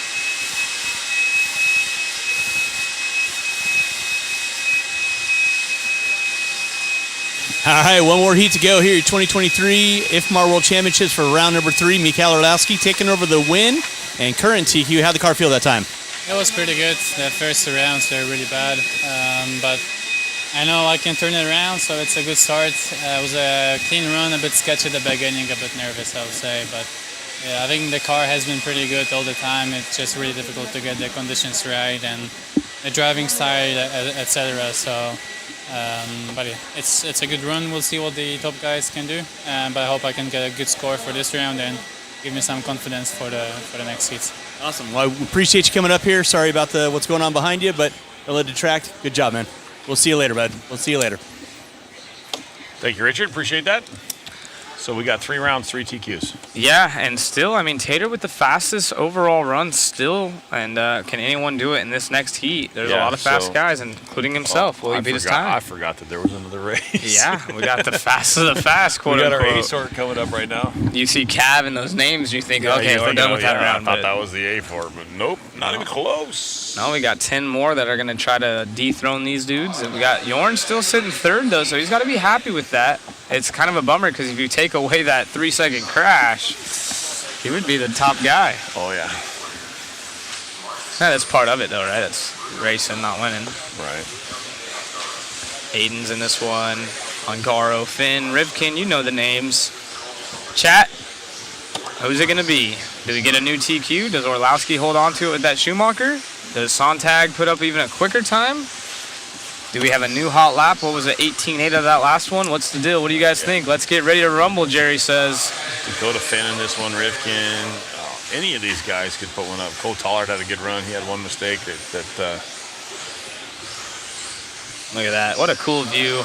Yeah, that's, all those guys. Bruno can put one up there. He put some lap times together. There's the young Tater. Those of you that have never seen him, that's Tater right there in the middle of the TLR shirt. So those are your top 3 TLR drivers right there. Those guys have been laying it down. And then Schimmel on the opposite end of those guys. So they took way over here by us. Took it on the opposite side. All right. Yeah, Tater, he did his interview and everybody's like, why is he crying? He's not crying. He just focuses that hard, doesn't blink his eye.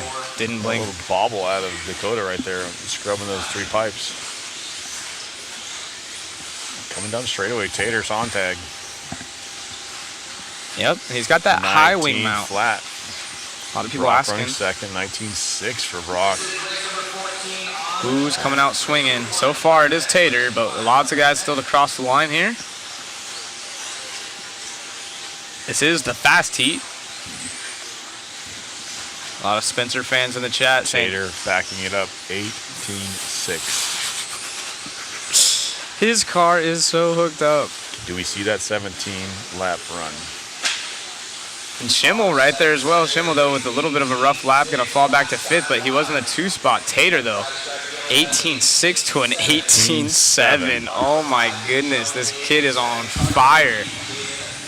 Again, if you don't know Tater, probably going to be an RC household name in the near future, especially with the rate he's going. Again, he has 4 points, so if he puts in another TQ or top 3, he can pretty much guarantee, I mean, he will guarantee himself a spot in the main event. That slowed him down to 16.502, but still 4 seconds up on the next guy. Almost 17 lap run in the works. Top 3 quicker than Orlowski, so Orlowski hoping that he can get a top 5 out of this one.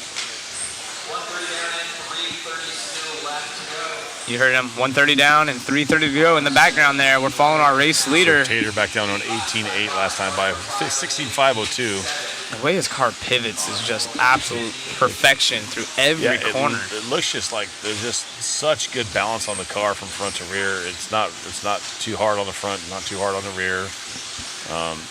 Look at that. Just sending Angaro now running on number 2 position, 16.503. Ooh, that was sick. Yeah. Just a little tiny, correction in the air, lands on full throttle. It's all one big rhythm. You see some of these other cars, they make a turn and then the car kind of like flattens back out and they make another one. His car just, it seems like it's all one flowing motion. Yeah. Super Angaro fun. now. There's our leader getting by somebody. I'm not sure who that car is. Tater Low Street Racing, they call it. Rivkin up to number 3. So you're top 4 right now, better than Arlovsky's top.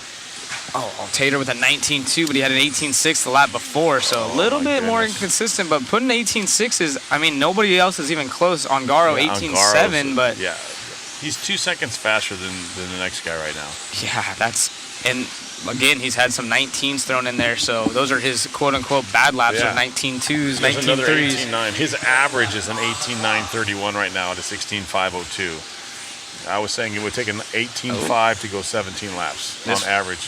Yeah, this one's going to be a little bit slower. He got sideways, lost a couple tenths right there. Someone's shaky on the radio. Probably right at 19.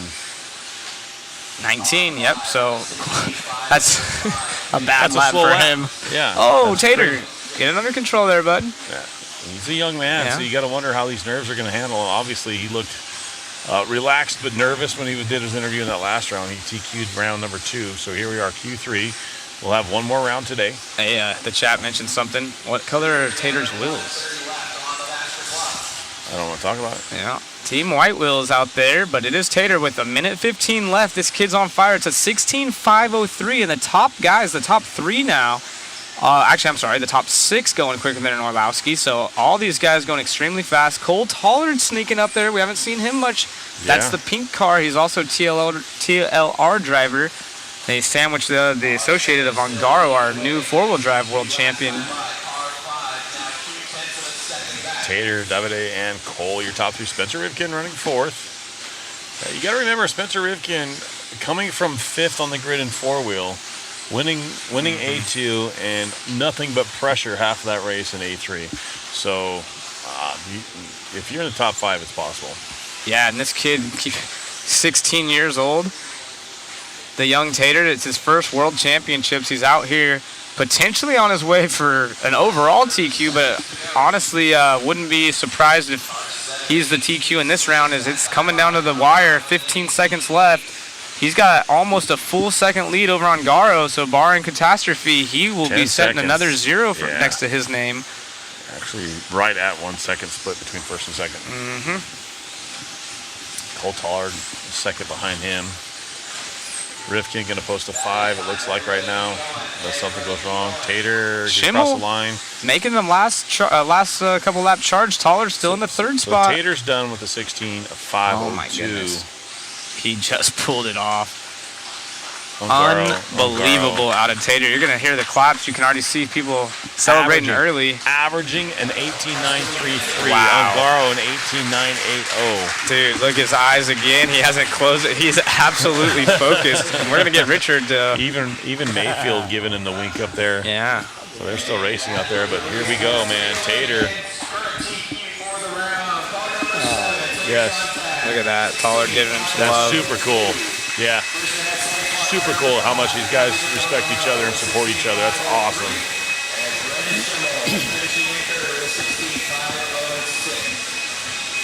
All right, we're back. Round 3 in the books. Tater Sontag sealing the deal. 2 TQs. 502, 503, I believe it was. Pretty flawless run. You were just calm, collected. Everything was looking good. How you feeling, buddy? I'm feeling good, man. The car's been really good all day.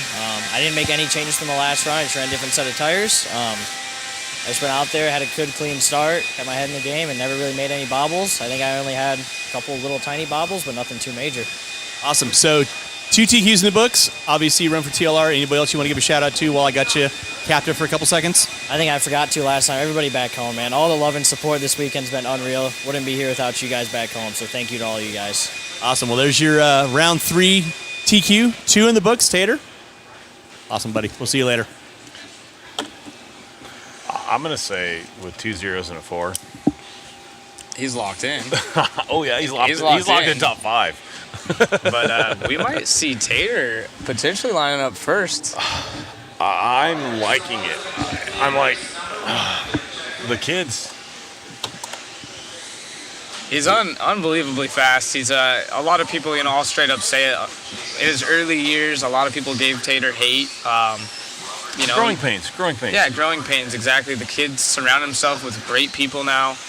He's obviously very mature. His demeanor up there, you guys just saw. He's very focused, determined, well-spoken, and I love to see it. I think it's really cool, and it's good for the younger drivers to see and look up to that.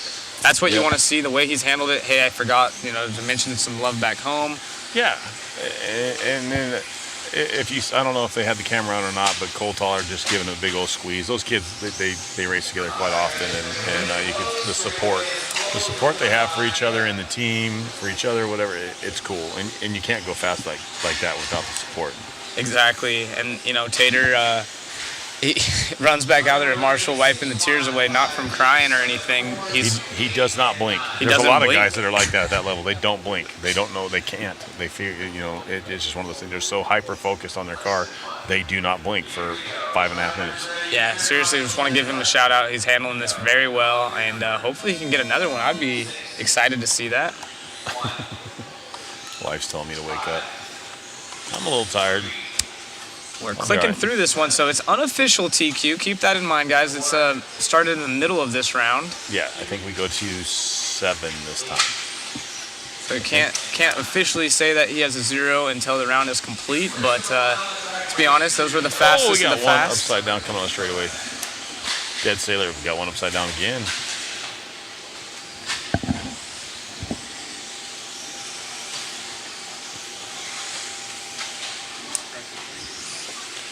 Unbelievable racing. Couple cars not quite making it. Is the track going away? What do we got?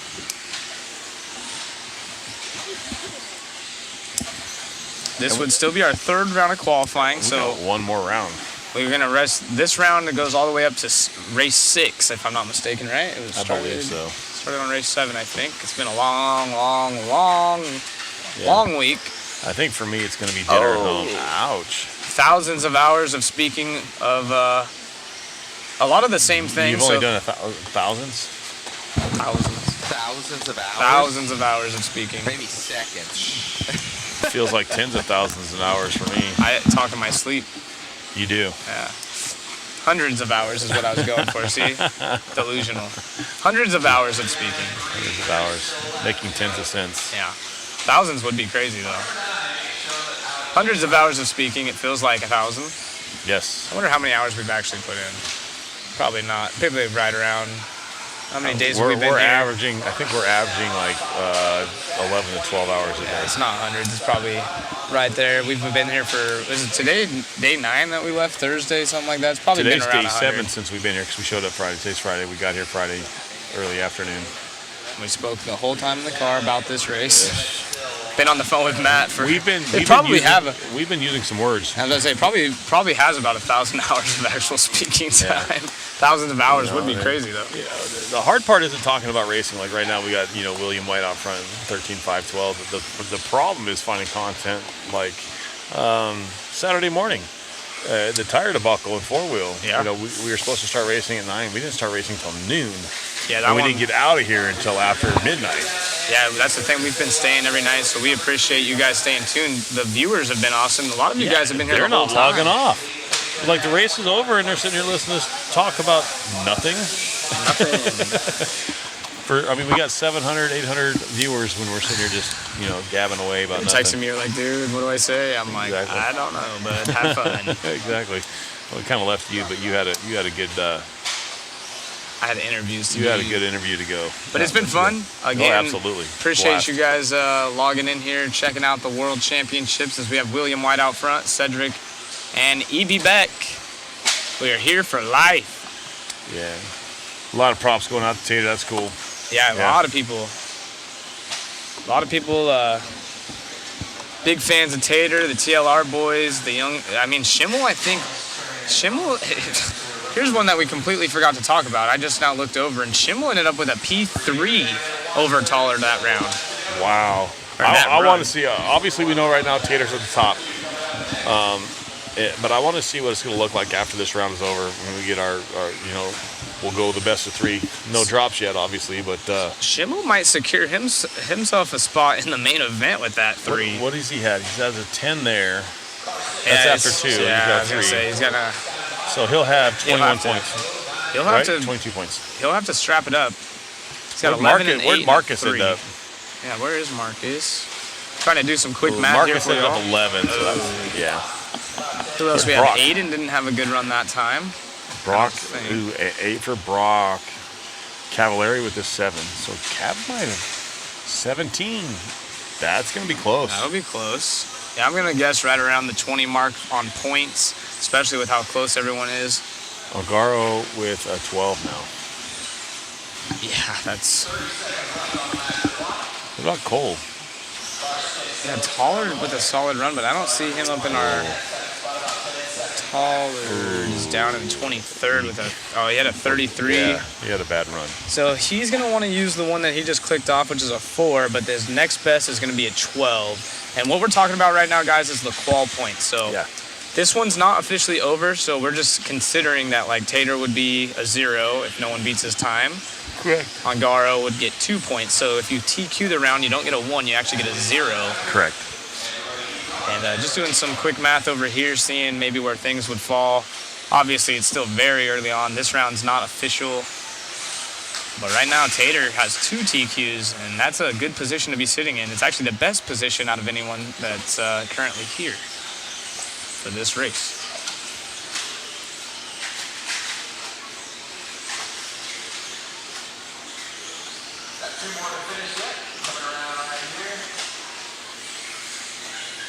Eddie Congress. Well, that's actually our job to talk. I get what you're saying, absolutely, but as soon as we go dark for like 30 seconds, the chat loses their mind. Right. And there's William White can take the one that's on 13.505 and 13.516 for Cedric, and Beck going to go 13.522.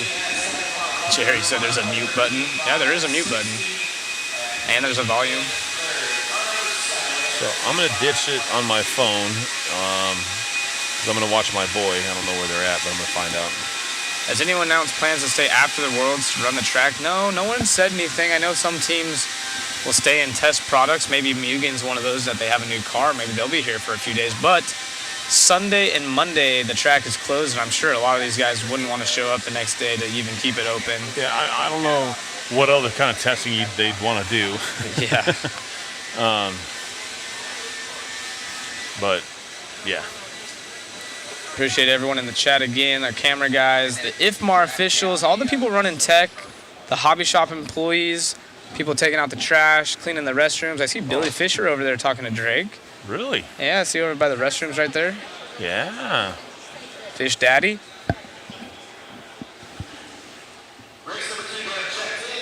Beer tasting. Or beer testing, actually, Jerry's saying. There you go. You go test the beer out. We've done some testing. Yep. Good fun.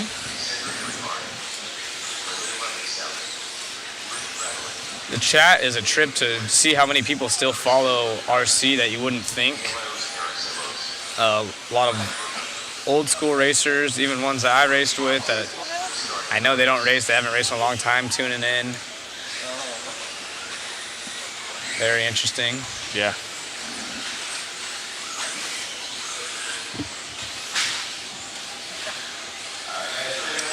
This is the third quality. Yes, we are still in the third qualifying. Third round. Yep, third round of qualifying. It's a little confusing because it is showing as Heat 2 right now, but they did start middle of this. They do that on purpose. That way everybody has a different track. So some people have a better track, some people have a worse track, so they kind of move it all around. It'll go 1 through 14, then it'll go 4 through 3, then it goes 7 through 6, and the next one will be 8 through 9, and then it goes 14 through 1. If that makes any sense for you guys. Different Billy, checkered past. Unless you just meant that as in Billy in general. Haven't seen any serpents.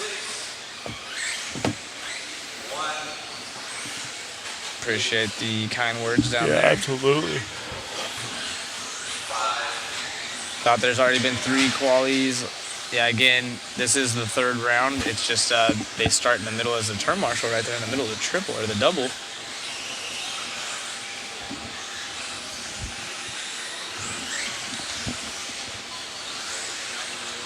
Yeah, Billy Fisher. Who's fast? Tater's been fast. He got 2 TQs so far. Well, 1 official TQ and 1 unofficial TQ.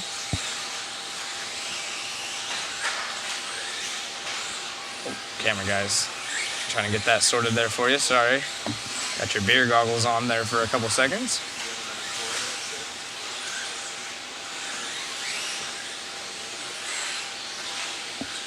Oh, thank you, Bayab. Watching between haircuts. Nice. That's awesome. How you doing back there, Matt? Tired. Are you tired? Yeah, I'm tired. Me too. I think it's dinner at home tonight. I'm tired. Yeah. I know Zach wants to go K1, but we've almost been live for 8. Oh shoot! Well, now I'm saying that live for 8 hours. We better check that. Facebook is gonna. So if you guys are on Facebook, be sure to jump over to YouTube real quick. YouTube, and at least for about 5 or 10 minutes, we'll get the Facebook feed going again. We're at 7:40 right now, so we'll go a couple more races. So we might be able to get through this round. Maybe at the round we'll take a break and go to. Well, let's shift it over then. Yeah, it goes way down when the fast guys come up. That's true.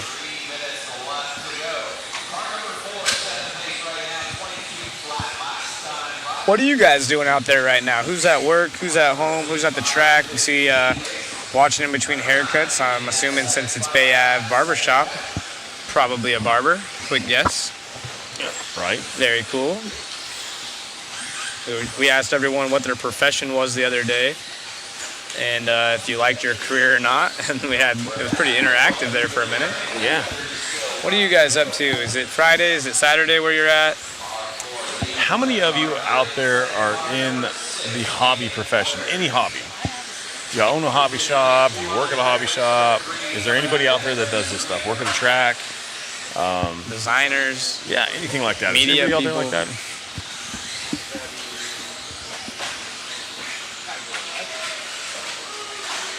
Uh-oh, here's some. Sounds like the natives are getting restless. I said working, but I use that term very loosely. Jerry Walter. Us too. Us too. It's nap time. No, you got to stay awake. Yeah, we're staying away. Help and announce at the local track for Marcus Plumley. Heck yeah. Running races for Joey. Daniel Adams in the chat. Hey, Daniel, what's up? Very cool. Appreciate having all kinds of legends in the YouTube and Facebook lands.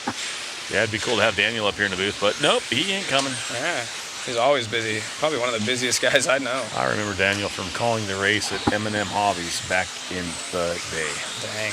Was he working? Mm-hmm. He was working. Yeah. Daniel, I'm curious, how many days off have you had in the last 10 years? Like real days off that you could like literally... like an actual vacation. Yeah, like you actually did not answer your phone for work related. Like you literally took a day off. Once you're an adult, you don't really get a day off, honestly, but... You're getting some love on your bodies there, Wayne. Yeah, I am. Where? I didn't see it. That's down there. Oh, yeah. Trying to decide what tool to buy. There we go. Not very many. So who, after watching this, the racing, who is going out to buy a car or getting the cobwebs dusted off, your old stuff if you haven't raced in a while? So let's say if you haven't touched a 2-wheel or 4-wheel drive vehicle in the last 6 months, after watching these guys battle it out on the track, who's either getting a car or gonna get their car back out? That's a good question. Well, I know I'm going to order a new car as soon as I get home. I think I'm going to bring out the T4 for BK. There you go. BK entries opening Sunday at noon. Sunday at noon. Where can we find that? Is that going to be... Where is that entry at? I'm assuming on hobbyaction.com. Maybe. I'll get a hold of Larry. We'll find out where that's at. Where they can find the entry. A lot of XB2 for Or is it setup. RC signups? It might be RC signups. You're actually probably right. I built an HB2 wheel since start of the Worlds. That's awesome. Waiting on the Mugen. Zach, do you still do paintball? I sure do. That's why I unfortunately already will be at a paintball event during the BK. Thank you, Daniel, for the kind words. Yeah, that's the whole goal. You know how it is. You've been around this long enough. We're trying to make it like you guys are here. We're trying to get as close to you guys as we can. We're trying to make it more funner. Absolutely, more funner. More funner. More funner. Sullivan taking one of that one. He's going to go 14.5.13. Christian's going to go 14.5.23 and a 13.5.06 for Dave McEwen. That was race number 2, heat number 2. RC signups open on the 16th, so it is RC signups. On the 16th or 17th? Because today's the 15th and they said Sunday. And it says 16th, so maybe it is tomorrow. Maybe it is tomorrow. Good, I could sign up on here. Right? SDRC tomorrow. What paintball marker do you use? I have a GO4 Planet Eclipse. Watching or listening RC is like catching a good disease. It spreads. Yeah. So it's contagious. I heard it saying the contagious. 17th. So I don't know if it's the 16th or 17th. I don't know what we got here. Ooh, some fancies. These are the signed ones. Okay. They're already signed? That we need to get signed. Oh. So I'm going to have you Ooh, about what that's at. okay. Oh, Looks like we have quite a few orders. Matt, how many orders have we had and how many waffle entries do we have? Do you know? Waffles are over 140. Wow. Tickets sold? 140. Megan's saying 166 tickets sold. on the waffle. Wow. Thank you guys. Of course, we know who the corporate side is right now. Yeah. Let me talk to the brains behind Right, Matt. exactly. Matt, we'll talk to her. Yeah. 166 tickets sold so far for the waffle. That is awesome, guys. Keep buying those tickets. We've got some cool prizes. It's for a good cause. That's the main thing. Absolutely. I mean, we got the signed shirt. We're gonna have one of my shirts signed with all 10 of the A finalists in 2-wheel. Zach's is quite a bit smaller shirt, so we'll have the top 3 from the 4-wheel drive, top 3 finalists. But I've got that signed 6.0 motor from Angaro.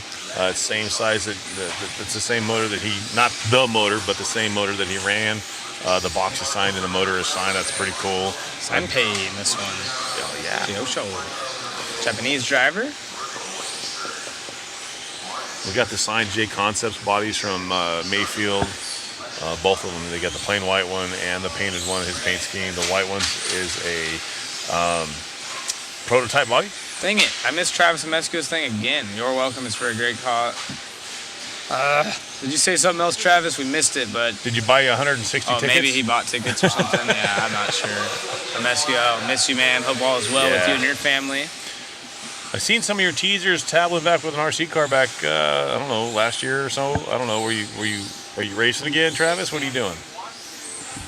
Yeah, Travis, tell us a cool story. You have to have some. Put it in the chat. Our qual Bought points tickets. Man of few words. Nice. Our qual points 3 out of 5 at Worlds. Yep, you are correct. Ashton, watching his brother, who just got unofficial 3rd for that round. So tell Bubba to stay on the gas.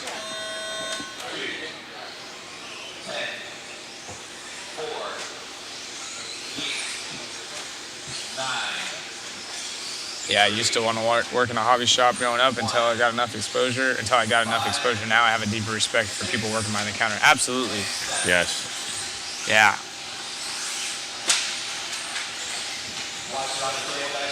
As this one gets going here in heat number 3, working our way through this 3rd round of qualifying, even though, again, it's showing heat 3, we're almost finished with this round, and we'll have one more. Sampe out front. Oh, actually, Martin Scar going out front right now, 15 to 5-16.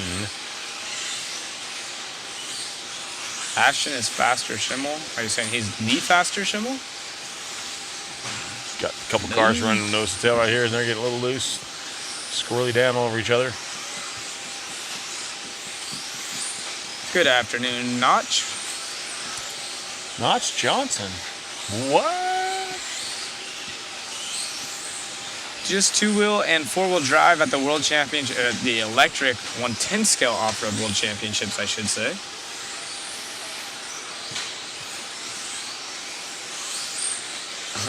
Brennan knows what's up. He doesn't want the smoke. Nice little brotherly love in the chat here. As Martin out front, another young driver. The Canadian in 3rd position, so Norway leads the way. And as I say that, he falls back in the 3rd spot. And now even further back in the 4, the X-Ray driver up on the screen right there. Sampe out front though, 15.520. Pretty good pace for this heat.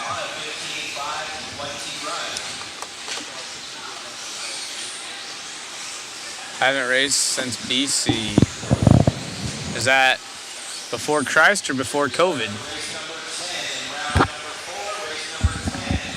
10-minute break and then you can come back.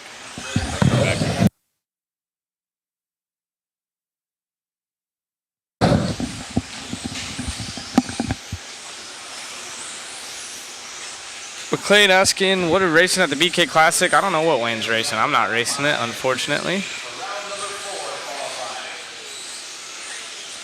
Ross. BC to the kids is going to be before COVID.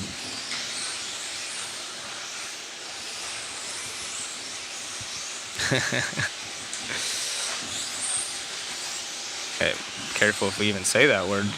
YouTube might stop the stream, you never know.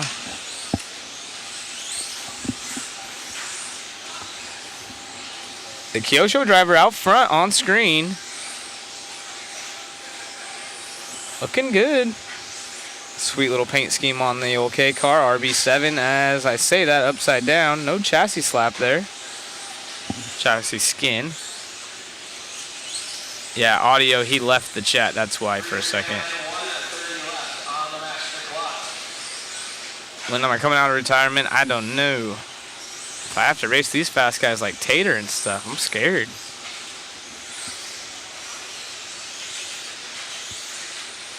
Waffle information, we'll drop it again in the chat. You can go to Mod Speed Shop. You still race, Ross? Y'all are out front now. I believe he's a Schumacher driver. From the UK, as we follow around the associated car.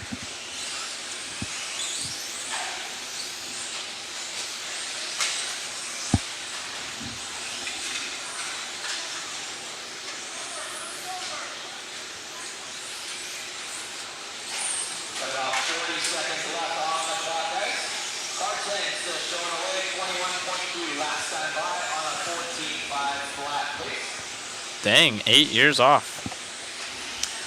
Bowser still leads the way. It is a 14.5 flat, so none of these guys on a 15. And their overall pace is going to put them in, it looks like Yasser about 73rd for this round. And Lucas and Robert sitting right there in that same area, 75th and 76th, respectively.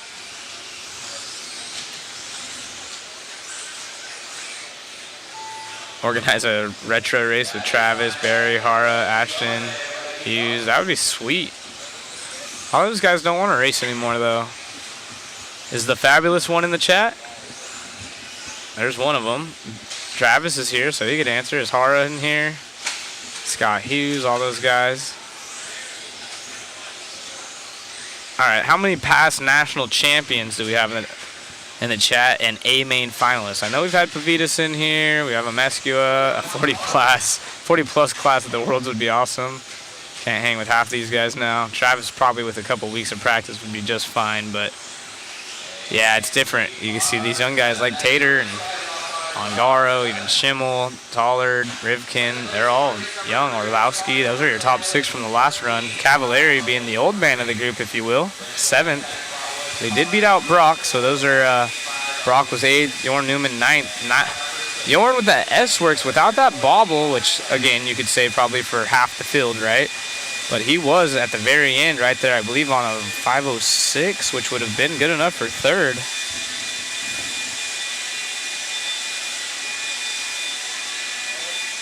Always wondered why super fast off-road guys don't run on-road too. A lot of the off-road guys have a full schedule, as the on-road guys do, but some go back and forth. Nayato did it. I know he was on-road to off-road, but an off-road to on-road guy, I guess Cavallari's done it a few times. I believe he has a Roar National Championship and maybe a Reedy race. What's up? We got Wally Bill. Do you want to jump in? Yeah, I'm hopping back in, I guess. Heck yeah, dude. Do you know if, yeah, Bruno's an on-road guy that jumps over to off-road. We're thinking of off-road guys that jump over to on-road. It's going to get a little muffy over here. Nice. They freak out when the mic starts moving. You're good. Oh, You're good. my bad. We'll just get yelled at for a couple minutes. It's fine. It's okay. It's the interweb, dude. They talk crap no matter what you do. I know. You, like, say something good, it's like the worst thing ever. I've already gotten sent messages, but it's good fun. Yeah. What race are we on? We're on race 3? We're on race 3, but it's still the 3rd round, so Tater's unofficial TQ, because we have to go up to race 6, I believe. Yep. So we have Wally on. If you see right here, you're famous. Say hi back home. How's it going? Hey, hey. How's your event going so far? It's your first day. I know you were already interviewed by Wayne, but I haven't spoke to you much outside of checking out your new camera. Yeah. How's life at Associated? Tell everyone you're doing the social media stuff, correct? Yep. Yeah, it's been pretty good. Just posting photos and going out and watching RC car races. So it's been nice and easy. It's a lot less stressful taking photos than it is racing, so I'm pretty pumped on that. I've seen all kinds of emotions this weekend already, ups and downs, and I'm just like, oh, I'm just here taking photos. Yeah, let me get that emotion and that emotion. Snip, snip. Yeah, let's cut to this. You get a behind-the-scenes look of all the different screens and everything we have going on. Yeah, racing over here. Yeah, it's no joke. There's a lot of stuff going on here. So, what kind of questions you guys got over here for Wally while we have him in the booth? We got Wally coming in like crazy, so if you guys have questions, let us know. Oh, that was quick. Another glizzy for that guy? Wow. Wow. Wayne's on top of it. He is moving. We call him the glizzy god.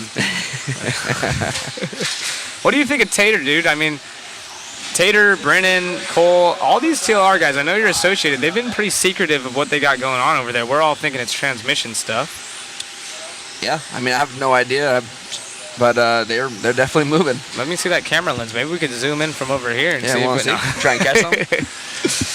But yeah, it's I mean, outside of the car, the young drivers, it's pretty impressive to see. We kind of grew up, those guys being younger than us, but seeing someone like Tater, it's insane. Even Brennan, and of course you guys have Ongaro. He just kind of has his own track record now, but it's awesome seeing the younger generation guys, especially the ones that the international people don't really have as a household RC name, if you will. Yeah. No, it's definitely different seeing like your main top guys kind of struggling to make the main or be in the qualifier. Ooh, we're getting deliveries up here. So like Larry's this. sister makes awesome treats for us. This is awesome. And you might hear some crunch, crunch, crunch. Thank you, Larry. Appreciate you. Yep, thank you. But yeah, like seeing all the younger kids come up and like you see them at different events and you know they're gonna do okay, but to see them jumping up to the top of the board and having like top 5 runs consistently, that's pretty impressive to me. Like seeing the household names, the Mayfields, the Cavs, and everyone, it seems like they're I want to say slowing down because they're definitely way faster than I'll ever be. But it's weird seeing that kind of tide change, and now the younger group is kind of taking over, and your bottom 5 of the 10 are the people that you would see at the top of the board all the time. I know. I was trying to make a reference of Rivkin to like what category he fills in. I'm like, I don't know. Rivkin's like a middle child generation Yeah, almost. he's definitely in the middle. Oh, they asked that right as I say that. Yeah, Brock is young too. Chris saying. Brock and Spencer are kind of on that same generation of like the middle. Yeah. Same with like Orlowski's almost like a middle child because it's like, yeah, where do you put Tater? Marcus is your guys' associated driver. He's very young. Yep. Who else do we have? You got Davey Botta's been putting in some pretty solid runs. Absolutely flying. Who else? What's up with old Matty G? We got to get him up there. He's off the pace right now. Yeah, he's a little off. I'm kind of surprised. I thought he'd be a little higher up there. I thought he'd be on the same pace as Davey. Yeah, me too. So maybe we'll see an upset randomly as he just stops caring as much at the end. Yeah. Or he'll double He's gonna up. go really fast or really slow. Yeah. Why are older guys still dominating 8 scale? That's a good question. What do you think? Well, my guess from just shooting the cars, these things move way faster, and your like fast twitch reaction has to be way higher to race these things competitively than 8 scale. That's just trying to keep up with these things in the camera. Proves that these are way faster than 8 scale cars, and they move way faster. Yeah, especially on these small tracks, like you said. I mean, the corner radiuses are usually a lot tighter. The pipes are smaller together. If you're battling someone and there's a few cars together, it's not as much open room. So I could see what you're saying there. And then the difference of keeping it mentally together for 5 minutes versus someone that's older and more mature, maybe for 45, that has that experience, that doesn't lose that concentration. How do you train someone? And you see, for example, Tater, he comes off and it looks like he's been crying the whole time, but if you had to do that for 45 minutes, would he be in the same shape as he is in a 5-minute run? Who knows? Right, exactly. I know I probably races Nitro as well, but right now he's obviously excelling in 10 scale. So. Yeah. I think the grip has something to do with it too. Like the car is just so much twitchier to drive. An 8 scale car, you're usually setting, also it goes with the setup of the car. Here you're trying to be as fast as you possibly can. With 8 scale, you're just like, I want to be able to drive my car as hard as I can for the full 45-minute main. So you're setting it up a little more conservative rather than trying to go all out speed. So that's probably another part of it too. Right. Yeah, no, that's a really good point you bring up right there. Awesome seeing the chat go crazy for you. I mean, a lot of them have moved off, but I saw Wally about 100 times as you were sitting up here. What's up, Big Wayne? You want my spot? I'm down to take a hike for a minute. Yeah, I gotta go get shirts signed for you guys that have been ordering them and want some pro signatures. So I'm gonna give this one over to Wayne and Wally, and we'll catch back up with you guys in a bit. Question for both. What battery technology greatly improved? Should we go to 6-minute mains or 8-minute races? I wouldn't be against it. I think that'd be more fun. They run e-buggies for 10 minutes. 10 scale cars can definitely do 10 minutes. So I think that'd be cool. But then the other thing with that is that the longer the race, if someone's out front, it's just kind of longer.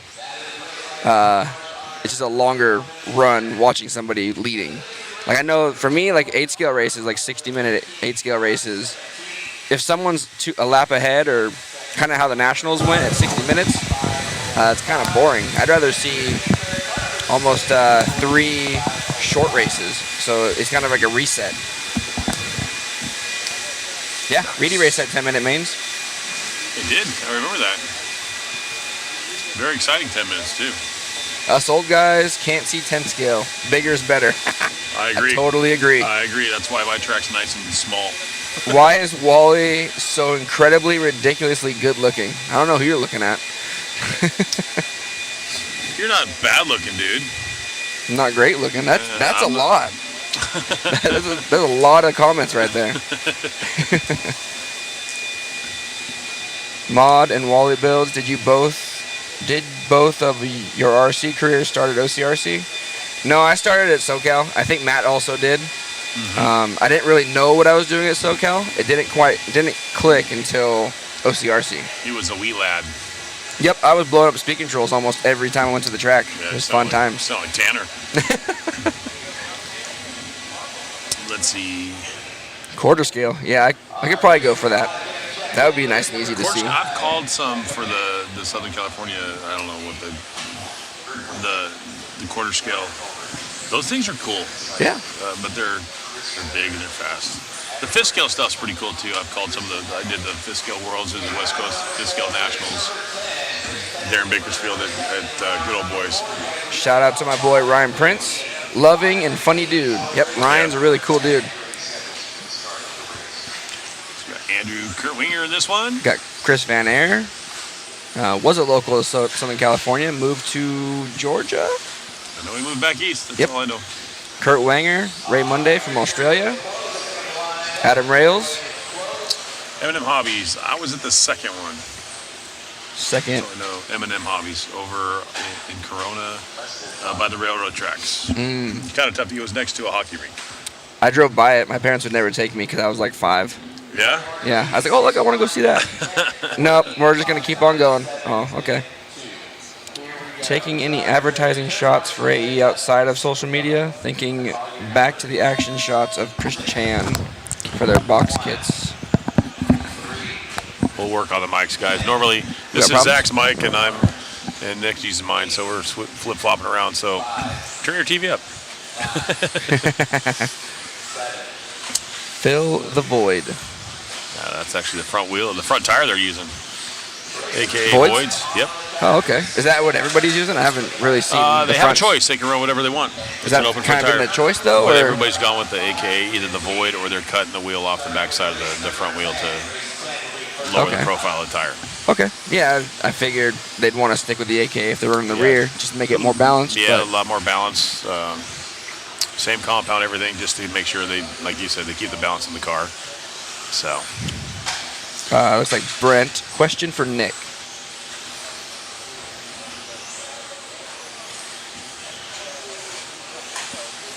Sportsman equals skill-based class. We open to the original and solid Don Hughes. 8 scale is about wheeling. What are you talking about? If you're wheeling with an 8 scale, there's issues.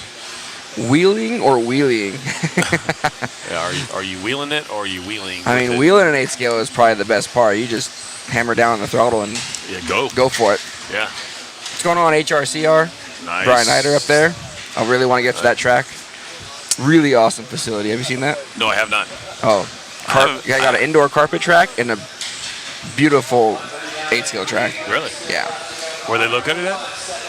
Where they at? They're up in, I believe it's Boise, Idaho, or near there. Nice. Hayden, Idaho. Okay. Yeah. I know Tanner, he just moved to Columbus, Indiana, so he's got a few tracks. He's got the Hobbyplex right there, not too far from him. Yep. I can't remember the name of the track he went to last Saturday, raced some carpet, had some fun. He said, he loves going to these new tracks and seeing new people, so he's having a blast. Oh, that's awesome. Yeah. Nick, when are we going to Coyote? Actually, probably when I get back. I got to finish my 4-wheel. But, yeah, I'm down to go. I've been talking to the Badas all day. Yeah. They invited me to come up on Monday. He's got a big race coming up in November. It's got, I think Saturday is oval, and then Sunday is the off-road. He's asked me to come up and race direct for him, so that much should be good fun. Yeah, that'll be fun. Thank you, Rob. Yeah, Tanner was at Pro Source RC. It was the carpet track up there. Thank you very much. Yep. Lewis is right. We run until the lipo cutoff at the house because we have an 8 scale track in our backyard, and it is awesome. Very lucky for the opportunity that Lewis has given us to stay with him. Nice. Well, right now we're looking at 15.517 for y'all on. Now down to a 516. Nice. Winger up to number 2 at 15.520, 14.5 away for Ray Monday. Getting through this one, we're going to go through race number 9. We're going to jump back on tonight. Race number 10 at 5:15 is what they're calling. Start time 5:15 for round number 4, our final round of qualifying today. Tomorrow morning, I think we start at 9 o'clock. They're going to have one round of 5-minute heats of practice. I don't know if you remember, for the four-wheel drive, they only gave him 2 minutes on the track for that round, and it was not enough. They needed to scrub the track a little bit better than that, so they're going to give him 5 minutes this time for the two-wheel to scrub the track in for that final round of qualifying. And that round will start backwards. We'll start with race number 14 and go all the way through 1. And then I don't know, the racing's been pretty close. What do you think of the racing so far with Tater? A fairly, I'm not going to say unknown, but such a young driver. I mean, literally, he's got 2 TQs right now out of 4. Yeah, no, that's really impressive. I knew Tater would be fast, and I talked a little bit about this with Zach, but it's crazy to see. Like, it's almost like the changing of the guard. Like your household names that you expect to be at the top are kind of more toward the bottom, and the newer up and coming kids are showing what they've got. Yeah, so it's really cool to see. I mean, qualifying is one thing. I mean, how are they going to handle it? I want to see how they're going to handle the pressure of racing. Right. Because you got so many, I mean, literally decades of years of these other guys that have been around for a while with dealing with that pressure, and they understand the racecraft a little bit more. They understand when and when not to go and stuff like that. And so it's going to be interesting to see how these young guns actually handle that pressure in the main events. I'm gonna bet. I'm saying it right now. I think Tater's locked in with a 4. I mean, he can, he can go 10th in this round or next round and still have a 14. He's gonna be locked in. It doesn't matter. Yeah, I mean, I think he's pretty much gonna start top 3 in the main. I think that'd be, if he keeps going with what he's doing, he'll definitely be a contender for the TQ. But I feel like top 3 for sure. And with him already having 2 zeros and a 4, I mean, he can probably. Not that he will, but they can maybe try something a little different on the car, see if there's something else there or whatever. But Yeah. Are you going urban bull riding with Zach later? What did I miss? That is my past, and that is not coming back ever again. I'll have to ask questions. I feel about like that in later. this day and age, you might get beat up for that now. Yeah, or canceled or whatever the problem is. Yeah. Kurt Wenger going to go to the top at the end with a 15.522. Nice, nicely done. Good job for Coach. Ray Monday from Australia. 5:02. Are we going to talk to anybody? No, we're not going to talk to anybody up there. Looks like they're just kind of walking off. Yeah. Not bad. Let's go to the next one. What are we bringing up next? Who is on? This is the last race of the round? No, we're going to go to race number 9. Race 9, okay. Alex Surgeon from over at the Hobbyplex in Nebraska. Kyle Davis, a local of the Hobby Action. Scott Spear. Kaufman's been thrown up some times too. He's actually been pretty decent. Yeah, not too bad. I remember racing against him in the Reedy race a couple times and getting smoked. Yeah, I'm looking at some of these kids and I'm like, man, I remember when you were like barely walking, and now here you are. Yeah, I think been around too long. I think the last time I was considered somewhat fast in 10 scale was 2014 at the Reedy race. It's been a while. It's been a minute. Yeah, it's been a minute. I'm not fast anymore. Yeah, that's why I sit behind a camera instead of a radio. Right. Them young whippersnappers. You're right, Josh Lett. Absolutely. The kids just see it different now. Yeah. I think, with the games, if you're a gamer or whatever, your eye-hand coordination, it just seems like you can pick things up better or faster. Your peripherals a little bit, better than, well, my eyesight sucks anyways, but it's just a matter of those kids can just see things and react faster. Reactions are just so much of this game, and reactions are a ton. Oh, yeah, reaction is everything here, especially in 10 scale. Oh, yeah. But, yeah. See any indoor tracks in LA or OC? No. Not right now. No, we're kind of waiting to see if anything's going to happen. I think right now things are a little expensive, so it's kind of shying away the idea of opening something. Yeah.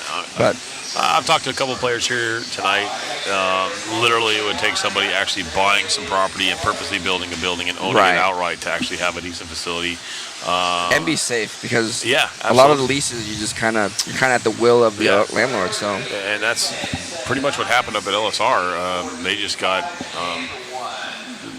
the owners found another company that was way more profitable in the direction they were going. So they basically outmoneyed them, outleased them. So it was one of those things where you're going to pay this or they're going to pay this much. You're not going to pay this much, then down the road. All right, here we go. Got Alex Sturgeon leading them off. See who's going to go fast in this one. Josh Payne, possibly. Yeah, Josh can go fast. Pratt, a couple Aussies in this one, and those guys tearing this town up, out partying every night. And I know Oh, yeah. Tuesday night after four-wheel drive session, they heard they went out for a night on the town. Chandler downtown life, having some fun. Yep. Alex Sturgeon rocketing off at 20.4, first time by the line. Kyle Davis with a 20.7, going to go to the 2 spot. These guys are on a 15.507. Ish. Now it's changing. Changes as soon as you start talking. Oh yeah, it's like the curse. You put the camera on and start talking about it. Once you say their name, they're done.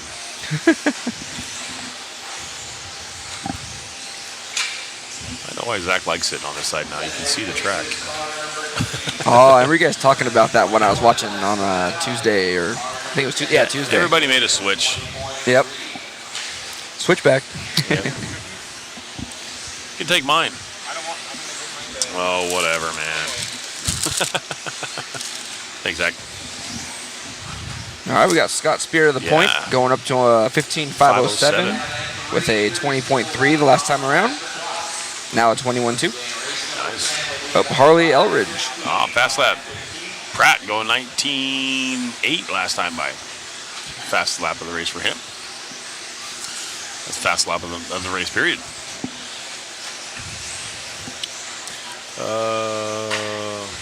Okay, who remembers the old zero? And for hobbies in Visalia. I don't know.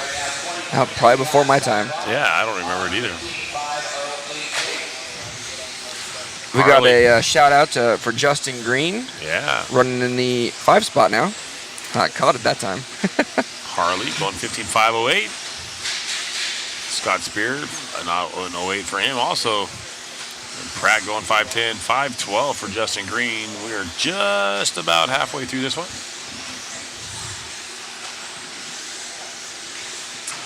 Pratt, who's that? That's Harley running the X-Ray. Scott Spear running second.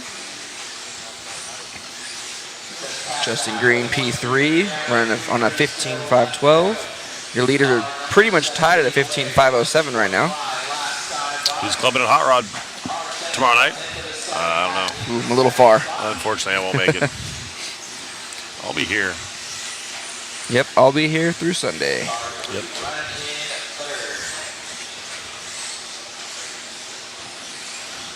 Quality work, not quilty. I was going to say, I've kind of figured out what you meant. Yeah. Spear out front, 15.507 Appreciate right now. that. TQ Tater Sontag at a 16.502.928. The kid's on fire, man. Yeah, I mean, that kid is going to be... Yeah, he's got a career. Yeah. Yeah, I mean, let's run down the top 10 real fast. We got Tater Sontag, David Ungaro, Brennan Schimmel, Cole Tollard, Spencer Rivkin. In the 6th spot, we got Mikhail Orlowski, 7, Ryan Cavallari, Brock Champlin, Jorn Newen, sorry. And in the 10th spot, Dustin Evans. So at this point, it looks like your top 10 are going to be locked in. The guys right now are running about a little over a lap off the pace. Yeah. So. Yeah, 1 minute left to go in this one. Harley out front now. So Harley and Scott Spear, they're kind of going back and forth right now, 507 to 508. Your top two kind of pulling away from third place right now on time. What happened to the quality? Really I'm going to have to grainy say and reset pixelated. your TV or your phone, whatever you're watching, because nothing has changed on our side. Yeah, it looks pretty solid over here. Yeah. 40 seconds to go. It is impressive how many things, how many cameras, how many screens, how many computers, everything is just to make this happen. So. Yeah, the way Matt has stepped up his game is incredible. And a shout out to our crew. I mean, the camera guys, I tried playing with the camera, just kind of messing around, seeing how fast I can follow. I couldn't do it because you're adjusting, you're zooming in, zooming out, moving around, following the car. Nope, I couldn't do it. I'd get dizzy and fall out. And then David's behind the controls right now, but watching Matt doing those things, so much to watch, switching camera to camera. He normally has, like David has basically 2 earmuffs on so he can hear us and he can talk to the camera guy. So he hears 2 people in each ear. And then, dealing with the the chat and all that stuff like that, and then also, you know, we got our guys that aren't even here. There are behind the scene guys that are doing the overlays and stuff like that literally are adding things on the fly. Oh wow! Yeah, so it's even more impressive. It's even more outside of what we have here. It is. So, I mean, the overlays with the at first it started with just their flag, and then we had their headshots, and we got their car shots, and then as we're going with their car shots, they added in the chassis that they're running and all kinds of stuff. So it's just, to me, I'm super impressed, and I'm like, I'm part of the team, and I'm like, I can't believe we're doing this. It's crazy. Yeah. That's super impressive. This whole setup has been pretty impressive, and then also just Hobby Action's dedication to what they've done. They've transformed this place. I mean, the place is already really nice on the regular. But like just seeing everything that they've changed and all the banners and all the graphics and everything this is an impressive area. And that's what I've been told, is that this is literally if this is 100%, they're typically at 80% of this. That's what Brent was saying to me when I got here. Yeah, he's like, this place almost always looks like this, and that to me is like crazy. It's just insane. So I believe that was it for that round. So I'm going to call it, locking it in. Another TQ for Tater Sontag. Oh, no, we still have a few more, right? No, they're done. Oh, so we were on race 6. Yeah, we were right. Oh, see, I was right. Yeah, they're starting on. They're going to start on race number 10 this round. My bad. I do like how they're doing that. I think that's a really cool way to keep it fair, even and fair. Yeah, absolutely. Yeah, I like that.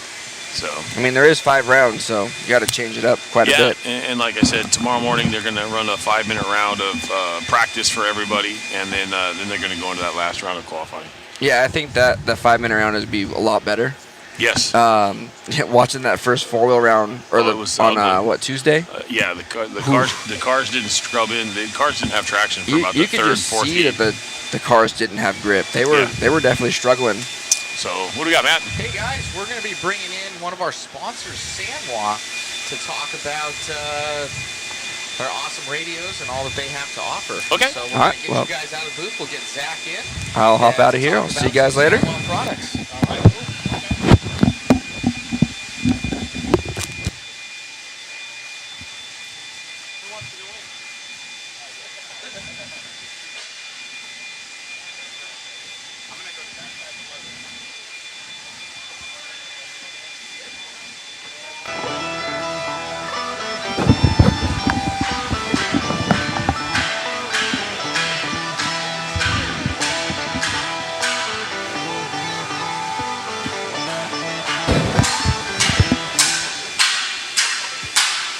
All right, you guys, we are here with Sanwa representative. If you want to introduce yourself to everyone. Hello, I am Tomohiro Shimogawa, and I came from Osaka. Oh, okay. Japan. So very far. Yeah, for racing support. Awesome. So the mic, if you put it a little bit closer, yep, there you go, perfect. Yeah. Ah, nice. You brought some stuff up here. You guys want to showcase your products to the world, kind of what you guys have. You are a sponsor of this event. Which servo is this? This is our PZS XD2 servo, and then this is Mr. Davide Ongaro using 4WD and 2WD for 4-wheel drive. So. Okay, so there's a 4-wheel drive and 2-wheel drive? Yes. Okay, and this is all aluminum case here. If you guys can see up close, this is what Ongaro uses. Very, very nice. Some of the best products ever, Sanwa right here. Yes. And then this is your shorty guy. Yeah, also this one is a low height one. So this is a Japanese driver, Koki Kato, using. And he's national champion in 4-wheel, right? Yes. And third in 2-wheel, maybe? Yes. Japanese? Only one time. Only one time. But so this is their shorty low profile version, you guys can see. And you guys can kind of tell the difference right here. So Ongaro's using, Ongaro's using the bigger one. Kato Koki is using the low profile. And that's Sanwa product right there. I know the glare is kind of hard. But you guys are showcasing this product. And then you got a remote right here. Yeah, in this year we have some middle range transmitter. Yeah. So and this one is very kind of cheap one, but More entry level. Kind of, but kind of In low. between. Yeah, between middle. So, but this response is very close to the M12S. It's a former model of the M17. Okay. Yeah. So the M12S, everyone probably is familiar with it. They have the M17 out, Sanwa. He's saying this has a lot of the electronics, maybe the brain system of an M12. It's very close. Yes. So the M12 used to be the top of the line. Then they came out the M17, super fast response. This is going to be not like a super low, but in between model, closer to the M12 on speed. Yes. But cheaper price point than Cheaper the M17. price point, yes. Awesome. And then I know the chat's going to kick my butt if I don't ask you about the stick radios. Yes. So exactly. So Ongaro chooses those, obviously. What do you drive yourself with stick, or do you drive pistol grip? How do you? Both transmitter I tried, but mostly I use a pistol type. And so you guys are one of the only companies that on the M17 and some of the older models that you can flip the radio from left-handed to right-handed. Yeah, right-handed. Sanwa, you guys have been in the game for a long time. What do you guys obviously probably, well actually I don't know obviously because of airplanes, do you guys sell more stick radios or do you guys sell more pistol grip? More pistol grip. By far? Yeah. Interesting. But of course some customer ask us about the new stick radio, but honestly we are keep developing the stick radio. So, but for last 2 years, the electric component is kind of difficult to get. Right. So, but we still keeping developing stick radio. So. Gotcha. Yeah, because I noticed some people were saying, I don't know if it's true or not, if they were just saying because Ongaro won, but A-Main's out of the stick radio, this or that, but it's good to know you guys still developing that. Yes. You guys have drivers like Elliot Boots uses the stick. Yes. Ongaro. Who else uses stick? Also Rambert Quarry and Aroto. Yes. Oh, that's right. Yeah. So very, very famous drivers, both on-road, off-road. Well, thank you guys very much for both sponsoring this event and showcasing your guys' products. Sanwa, some of the best stuff in the game, been around for a long time, and we thank you for your time. Yeah, thank you. Appreciate you, and appreciate you. Thank you. Awesome. Thank you. Thank you. Everyone's asking one question. Is the M17S coming soon? Or yeah, we're keeping developing. Fair enough. Thank you. So that's Sanwa right there. Sorry about the mic at the end, guys, as you can see.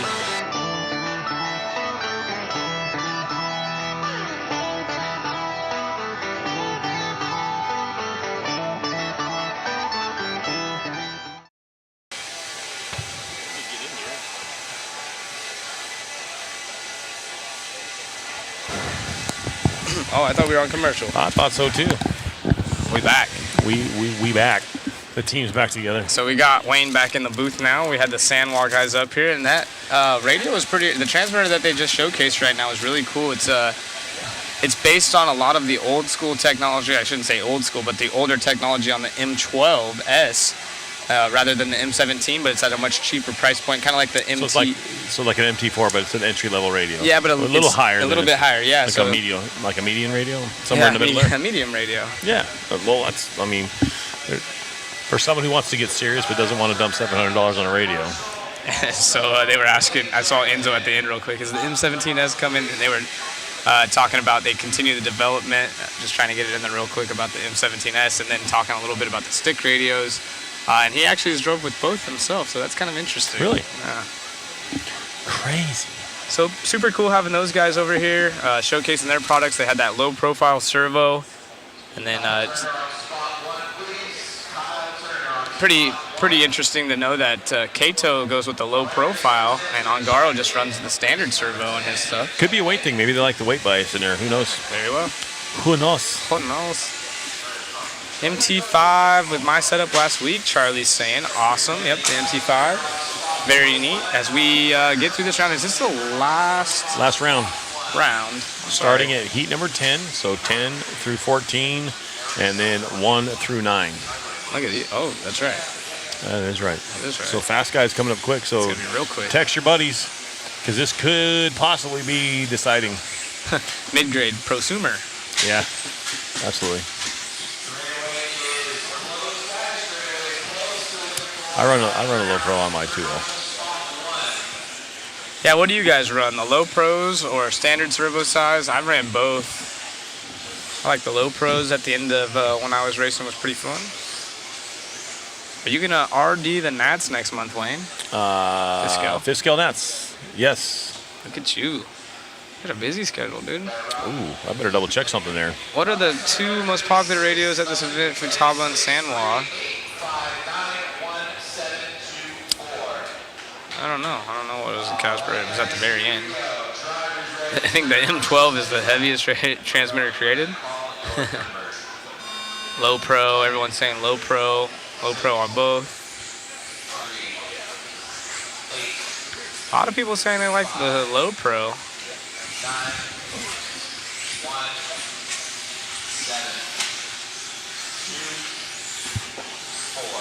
Uh-oh.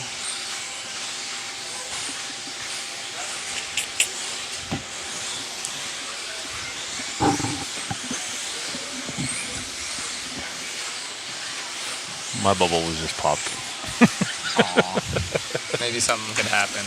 Oh, it's gonna happen. I will be here. This is a pretty cool place to be, as we have heat number 10 on the track. Sorry for going a little quiet right there. Trying to get some scheduling conflicts dialed in for Wayne. Had a moment. When you have to go through that old text. Gosh darn dang. Right. Some fast dudes on the track right now. Tyler Hooks leads the way. I think this is the one we're on our shirt. Kaufman.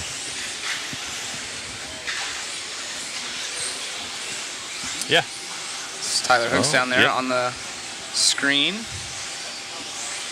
And we're following him around in the associated vehicle over the big triple. There's a little whip for the crowd. And kind of looking like the white Mayfield body, but Tyler had that scheme first, so we got to give him some credit. Martin Bear leads this one, though. Yeah, Martin Bear. X-ray driver. Paul Crumpton in the 2, longtime racer. Again, this is race number 10, so we're going to see the fast of the fast guys up here shortly, and that means that Tater has 2 official TQs now that the round's over. Let's take a look. Can we take a look and see where we're at on that one? Take a ganda. A ganda. Ball points, best 3 out of 3 still. It is Tater with 4 total points and a huge gap back to Ongaro with 12. Wow. So if we go to the top 10 right now, it is Sontag, our TQ. Again, if you don't know the name, get used to it around here because he's going to be a quick one. That is the 16-year-old. Ongaro is the 2 spot. Everyone should know him. He is our current new 4-wheel drive world champion, just crowned this past week. Spencer Rivkin sitting 3rd with 16 points. So this is where it starts to tighten up. So it's 4 points for Tater, 12 for Ongaro, and then 16 is 3rd place for Rivkin. Following Rivkin is Raven Cavallari. Nice to see that name up in the top 5. Brock Champlin 5th. Brennan Schimmel 6th. Very impressive. Marcus Corrupt in the 7. Jorn Newman is 8th. Davey Bata, young gun right there out of Coyote Hobbies 9th. And then, of course, Cole Tollard, another impressive run. He was in our 4-wheel drive main, someone you might not have heard of international flair, but definitely popular here in the States. Hashtag CFT, if you know, you know. Right now we have Coelho out of it, Evans out of it, Aiden's out of it, Ty Tessman, so there's a lot of fast guys. Even Dakota Finn, he had that at 49 one round, this past round it was. So he has a TQ counting for him in 11, so good chance he's going to be shooting up the boards, but it is weird seeing him down in 17th. Keep in mind this is counting all 3 of their runs. It will only count 3 of 5, but we will only have 4 done today. So the only one that can actually claim overall TQ and wrap it up today would be Tater. So he would have to TQ this final round, and then the rest would be battling for second on. But if he does not TQ, then it's going to go into the 5th and final round. But he's set himself up in a really good position. He can take a deep breath, and he's locked into the main now at 4 points. So the only one that could really beat him would be Dakota Fenn would have to do better than 4. Yeah. Dakota Fenn would have to do either another 0, because right now He would have to TQ the next. Yeah. Yeah, he'd have to TQ the next one. So where's he at right now? Dakota has a 49. Where's he at? He was way down there. I think he's up a little bit higher. There he is. So he's got got a 0, 11, and 49. So yeah, he doesn't have a shot. He has to do better than 4 to take. He has to TQ or better than 4 to beat. No, he just doesn't have a shot. Oh, best 3. You're right. He doesn't. Yeah, he doesn't have a shot. Wow. So go back up. Actually, he would have to TQ tonight and tomorrow. Yeah. Yeah, so you're right. But if you go back up, let's see. 0, 0, and 4. So. But that's the only 2. Yeah, he'd have to TQ both rounds. Yep. But he'd have to have better than a 3. That's the problem. He either needs to do 2. He needs to TQ. Well, it all depends on this round too. Yeah, the next 2 rounds he has to TQ. And have better than a 4, so I don't think he can. Well, it all depends on how Tater ends up, because if Tater only has 2 zeros and someone has 3 zeros, they automatically TQ. So it wouldn't matter about their throw out. If he can't, You know what I'm saying? Fenn has to TQ. He has to TQ all 4 rounds. Yeah. The problem is tomorrow morning's track. Yeah, that's going to be the big one that you guys are going to hear a lot about tomorrow morning. They're going to be tripping on as we check out Yamasaki taking the win here. Which I think that's what the guys back in Dakota Fenn are kind of, anybody that's close to a TQ is going to want a better track, and tomorrow morning's not going to be a good track. Exactly. So here we go. Let's see what we got. I'm doing an interview anyway, man. Yeah, there you go. Just an interview. There we go. Yamasaki, anybody wants to come talk to you? Anybody? I guess we're not. Well, give us an update. Yeah, give us an update. Never mind. You want an update? Sure. Am I live? Sure. All right, so I'm live. So round number 4 starting off. Yamasaki going to be leading us off in heat number 10, 15 and a 5:09. We tried to get him over here, and he just kind of gave me a thumbs up, and that was good for it. So obviously we got the proverbial fast kids coming up next. So race number 11. If you haven't tuned in, I'm not quite sure what you guys are doing, but grab some popcorn. The World Championships going off without a hitch. So come on back, guys. Some insight from Zippy, the local legend. Hey, let's switch that over. Yeah, I got you. How's everyone doing out there? We are, again, going right into race 11, so Fast Dude's already hitting the track early on. Horror, Donnelly, Boda, all these guys. Please BT. give us a like. Please share this right now before all the fast guys get out here, because I know a lot of people are at their local tracks. We got buddies texting you from Rainman's already, right? And some of our guys are going down to SDRC, no, for the big races. It's not a big race. It's a series. Or a series thing in they the have summer going on? series, but I don't know. Let's check it out. Yeah, check on our boys as we have Austin hitting the track. Donnelly out here. I know he's his fans. Boda's been quick. Tommy Hall, Jared Mint, Brent Thelke, Spencer Heckert. All these guys. Dominic in this one. Daniel kind of showing down at the bottom of the field right here, but based on his last finish, well, you never know. We've seen him at the top in the top 3 running back and forth. So wouldn't be surprised. Yeah, surprised if we see him into the top.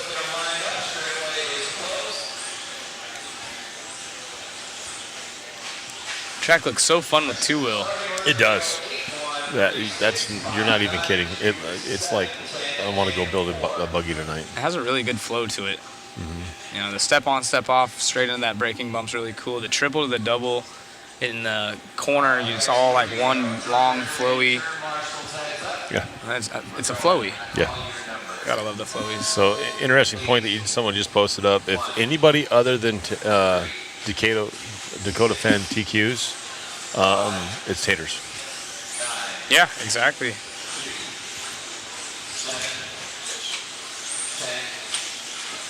So does that change his? No, he wants to TQ. He wants to lock it up. He wants 3 zeros. Oh, a little short there on the triple. I watched it. Triple double came up a little bit short. And what's really impressive, you see these names like we said. It's not the fact that they're doing it once. You know, even giving Schimmel a shout right here. These guys are up there every single time. These kids have been solidly been consistent. You know, again, just to give you guys our top 10, it's Sontag, Ongaro, Rivkin, Cavallari, Brock Champlin, Brennan Schimmel, Marcus Krupp, Jorn Newman, Davey Bata, and Cole Tollard currently counting all 3 rounds. So I know that makes it a little bit rough. You might be wondering what happened to some of these bigger names. So keep that in mind, but it's still very impressive. Some of these guys are going to use a throw out, and I'm sure Tater's going to want to throw out that 4. Yeah, if you can. Who wouldn't? Absolutely.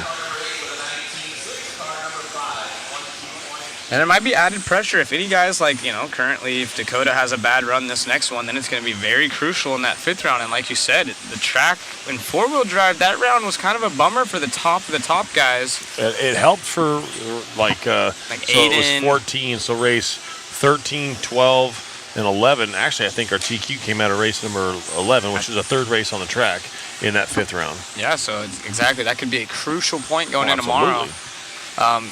They did say they're going to switch it to 5-minute runs instead of 2-minute runs to help break it in, but we noticed this morning it took about, I don't know, a solid round and 2-wheel to get broken in. So you never know. It definitely will help quite a bit, but obviously you want every little extra bite you can get. Yeah. Austin Horn out front, 16.518. That's not a bad run right now. Yeah, technically anyone that has a 2 or 3. I don't think anyone does, though. No, nobody does. Oh, I mean, well, yeah, they do. They have them, but then the second one is too far off. Yeah. They would have to TQ these next 2 to compete. So it's going to really come down. We're going to have a lot more information once that throwout counts. Yeah, in about 20 minutes. We'll have a pretty good idea. Start doing some math. So there's still quite a few. It's hard to say, but Tater's definitely put himself in a great position. Has a nice point spread over 2nd currently. So Ongaro has a 2 and a 3, so he can technically TQ the next 2 and be TQ as well. Yep. Spencer has a 2, so obviously if he gets the next ones, who else? Champlin has a 2. There's a lot of guys that can still put it up there. Yeah, but a 10, a TQ, having a 10, they have to TQ. Everybody's going to have to, anybody that wants to TQ has to TQ the next 2 rounds. Exactly, that's what I mean. Yeah, those guys are still in the hunt.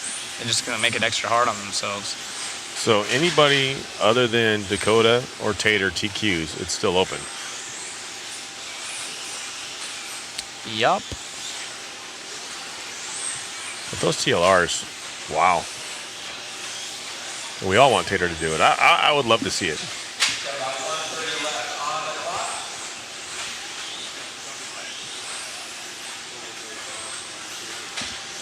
Digging the graphics right here as Donnelly comes by. That's his car up there. Associated car up there. Boda in the 2 spot. It's Australia leading the way, though. Yeah. We've seen Donnelly up front quite often in his heats. Horn up for the number 2. Lackland, Austin, Tommy.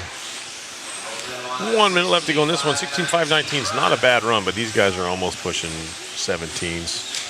I think a 17.502. I ran Brennan Schimmel's home track in Virginia. He's an absolute unit in 2-wheel. Yeah, so it's pretty funny. Actually, his dad was just writing me not too long ago. We saw Austin in the chat. That's his brother. Talking about off-road guys going into on-road. Brennan took 3rd at his on-road Nats in 21.5 touring car 2 years ago, but his on-road, or his brother, Ashton, is even faster in on-road.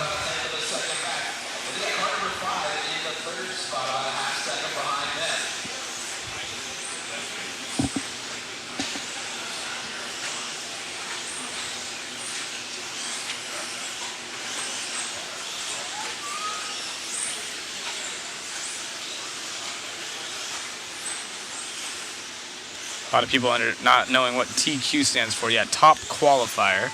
You'll hear the term pole position or on pole, TQ.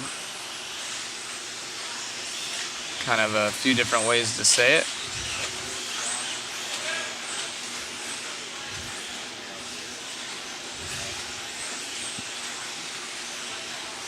Every time I jump on Facebook, I see a funny picture, and it's the ha-ha. That's the most epic picture in RC, period. Right? Aiden Horn out front. There you see the graphic.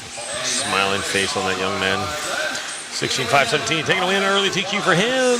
16.517, looks like Rich is going to be up there. Rich is going to catch him, pull to the side. Yes, Rich is going to grab Aiden Horn, or Austin Horn. We're going to talk to him here in just a second.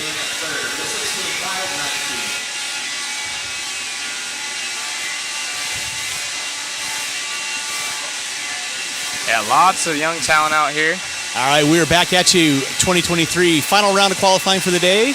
Heat number 11 in the books. Austin, nice run, 5:18, 16. Got to be somewhat happy with that. You got 3 more runs to go. So, how'd it feel to you? Oh, it's pretty good. The track was a lot looser that time. I had a perfect run the last 3 rounds, and that was significantly slower. So it is what it is. The way we flip-flop the order, so it's fair for everyone. So this will probably be my slower round. You know, the track will be faster for as it goes on for faster guys. But all I can do is my best and keep having fun. Awesome. Well, always good seeing you. You always got a smile on your face. Thank you. Thanks, buddy. We'll see you later. Back at you. Right on, Rich. Thank you very much. Tired. No, I went over, took a break for a second, and literally every single person I stopped by right here, I'm exhausted. How are you doing? I'm dead. We are all I'm ready beat. for Look at bed. even Matt's over there yawning. Yeah, yawning. Slave driver. We're going on day unknown. Horner's over there. He's Fall got asleep at the camera. It's crutches Just holding him up. Yeah, exactly. Is Chris away? We got to check on Chris Yes, every once in a check while. on Chris. Poke him. Oh yeah, he's over there. He'll be fine. Yeah, I think he's drinking one right now, and he's got like buckets of candy over there. Okay, so here's one to watch, you guys. Your Newman, if he wouldn't have had that mistake, he would have finished top 3. I mean, again. Oh, he was on the gas. Yeah, a lot of drivers without a mistake would have been up there, but he did that like in the last minute of his race, shaking his head. He knew he blew it, but he was extremely quick. This one, we're going to start off with Tyler Fenster, Team Associated driver. Yui in that Yokomo. Harley in this one. All kinds of, you get a cool graphic right here with their paint schemes. That's so awesome. That is cool. Has their car manufacturer, their country flag. Here we go. Drivers ready. Turn marshals heads up. We're going when I call your number. 9, 8, 2, 3, 7. Evans in this one as well. Yui was really fast. 1, 5. Bornhorst, an 8-scale specialist, but here in the 10-scale division, he knows how to wheel. A lot of Lee fans in the chat. Lee, awesome, representing Florida. He's a cool cat, as we see him on screen.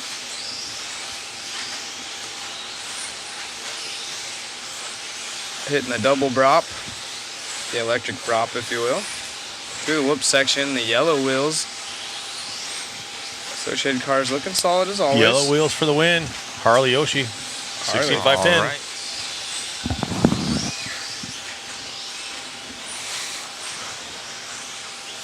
Neumann out front now, 16.512. Yoshi with the rough lap, 20 to 070. 19.539 for Jorn.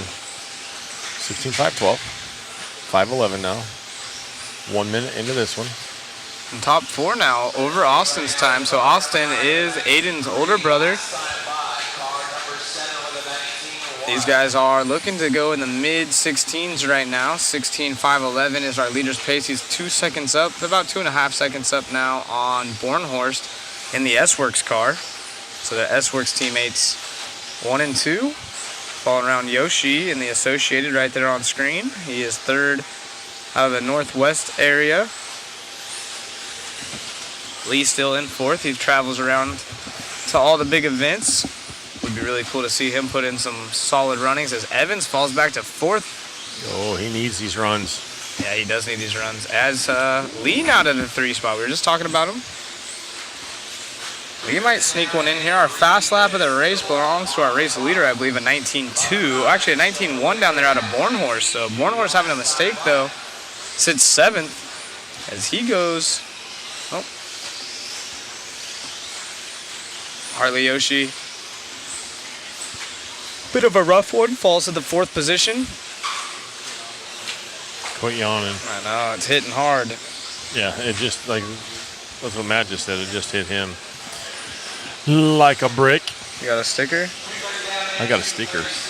Nice. Evans now. He must have heard something because he's climbing up the board. He was listening to us. Yeah, into the 2 spot with a 19.2. That was his fastest lap that time by. Open mic. 19.6. No, he's got it going the wrong way. That's all right. 16, 19.2. He's still second right now. 65.14. Oof. Can't have that. Jorn now checked out. I think his last time was, I forget what his exact time finished, but it was right there around a 09, I think. So he's really similar to what he had going. Yeah. Jorn finished the last one, with a 5.099. He's on a 5.11 flat. Yeah, but like Austin, like Horn said, it's a little looser right now. You know what's really disheartening is you look at these top names like that, they're doing 19s, and if I'm not mistaken, was it like Tater's opening lap was like an 18.6? Averaged an 18.7. Jeez. We had people in the chat earlier saying, no, we won't see any 17 lappers and this and that. They're so close. They are so close now, and yeah, granted, we haven't seen one. He was on one. You're going to have to average a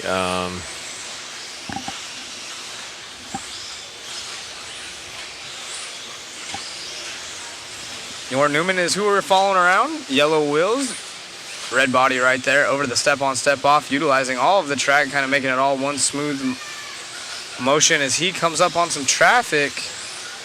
The S-Works driver, double, single, triple onto the straight, and there's 2 cars in front of him. See if he gets a little bit of room. Jorn Newman over Evans now, and to the inside. Nice move. Nice move. See who's in front of him. Car had to lay up and single everything on that front straight.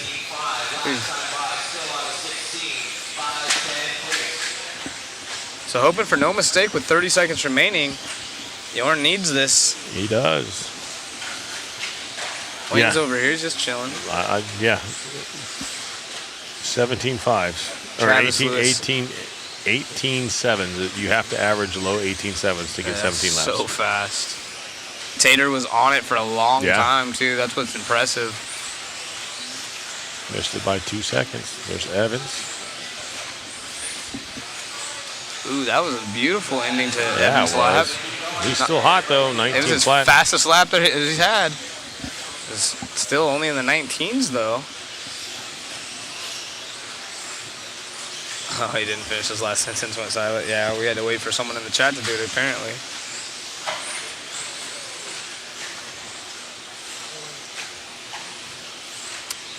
Jorn gonna wrap this one up as time has expired, but still not the pace he was looking for. 5.11 on 16. 5.16 on Dustin Evans. The only 2 to go 16 laps in this one. And the only 2 to beat Austin Horn's time. Let's see if we get an interview with what happened to Joe? Jorn, and maybe we can get the microphone closer to him this time. See what's that. He's in a rush to go out there to Marshall. We had to chase him back down. Yeah, he won every one of his heats. Like, what do you want me to tell him? The same thing again. I just keep on winning this thing. All right, we're back at it with 12 in the books. We're back over here with Jorn Neumann again, 16 and a 5.11. Right now on top of the leaderboards, but obviously you guys are saying track's a little slower after the break, and with the reshuffle of everything. What are your thoughts? Yeah, it is a lot lower grip now. I think maybe because of the 10-15 minute break. So I hope it stays for the next 2 heats like that. I think you're pretty happy with the car on the setup wise. Not really going to make any changes. Just kind of go out and drive. Is that what you're thinking right now? Exactly. Yes. I keep the car the same because it's good. So no need to change anything. Spoken like a professional, man. Leave it alone. Thanks, Absolutely. Jordan. Appreciate you, man. All right, race 13. Got 2 more to go, guys. Yeah, back in the booth here, it's Cavalieri this time. Jorn saying the track after that break, maybe the tire or the temperature went down a little bit. Yeah, both him and Austin said the same thing. It's just a little bit different. That might benefit the second and third race right now. We start on race 10. Right. So it should be about good. I was gonna say, does it come back in quickly, or is it gonna take a little bit longer? Who knows? I do know that we have a question asking, what does 5 minutes, like what does a 16 on a 5.11 mean? Yep, it's already being answered. So you had that right on the 16 laps. The 5, you want to go ahead and explain this one? So the way it works is at the sound of the tone, you're actually, for qualifying, your time doesn't start until you cross the line, which is a checkerboard area on the front of the straightaway. So they'll call your number. You're starting at the beginning straightaway. When you cross the line, your time starts. Boom. The race is 5 minutes long. So wherever you're at the time the 5 minute goes off, you count that time until you cross the line again. So if you're, say, your time starts at, at this time, you run your whole 5 minute race, the tone goes off at 5 minutes. Anything after that 5 minute mark when you cross the line, that's the added time. So that's why you'll see the 5:11, so 16 laps, and it took them. And if they would have went a little bit faster, 10 seconds faster, it would have been closer to a 17.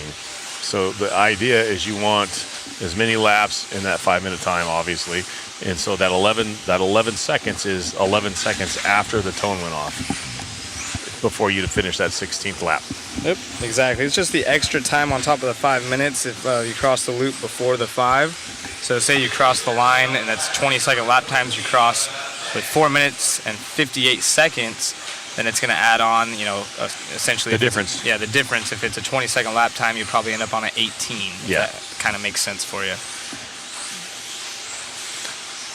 What's up, Mike, in the chat? We got Tom leading the way, but Orlowski jumping to the top spot as I say that, 1 minute in. Cav, an 18.8 out of the chute. Let's go. Cav is on the gas this week. It's been a while since I've seen Ryan like this. Feeling nostalgic whenever he puts in these runs. Yellow wheels, I'm telling you. So Cav actually has some good points himself. He's sitting here with a 6, a 4, and a 7. So probably looking for another top 5, top 3. And of course, if he can get a TQ, he'd be super stoked with the new Schumacher cars.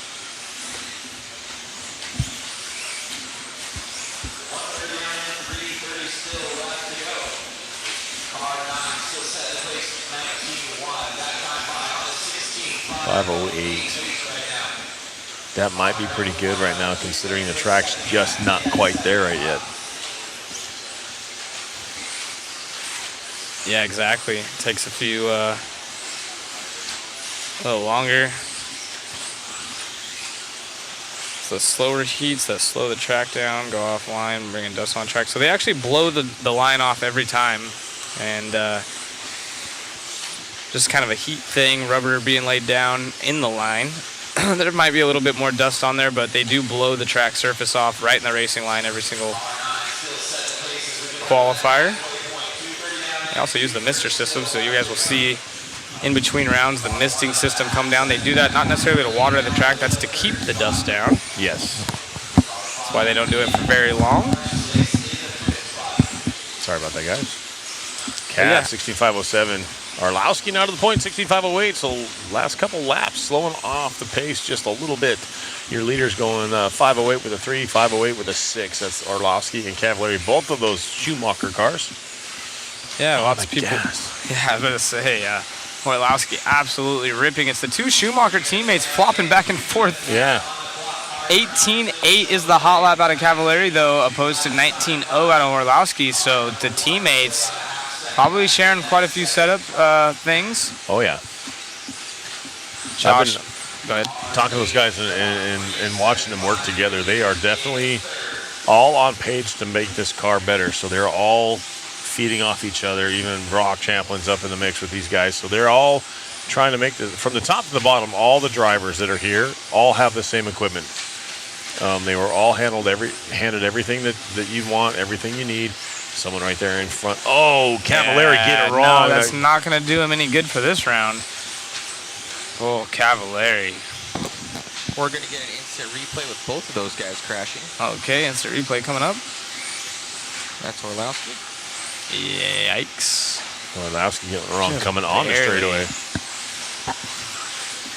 And there's Cav right behind him, coming up hard, and he kind of got pushed hard, trying not to hit him. Yeah, that's a bummer because they're teammates too. Yeah. So nothing intentional. I think Cav was just trying not to hit him. And that's all it takes is a slight break of concentration like that. Drop him down to a 5.11 now. So that'll put your top 3 at 5.11. That's Orlowski, Cavalieri, and Neumann. Hey, look at that. Mayfield up in the mix. Yep, I was just about to say Mayfield, and all of you Testament fans with the X-Ray cars, he's trying to sneak up there as well as his teammate Chase. Koki down in the 6th spot, Gillespie, Rennernick, Cracknell, and Bada not having a great one this time. He does have an 18.9 down there. There's one of the few drivers to get an 18. But it is an 18.7 out of Mayfield for the hot lap. Tessman now in the 3, but does have a 19.8 last time by, so that's not going to do him any favors as Mayfield comes by with a 21.8. So again, back to consistency. Orlowski just busted out an 18.9. Unfortunately, only 2 drivers, well, I shouldn't say unfortunately. Fortunately for Jorn, only 2 drivers going quicker than his time. Both on 5.10s, right there, virtually tied, 2 thousandths of a second separating our top 2 in this one. So Cavalieri back to the point now after that bobble. So Cav has a lot of speed in his car, had that mistake, and it's going to be one of those coulda, shoulda, woulda on that crash. And I'm sure with them hitting next to each other, they're going to be talking about that. Yeah, they'll talk about it. It was nothing intentional. I think Ryan was trying not to get him. Yeah, exactly. And if you look at Orlowski, he actually did cut in way tighter than what you normally. So he was definitely out of the line. I think Cavalieri was just trying not to collect him. So it's just an incidental. Exactly. Wow, Cav going Still 65 pulls it off. New TQ right now for Cavalieri. Oh, they're talking about it. They're not happy with each other. 3/10. Oh, man. Interesting.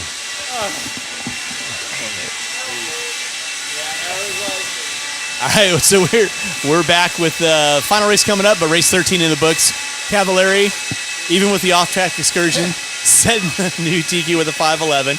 So that should give you hopefully some good points to stay in that A-main. Probably not as much as you want, but what do you think? Yeah, it was a great run. I mean, me and Olowski were going at it, and he just made a small bobble. I didn't really realize it was him until I looked at the car down the straightaway, and then I just had to check up and just, I don't know, just didn't have the rhythm, and jumped off the track. Luckily, it spun around, got back on track, but man, that was not what we were looking for. But overall, the car was great before that, and at least we were able to finish it off with a win on that. Awesome. Yeah, good run, and now you can kind of kick back and just kind of watch what unfolds. Yes, All right, buddy. Thanks so much. Good seeing you. A resort coming up at you. Wow. I'm impressed with the way that Cavalieri handled that. I've grown up racing around him. A lot of people know, and he puts a lot of emotion in it. This is their jobs, and the way he kind of laughed it off, and it's a teammate, and the point he's at in his career, I really like the way they handled that interview, and it's cool that he still got the dub and see how it holds up. That's not a bad time. Do I think it's going to be holding up? Maybe not, but we're going to find out here in about less than 7 minutes. A lot of fast guys. Keep in mind the fast time out of the last one was a 16.502.9 out of Tater, and Tater had that bobble. He had to climb back up. He was on a 17, and you see him right there in the TLR. The 3 TLRs on the end, that's Cole Tollard far right, and Tater on the left of him, followed by Finn. Here we go. This is it. I know. If Tater does it, he would be the official TQ in the 2-wheel division. Yeah. No pressure. I don't think he's really thinking that way, but his car is phenomenal, and he comes out swinging every time. So let's see what he's got at these opening laps. 7, 5, 4, 9. I almost don't even want to watch him. I know. Makes me nervous. We may be quiet for a little bit here, guys. We're watching this one. Car looks pretty solid right now out of the chute. Yeah, that's a solid opening lap right there. Yeah, Not bad. 18.8. My goodness, guys. Garo firing at 18.809. This could be interesting. Yeah, so both those guys going 18.8s, which was the fast lap in the last heat. Oh, nice save there, but Ongaro now all over the back door of the Young Gun. Will that add the extra pressure, or will Tater be able to handle it? This could be really good practice going in the main events for Tater. Yeah, there's a big old crash right there on the Schimmel front. up to the number 2 spot. Tater dropping down to the 4. Schimmel's been somebody to watch all weekend. Very impressive. Barry's been texting me back and forth, and I couldn't be prouder of that dude. He's solid stand-up kid that's grown into a young man and holding his own now. Not really riding off any coattails on the TLR team and showing like, hey, I'm here to play as well. Pick him up on the track. Brennan Schimmel. Ongaro out front right now. 19.2 last time by 19.299, so 18.808, 16.504. Schimmel just a little bit off on the pace. He's 19.1 fast lap, and it's crazy to say that as he takes over the point because as far as fast lap goes, he's about 3/10 back from Ongaro and his TLR teammate. However, consistency is key, and he's on a new TQ run leading these boys around. Yeah. think the track's just loose enough. Maybe some of these guys, it suits their driving style. Who knows? Let's see what happens here. We got a lot of time left. Ongaro back to the point to 5:07. Schimel to 5:07. Rivkin to 5:07. Bruno to 5:08. And Tater to 5:08. So, top man, three. your top 5 Yeah. are within striking distance right now. All of them on a TQ, better than our current TQ. Tater back up to the number 4 spot now. Bruno and Tater going back and forth right now, both at 5:08, 5:09. 5:07s for your top 3. Rivkin to the point. I think Tater just needs to focus on that car in front of him, get rid of the thought of Ongaro behind him. I know that's got to be a little bit more difficult. So now that he's in his rhythm, get his heartbeat back, not beating out of his chest again with the four-wheel drive world champion right behind you. I think we're going to see him slowly climb back up. But now it's Rivkin leading the way, hometown hero. Following him on the screen right now. Oh, now we're back to Ongaro. Schimel, though, still right there in the mix. He's only a full second back from our race leaders. Now Ongaro takes the point. Coelho, though, sneaking up with the X-ray. Top 3, 4, toggling back and forth right now. Tater with a 24. So that's going to, we're basically going to have to see another round. It's not going to be wrapped up in this one unless something magical happens. Ongaro, though, he has solid points. He's trying to get that narrowed up closer to the young Tater. Dakota Fenn getting up in the mix too. He's running 3rd right now. We're going to go to an instant replay with Ongaro's major crash. Ongaro's mistake on the step on, step off. Almost saves it too, but that gets stuck right pipe there. That hurt. That hurt bad. That dropped him down to 4th. Oh, he was. What happened to Sontag though? We lost him at 20.2 last time by. He had a 24-second lap that dropped him back. Rivkin out front though. And it's looking like this might be Rivkin's chance to put a TQ run in and keep his name in it. As we follow our second place driver, Bruno. Oh, got the TV blues right there, so as we put him on the screen. Aiden Horn. Doesn't he have a 2? Let's see what Aiden has. Aiden has a 3. So, yeah, that's another top 5 run would be really good. 3, a 7, and a 2. I would be super stoked on that. 4? Yeah, this is going to be interesting. Aiden, though, 19.4, 20.1 out of our 3rd place driver. Ongaro comes by with an 18.7, his hot lap, so now his car feeling good as Tater makes a small bobble right there, right behind Rivkin, who are falling around on the track. Triple down the straightaway. Local boy, 18.9's the hot lap. That one by is a 19.1. He's on a 16.506. He's got 3 seconds between himself and Bruno. Dakota Fenn making a mistake. Aiden Horn getting up to the number 4 spot. Dakota Fenn running 5th. Yeah, Brock having troubles. Looks like he's out early in this one. Yeah. Schimel now falling back. So the TLR guys, Schimel and Tater, who are super strong early in this one, struggling a bit. Dakota Fenn up to number 2. Rivkin on a 06 right now. Yeah, and that's going to be time right there. Rivkin has a 2, so if he gets this TQ, he's still in the contention and in the hunt for a TQ overall. And it's looking pretty good right now. So Rivkin, yeah, he has a 2, a 9, and a 5. So consistent. And a TQ would definitely help the cause in this final round. Time has expired, looking pretty good. The top 3, including Aiden, who needs some solid points. Rivkin is done. Dakota Fenn. Oh no. Yeah, what's happening to Fenn? What happened? What happened? Did he finish? Yeah, he finished. That was scary. Yeah, I thought our bar locked up, and Spencer Rivkin taking the TQ right there so far. Yeah. And see if we get an interview as he drives his car. We're gonna get it right there. All right. Smile for the camera. Really. All right, and we are good to go. Race number 14 in the book, Spencer Rivkin, sealing the deal, 16 and a 506, I believe it was. How'd it feel for you? Yeah, it felt great. Yeah, it's been super challenging for us in the pits.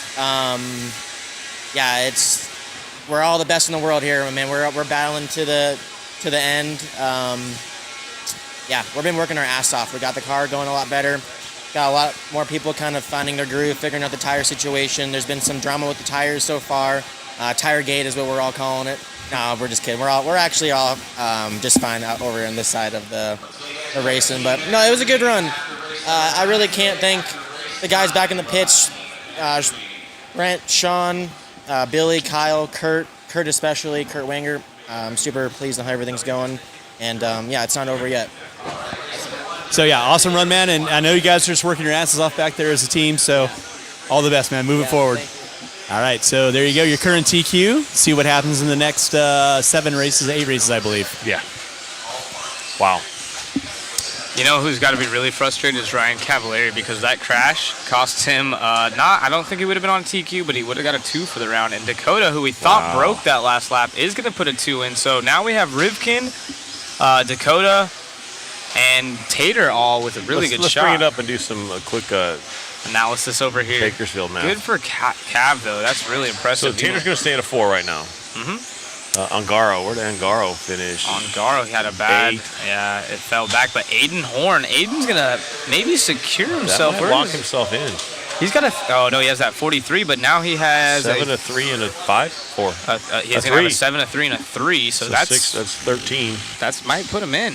That should that be good. Yeah, I think I'm not going to say he's locked in, but that's going to be a good run. And keep in mind, these are all unofficial. This round isn't finished yet. So what's Cav got? Cavalieri. Cav has a good points. He has 647. 647, so he's got another a 4. So he's going to drop a 7. Yeah. It's an 8 and a 6. That's solid. So he's going to be right there with Aiden as far as points are concerned. Maybe 1 or 2 back. What else do we have? Yorn? No.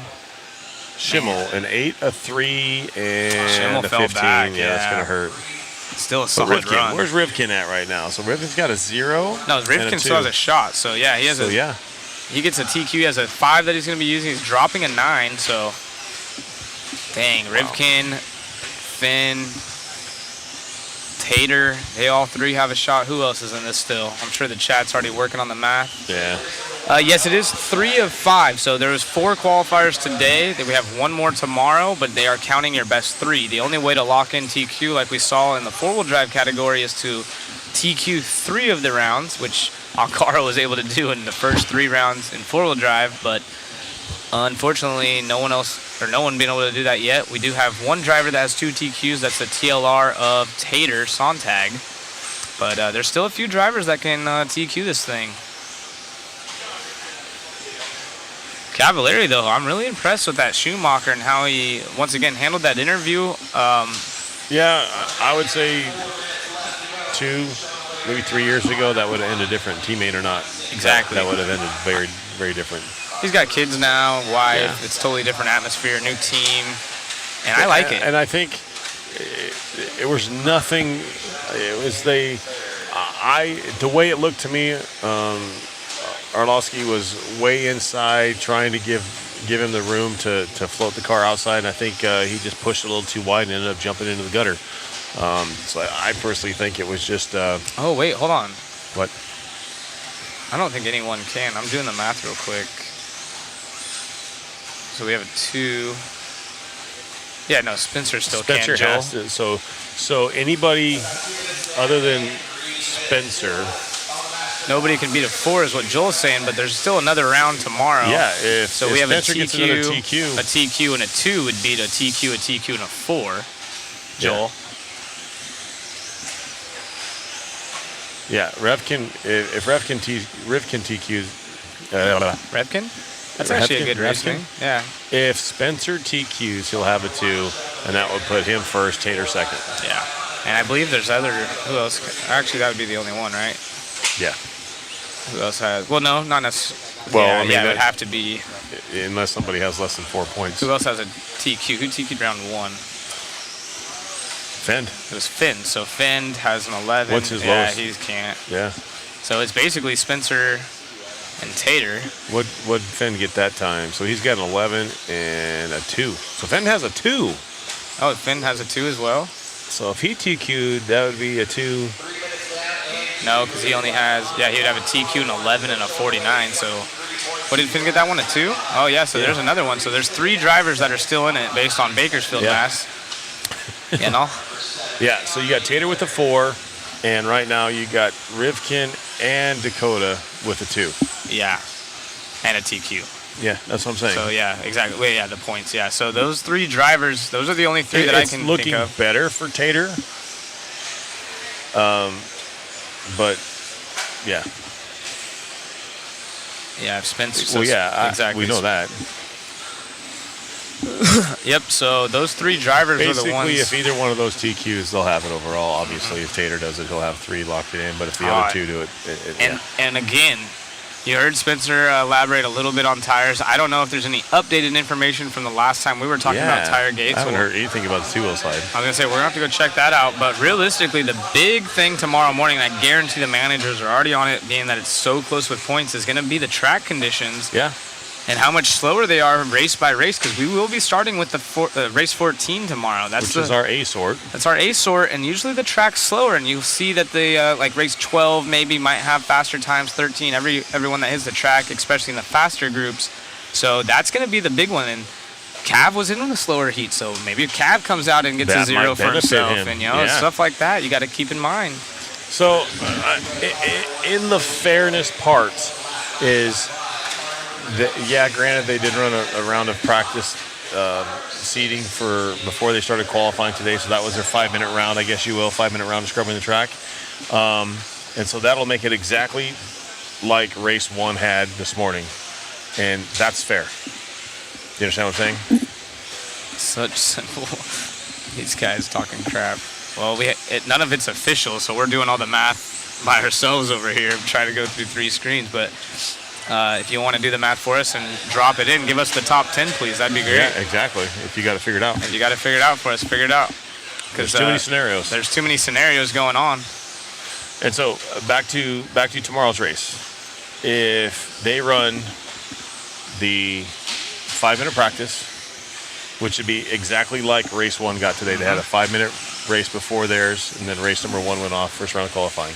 So there is no difference between starting tomorrow the way they start today. So if they want to complain, that's not fair to the guys who started in race number 1 yesterday or today. So I understand the 5 minutes. I think that's the right call to make because now they can't say it's a different track from what race number 1 was this morning. Yeah, exactly. It's going to be interesting. Good point right here, Tony Schumacher. Q5 is more important than ever. Exactly. It's going to be really important, especially a lot of these guys on the bubble. So going back to Augustein's post, who has it all figured out for us. He has all 140 drivers dialed in and where they're starting tomorrow. We're still trying to get it figured out. There's a lot of throwouts that can be involved. A lot of these drivers, if they have a bad run, they might not make the main, but at the same time, if they go put up a TQ, they could be the TQ, you know? Exactly, because I will guarantee you maybe less than half of race number 1 tomorrow, which is heat number 14, is going to be a top 10 run. Yeah, exactly. And that's going to put a lot of these guys tied and right there on the bubble. Who's going to get forced that's out? all about the track. I don't care, driving, whatever. I mean, I'll be surprised if we have more than half. I will. Just after watching 4-wheel drive heat, the way the track was this morning, even after that first 5-minute round. Exactly. Everything we just said, Justin. Yeah, TQ.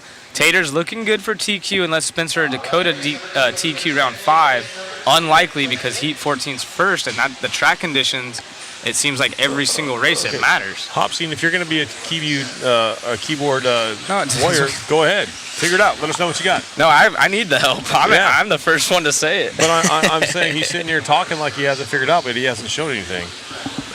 It's upsetting. It's a real quick block button for me. Exactly. No, he's having a good time with us guys. Chill out. He's probably just joshing. I think, honestly, it is kind of fun trying to figure it out beforehand, but realistically, we got to wait till Q5. There's too many people that can potentially disrupt the top 3. Right. And it's going to make it exciting. Q5 is going to be awesome.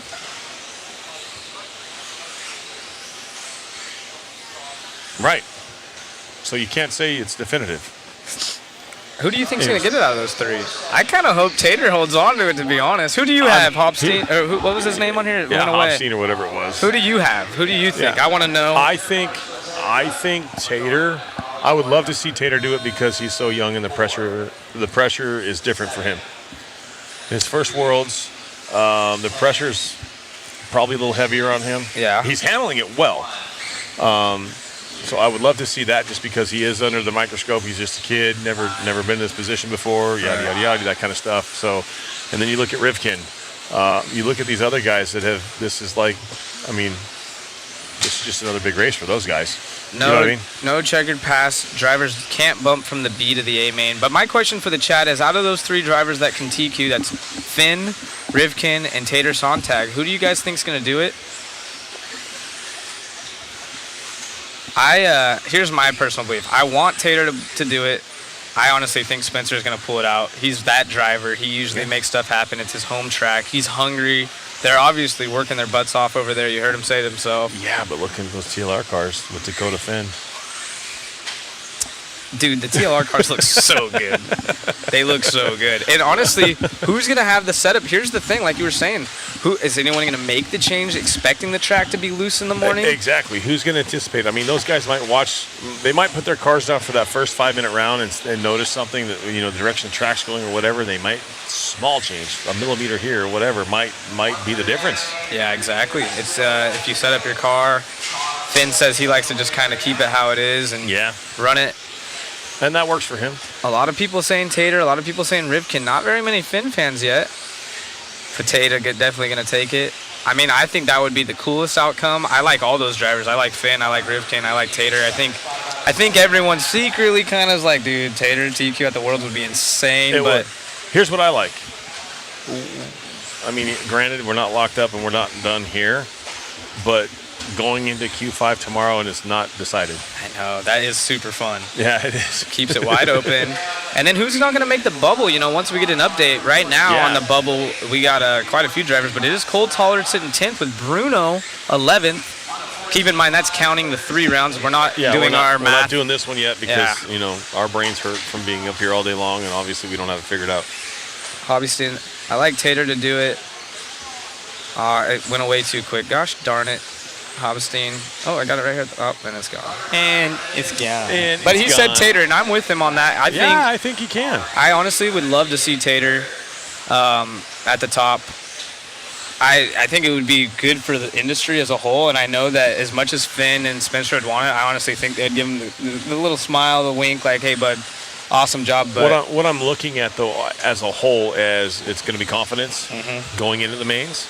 And he's known, other than this last one wasn't one of his best runs, but all of those TQ runs, the 2 that he's had and the 4 that he's had, he has dropped back and worked his way back up to the top. Exactly. So I know racing is different, but to see him maybe lose pace or fall off just a touch, he's been able to strap it back up and get back to where he needs to be. So I would love to see the kid do it. I'm just kind of halfway nervous with him because of him, because he is young and it's a new, not to say he hasn't dealt with pressure before, but this is the Worlds, man. It's the Worlds. It is crazy. I'm kind of partial to Rivkin pulling it out there. I think Rivkin honestly is the hard worker in the room out of the 3 per se, especially right now being that he has to be. Finn, it's just hard to deny how good he is just all the time on all platforms. He might he'll run whatever and still be absolutely fast, but then you just have the young kid natural talent coming up out of Tater. So they all 3 have like different areas they're coming from, in my opinion, outside looking in. But those associated guys, you gotta give it to them. They work so hard when they're down. Here comes some of the haters that are going to start saying, well, Rivkin's home track. He'll have an understanding of the way the track's going to be in the morning. Well, yeah, but it's what it is. Ongaro's doing great as well. SR is better under pressure. Yeah, I feel like out of those guys, that whole associated team, they like kind of being in that position. You see it in his interviews. Dakota, I don't even really think cares if he TQs or not, to be honest. He's like, whatever. And there are some of those guys that have that mentality. Just get me in the show. Just get me maybe a top 7 and I can compete. Yeah, Joel, exactly. Four-wheel drive, race 14, round 5 winner, finished 13th per round, but they did. That's what I'm looking at. Is of course they only had that 2-minute warm-up race. There's going to be quite a bit of difference of running in on the track this time by because they did change it a bit where from 2-minute practice and that full 14, controlled practice round, and now they're going to have 5 minutes. So more than double the track time they I'm had. still sticking with less than 5%. Less than half of the guys are going to be posting a top 10 run. I agree. I think that all those heats behind them are going to have just that little bit of an edge that's going to matter. Yeah. You're going to see, race number 3 or 4. That's going to be heat number, 12. Maybe 12, 11. Those guys. I think we get a surprise TQ out of Cav. I would love to see that. I think that's what we're going to see. That would dock him in, definitely. His car looks good. He looks stoked. He's going to be the later heat. And that one mistake cost him a 2. Yeah, exactly. That's what I'm saying. I think that we're going to see his confidence back. And when Cav is in that flowy state like that, he's dangerous. He is. And you could tell that he's feeling good. He's comfortable with the car. He's nailing those lap times. So there's no... Yeah. JC, it's heat 14. That's what we're talking. It's going to be the fast 14, or the fast 10. Race 14 will be the first on the track. So your A heat will be first. Yep. Race number 14 will be heat number 1. I know it sounds backwards to you guys that don't understand. So heat number 14, race number 1 will be first. And then it goes 14, 13, 12, 11, 10. So you're going to see a TQ come out of 13, 12, or 11. Lenny. That's my Yeah, so how it works is basically every round, the time is individual. So any times that we've seen out of these first 4 rounds of qualifying, well, I guess this round is still going, so let's, just consider this round done. So all of these rounds count individual, and they go off points. So that final round, it won't matter any of the times. I mean, they could do a 12-lap run. As long as that's the fastest run out of the day, they'll still get a TQ point. So there's only 3 drivers still in it for the overall TQ. Once they'll be counting the fastest 3 out of 5. I know it's a little bit confusing, IFMAR qualifying the points like that. But every round basically resets, and they're just going off a point system, counting their lowest 3 points of 5.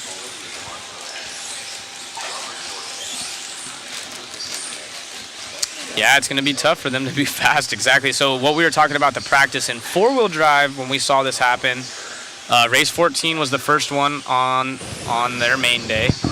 And basically what happens is they had a 2-minute practice for all the drivers from race 1 through 14. Everyone got a 2-minute run before they went into their final round of qualifying, as we get up on the poll screen here. But this time they're going to change it to a 5-minute run because they understood that kind of screwed people in the fast heat. The track wasn't as broken. So this time they're going to allow them 5-minute runs to allow the track to break in a little bit. That track a little bit better. Yeah, exactly. So, but still, I mean, even with 5-minute runs, these are only 2-wheel drive vehicles, so not as much drive happening, and it's still in the morning. We saw all through round 1 and even 2, every single time they got the track, it was a little bit quicker. I am betting that TQ is going to come from race number 12 or 11. Exactly. Heat number 3 or 4. All I know is, like you said, being that it's going to come down to the wire, it makes it that much more fun. Yeah, it does. It's like, we can say it's in here locked up, but it's not. I mean, it's not locked up. No, I mean, Tater's been super solid. Rivkin, they're all been super solid, but tomorrow morning is the huge what if. Exactly. Lots of young talent. Tater, the only one with 2 TQs though, so yeah, he's sitting in the best position so far. But that last round is going to be very important. However, who's all in that race 14? We have Finn is in it, right? Yeah. Tater's obviously in it. Aiden. Spencer's in Orlowski, it. Oh, so all Bruno. 3 of them are in it together. Yeah, they're all 3 in it together. So they're not only going to be trying to battle each other on that race. That actually plays a hand too. So if we get one behind each other, exactly. I mean, they might Who's just going to hold up? Little mind games of brake checking maybe, or just maybe, Yeah, I think or following somebody, pressuring a little bit too much. I mean, you never know. If one of those guys is having a bad run, let's say, this is just hypothetical. Obviously, I don't think any of these guys will do it. But even if it is just by accident, like we saw Cavalieri and Champlin get collected together, say, for example... That was Orlowski. Orlowski, yeah. say, for example, Tater crashes in front of one of those guys and they don't get the TQ, that could be the saving grace if he's not on a run. But obviously, all these guys are going to be pushing the issue, wanting to do it the right way, going as fast as possible. As we see it tumble right there in front of the driver's stand. Let's see that replay. Trick or treat right here. We got dropped off some candies. Yeah. For the on-point RC bag. I believe so. They have Mach 1 graphics. $100. They're all $100. That's $100 gift. All of them are 100? Well, yeah, that one's $100. Sorry. And the Mach 1 too? Oh, got it. That's, Mach 1. yeah. Good thing I brought my tablet. Okay. There you go.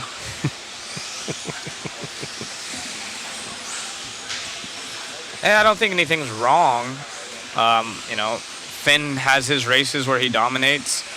He has other races that are kind of like this as well. And here's the thing: you can't say he's not. I mean, no, nobody's dominating. Nobody's dominating. This is the Worlds. Just on Garo in qualifying in 4-wheel. That was it. Yeah, this is the Worlds. You don't want anybody dominating. I want to see the race, but you can't say he's off. He's got a that's TQ. the thing. He's got a TQ. He's got a second that And a point. 2. And so, I mean, if you were, typical, most of our races here in the States are 2 heats or 4 heats, and you take your best 2. He would be TQ right now. Mm-hmm. So it's not like he's off. He had a bad run. Versus, all of the best, not just the Americans. Like yeah, that's what I'm saying. Is everybody's like, oh, he's having an off weekend. No, he's not. Even in the 4-wheel part, yeah, it just wasn't his week with the 4-wheel drive, but he still was some of the fastest laps, some of the fastest consecutive 3-lap runs. He TQ'd decent, or he qualified decent. It's not like he just had bad luck in racing. I wish I was that good where if I still made the main and had TQs, it was sitting in a chance. It was a bad weekend. I wish people thought of me like that. Hey, this guy's about to maybe potentially TQ the Worlds. Yeah. He's having a terrible weekend. He finished 7th at Worlds. It was a rough weekend. That's how dialed Finn is. Good for him. Waffle prizes, not just the U.S. International can enter as well.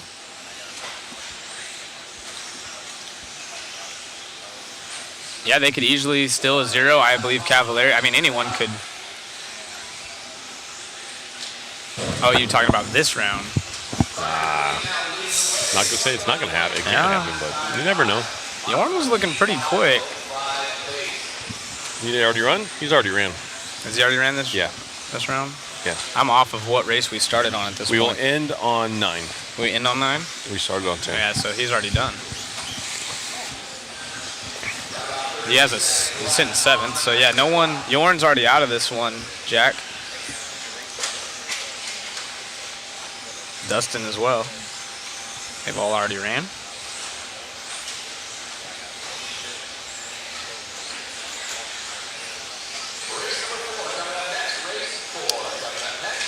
Yep, this is race 3 on the track. And we are going to, we started on race 9, so we end on race 8, or do you say we end? We started on 10, so we'll end on 9. Gotcha. So we're going to go all the way up to race number 9. Let's go check who's in that heat.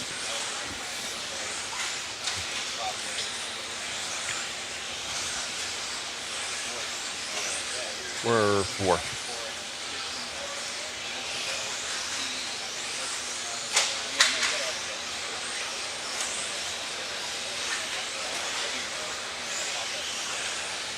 Qualify round 4. Yep. Race number 9.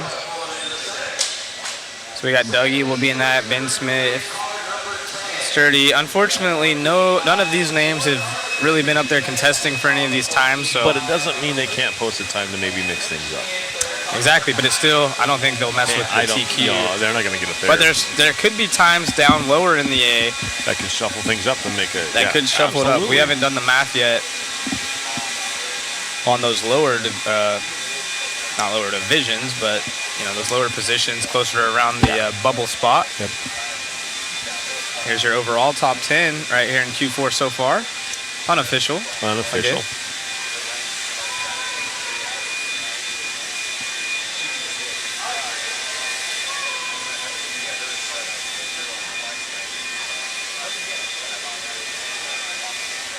I do not know the humidity in here.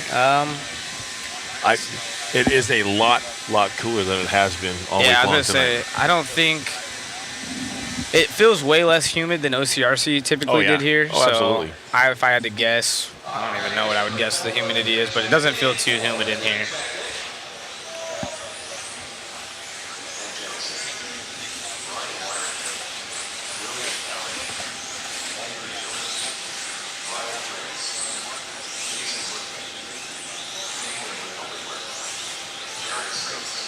It is 6:20 local time here. We shall be starting tomorrow at 8:30. That's interesting. Someone, Sean Niblick, just texted me. He says, odds favor Tater because Finn and Spencer have to TQ. Yeah, exactly. That's what I was saying. He's the only driver with 2 TQs. Yeah, so they have to. They have to. They have the pressure. Tater doesn't. Exactly. You're right. Absolutely.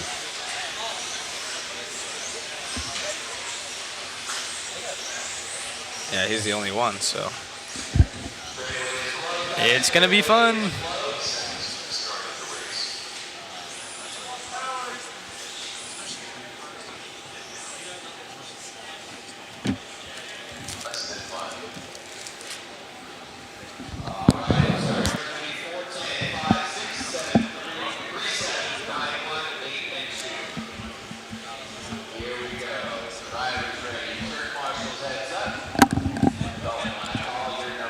My daughter says, go, Antonia. She's in this one, the S-Works driver. We've got Ben Jemison as we follow him around, the associated driver from the UK. Oh, I don't know if that was him right there, actually. I think we're following our...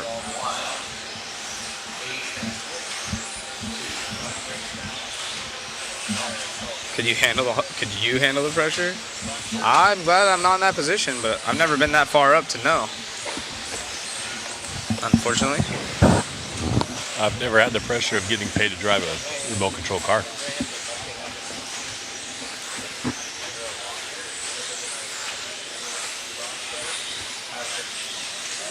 Could you guys handle the pressure? We did it in the 4-wheel part. Let's start asking the chat. Where do you guys think you guys would play out here in the 2-wheel drive portion of the Worlds? You got any buddies you race with back home that are in here that you battle with week in, week out? Or maybe you've had that one hero run where you beat that one fast guy one time, so we always use that as our system of our ranking system, right? Like, I beat him before, I'd be right up there. Yeah, I think we all do that, but I like racing against guys that are faster than me, so I just kind of have an idea of where I stand. That's where I want to be, so that's... There you go. Checkered Pass says, here's the question, would you have rather TQ'd for a main or be second or third with the pressure of the TQ person? I like TQ. I hate starting up front. You can ask everybody I race with. If I start out front, I'm going to mess up that first lap. Yeah. I mean, don't get me wrong. Second or third is not a big problem either. I like just being up in the mix up front, but I never had like TQ blues or any of those problems. Right. If I started up front, what I would tell myself, and I did this in all of go-karting and stuff, is you just try to latch on and think of the car that's in last as first and just focus on that. I think you're getting a break. Yeah, you want me to? Yeah, let's do it. Yeah, go ahead and get out of here. All right. I'm going to go start working on some of these signatures on those T-shirts you guys bought. Absolutely. And all the guys that wanted signatures, I'm going to go get them handled. We have a silver Sharpie already in hand. Perfect. Yep. You guys enjoy the rest of your evening. Maybe I'll jump in before the end of this one, but if not, appreciate you guys staying tuned with us. And Wayne's going to handle this. Maybe we'll have a few guests come on while I'm walking around. Maybe I'll shoot some people up this way. Yeah, if you want to, that's fine. That'd be cool. I mean, we only have a handful of races left. So I'm sure these guys are going to probably want to get out of here fairly quick. So. Yep. Absolutely. All right, you may guys. want to jump on what you got to do. Thank you all, and we'll see you tomorrow at 8:30 a.m., of course, but Wayne will stay on live with you guys. Absolutely. Thank you, Zach. We're going to get these guys going. We're on heat number 4 of... I know it's just going to be crazy. Better to do it now than tomorrow. Yeah. Everything's here. She's already separated, so like the only one that's going to be these 3, I think, all by Widmer out front, 15.5.14 right there for him. Let's see where that would put him on the round. It's going to be 39, so that's not too bad.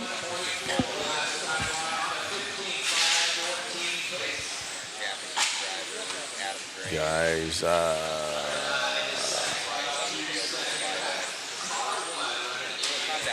you guys are funny.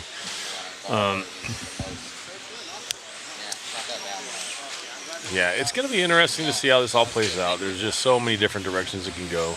Obviously, like we just talked about, odds are in favor of Tater. It's going to take one of the other two to TQ to beat that. It could come to a tie. I mean, they could come with up another two. Who knows? Who knows? But my bet is, I don't know, what do you guys think? Where do you think the TQ is going to come from in the round 5 in the morning? Do you think it's going to come from race number 14, or do you think it's going to come from the later heats like it did in four-wheel drive?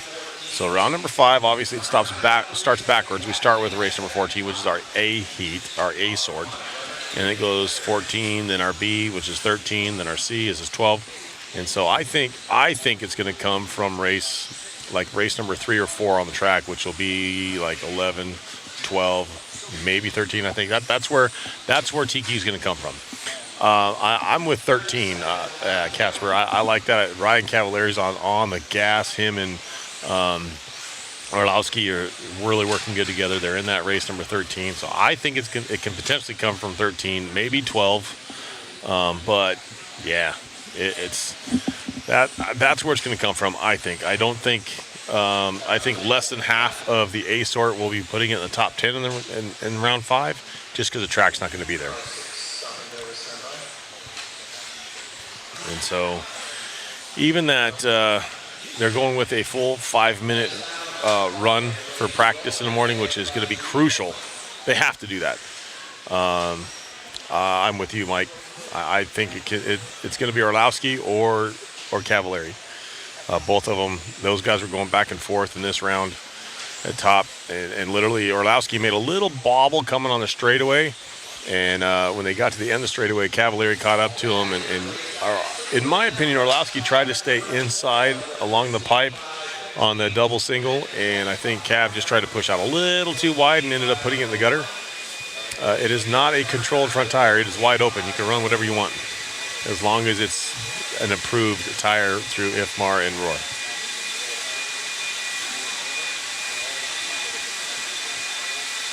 You're right, Beastie. Neumann and Evans are in 12, and they're perfectly capable. There's several guys all the way down to 11 that are perfectly capable, I think.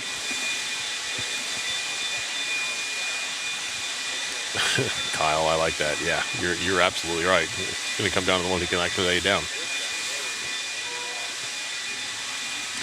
It is a open front tire. Yes, it's an open front tire. All these guys are opting to run the same compound as the rear tires in AKA.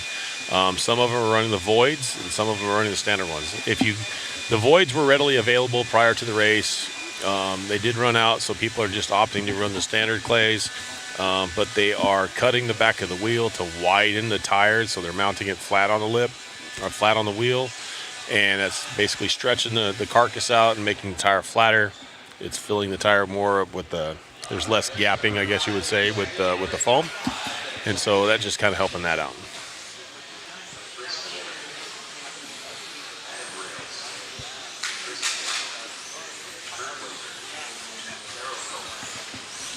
Let's see.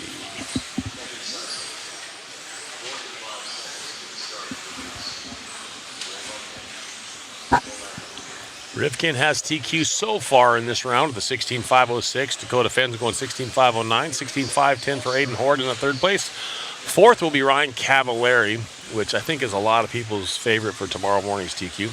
Arlowski's going to be fifth with a 16.510. Bruno, 16.511. Jorn Neumann at a 16.511. Ongaro with a 16.511. Ty Tessman posting a 9. That's one of his better runs today at a 16.513. And Chase the Mew going 16.513. Cole Tollard then just outside your top 10 in 11th, running a 16.514. 16.514 also for Ryan Mayfield in 12th spot. 13th will be Marcus Carup. Young man, 15 years old, actually posted some really fast times. He's just outside looking in. Dustin Evans running 14th last time with the 16.516. Schimmel with the 16.516. Gillespie with the 16.517. Austin Horn with the 16.517. So, man, these guys are so close on time. It's so hard to pick a winner. So let's see what we got going on this one. We got Weird, Salvaggi, Kurt Winger, the coach, Monday, Rays, Sensei, or Season, I'm sorry. Culver, Cribben, Van Air, Hackle. Got some guys that can really do some damage in this one, post some faster times, move up the board a little bit. Right now we're looking at a 15.509. Van Air to the point. Opening lap, 20.6. Looking pretty good. That's a graphic on there. That's a pretty cool looking white, orange, and blue car. Van Air, though, out front. Oh, long lap for him. Let's see what it's going to be. Still not crossing the line. There he is. Where'd he drop down to? Chris Van Air with a 22.4, dropping all the way down to the 7th spot. Oh, end of the straightaway, starting to bite people. So the end of the straightaway is actually becoming one of those trickiest spots because you're coming off the straightaway with so much speed. There is a ton of traction, and then it's also a little bit bumpy, so it's going to be crazy. Is Cav and Mayfield currently in the 8? Cavallari looks like he might be locked in. Mayfield's kind of on the bubble. He's close. Don't count him out. That guy knows how to wheel, so he might figure something out by tomorrow morning. So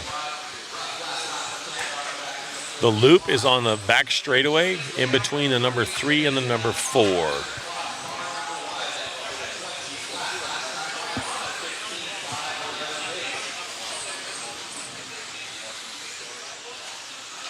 Let's see. Yep, on the back straight. Are the Voids going to be the new go-to tire? I don't know. They seem to be working well for this layout. When these guys are not allowed to sauce, so right now they look like they're pretty good. But they're running AKAs front and rear. For the AKA tire, it looks like that's going to be their front tire to go to. So it might be for AKA. Going out front, 15.511 right now, 266. Fast lap for him is a 20.086. Average is 20.715. So his average is really nice, getting up there. The coach, Kurt, running second, 16.515. His fast is a 26.55. Average is a 21.1. Then you got Ray Monday running third. His fast lap is a 25.87. Average is a 21.169.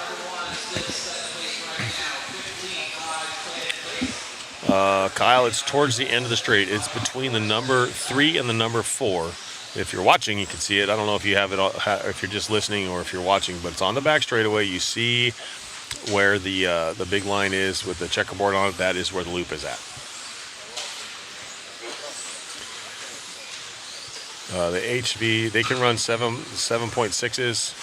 And yes, they check for voltage. They're not allowed to be over 840. With some of these guys are charging because there's so much traction. You don't need all the burp on the car, so they're charging. They'll go 836, 834. They don't need to charge it all the way up. So they don't completely peak those batteries. I am not sure if anybody checked the dirt, see how warm it gets. So I'm sure it changes. It's got a mood swing just like every other track does. It stays temperature-wise. It stays pretty consistent here. The track is temperamental though. I mean, if you don't have somebody on it for 10, 15 minutes, it goes away. Not grossly, but from like tonight till tomorrow morning, it will be a completely different track first thing in the morning. So that's why they're letting them do a full 5-minute run in that first round of practice. And then they're going to that 5th round of qualifying. We are following Johan. His car looks pretty good. He's on a 15.510. Not too bad. Looks pretty planted. Looks like he's playing it kind of safe. Still hitting the big jumps, but at the end of the straightaway, which is a big thing right now, you go in there too hard and get the car upset, you're going to go for a ride into the gutter over there. Yeah, biggest issue here is the AC does suck the moisture out of the track. But I'm looking, it almost looks blue grooved. There's so much rubber on the track right now. I like it. To me, I like not running the sauce. These guys they got plenty of traction. It just takes a little bit to get there. So Yolan going to go 15 at a 5:10 with the win in this one. Ray Monday is going to finish second at a 5:15. 15 on a 5:15, 15.518 for Coach. Carroll's going to go 15 at a 5:18, and that is a race for this one, guys. Yolan is going to take the win.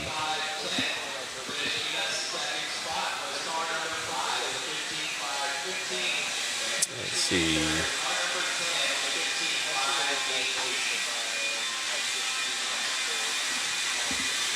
Moving on.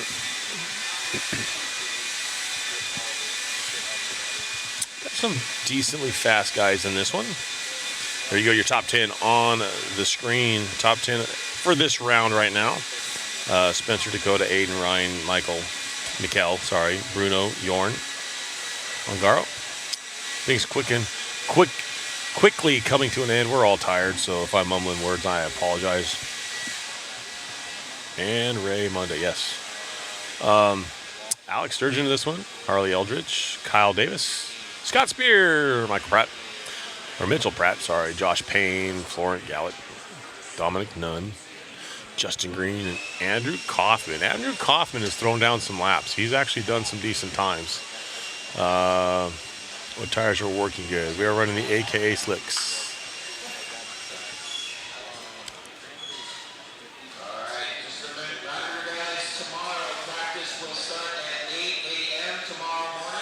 Boy.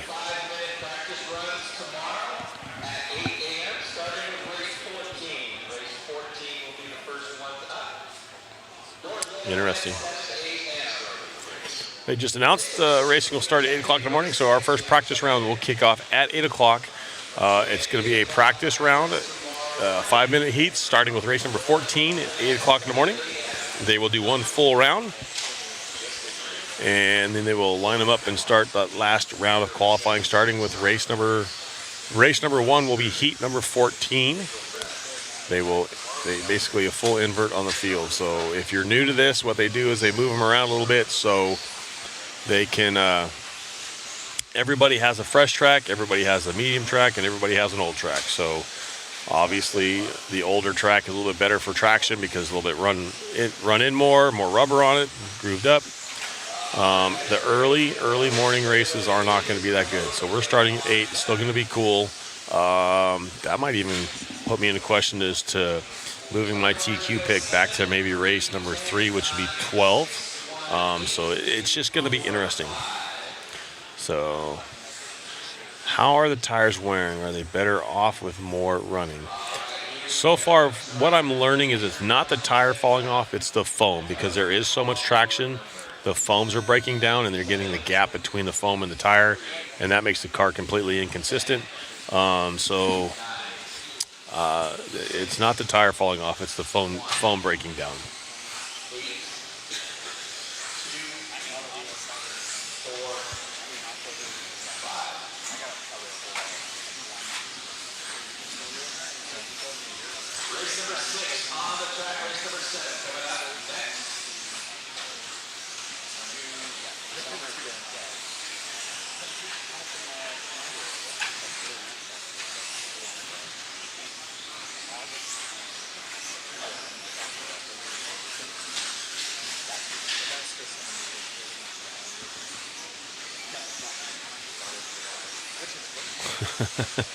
Smoker and his clapped out tires would disagree.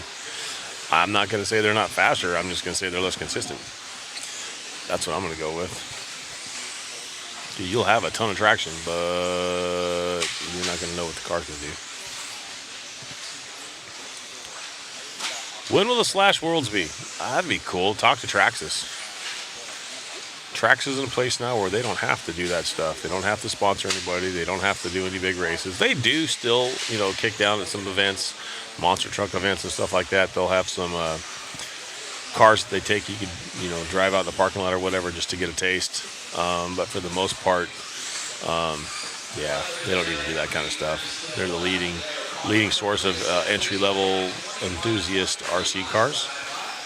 They got a lot of they got a great line out there of entry-level cars, so can't mock them. I have a Slash. I let my daughter drive it. She beats the snot out of that thing.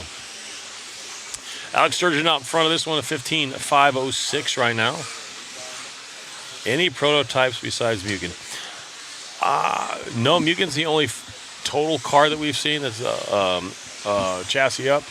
I know TLR is working on something. They won't let us even look at the car or see the car. So I'm going to say, this is my opinion, something with the rear end of the car has been changed.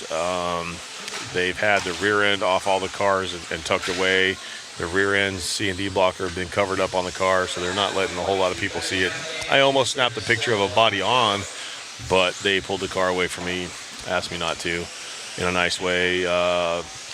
X-Ray has a bunch of parts on their cars. They asked us not to elaborate. Same thing with Schumacher. So these companies do have new stuff coming out. They don't want us to, elaborate and say anything. So, I mean, obviously we know, we just don't know what. So. 3 minutes later, 2 minutes left to go. Car 3, second place right now, 20.9 last time. Yep, Alex Sturgeon up front, 15.507 right now, 20.954 for his fast lap. 19.9 is his fast lap. He's averaging a 20.508. 140 to go. Once again, Spencer Rivkin out front, setting the TQ so far in this round of 16.506. Let me see. Could not. I tried. They won't let, I mean, literally, they took the car and it's stuck it underneath. The first time I seen it, Dakota Finn had it on his bench. I was trying to get a picture. I was just walking around taking pictures, body on, wasn't even thinking about it. I looked away for a second. The car was under the counter, which is fine. If they don't want us to say, or see anything, that's fine. The second time I seen those cars, all of your top three, Tater, Dakota, all those guys at the end of the table, they had the whole rear end off their cars, all three of them. And they had the chassis halfway covered up. The rear end was covered up, but the rear end, basically C&D block, shock tower, all that rear end was off the car. Leads me to believe that maybe they are working on somewhat of a quick change diff. That's the biggest thing the consumer wants with TLR, because it's so hard to change that, like the Associated. So, I mean, it takes us 6 screws and we have that the diff cover off, shock tower off, and we can change a diff heights or whatever. So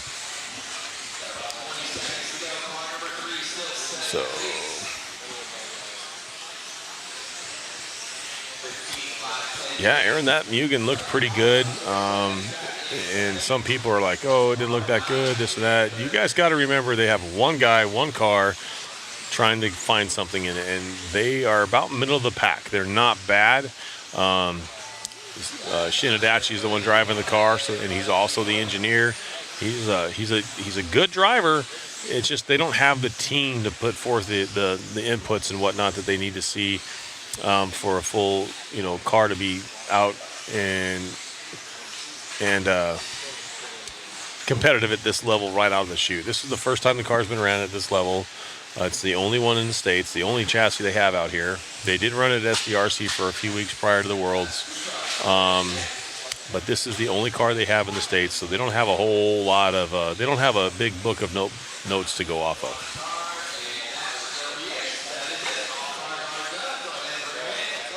Well, I'm not saying it's hard there, JC. We all know it's not hard, it's just more screws. It's when you have more screws, though, it is time consuming. So, like at my home track, sometimes we don't have the big heats and you want to just try a diff height change or something like that in between races, just to try something different. I mean, it would take me 5 minutes compared to an Associated, or compared to the TLR, it's going to take you 10 to 15. So, I mean, it's not hard, it's just time consuming. Once again, there's your top 10 in the round.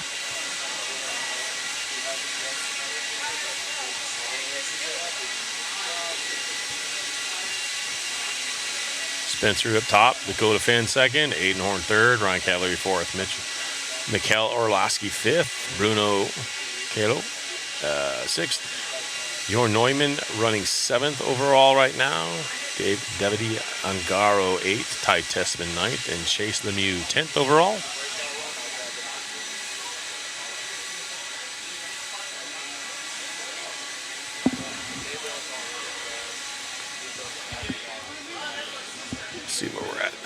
bike. Here we go.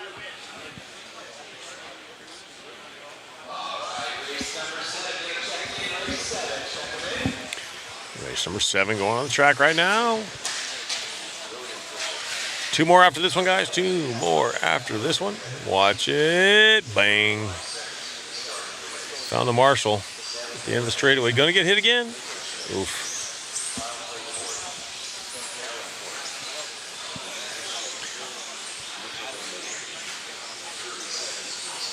X-Ray, Mugen in this one. Yeah, Shinadachi in this one. So if you're a Mugen fan, check it out. Turn it on. We're on this one. Gregor Graves. The Mugen looks like they took everything wrong from the 5.0 and fixed it. I don't know. Got to hold the car and whatnot. A lot of people. It looks like the TLR, kinda, but no. I mean, if you're gonna say it looks like this car, or that car, they all kind of look the same nowadays. You know, the Associates, the only ones that look really different because they have the shocks behind the shock tower. Other than that, they all look similar, especially with the body on.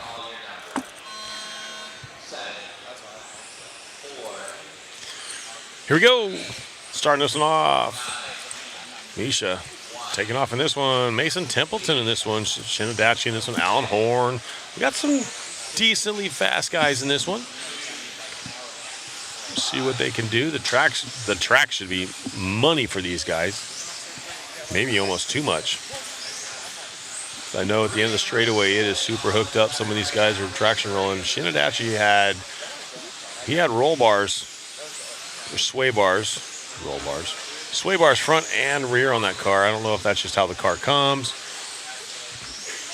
But let's see what he got for his opening lap.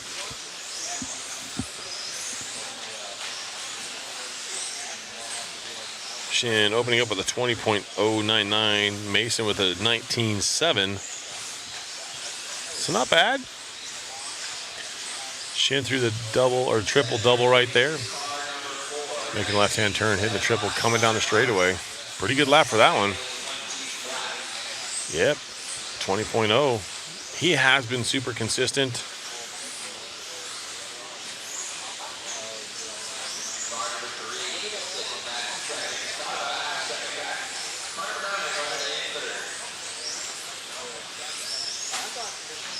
Checkers pass. Yeah, you know, some of these guys, I know a lot of the Euro guys don't like American tracks. The jumps are different. There's a lot of different things about them, you know, character-wise, and they're just they don't care for our American tracks. Let's see what Shin did this time. A 19.8 for Shinadachi. That's one of his fastest laps of the weekend. He's right at a 15.5 flat. So right now, Shin is on one of his better runs of the week with the two-wheel drive. The car looks really good. I'm standing right here. I'm watching it. And so, let's see who we follow. We're following Mason Templeton right now. He's coming onto this front section, the single table off. So you guys are watching him. I'm watching Shin.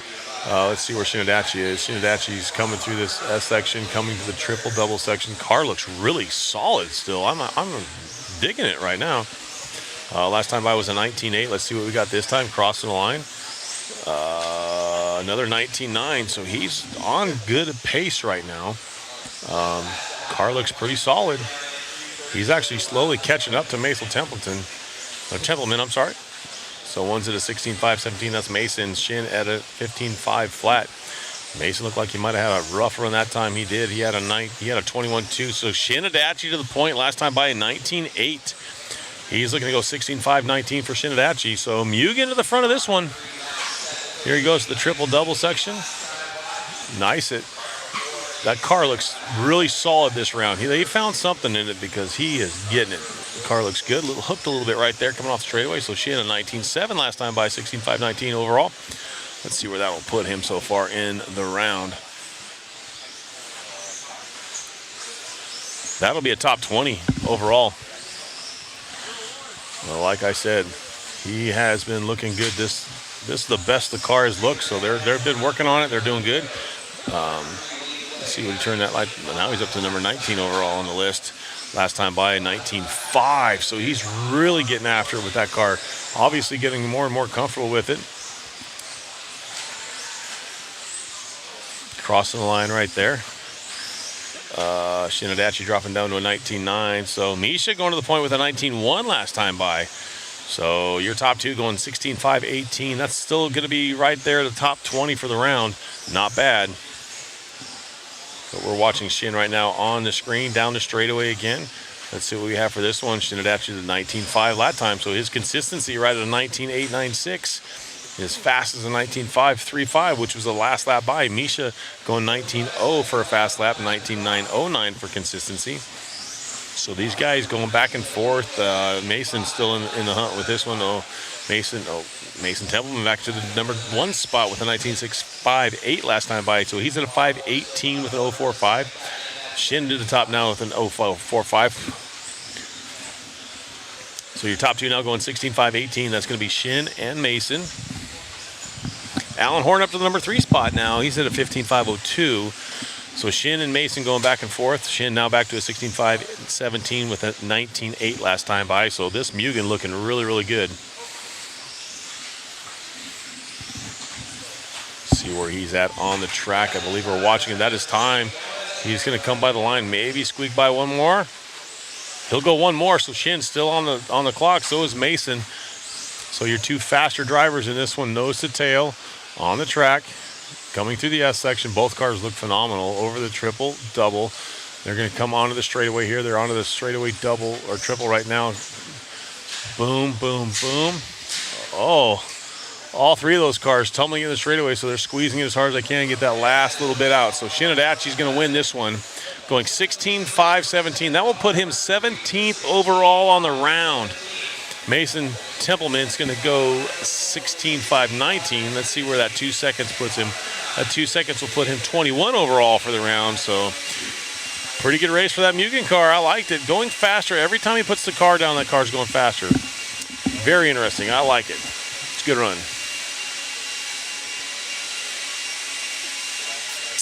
Yeah, Lenny, I know when we got to look at the car and take pictures of it and got to handle it, they had sway bars front and rear.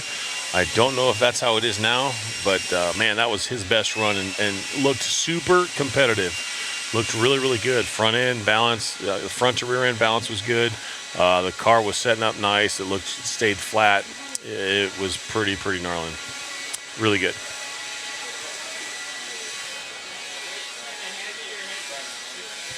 Yeah, Checkers Pass. That car looked amazing. It looked like it's set up nice and smooth. It rotated nicely. It wasn't rotating on the rear or the front end. It was staying pretty neutral. Stayed flat.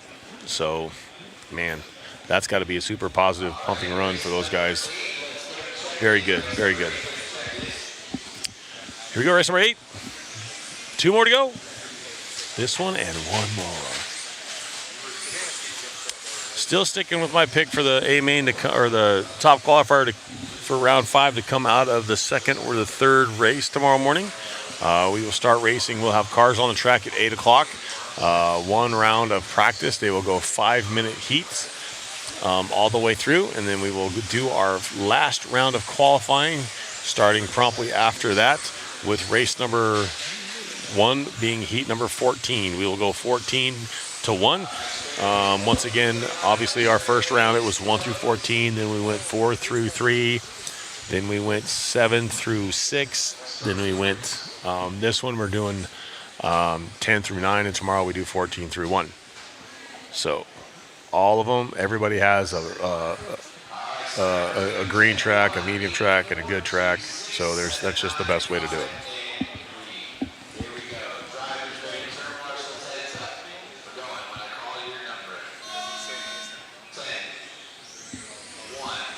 Got quite a few people out there watching right now. Let's see what we got. Killick, Hall, Charlie, Joseph Levin. So Jovi out there. Ari Waka. So let's see what Killick does. 15.501. There are a few Yokomos and a few Kyoshos, not as many as we'd like, but I mean they're here, they're representing, and they're not doing too bad.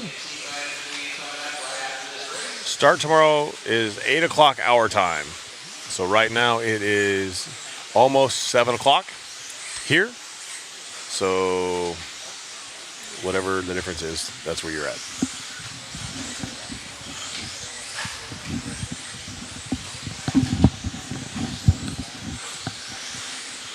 This is race 8 of 14. This time we started on 10, so we will end on 9. Jamie Hall up top of this one, 16.5.15. Look at that. So far, that's 14th overall on the round. Owen Vanderbeek, our young man, he's the youngest one racing in this race today, or this week. He is 13 years old. And such a cool, calm, collected kid. I think we talked about the story a few times. He showed up, went to get his bags, and the airline lost his luggage. So there you go. You got Hall looking at this car right there. It's Associated. Looks pretty good. That's his 4-wheel, but same paint scheme. Yeah, the poor kid. Typically, you see a 13, something like that happen to a 13-year-old, and they're breaking down, they're moping around, and he's just like, nah, is what it is. I'll get it when I get it. So he was a little bit behind the 8 ball in the 4-wheel drive class because he didn't have wheels or anything to do on pre-race day for the 4-wheel drives. He pretty much had to sit there and wait for them to call and say, hey, we got your stuff. So he was a day behind on everything. Finally got it going, and pretty decent Worlds event for him. He's doing pretty good. Right now he's sitting in the lead right now with a 16.5.15. That's going to be good enough for a 14 overall right now. So not bad. For a 13-year-old, heck yeah, I'll take that.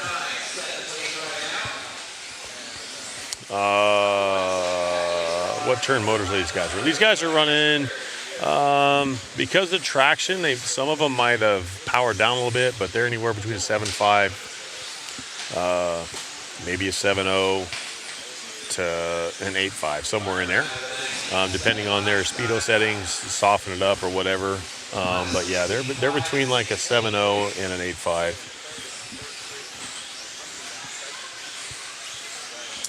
Owen's still out front, 16.5.16, looking to be a top 16 right now.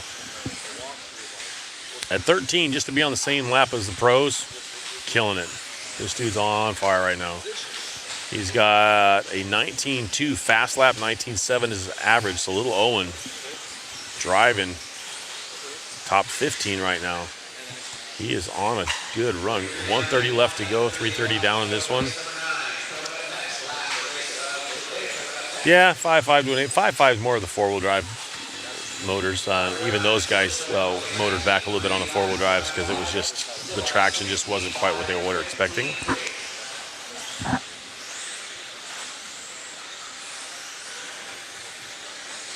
Lenny crazy to see Killicker Hall in these lower mains.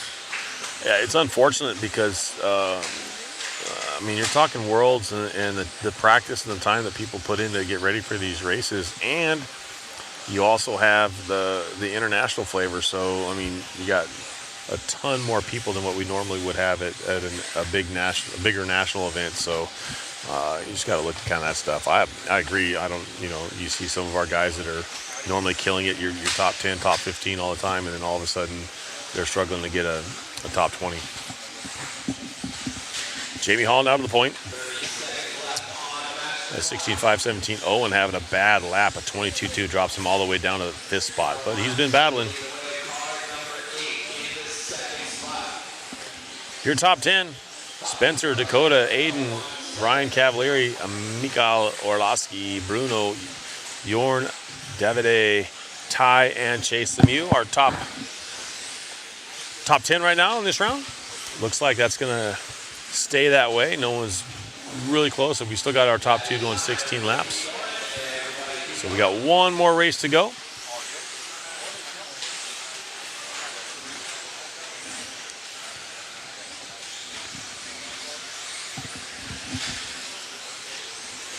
Jamie Hall looks like, am I going to take the win of this one? Maybe it's going to be between Jamie and Charlie. They're right there together, 16.5.19s. 19.0 to a 19.4. So Jamie Hall going 19.088. Charlie going to squeak that one. The last lap for Jamie Hall going 22.4 is going to hurt him. He's going to end up with a 16.521, and Charlie's going to take the win at a 16.519.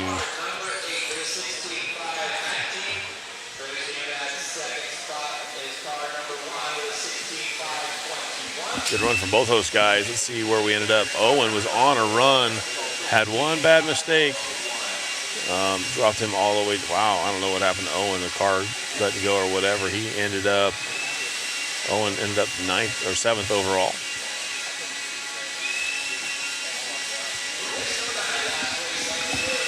Last one of the day right here, guys. It looks like I'm getting some love up in here.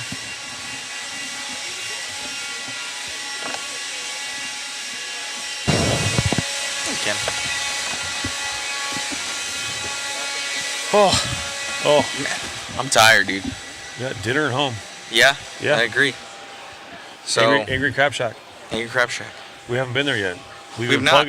plugging them all week long. And we get 10% off. And Yeah, special there you thanks go. to all of our sponsors, guys. Absolutely. Stick at One.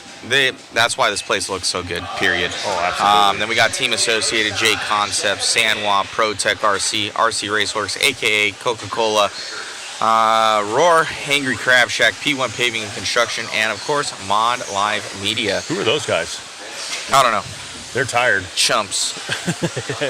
Those guys are wicked busting their tired. butts to bring you the best coverage.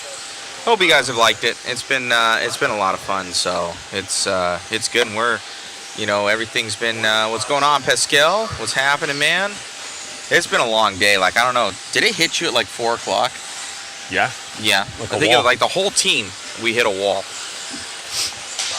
So we're about to get this one going. We'll switch back over to the racing, and then we'll kind of talk about some other stuff here for you guys. We got some wicked cool stuff. Some swag. Some swaggage.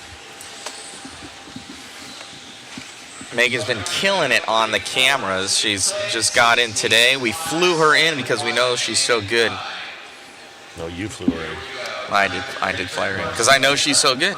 Yeah. All right, about getting this one started. Obviously, it's not an official TQ, but I think we pretty After much this can one, it say might that that Spencer. It was Spencer, right? No. Yeah, Spencer Rifkin. Yeah, 16.505. Yeah, it was Spencer. Yeah, And so I don't know if you've been looking. 16.506.6. I don't know if you've been looking at the points, but I think it's going to take Rifkin, Fenn, or Tater half the TQ. Okay. Right now it favors Tater because he's got 2 TQs and a fort. Okay. So he's got 4 points in there. The other two, Dakota has a 0 and a 2, and Rifkin has a 0 and a 2. Now, and I should know this a little bit better than I do, and you may know, so you can school me, or the online can sure the say chat. what's up. The chat is what's going on with how tiebreakers would work. Does it go to your next point, or does it take your combined time? I'm not sure how IFMAR Or it could be where they have their best finishes, and then it goes off of like, okay, your first finish, then it goes to your second best finish. I wonder if it goes off your best, fastest time. It could go best, fastest time too. I don't know. There's a difference. I mean, we might be I able to talk to Clayton and find out. honestly do not know. We'll have to, because between IFMAR and Roar, it's always different, and then they've got all sorts of 4 or 5 qualifiers. That's unseen normally. I mean, they could go to your height or your lowest score. Everybody's saying, well, somebody says combined time, one says fastest time. So both people are contradictory. What's going on, Assat? What's going on, Sydney? Yeah, I mean, it's Thank you, Robert. What's going on, Beast? It could go off of your lowest throwout, your best throwout. You never know. I don't know. We have to get the rule book out.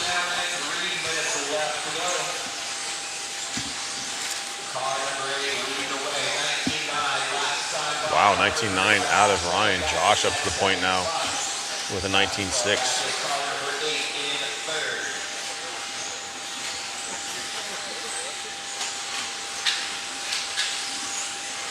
That is a cool piece.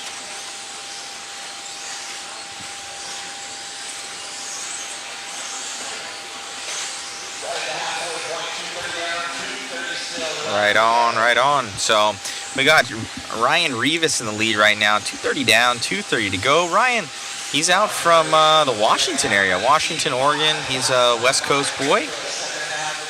Northwest, I should say. So and we got Dougie. Well, he in was that running TLR. Dougie was running in number 3 spot. Now he dropped down to or 2. Now he's dropping way down. Josh Holdsworth, he's going to be in that P2, and now Blake Champlin in the Schumacher, going to be in that P3 right now. Revis on screen with us as he's traveling around in that TLR 5.0 Elite Yellow Rim Gang. Yes, yellow wheels for the win.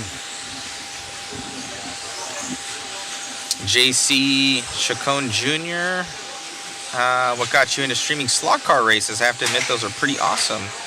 Thank you. I couldn't imagine trying to shoot those. We'll go through that. You just put a fisheye on, or you just put a camera on it. They're so fast. They do like 132 feet in 1.5 seconds. That's slow. It's unreal, dude. These wing cars that they have. Oh my God. Ridiculous. Fastest things you'll ever see. I don't even know how they track it. They just look at the clock. Yeah, I don't even know how they track it when you're racing them. It's gnarly. So 110 to go here. Ryan Revis still in that lead, still on camera. Our camera crew doing absolutely amazing. We got Chris on cam 1 right now. Our secondary cam, all the crew right now is hungry, tired, and everything in between. So we are going to definitely be getting something to eat tonight and getting some good rest for main events tomorrow. And then we also have, obviously, the banquet tomorrow as well. Right now we got 40 seconds left to go in the day. Hey, Zach, or can you have David or yourself go and grab the Raceworks guys, or at least tell them to come up decently after when they're done with racing so we can get with them? They're right over there against the wall. I want to talk to them, one of our sponsors. In the hat box. Kyle Turner, ooh, with the X-Ray coming up into that P2. Yeah. Right on, he's on a 15.502. None of these guys cracking that top set there. So yeah, so Ryan Revis up to 20th so far, so that's good. That is time right now, though. Let's see what he does for this last lap. 19.5 last time by for him. His average is 19.9. So 19.4 was his fast, 19.5, so 19.6 that time by. That's a pretty good lap right there. So 19, he's on his last lap right now. So he's on a 16.5.18. Everything's pretty close. He's got about a half a second to play with to stay in the top 20. Kyle Turner's going to go 15.5.02. Yeah, they call him Hot Pocket. Hot Pocket. I know the story behind that, too. Oh, no, let's see what happened. There it is. Hot Pocket. Yep, so Ryan Revis is going to stay top 20. That's really good. Not bad. So for that, I could be really, really wrong here, but from what I remember, he got his Hot Pocket name from he was like cooking a Hot Pocket inside, and this is all he ate, inside of a microwave, and he caught the microwave on fire at the RC track. Whoops. So he's got the name Hot Pocket from there on. Wow. So that's Ryan Revis. The chat can tell me if I'm right or wrong. We got Steve RC. The quality of your broadcast keeps improving. We're trying. It was never really bad. All stuff you added this year is amazing. Thank you. That is a huge thanks to obviously RC Garage and RC GT. They've been helping us out a lot. We've been working alongside them. He accidentally overcooked. Oh, he put it in foil. Oh, yeah, that would do it. Yeah, that'll do it. That'll end the career. You're right about Hot Pockets. Okay, yeah, people are. That would definitely end the career of a microwave. Yeah, it was pretty funny. Yeah, I wasn't there for it, but I heard the story, and I'm like, what? There are two kinds of racers: those that run yellow wheels and the rest. Absolutely, I agree, 100%. Why are we on Heat 9? So what they do, guys, is they end up doing it at different times for the track conditions. So at the beginning of qualifying, they'll go 1 to 14. Then they'll go 4 to 3. 3, basically, yeah. And then they'll go from 7 to 6. And then 10 to, you get the idea. 9. And they'll do that all the way through for the 5 qualifiers. So tomorrow each people they'll start get on 14. Kind of how it is throughout the day. And yeah, now we'll start on 14. That actually made a huge difference in the four-wheel drive portion for Aiden Horn. Kind of you would look at what happened to the first heat of all those guys, and when you're so close, all did they go? I think they might have left. They were talking about food, I should say. Oh, we'll catch them tomorrow. The RC Raceworks guys, shout out to them. We'll catch them tomorrow. It's okay.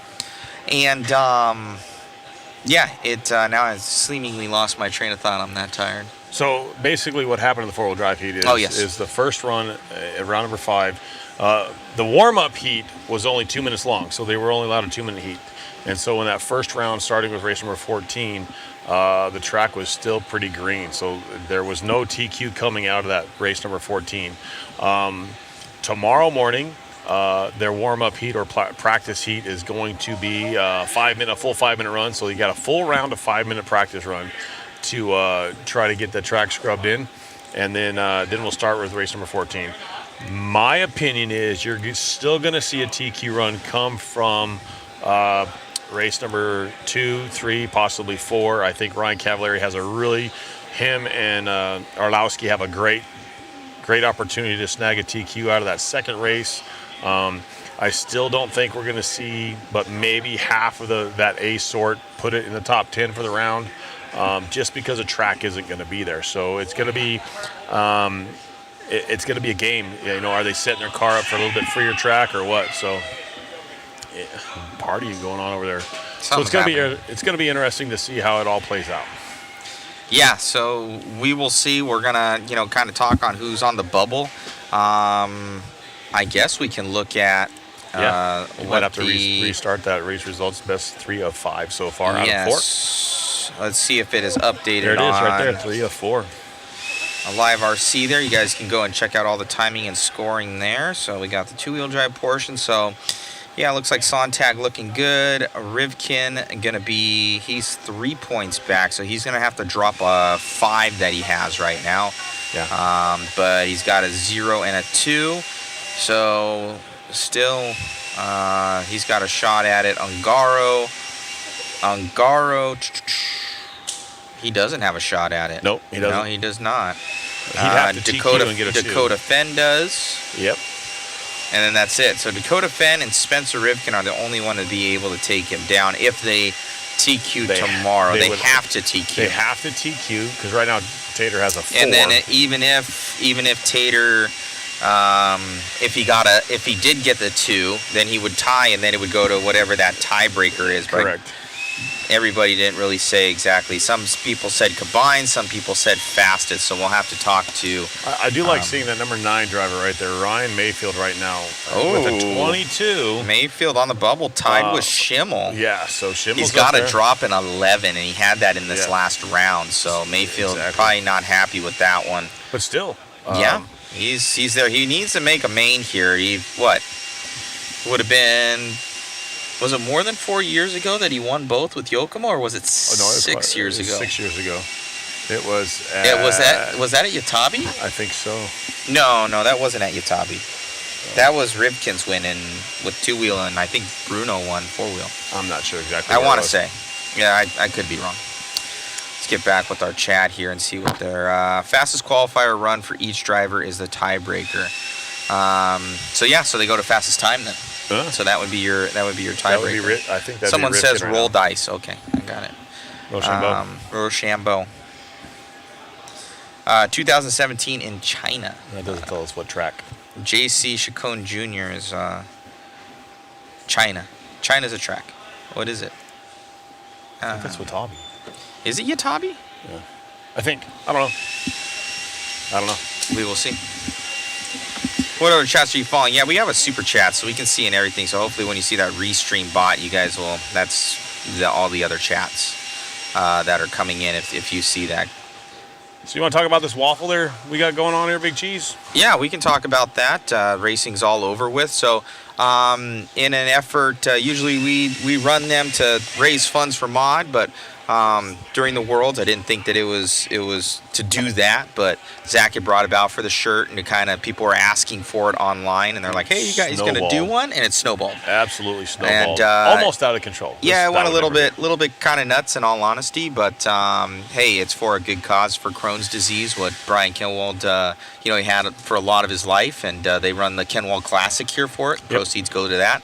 So the proceeds from this will also do the same thing. Kind of for BK, they have a full-on. We took some pictures of it, a little memorial for him, and a badge down there. So kind of gone but never forgotten. Yeah. We showed they still have a banner up here of him for his wins in '93 and '97 for the IFMAR World Championships, and then as well as they have the other World's winners here as of recent. But Kenwald this was his home. Yes, it was. Larry and these guys, and he was a huge impact on the industry. And when they kind of mentioned it, I said, hey, you know what? It's for a good cause. We know this is the IFMAR World Championships. We want to keep it pretty serious. But when people are asking for it, and guys kind of get jazzed about it, so I'm like, well, hey, why not? Yeah, absolutely. So it's a good way to help raise some funds and use this, for a good thing and a good positive thing. So we have a couple cool things, guys. On the docket, we do have if you go, I'm going to post the link right now for you, so you guys are able to see. It's $20 a ticket, and I think I counted like 14 or 15 prizes now. Like, we're going to have 15 winners. And then what you guys do is when we do that, all your information is captured on modspeedshop.com on the back end, and then we're going to contact you in order. It's going to take a little while to get to you, in all honesty, and then we'll be shipping stuff after that from either of those sponsors, what have you. So we do have some pretty cool things. Like, we do have the shirt. It's back home, but it's signed from all three winners of the four-wheel drive portion right after they won, and we have a video of them signing it. Jason Warona brought over yesterday Ryan Mayfield's bodies. This is his personal one. It's got a crease in the top here that he was running here at the Worlds, as well as his Ryan Mayfield sticker on there, custom made by Stick It One. And this body here was a prototype. That's a prototype one. Yep. That they're testing, and that's never been released. So that's signed by Mayfield. He took the JC sticker one off JC there stickers and off. signed it on the side there. Yep, and all those things are posted. You can look on the link there. So those were kind of the main ones, and then also we had Hobby Wing. They saw our coverage and they said, hey, we would love to donate a 6.0 signed one from Ungaro. So you can see the signature on the motor and on the box. So it's pretty cool memorabilia. It says 2023 World Champion. It's not his motor that he used in it, but it is signed by Ungaro. He runs for Hobby Wing. It is a 6.0, which is what he ran in that race. I think he ran a little bit less. I think it was like an 8.0 they or said 7.0. that's what he ran. Oh, really? Yeah. So this is what he ran. Yeah, they said that's what they sold. That's what they told us. But that's a cool piece of memory right there. Pretty sweet right there, guys. Cool paperweight. We also have, other than that, the bodies, the Ungaro. We had a couple others join us. We put them in there, and I'll try and show it to you later. But if you go to that link, you can see it. Let me see here. Yeah, so if you just go to that link, it's on there, guys. Phantom RC, they popped in. They're going to be donating a motor of choice. We got Donathan RC. They have charge leads. drcproshop.com. They're donating a $100 gift cert for basically any of their product, and you'll be able to get a lot on Donathan. $100 Lead Finger Racing. I do believe they do bodies. Yeah.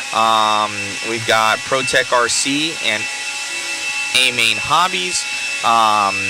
They're huge supporter of the live stream and getting us here. And Troy came on over. He showed off those products, and we're going to do a bundle pack for them: a 6500 battery, a backpack, and a tool combo. It's all going to go to one guy. And that's pretty cool stuff. That's obviously ProTech stuff. You know, it's all ProTech RC, amainhobbies.com. Pretty cool. Clinic RC hit us up, and Tony Newland over there, he said, hey, he goes, BK was a huge fan of vintage stuff. So he has custom vintage shirts and hats. So if you guys go and check it out on Clinic RC, he's got apparel that's geared towards vintage. So he's got like 4 different style shirts or something like that, and a hat, and you're able to choose from that, and that's going to be a combo. We got On Point RC bag. We have to definitely figure out about that one. We added that. We had a graphics company. Also, we have to make sure that those are appropriate. So we'll see what's up. And then also we're gonna add in some mod stuff. We're gonna add in a mod jacket. They're super comfortable, so that's of choice. A mod hat shirt combo. So if you want, one of our limited edition hats, we'll put that on there, as well as a shirt from either the mod shirt or the mod live media shirt that we just came out with. And we're gonna have mod pit power. You can put like all your MIP tools in, or any tools for that matter, in there. And all these will ship to you guys free of charge. There's no shipping cost. Nice. It's all like, there isn't this thing where you have to pay for shipping. We'll take care of you. So anybody around the world, shipping will be covered. We're doing this, obviously for, the foundation and Crohn's disease, and help fight that, for BK. And, we're not going to make, any money or proceeds from that. So yeah, at the end of the day, guys, hopefully you guys have liked the stream. Hopefully it's been going good for you. Let me see. So we've got, we do ship worldwide. Let me see here. If you guys have any questions or concerns, let us know. There was a question for me. I'll have to just hit me up on my Facebook or on my Instagram, either one of those. Just look up Wayne Ashmore. I'll answer any questions you guys have. I know kind of past it in the scroll, so it's all good. Hit me up on Facebook. I didn't hear anything about that. Why is Cole Taller DQ'd? I don't know. Let's ask Zach. Maybe he can wander around.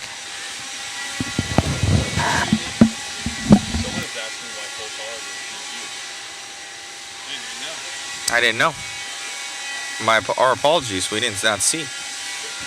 I'll go figure it out. Try and go figure it out. Zach is on the way. He's good coverage. Thank you, Matt Owen. The broadcast is awesome. Thanks, man. Cliff Let in the chat. There was a Cliff L. Cliff L. We thought it was Cliff Let too, but it was a Cliff L. I don't know if he's not now, but I'm just saying. Still holding hope for AE drops a P74.2 to celebrate the win for the waffle. That'd be cool. It would be sweet. We'll have to talk to those guys. Best, most durable 110 scale wings, hands down. Clinic RC stuff is cool. A-Main taking care of, guys. Customer service. Where do you buy tickets at? Where do you buy tickets at? I will post it here. Post that link there. Thank you, Sam. Y'all deserve some naps. I know, Checkered. Trust me. It's going to be a long day. Yes, we know. We don't know what happened to Cole. We sent one of our top-rated investigators to find out what's going on. How do mod sweatshirt sizes run? Big or small? Honestly, because you'll see the gray ones on there, I think we've almost switched to the black ones. When we switch to black, they run a little bit smaller. So I'd go one size over. Let's see what. Here comes Zach. Maybe he's got some info. This is awesome. Word on the street is Cole had his surgery, and unfortunately, he's had Frank marshalling for him the whole time, Frank Root. And Frank had obligations. I think someone pulled him aside to do something, and Frank didn't make it out there, and they DQ'd him. So, oh man. Came down to that. Oh, that's. Do you have to have that official marshal? You can't have anybody else? Has to be a manager or mechanic. Or mechanic. Oh. Wow. So, word on the street, guys, is Cole got DQ'd because Frank was supposed to be, I guess you can only have your team manager or your mechanic marshal for you. If you can't. And Frank, if you can't, And Cole Tollard, I don't know if you guys know the history on him. He had some gastric or something. He had some surgery lately. He had surgery. I don't know exactly what it is, but he's not able to marshal. Frank had to do something else or had other obligations. And because he wasn't marshaling, Cole Tollard was DQ'd. So wow. Unfortunately, I would think there would be some sort of exception made, or you can get somebody else. I mean, Roar Rules even says either you have to marshal or you are the one responsible for finding a marshal for you. I don't know what. I don't know if like you only have, if it can only be your mechanic or a team manager though. Like it has to be. It has to be a racer. I know for Roar it has to be a racer that substitutes for you to marshal, but it's up to you to make sure you find one and have them on the track. I don't know. That to me seems, lack of better words, awfully petty. Yeah. I mean, rules are rules. Rules are rules, but I think there'd be some gray area with as far as for physical reasons or Lenny. I wonder why Frank wasn't able to do it. Yeah. I don't know. Who knows? That stinks. It does. He had a good run too from Sean Kirkman. Wow. He did. I don't know. That sucks. That sucks. Yeah, for those guys, we got pretty much all hoodies. Rick Rodriguez, DF4XL, we sure do. So if you guys even want to grab apparel, you can grab it at that link and just post it up. So yeah, guys, I think my girlfriend's giving me the eyes to get off. She wants to eat. She's doing She's doing sign language. She is a keeper, Matt. She's a keeper. She I know. sees us. I know. So hangry. I know these things. All right, it looks like I got an angry set of 9 people that are standing over here and like birds with their mouths open. So like many Reese's and Hershey's and Dr. Peppers. Compliments of Coca-Cola. And Monsters, yes. Compliments of Coca-Cola. Sponsor. That is a sponsor. Check them out. They got some cool Coca-Cola machines here, actually.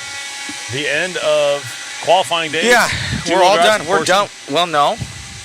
We got one more qualifier. It's the end of qualifying day. Yeah. The main qualifier day. Yes. So for tomorrow, what's on the docket? It looks like we're starting at 8. Starting at 8. Cars on the track. But starting at 8 for practice. The first round of practice. So we've talked to you about it. So before. I imagine at 9 o'clock is when we're popping off for whenever they're done with that first round of practice. Got it. Full 5-minute races though.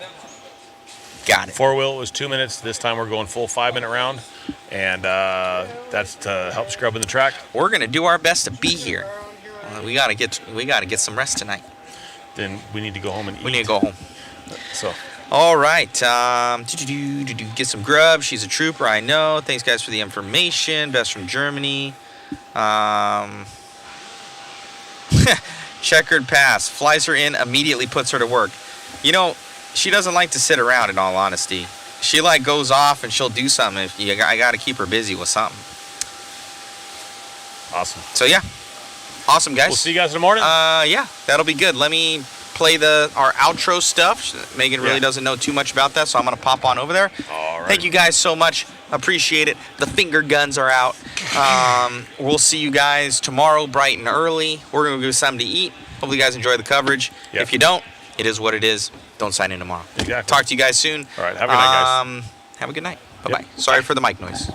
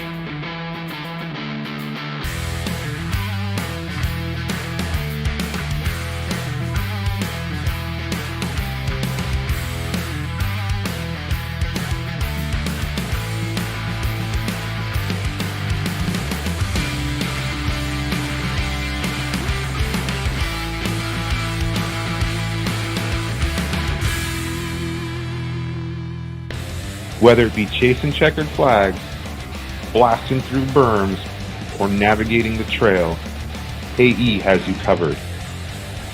Team Associated, Element RC, Reedy Power, and Factory Team, vehicles, parts, accessories, and information can all be found in one place. So blast, slide, soar, and crawl with us at AssociatedElectrics.com.